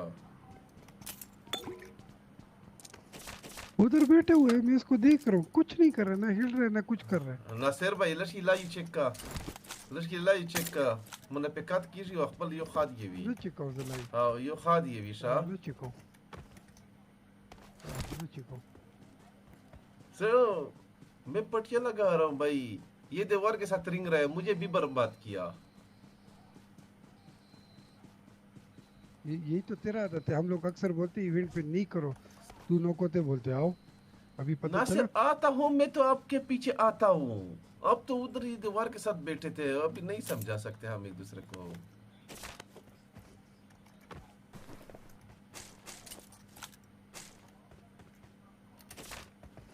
चाचा को पकड़ लिया नासिर भाई आपने चाचा को बुंड से पकड़ लिया अभी नहीं बताएगा अभी टॉपिक चेंज करेगा नहीं छोड़ूंगा इसको भाई अल्लाह की कसम से नासिर की गलती थी मैंने क्या बोला अल्लाह की कसम से नासिर की गलती ये आदमी इतनी कसम खाते ना मैं इसको आज बोला इतनी कसम मत खाओ किसी दिन तू बर्बाद हो जाएगा कसमों की वजह से ये बहुत कसम खाता है इधर 6x पड़ा है I got supplies. मुझे दो चाचा मैं आपको 4x दूंगा लाओ 4x नहीं चाहिए 4x खरीदा मैं क्यों चाहिए दो 6x से दो 6x भाई पहले बोलते ओ तो किधर था ये Watch टटी out. नहीं पता भाई फाइट क्या मुझे 6x चाहिए Mark the location. तू चाचा इतने टटी गन के साथ टुक कर रहे किधर है हमारा इसके एक दफा ये शेक पे किधर है Watch out. Watch इस out. साइड से फायर कर रहा था चेक करो भाई चाचा बॉट के गन लेके टक टूट कर रहे हैं भाई घर पे भाग गया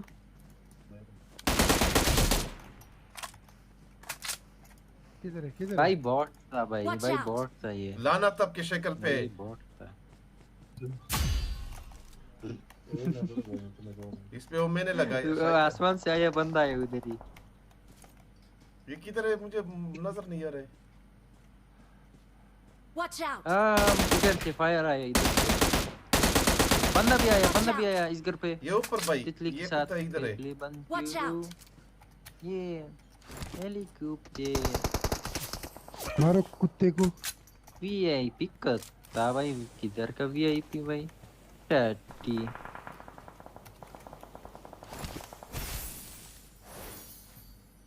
चैट से फायर Watch कर out. रहे हैं इस बड़े पत्थर से। इसका बून आसमान की ओर करो जल्दी जल्दी। चाचा जल्दी जल्दी जाओ। चाचा आपकी छत के ऊपर बंदा आया। ओ नॉक हुआ मेरे चल रहा।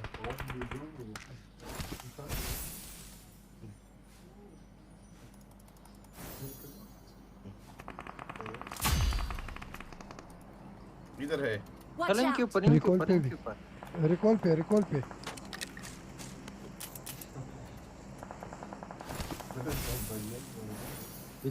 रिकॉल कर रहा है पट से शॉट इसके आसमान से आया इसके मुंह में मारा भाई कत्ता कमीना साला। ऊपर देखो ऐसा नहीं रिकॉल किया हो। रिकॉल किया। या मेडिसिन किधर है? पट से शॉट। Watch out. एक उधर भी लैंड हुआ लेट्स गो किधर से कर इसके पास है जल परी बनो इस साइड रिकॉल हुआ Watch out. ये आओ मैंने इसे देखा कुत्ता भाई इधर मुझे लगता है घर पे गया किधर गया देखो इधर घर के पास लैंड हुआ इधर ही कि कैंपिंग कर रहे हैं।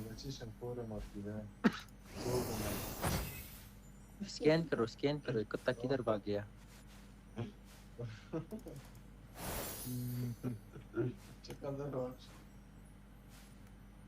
भाई चला गया गायब हुआ किधर गया।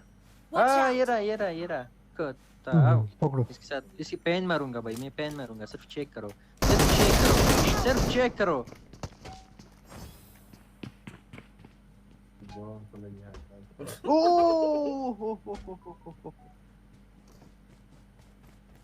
ये क्लोज फाइट में फिर इसके पिछोड़ा मेरा 4x ओपन हुआ था कुत्ता भाई 12 कैंपर था। ओ नासर भाई जितवा दिया।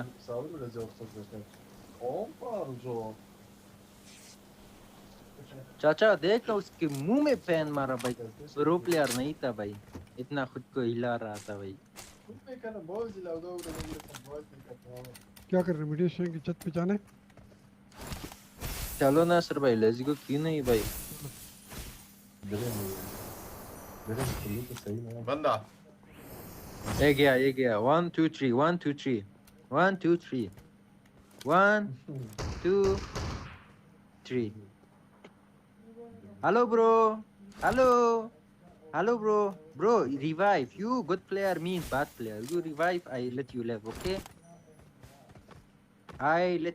okay you live revive I go you go east I go west okay bye Umar हो गया उमर चर किया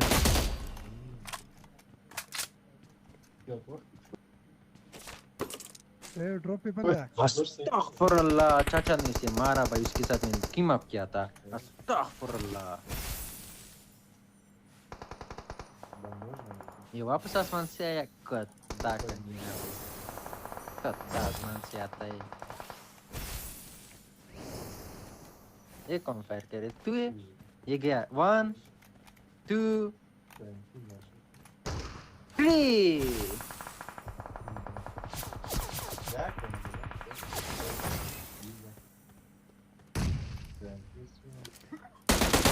Watch out. बारकल नहीं ये बंदे ज्यादा है 1 सेकंड सिर्फ नजर है गाइस बारकल ये जोन के अंदर Watch out.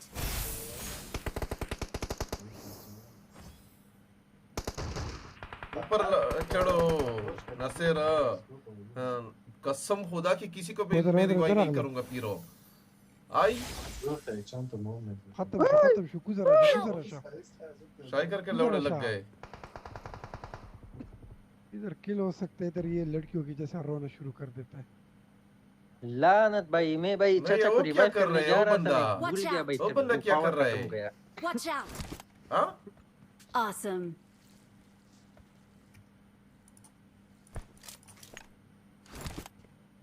ज्यादा टुक ना करो चाचा बंदे मारो पिछले ज्यादा टुक ना करो कसम से इतना बोट है भाई कसम से मैं जोन से मर गया भाई जोन में मारा 12 बॉट है, एक पत्थर के पीछे था, एक भाग रहा था, रोटेट कर रहा था वुड प्लाजा की साइड से। नहीं पता भाई। ओ मोबाइल पे PUBG डाउनलोड हो गया। चार अच्छा की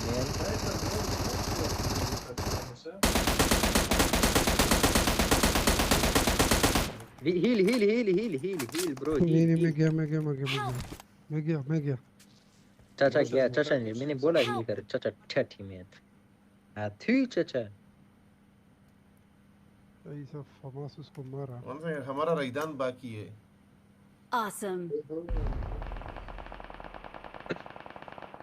मेरे भाई कैन डू इट भाई, सब चिल करो मेरे भाई। Easy chicken. राइट से रोटेट करो, राइट से घरों पे रोटेट करो। राइट। ये नहीं सुनता, इसको मत बोलो, ये नहीं सुनता। छोड़ो इसको अपनी मर्जी की। इसको लेफ्ट बोले कि राइट जाते, राइट बोले कि लेफ्ट जाते, इसलिए छोड़ो इसको। फिर लेफ्ट जाओ मेरे भाई, फिर लेफ्ट जाओ। देखो राइट इसका मतलब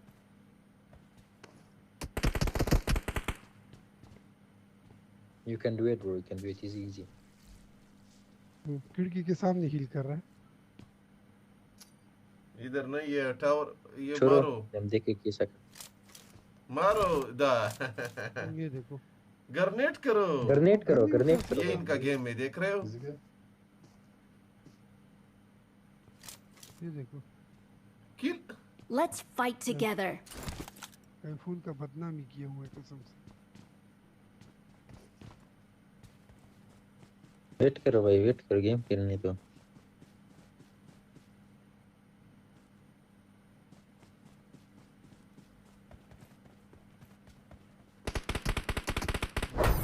नहीं बताने वाला था, ये बंदा सफेद नजर आ रहा है भाई। मैं नहीं बताने वाला था। फेल हो गया। ज़्यादा बात ना करें। फेल हो गया ना सर आपका प्रमोशन। तू लड़कियों की तरह रोना शुरू कर देता है।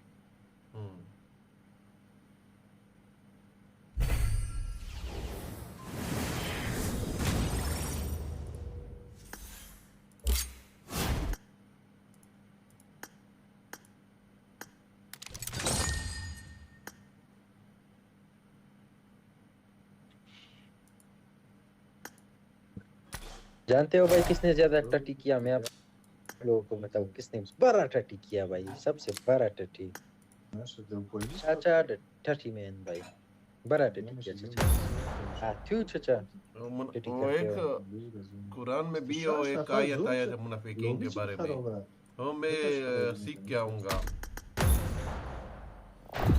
चाचा के लिए आया था मुझे लगती। चाचा नासिर के लिए, भाई, नासिर के लिए। और ना नासिर भाई आप क्या बोल रहे हैं भाई? ये एक दफा नॉक होता है ना, ऐसा लगता है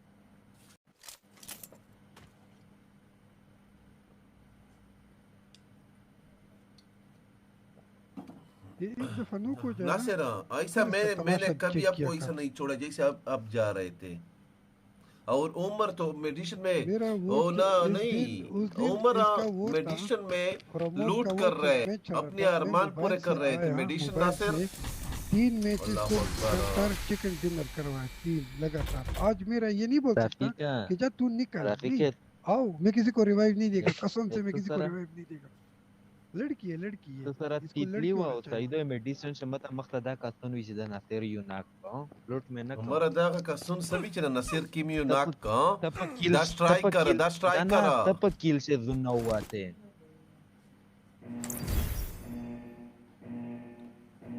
हमारा 3 साल नूर देर का वचे गेम्स दाके जगाचे पतुशे ईगो दो 3 साडी शे ईगो सवी स्तर साडी तुबी या पटुला जिंदगी तो शायद नशीज दा कवाई जगह ये तो उर्व है ना।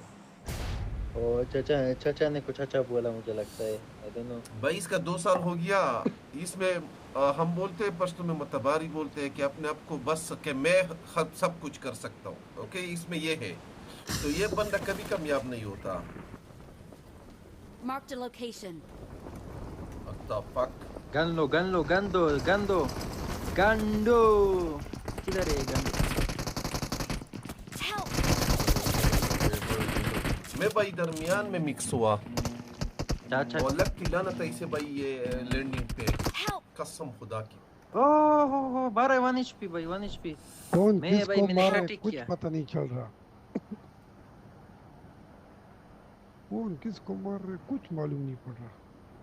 भाई इजी किल था मैंने गलती किया भाई गन बंदे के पास था उसे नहीं मारा लालची बना भाई लालची बनने का काम देखा भाई लालची बनो इससे भाई आप मरते हो भाई लालची ना बनो ये पी सीखो रहा हो रहा मैं ठर ठर ना करवाओ। ओके लेट्स गो जो चाचा फर्स्ट टाइम अच्छा बात बोला चाचा कसम से आप टीममेट ने यू आप प्रो प्लेयर हो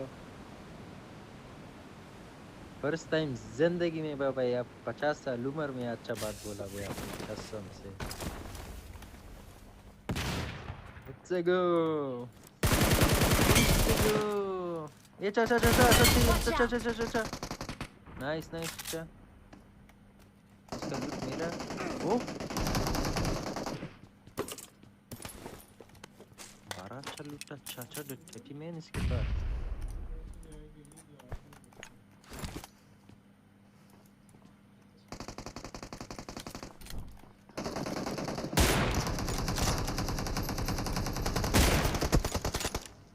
चाचा अभी सीरियस गेम मजाक बंद serious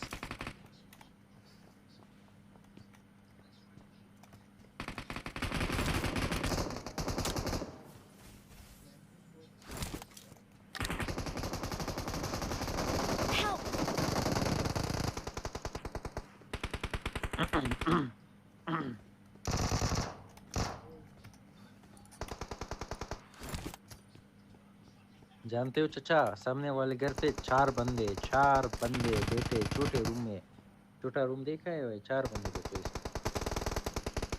not 1 not 2 not 3 but 4 Umar recall तक पे हुआ सा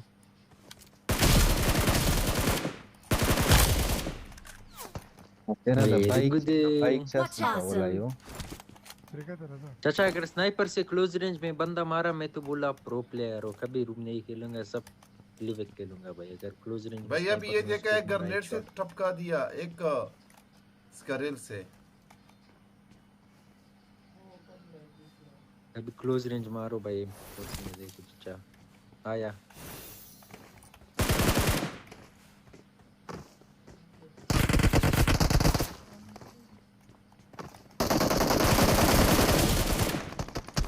Finish! Kutte ko.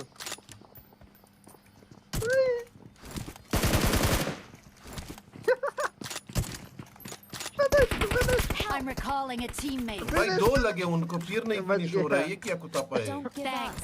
Your teammates I'm can still recalling a recall you. भाई teammate. लेवल 3 का वेस्ट हो गया लेवल 3 का Thanks. ग्रोनस जाता हूँ आओ ग्रोनस लेट्स गो मुझे 1 सेकंड ग्रोनस में कवर करो मैं हाथ धो के आता हूँ भाई हाथ धोना है मुझे पर बंदे देंगे हाथ धो लो पिछवाड़ा धो लो नहीं चाचा हाथ धो ले पर बंदे मारेंगे क्या बोलते हो अभी सिर्फ चेक करना भाई अभी सिर्फ चेक करना वापस आके 20 किल करूंगा सिर्फ चेक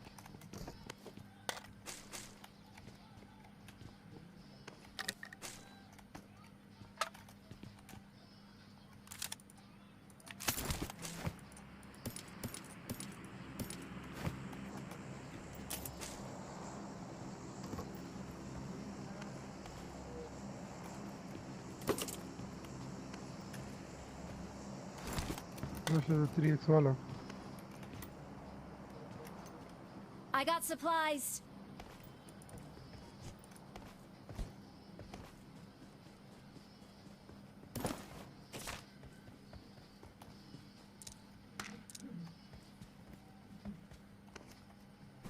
थ्री एक्स ना 4x ना सिर भाई स्ट्राइकर इधर हो है M416 I got supplies.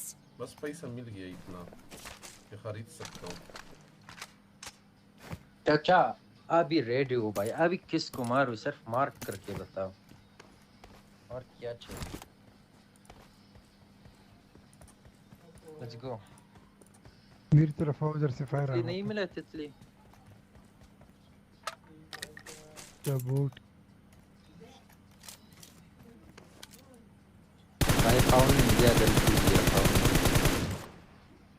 O nice चाचा दूसरी टाइम जिंदगी में कर सकता फर्स्ट टाइम जो रश किया, सेकंड टाइम ये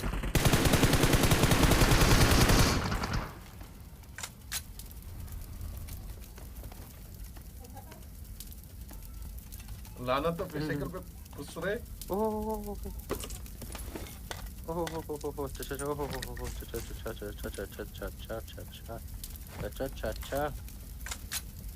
अच्छा फोरेक्स लो, सब कुछ लो, फेंक दिया फोरेक्स, एटेक्स सब कुछ।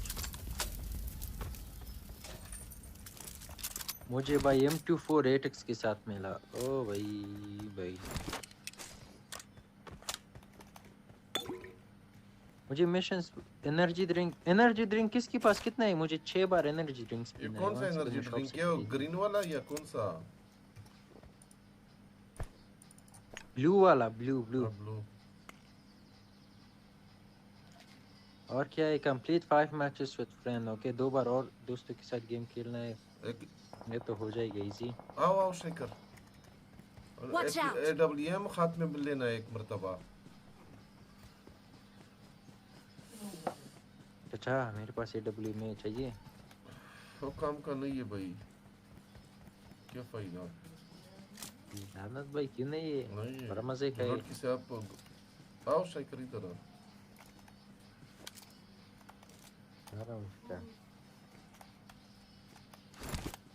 एक गुनाह से भागा चाचा, गुनाह मुझे गुनाह नहीं करना, मुझे शरीफ बनना है चाचा। सब इंसानों को अच्छा बनना चाहिए भाई, अच्छा के रास्ते में जाना चाहिए। क्यों ना? सही बात है, बुरा बात उमेर भाई।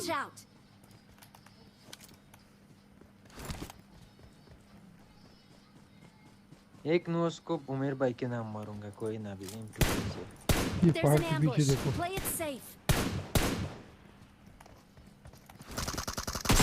हाँ पहाड़ के पीछे बंदा है।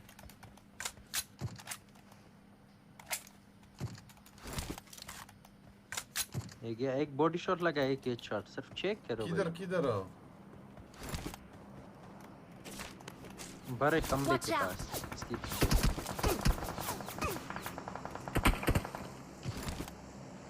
Headshot level 3। नॉक। बार्कल रिवाइव दे रहे हो कत्ते बार्कल। Body shot. कौन से वाले को बॉडी? वो जो पत्थर के पीछे गया। ओ बार्कल मुझे मार रहा है चाचा, कवर। तुम्हारा आप बार्कल को मारो।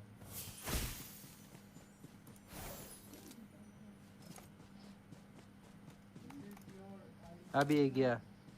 1 2 3 4 5 6 7 8 9 10 11। गया ऐसे बनना पड़े। ओके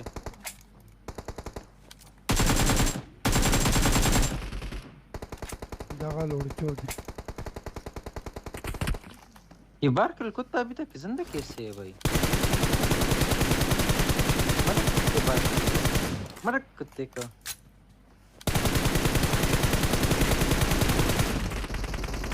ओ बार्कल का अभी किल भी मिलते हैं चाचा, देखा अभी किल मिलता है बार्कल को मार के। वही 2 किल है कुत्ते वाला भाई, क्या मैं बोलूं। You're touching man इसलिए you are very touching man। मेरा जानते हो क्या कितना किल है चाचा? मुंह 15 तुम्हें 4x वाला है, 4x वाला 3 किल चाचा। है पुटे बगी आया। Watch out! हो गया है। Where? Watch out!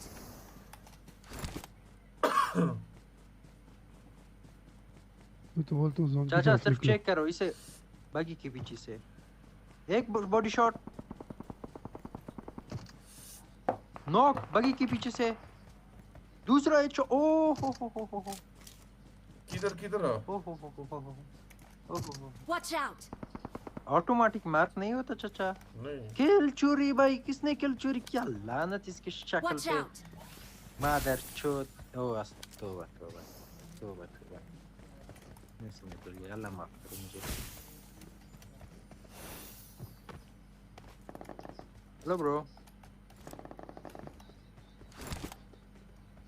नंबर 3 कौन है? उमेर भाई इधर से फायर था।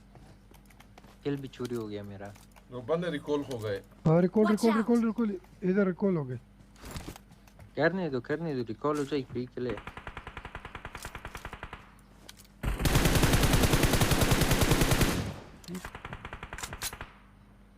कुत्ते नोक नहीं होते यार। Watch out! इधर बंदा स्नाइपिंग कर रहा है मेरे साथ।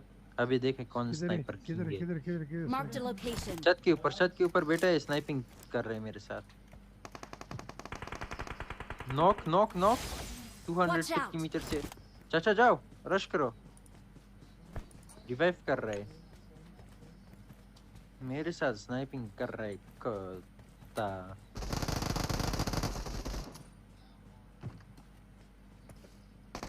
फिर से नॉक। मूली से गया। किसने मूली किया? नाइस मूली जी।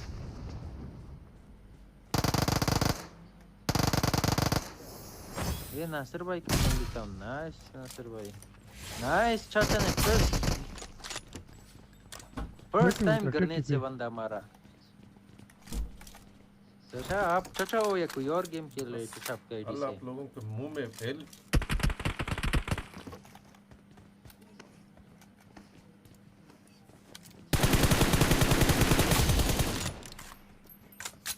सच नहीं बोल रहा नासिर भाई।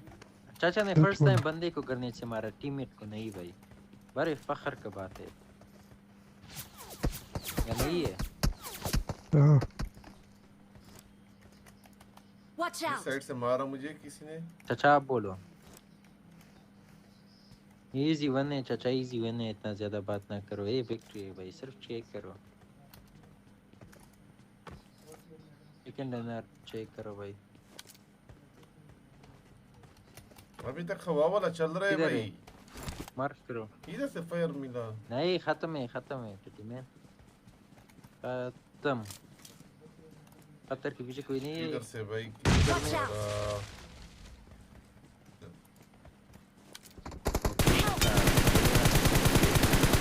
किधर है ये? ऊपर لا صورة مغادسة وكم ركونا كنور بي.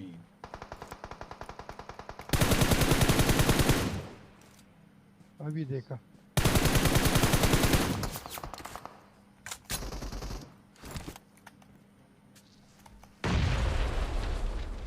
कौन से वाला? Watch out! 1 HP छत के ऊपर। ये नॉक हो गया। ही सेल्फ रिवाइव कर रहे और एक इधर है।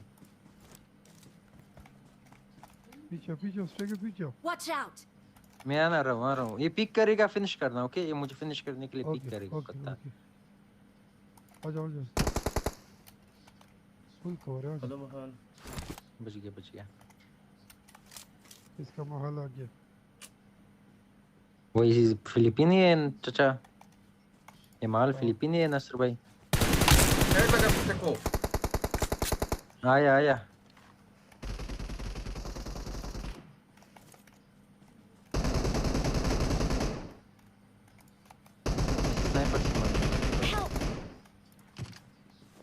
तो मदर चौथ कैंप पर मेरे मूदी के पिछवाड़े में मैं डाल मारो मूदी को।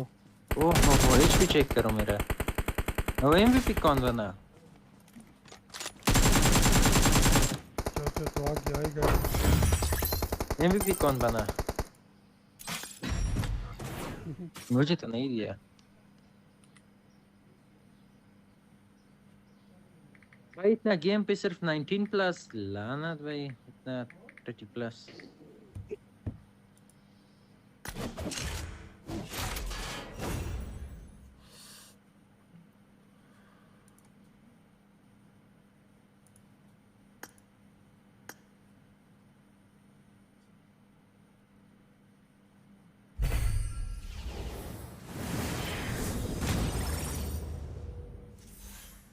ये क्या है स्ट्राइकर? आपका कितना रैंक है?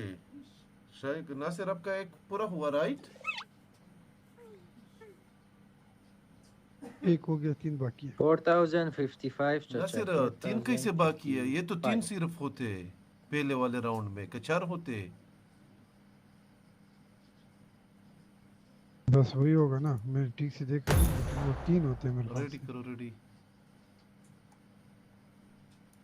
1 सेकंड चाचा। रुको, मेरे को क्या मिला? 150 प्लस चाहिए चाचा 150 प्लस समझ गए क्या शाइक करो 150 प्लस और चाहिए चाचा मैच पॉइंट एस के लिए 150 एस के लिए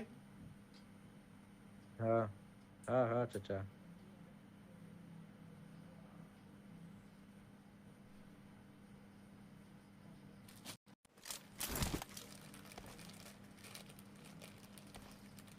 हाँ 2 बाकी है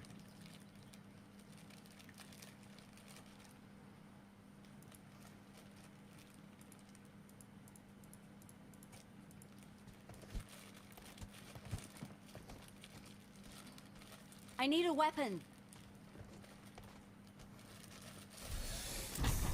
मुझे ना मारो चाचा मुझे क्यों मार रहे हो चाचा चाचा मुझे ना मारो मुझे क्यों मार रहे हो मुक्के चाचा चाचा मुझे मुक्के क्यों मार रहे हो चाचा इसको चाचा मुझे मुक्के ना मारो और चाचा किधर जा रहे हो चाचा किधर जा रहे हो चाचा चाचा किधर जा रहे हो चाचा को ब्लॉक करो ब्लॉक करो चाचा को ब्लॉक करो ब्लॉक ओ करो। चाचा मुक्के मार रहे हो चाचा चाचा मुक्के ना मारो चाचा ओ ये रहा ये चाचा है ओ चाचा चाचा ओ, भाई भाई को मारा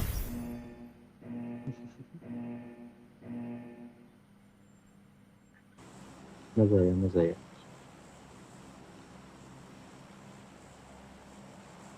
माय कॉल अस्सलाम वालेकुम भाई लोग मैं आप लोग नहीं भाई चैलेंज क्यों देते हो एजी गेमिंग भाई आप भाई क्यों चैलेंज देते हो भाई मेरा नाम रफीक प्लेज है सब इंसान बनो सब आदमी बनो सब कुत्ते बनो कुत्ते सब टटी कुत्ते करो बनो कुत्तियों टटी करो गाली दे रहे हैं माय कॉल पे चाचा इनके जैसा भाई गाली दोगे चाचा ये बड़े बदतमीज है भाई इनको तमीज नहीं गाली देते हैं माय कॉल पे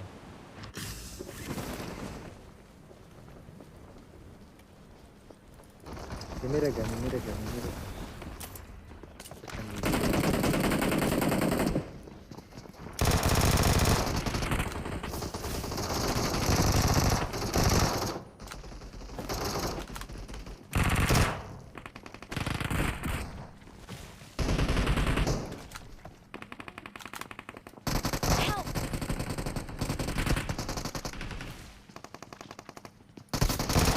और मैं समझा कि स्ट्राइकर ने मार दिया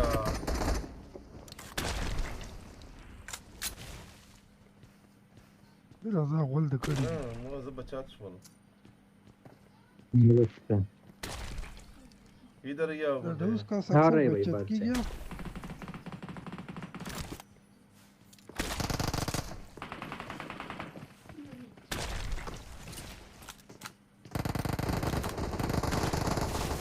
चाचा हाई लेवल प्लान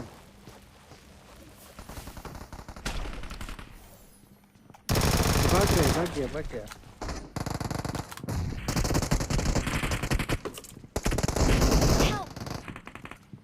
मेरे भाई किधर जाए Watch out! इधर में से कोऑर्डिनेट नहीं है Attack the mark.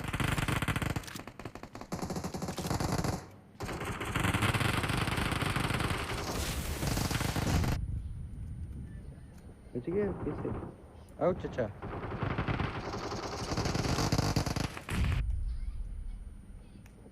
Come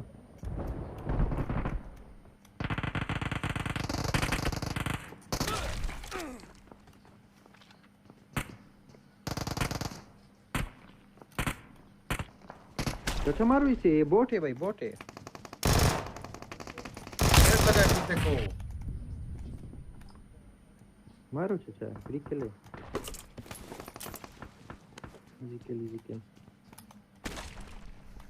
ammo नहीं है मारा आओ मेरे 0-0 किल नहीं गेम ओके तुम्हारे तुम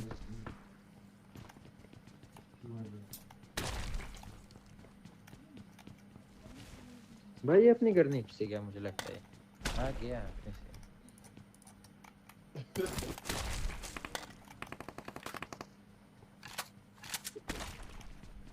आओ ग्रीन चाचा जल्दी आओ मेरे साथ इधर आओ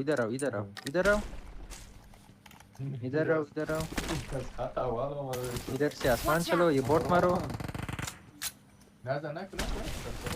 मारो बोट भाई चाचा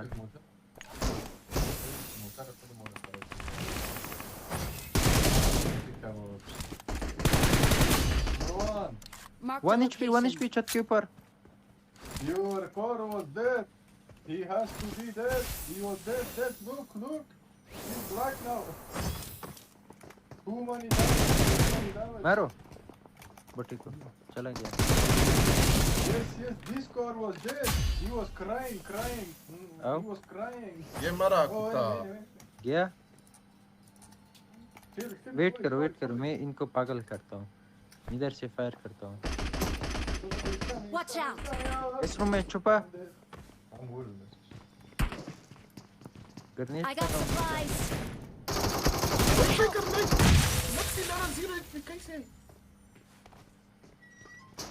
I got supplies.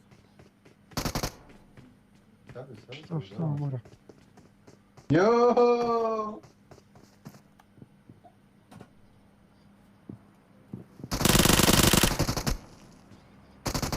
Eagle eye. Where is the striker? Eagle eye नहीं सस्ता है चाचा सस्ता.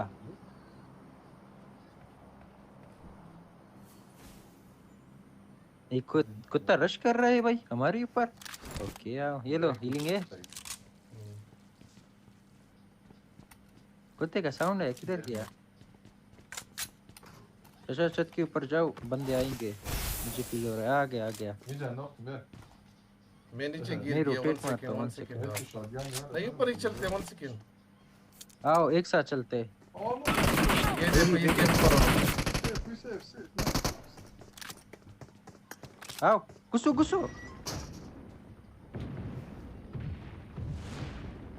मजा ये लो कम हो गया. हिल करो इसके साथ एक साथ छलांग लगाते हैं 1 second. वही बोल रहे हैं चाचा वही. 1 2 3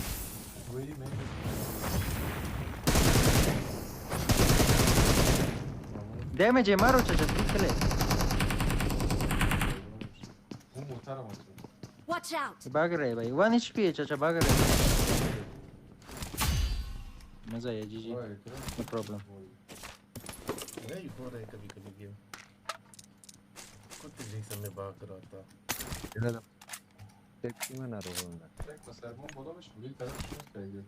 लेट्स गो इधर से चलते हैं भाई.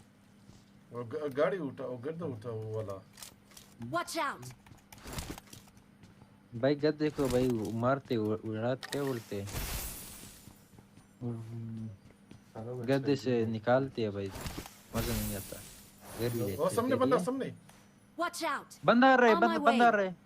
Watch out! ये कुत्ता पागल करो.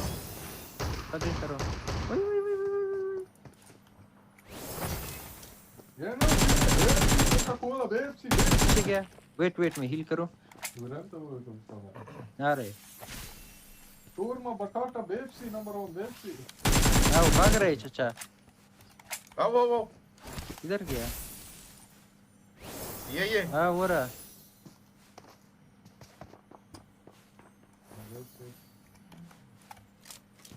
तेरी माँ की बूस्ट पे ये शॉटगन डालो. कुत्ते फांटा तेरी लानत कुत्तिया. फांटा PUBG है मजाक है. फांटा PUBG. ये कवर आ रहा है.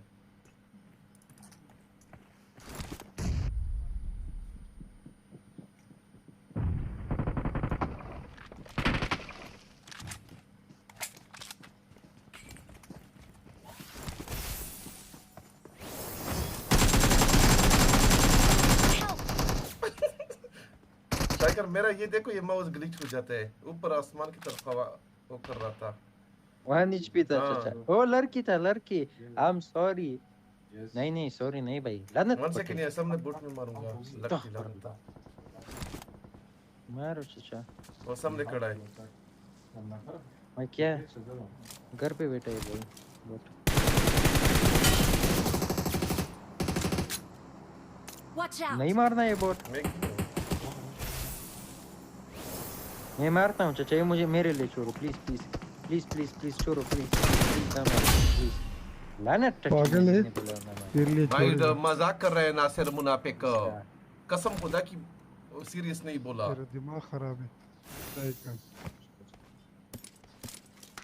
इतना सीरियस था मैं भाई, इतना सीरियस आपको था। अल्लाह की कसम से आप सीरियस थे? तेरा दिमाग भाई खराब मेरे है। लिए ना सिर्फ अस्तगफिरुल्लाह वो भी छोड़ कसम रहे। ना खाओ चाचा, गुनाह है चाचा, गुनाह है कसम। तेरा दिमाग खराब है स्ट्राइक। यार let's go let's go let's go. किस चीज का वेट कर रहे हो? कम कम कम कम कम। आओ मेरे पीछे आओ, मैं आपको बताऊंगा भाई। मुझे फील हो रहा है इधर बंदे होंगे भाई। हाँ ये रहा भाई, लेटा है। Hello bro, hello.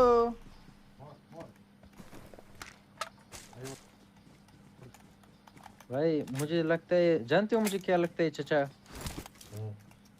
इसे इसे इसके गर्लफ्रेंड का कॉल आया होगा और ये भाई बिजी होगा कॉल पे। अभी गर्लफ्रेंड को भाई ब्रेकअप करेगा, मुझे मार पड़ेगा।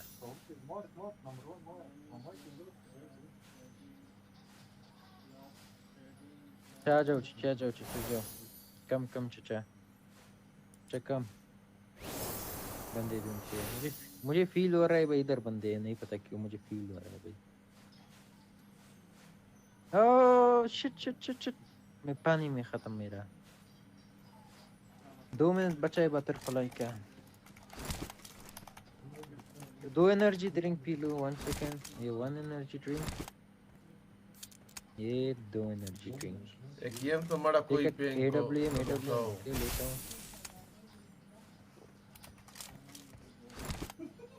जिफी भाई कैंपर ज्यादा ही केयरफुल भाई, लेटते भाई। देख अभी देख लेटने वाले को। दरवाजा ओपन है इधर।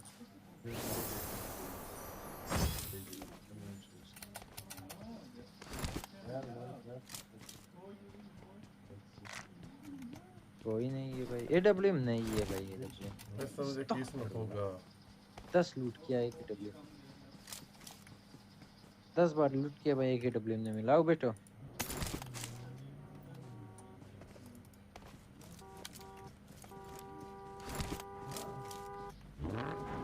Marked a location. ये बंदा बंदा मारो मारो, कुत्ते को मारो। ऊपर आओ रे। वन मोर आओ, इसे पागल मैं पैन करूंगा इसे। Let's go. Yellow 1 second yellow. आप जो ऊपर में से फायर कर रहा।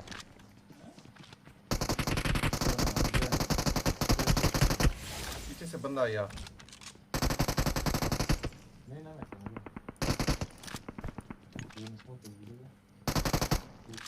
ऊपर भी कनेक्ट करो।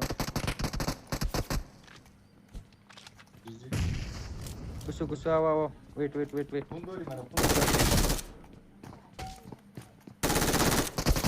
ये स्ट्राइकर किधर से आया?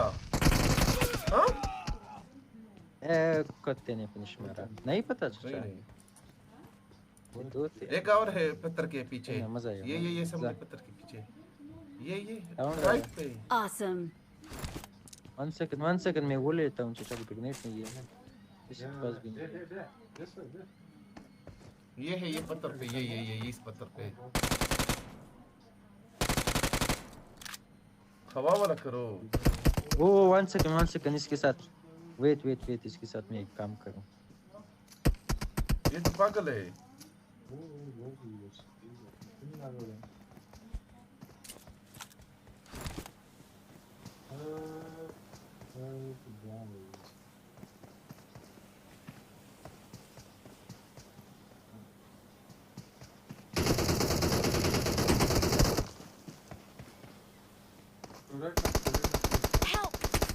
नहीं, एक लगा शिट।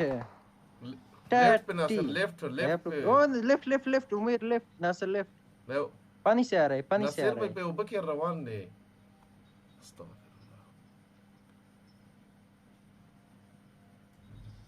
बारह बोट लो भी है नासर भाई, इजी गेम है। चाचा मूवमेंट देखो उसका, पागल था भाई। नासर के पास इधर बंदा है यार, नासर को समझ में नहीं आता। मैं पागल हूँ ना, बह रहा हूँ। सुनाई किधर देते हम लोग को?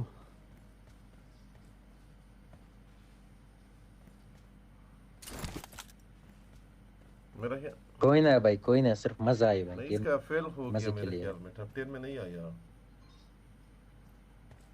हमारा लेफ्ट वाले पे जाओ, पागल है, इधर अब मूवमेंट ये कर मैच रहे पॉइंट है हो। चाचा। नासिर वाला, मेरा नहीं, नासिर का। कोई ना नासिर भाई, ऐसा बोलो ना नासिर भाई, हम भाई सीरियस खेले, ऐसा बोलते हम थोड़ा सीरियस खेलते। कोई ना उमेर भाई जिंदा है। उमेर बैठो बैठो, इधर ही बैठो, दरवाजा बंद करके इधर ही टॉप बैठो। 10 हो गया। टॉप 10 आना है, टॉप 10। और नासिर का नहीं मालूम कि उनका काउंट होगा कि नहीं होगा।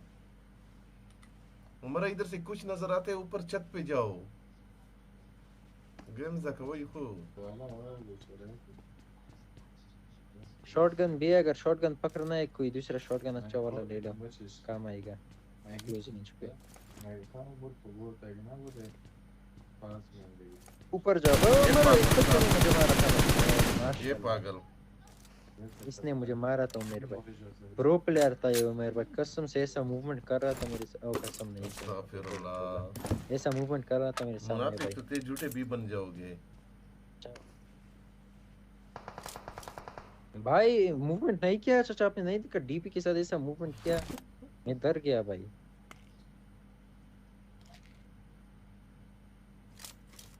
राइट राइट उमेर भाई, राइट पे बंदा है, राइट केयरफुल।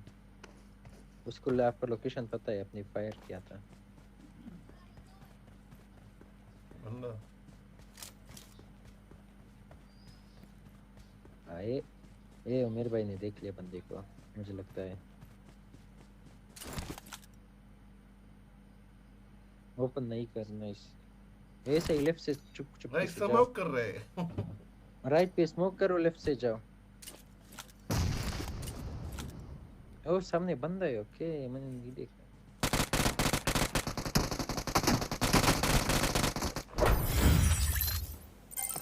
बड़ा क्लोज था। जी जी उमर भाई, जी जी। ओ भाई सिर्फ 16 प्लस, ये भाई कितना कम कम प्लस देता है भाई लेते। ऐसे तो भाई 20 गेम में और चाचा ने 8 किल किया चाचा, सब बॉट मारे भाई, एक किल भी नहीं मारा ठाठी में आथी लाना कुछ रहे।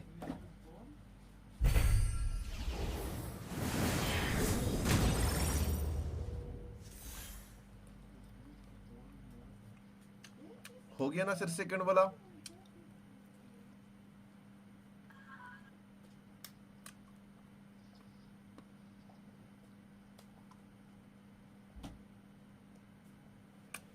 बूढ़े सेकंड वाला हो गया। ये छोड़ो छोड़ो, मैं अकेले कर लूंगा रैंडम के साथ। नहीं नहीं नहीं होगा, तुम लोग के साथ खेलूंगा तो नहीं होगा, रैंडम में कर लूंगा। कोई ना हो जाएगा इंशाल्लाह।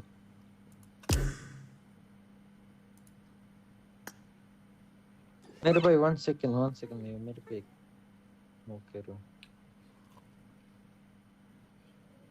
ये ओके जाओ मेरे भाई, कलेक्ट करो अपना स्प्रे।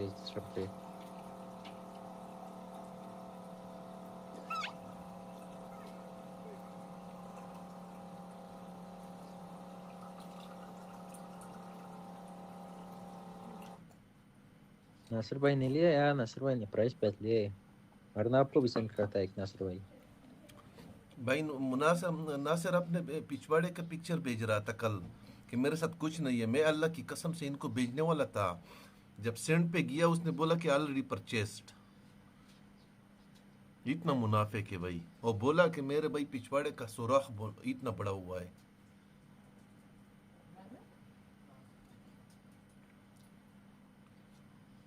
रेडी करो। कोई ना चाचा, रिमाइंड मैं आपको सेंड करूंगा एक अगर चाहिए। और क्या बोलते हो? ये नहीं ट्राई करा, मैं इससे वही से पूछा प्राइस पात का किस चीज़ का। ये बोला कि नहीं मेरा सुराख इतना बड़ा हुआ है, और इसने खुद लिया है। मैं अल्लाह की कसम से फिर दिल बड़ा करके इनको भेजा कि इनका सुराख बड़ा हुआ है तो हम थोड़ा सा एलपी वाला काम करें। वो बूटे ने पहले से एलपी लगाया हुआ था। कसम से बूटे।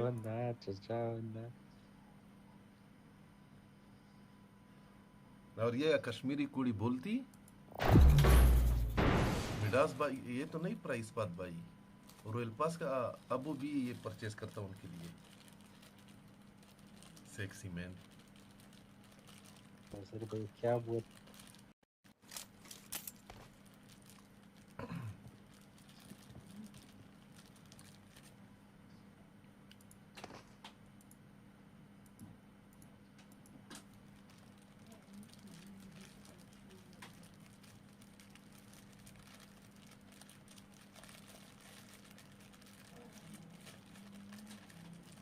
भाई मोबाइल पे डाउनलोडिंग में लगा दिया बस जीबी का ऑलमोस्ट भाई I need a weapon.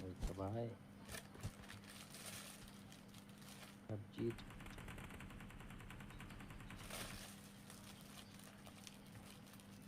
मेरे भाई कपड़ा चाहिए ये लो मेरे भाई ये लो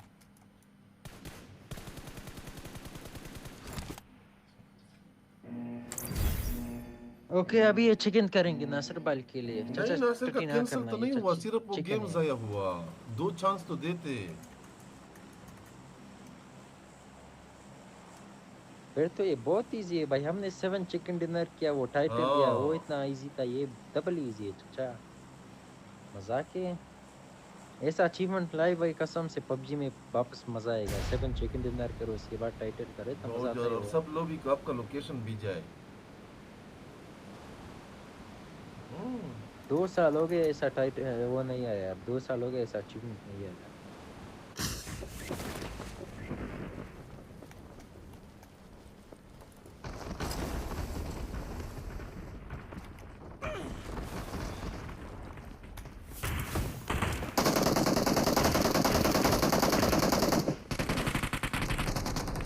चला गया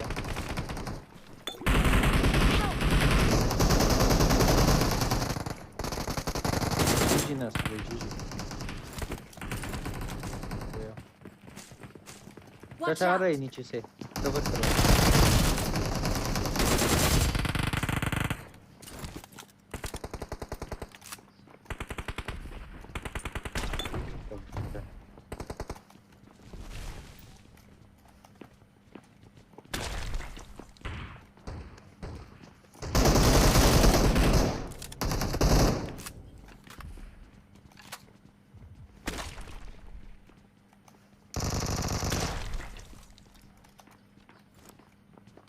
इस घर पे बंदा है जाना इसके ऊपर चलो 1 2 3 घुसो बाहर गया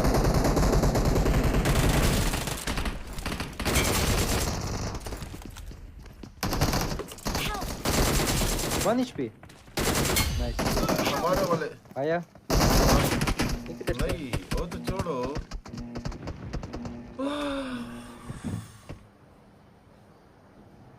कोई ना मजे कर मजे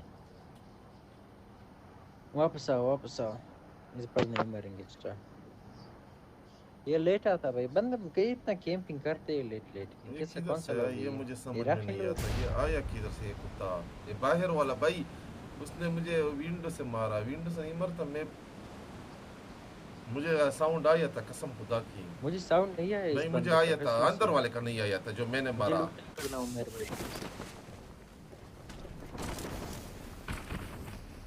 मुझे लूट ना करना भाई प्लीज ये मेरा लूट है नहीं ये चाचा का है मेरा वो किसने उठाया है भाई मुझे तो आपने लूट ही किया मेरे भाई मैंने उठाया हवा वाला मेरा वो मैंने उठाया तो मेरा वो है कुछ करो हाँ तो हो गया बोला ना आओ इधर आओ वाला है चाचा बंदे भी ज्यादा है कम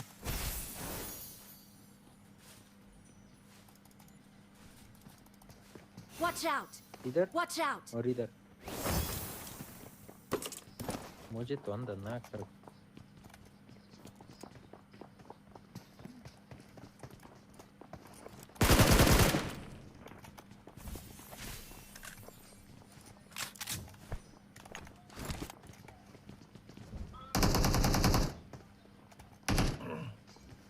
क्या मुझे से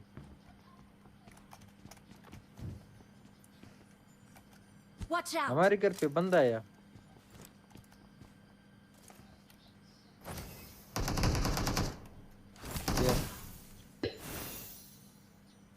Watch out! इस घर पे वापस बंद आया, लूट कर रहे।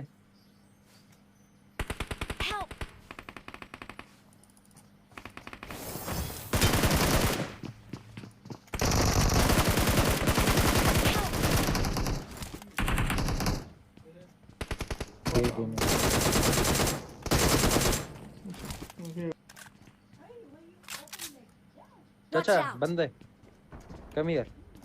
तेरी माँ को छोड़ूंगा। ये किसने बोला? ये गन क्यों दे रहा है? किधर? माइक कॉल होगा चाचा, मुझे नहीं आया।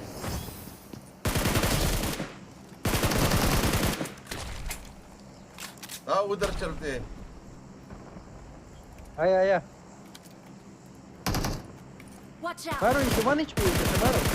ये मारो। आओ इसके ऊपर, ये 1 HP है। दो है। Watch out. इसी पे बेटा है।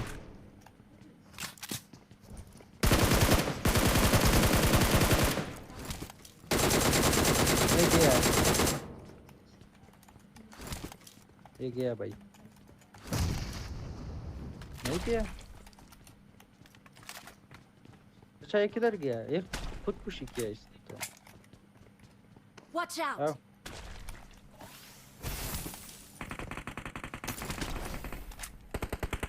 बोट है भाई, बोट। ओह हो। दो है, दो। एक अंदर बैठा है चाचा। ना एक वो है। Watch out. बोला चाचा एक अंदर। Don't give up. Your teammates can still recall you. Very good. ये नासिर भाई जी, मजा आया। गेम पर कुमारा कसम से जब मर कुत्ते को मुक्की से पर से गाली दिया। अच्छा Awesome. गाली देना अच्छा बात है। माशाल्लाह हमारा पेटी भी बूढ़े ने साफ किया। नासिर भाई सामने हमें नासिर भाई सामने रिकॉल कर सकते, जल्दी से हवा में जाओ, वो मार के वापस आ जाओ। बारह क्लोज हो आप।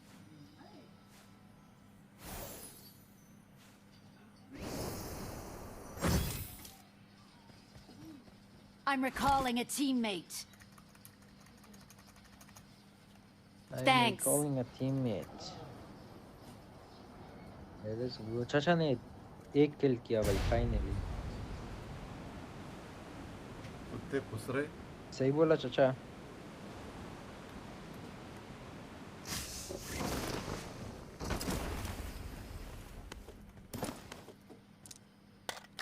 अच्छा मेरे पीछे भी अस्तगफुरुल्लाह मेरा पीछे। अच्छा ये मेरा और भाई आपका तो उधर है पेटी।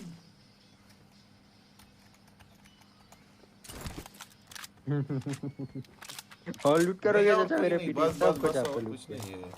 वो मिला भाई, मैं समझा कि वो नहीं है। कितनी मिल गई। चलो चले चाचा, इधर क्या करोगे? पिटी किधर है?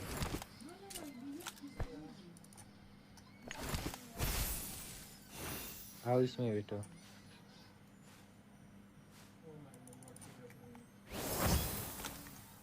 भाई ये गड्ढे में बैठा भाई, एक वीडियो भाई इंडिया में था, किधर पे था भाई? गधे के ऊपर भाई बलात्कार कर रहे थे भाई। अस्तगफुरुल्लाह।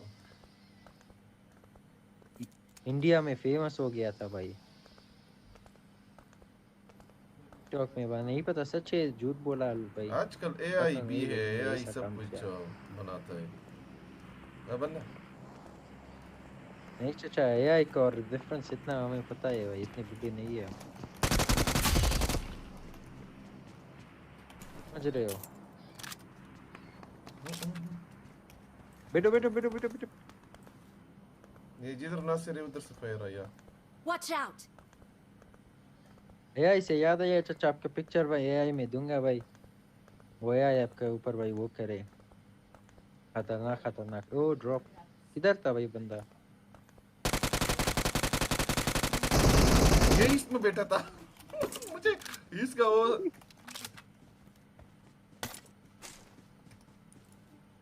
अरे कैंपर था भाई। अस्तगफुरुल्लाह।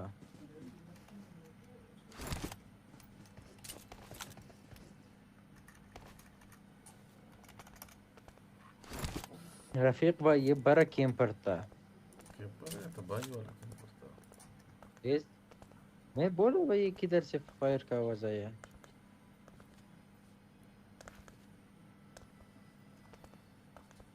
बूढ़े का वो करना है, टॉप 10 में आना है।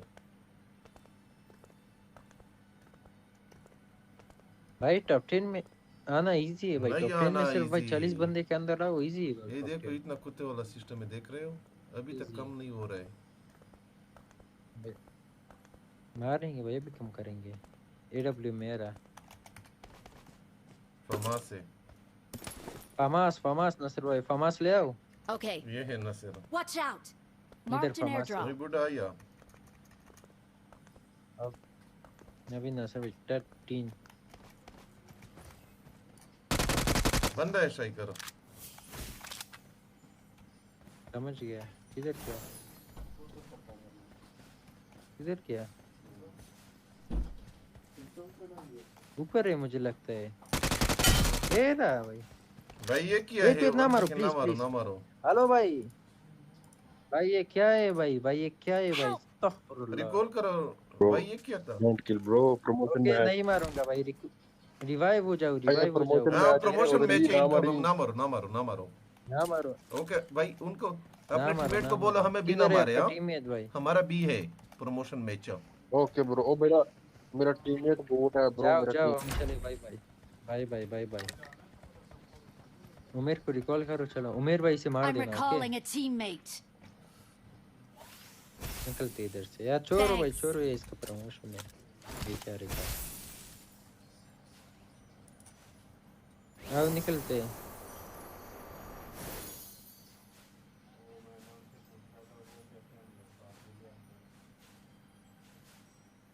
भाई मैं बोलूं मुझे साउंड आ रहा है बंदा नहीं दिख रहा भाई मैं बोली व्हाट इज दिस ये सामने out. सामने बंदा ये उनका तो नहीं होगा उसका।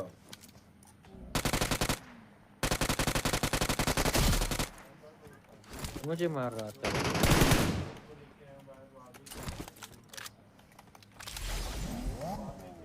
भाई ये मुझे मार रहा था भाई वो बहुत टाइम में भाई वो डॉज अभी टेस्ट तक नहीं तो किया पियर बैठो नॉक शिक्षा हुआ वो बंदा। Watch out. कोई ना छोड़ दो भाई वो नहीं है भाई तबाह है भाई हमने तो छोड़ दिया भाई क्या बोलते हमने तो फर्ज अदा कर दिया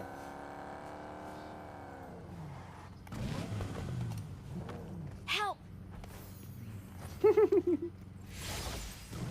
चाचा बच गया उमेर भाई आपको किधर मारा उमेर भाई आओ उमेर वो को क्या revive कर रहे हैं करो। अभी तक उधर? आओ वो लूट के लिए उधर बैठा था मेरे ख्याल में अभी तक। हाँ।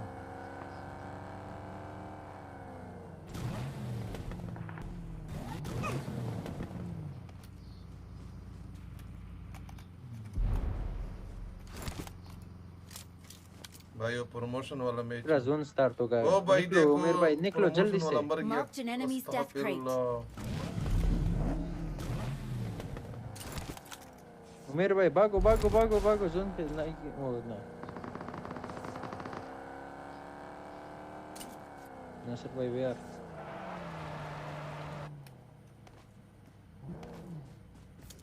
Watch out. ओके ओके देख लिया सुन लिया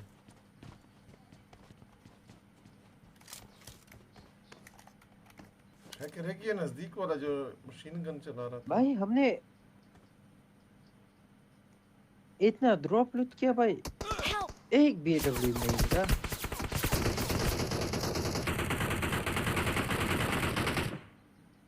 जरा जरा टच में। जी जी उमर भाई माशाल्लाह बड़ा अच्छा कवर आता हूँ चाचा टैटी मैन कम यार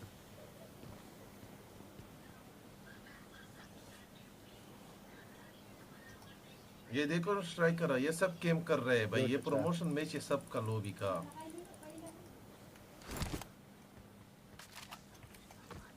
और हम रश कर रहे हैं भाई इसका मतलब है ये लोग बॉट हम प्रो है समझ रहे हो भाई ये वही उसका Marked a location. इधर नो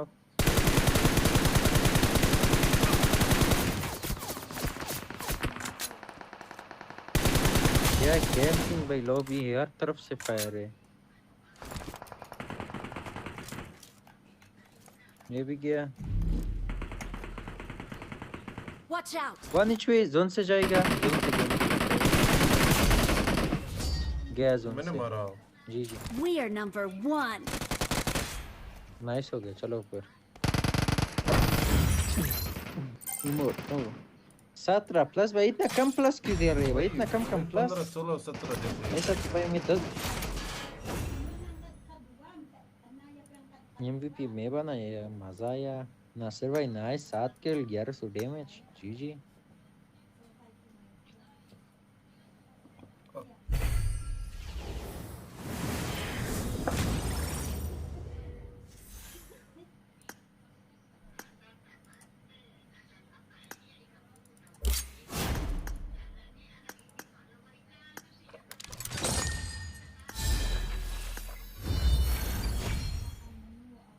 मजा आया भाई।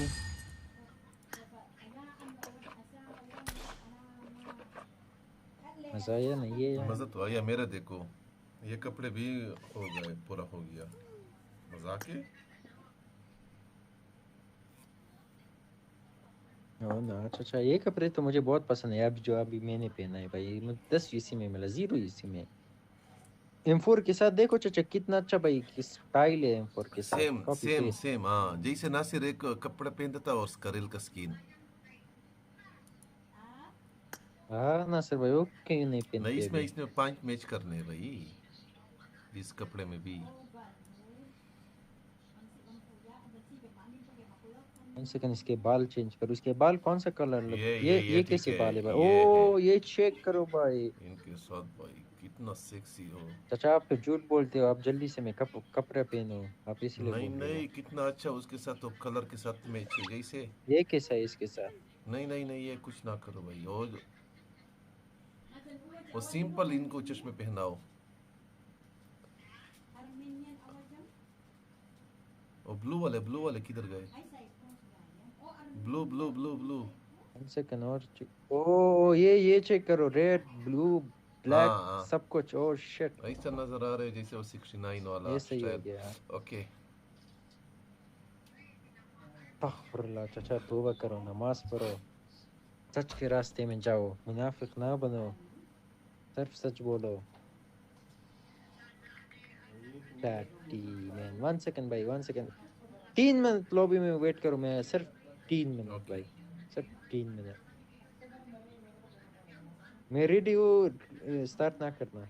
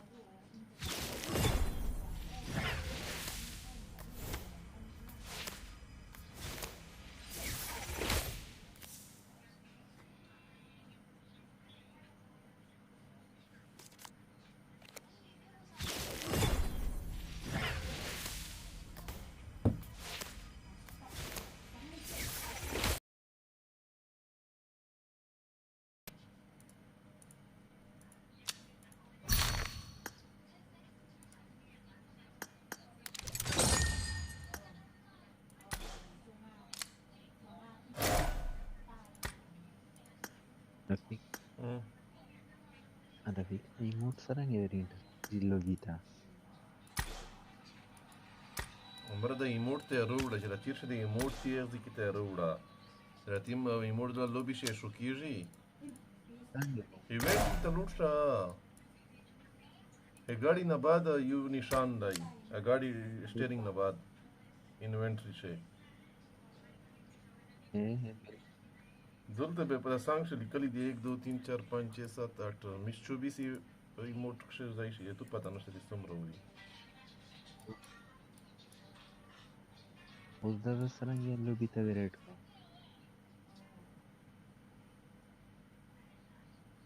सर सरंग दे दानूर वेरेट कड़ी हुई नशा इदा वेरेट का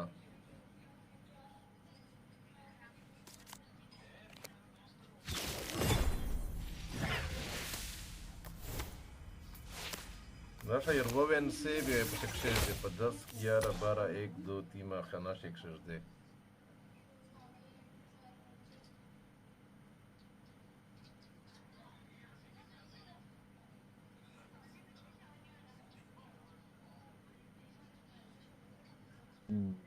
É isso.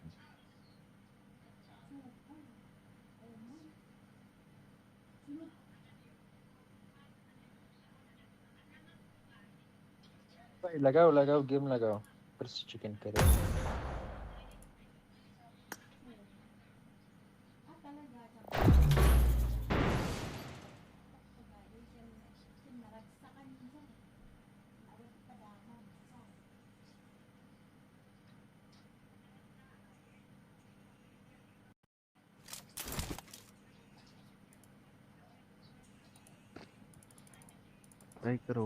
ट्राई करो फेरो वाला शॉट दे दो फेरो वाला पेन नहीं सकते भाई ये देखो ये सिर्फ जो I got supplies. फेरो वो पेन सकता है अच्छा ओके ये पेन है ये भी अच्छा है जो भी मैंने पहना है उम्र में बड़ा है से प्रमोशन दुआ की मुना कंप्लीट बड़ा है ये Okay. इसका सब पेन है बड़ा ही है ये भाई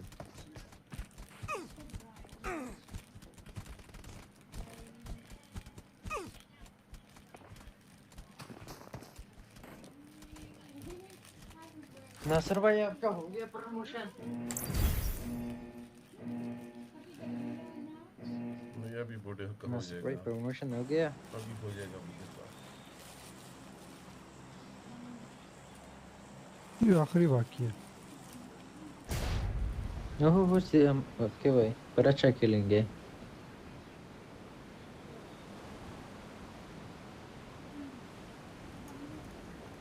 भाई मुझे इतना कम प्लस दे रहे हैं भाई कसम से मजा नहीं आ रहा 10 plus 11 12 17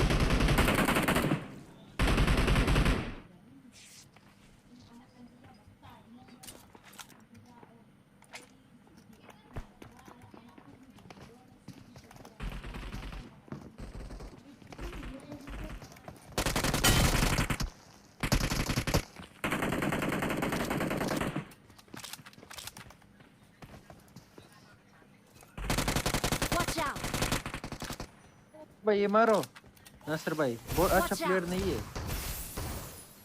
Marked a location. Nasir भाई ये मारो अच्छा प्लेयर नहीं है भाई ये किधर से पड़ी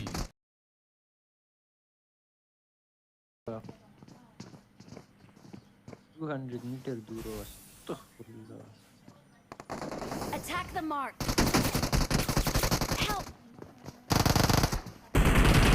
Watch out.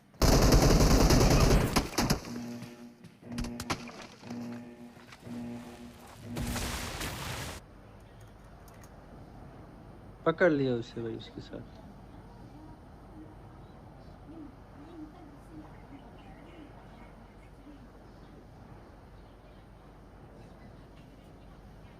भाग रहे भाई। मैं समझा कि आप हो मेरे पास ट्राई करा उमर मेरे पीछे और उमर को जब पैसे वापस आया मेरे ऊपर नसर भाई सीढ़ी में बैठे हैं। नाइस हो गया 4x चाहिए चाचा फेंकता हूँ मैं ऊपर I got supplies. I got supplies. मेरा उधर वो है शायद करा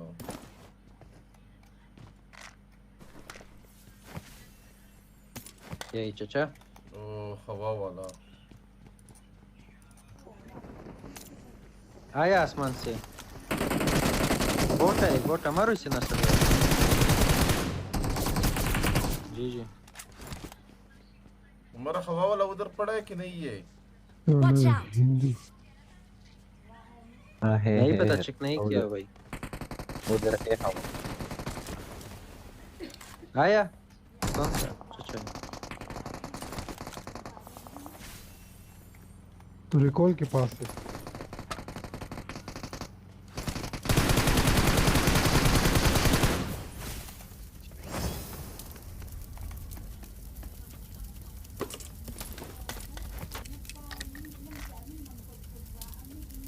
हो स्नाइपर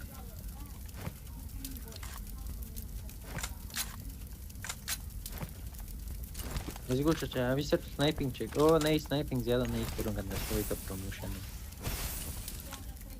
ये सामने रिकॉल पे बंदे हैं रिकॉल पे आ देख लिया ये गया भाई ये गया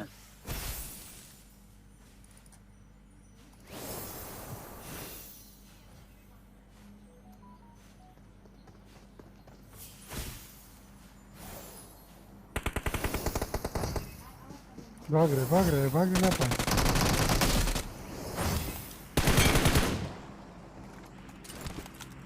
भाग रहा था भाई मजाक है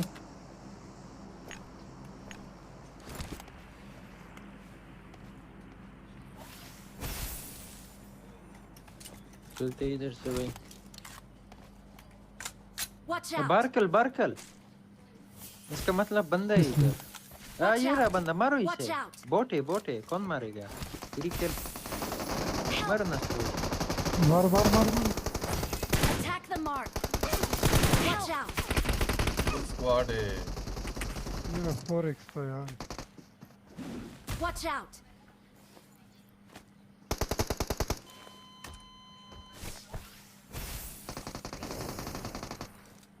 Mark the location. I'm recalling a teammate.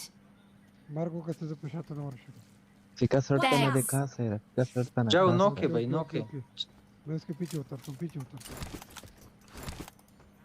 अच्छे प्लेयर नहीं है भाई अच्छे प्लेयर नहीं है मजा है ये देखा भाई नहीं अच्छे प्लेयर नहीं थे भाई मेरे ऊपर पे Attack the mark.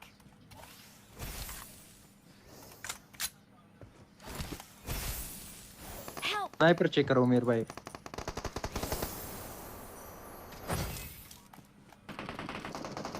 नासिर आपका वो है नहीं उमेर भाई सेफ फ्रॉम हिल मारो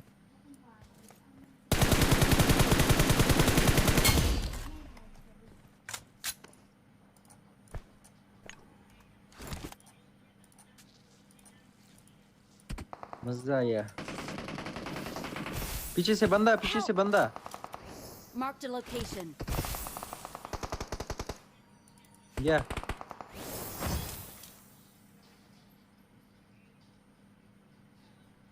पीठ पीछे से वार करते हैं भाई अच्छे प्लेयर नहीं हो पीठ पीछे से भी नहीं मार पाए वो रहे हो हमारा पहले हेल्प पूरा करो फिर लौड़ा घुमाया करो ये नासिर देखो 3 मरतबा नोक हुआ अभी पहले Watch out. ट्रैफिक है अस्तगफिरुल्लाह हीलिंग दून हेल्थ रहे इधर चाचा, हीलिंग दूर रहे हेल्थ इधर सरा व्यू ले वो रहे हेल्थ तो के 1 सेकंड में उठाता है भाई, हेल्थ पूरा करो फिर लूट जाके करो, ये असूल होता है भाई, झूठ बोलते हैं भाई, इसका ये तो मसला है। अगर कुछ चाहिए तो बताओ बस। चाचा आ जाओ, ज्यादा बात नहीं करे, आओ मेरे साथ घूमने घूमते। तो खुदे का सामना शेर मेरा भाई। और आपका रिकॉल है, आप दोनों नासिर भाई थोड़ा सेफ खेलो। चाचा ज्यादा बात ना करो, कितनी बार बोलो ज्यादा हाँ ज्यादा बात ना करो चाचा। लेट्स गो आओ। वेट सर, स्ट्राइकर ये सामने। क्लोज इन करो, क्लोज इन करो। आओ आओ ग्रोनस क्लोज में इन बंद है, करो। ग्रोनस में बंद है। वेट नासिर भाई तुम्हारे ऊपर स्ट्राइकर। चाचा बोट है Watch ये, out. देखो भाई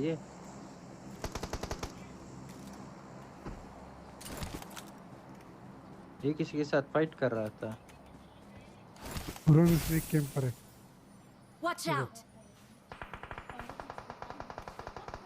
Watch out. ये सामने अभी से स्नाइपर में से मार। ओ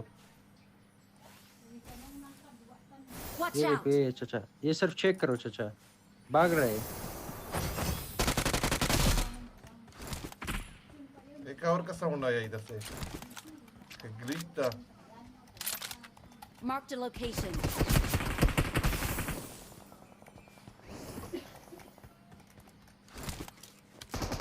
Help.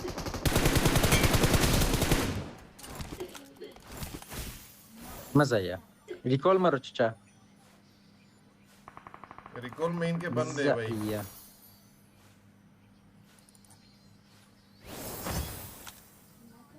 I'm recalling a boat में था teammate. भाई, भाई मैं आसमान से फजील नहीं भाई, से स्नाइपर से मारने का। Thanks. I'm recalling a मुंह पे मारा। teammate.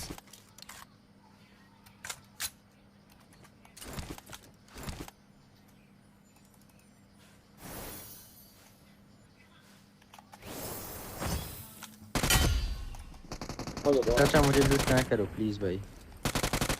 Awesome.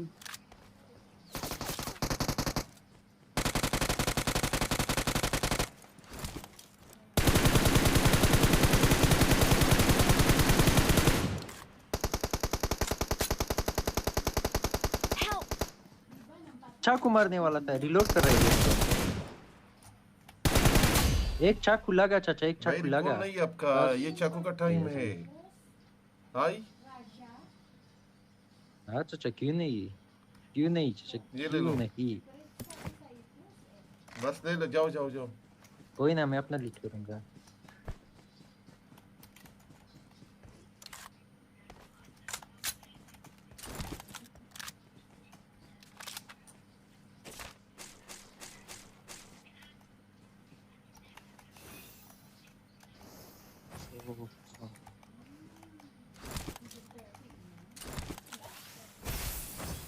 ड्रॉप के अंदर क्या है? ओ फामास नासिर भाई। हाय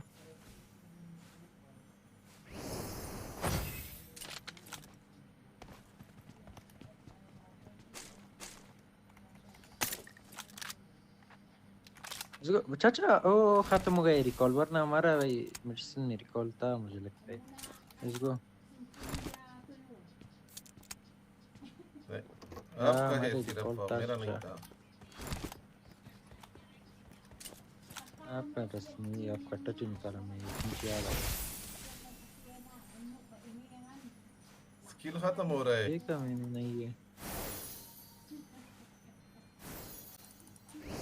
20 सेकंड बचा है इसके। आओ ये मेडिसिन का घर पकड़ो, और भाई जोन के मिडिल में स्नाइपर भी है, सब कुछ है, किल भी है। क्या चाहिए?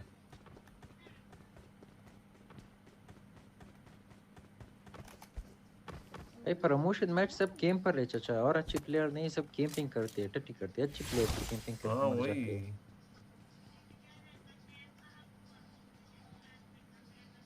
और इनका कोई कमाल नहीं चाचा कि मैं बोलूं कमाल है।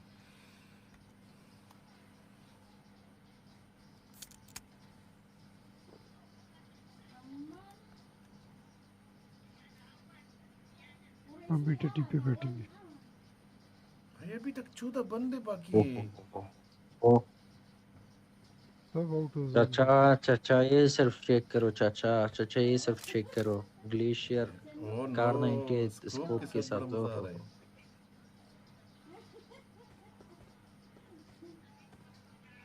इधर है मुझे Watch इधर out. कुछ देखा भाई या मुझे या मैं नशे में हूँ भाई इधर मैंने कुछ देखा नॉट श्योर इस साइड से देखो। Watch out. वो आ रहा है।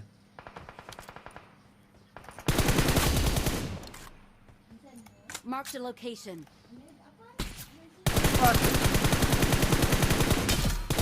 मारो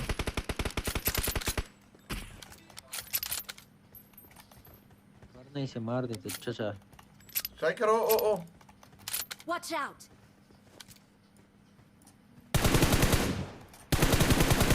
पत्थर पे है। देख लिया Watch out. पीछे ये ना हमारा वाला क्या कर रहा है नासिर वो मरा। पीछे वाले देख रहा हूँ। Watch out. हो रहा मैं सेफ हूँ और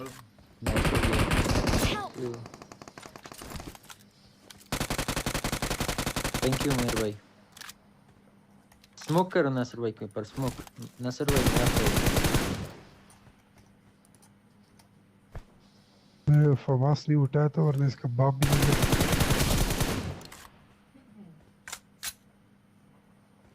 एक ये कोने में है। चलो उमेर Watch भाई आ out. गया नासिर भाई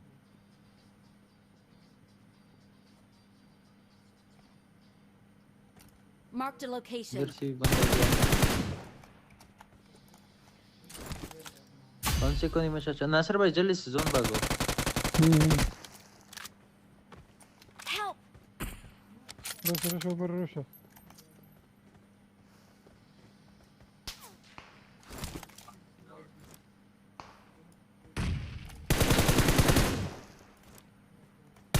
ये किधर से स्नाइपिंग का सामने, आवाज घर निकल में। रही है इसके मुंह में मारूं Watch out.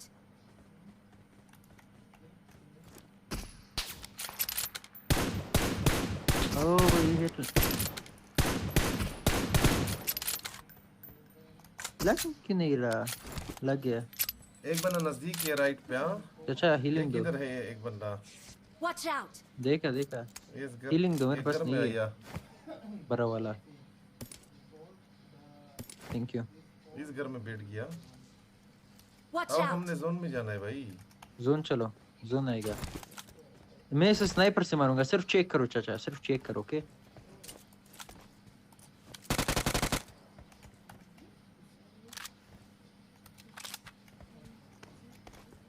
चाचा सिर्फ चेक करो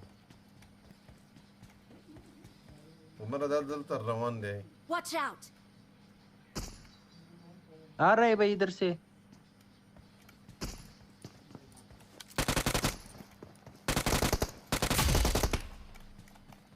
नाइस हो गया Watch out. 3 बंदे इधर से आ रहे हैं भाई तीनों बॉट है भाई Watch out. देखा नासिर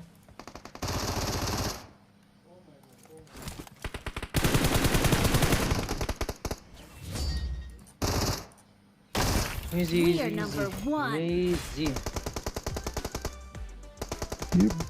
ये बे हरामी भाई है ना रे 5000 रिगार्ड मरतबा मरे फिर आए। के नासिर नुमान की तरफ से आ रहे और नुमान भाई मन भाई भाई बीबी के नंबर है। नुमान भाई डिप्टी उल्टा शवे जाना चाहिए भाई स्पेदा। चाचा मेरा भी 100 आपका भी 100 दोनों का 100 नाइस है कौन सा 100 भाई।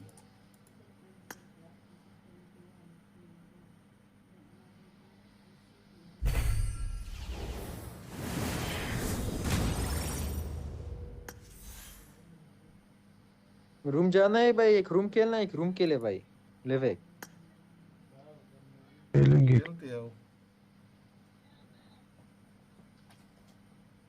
वेट चलो मैं आईडी आपको भेजता हूँ चैट पे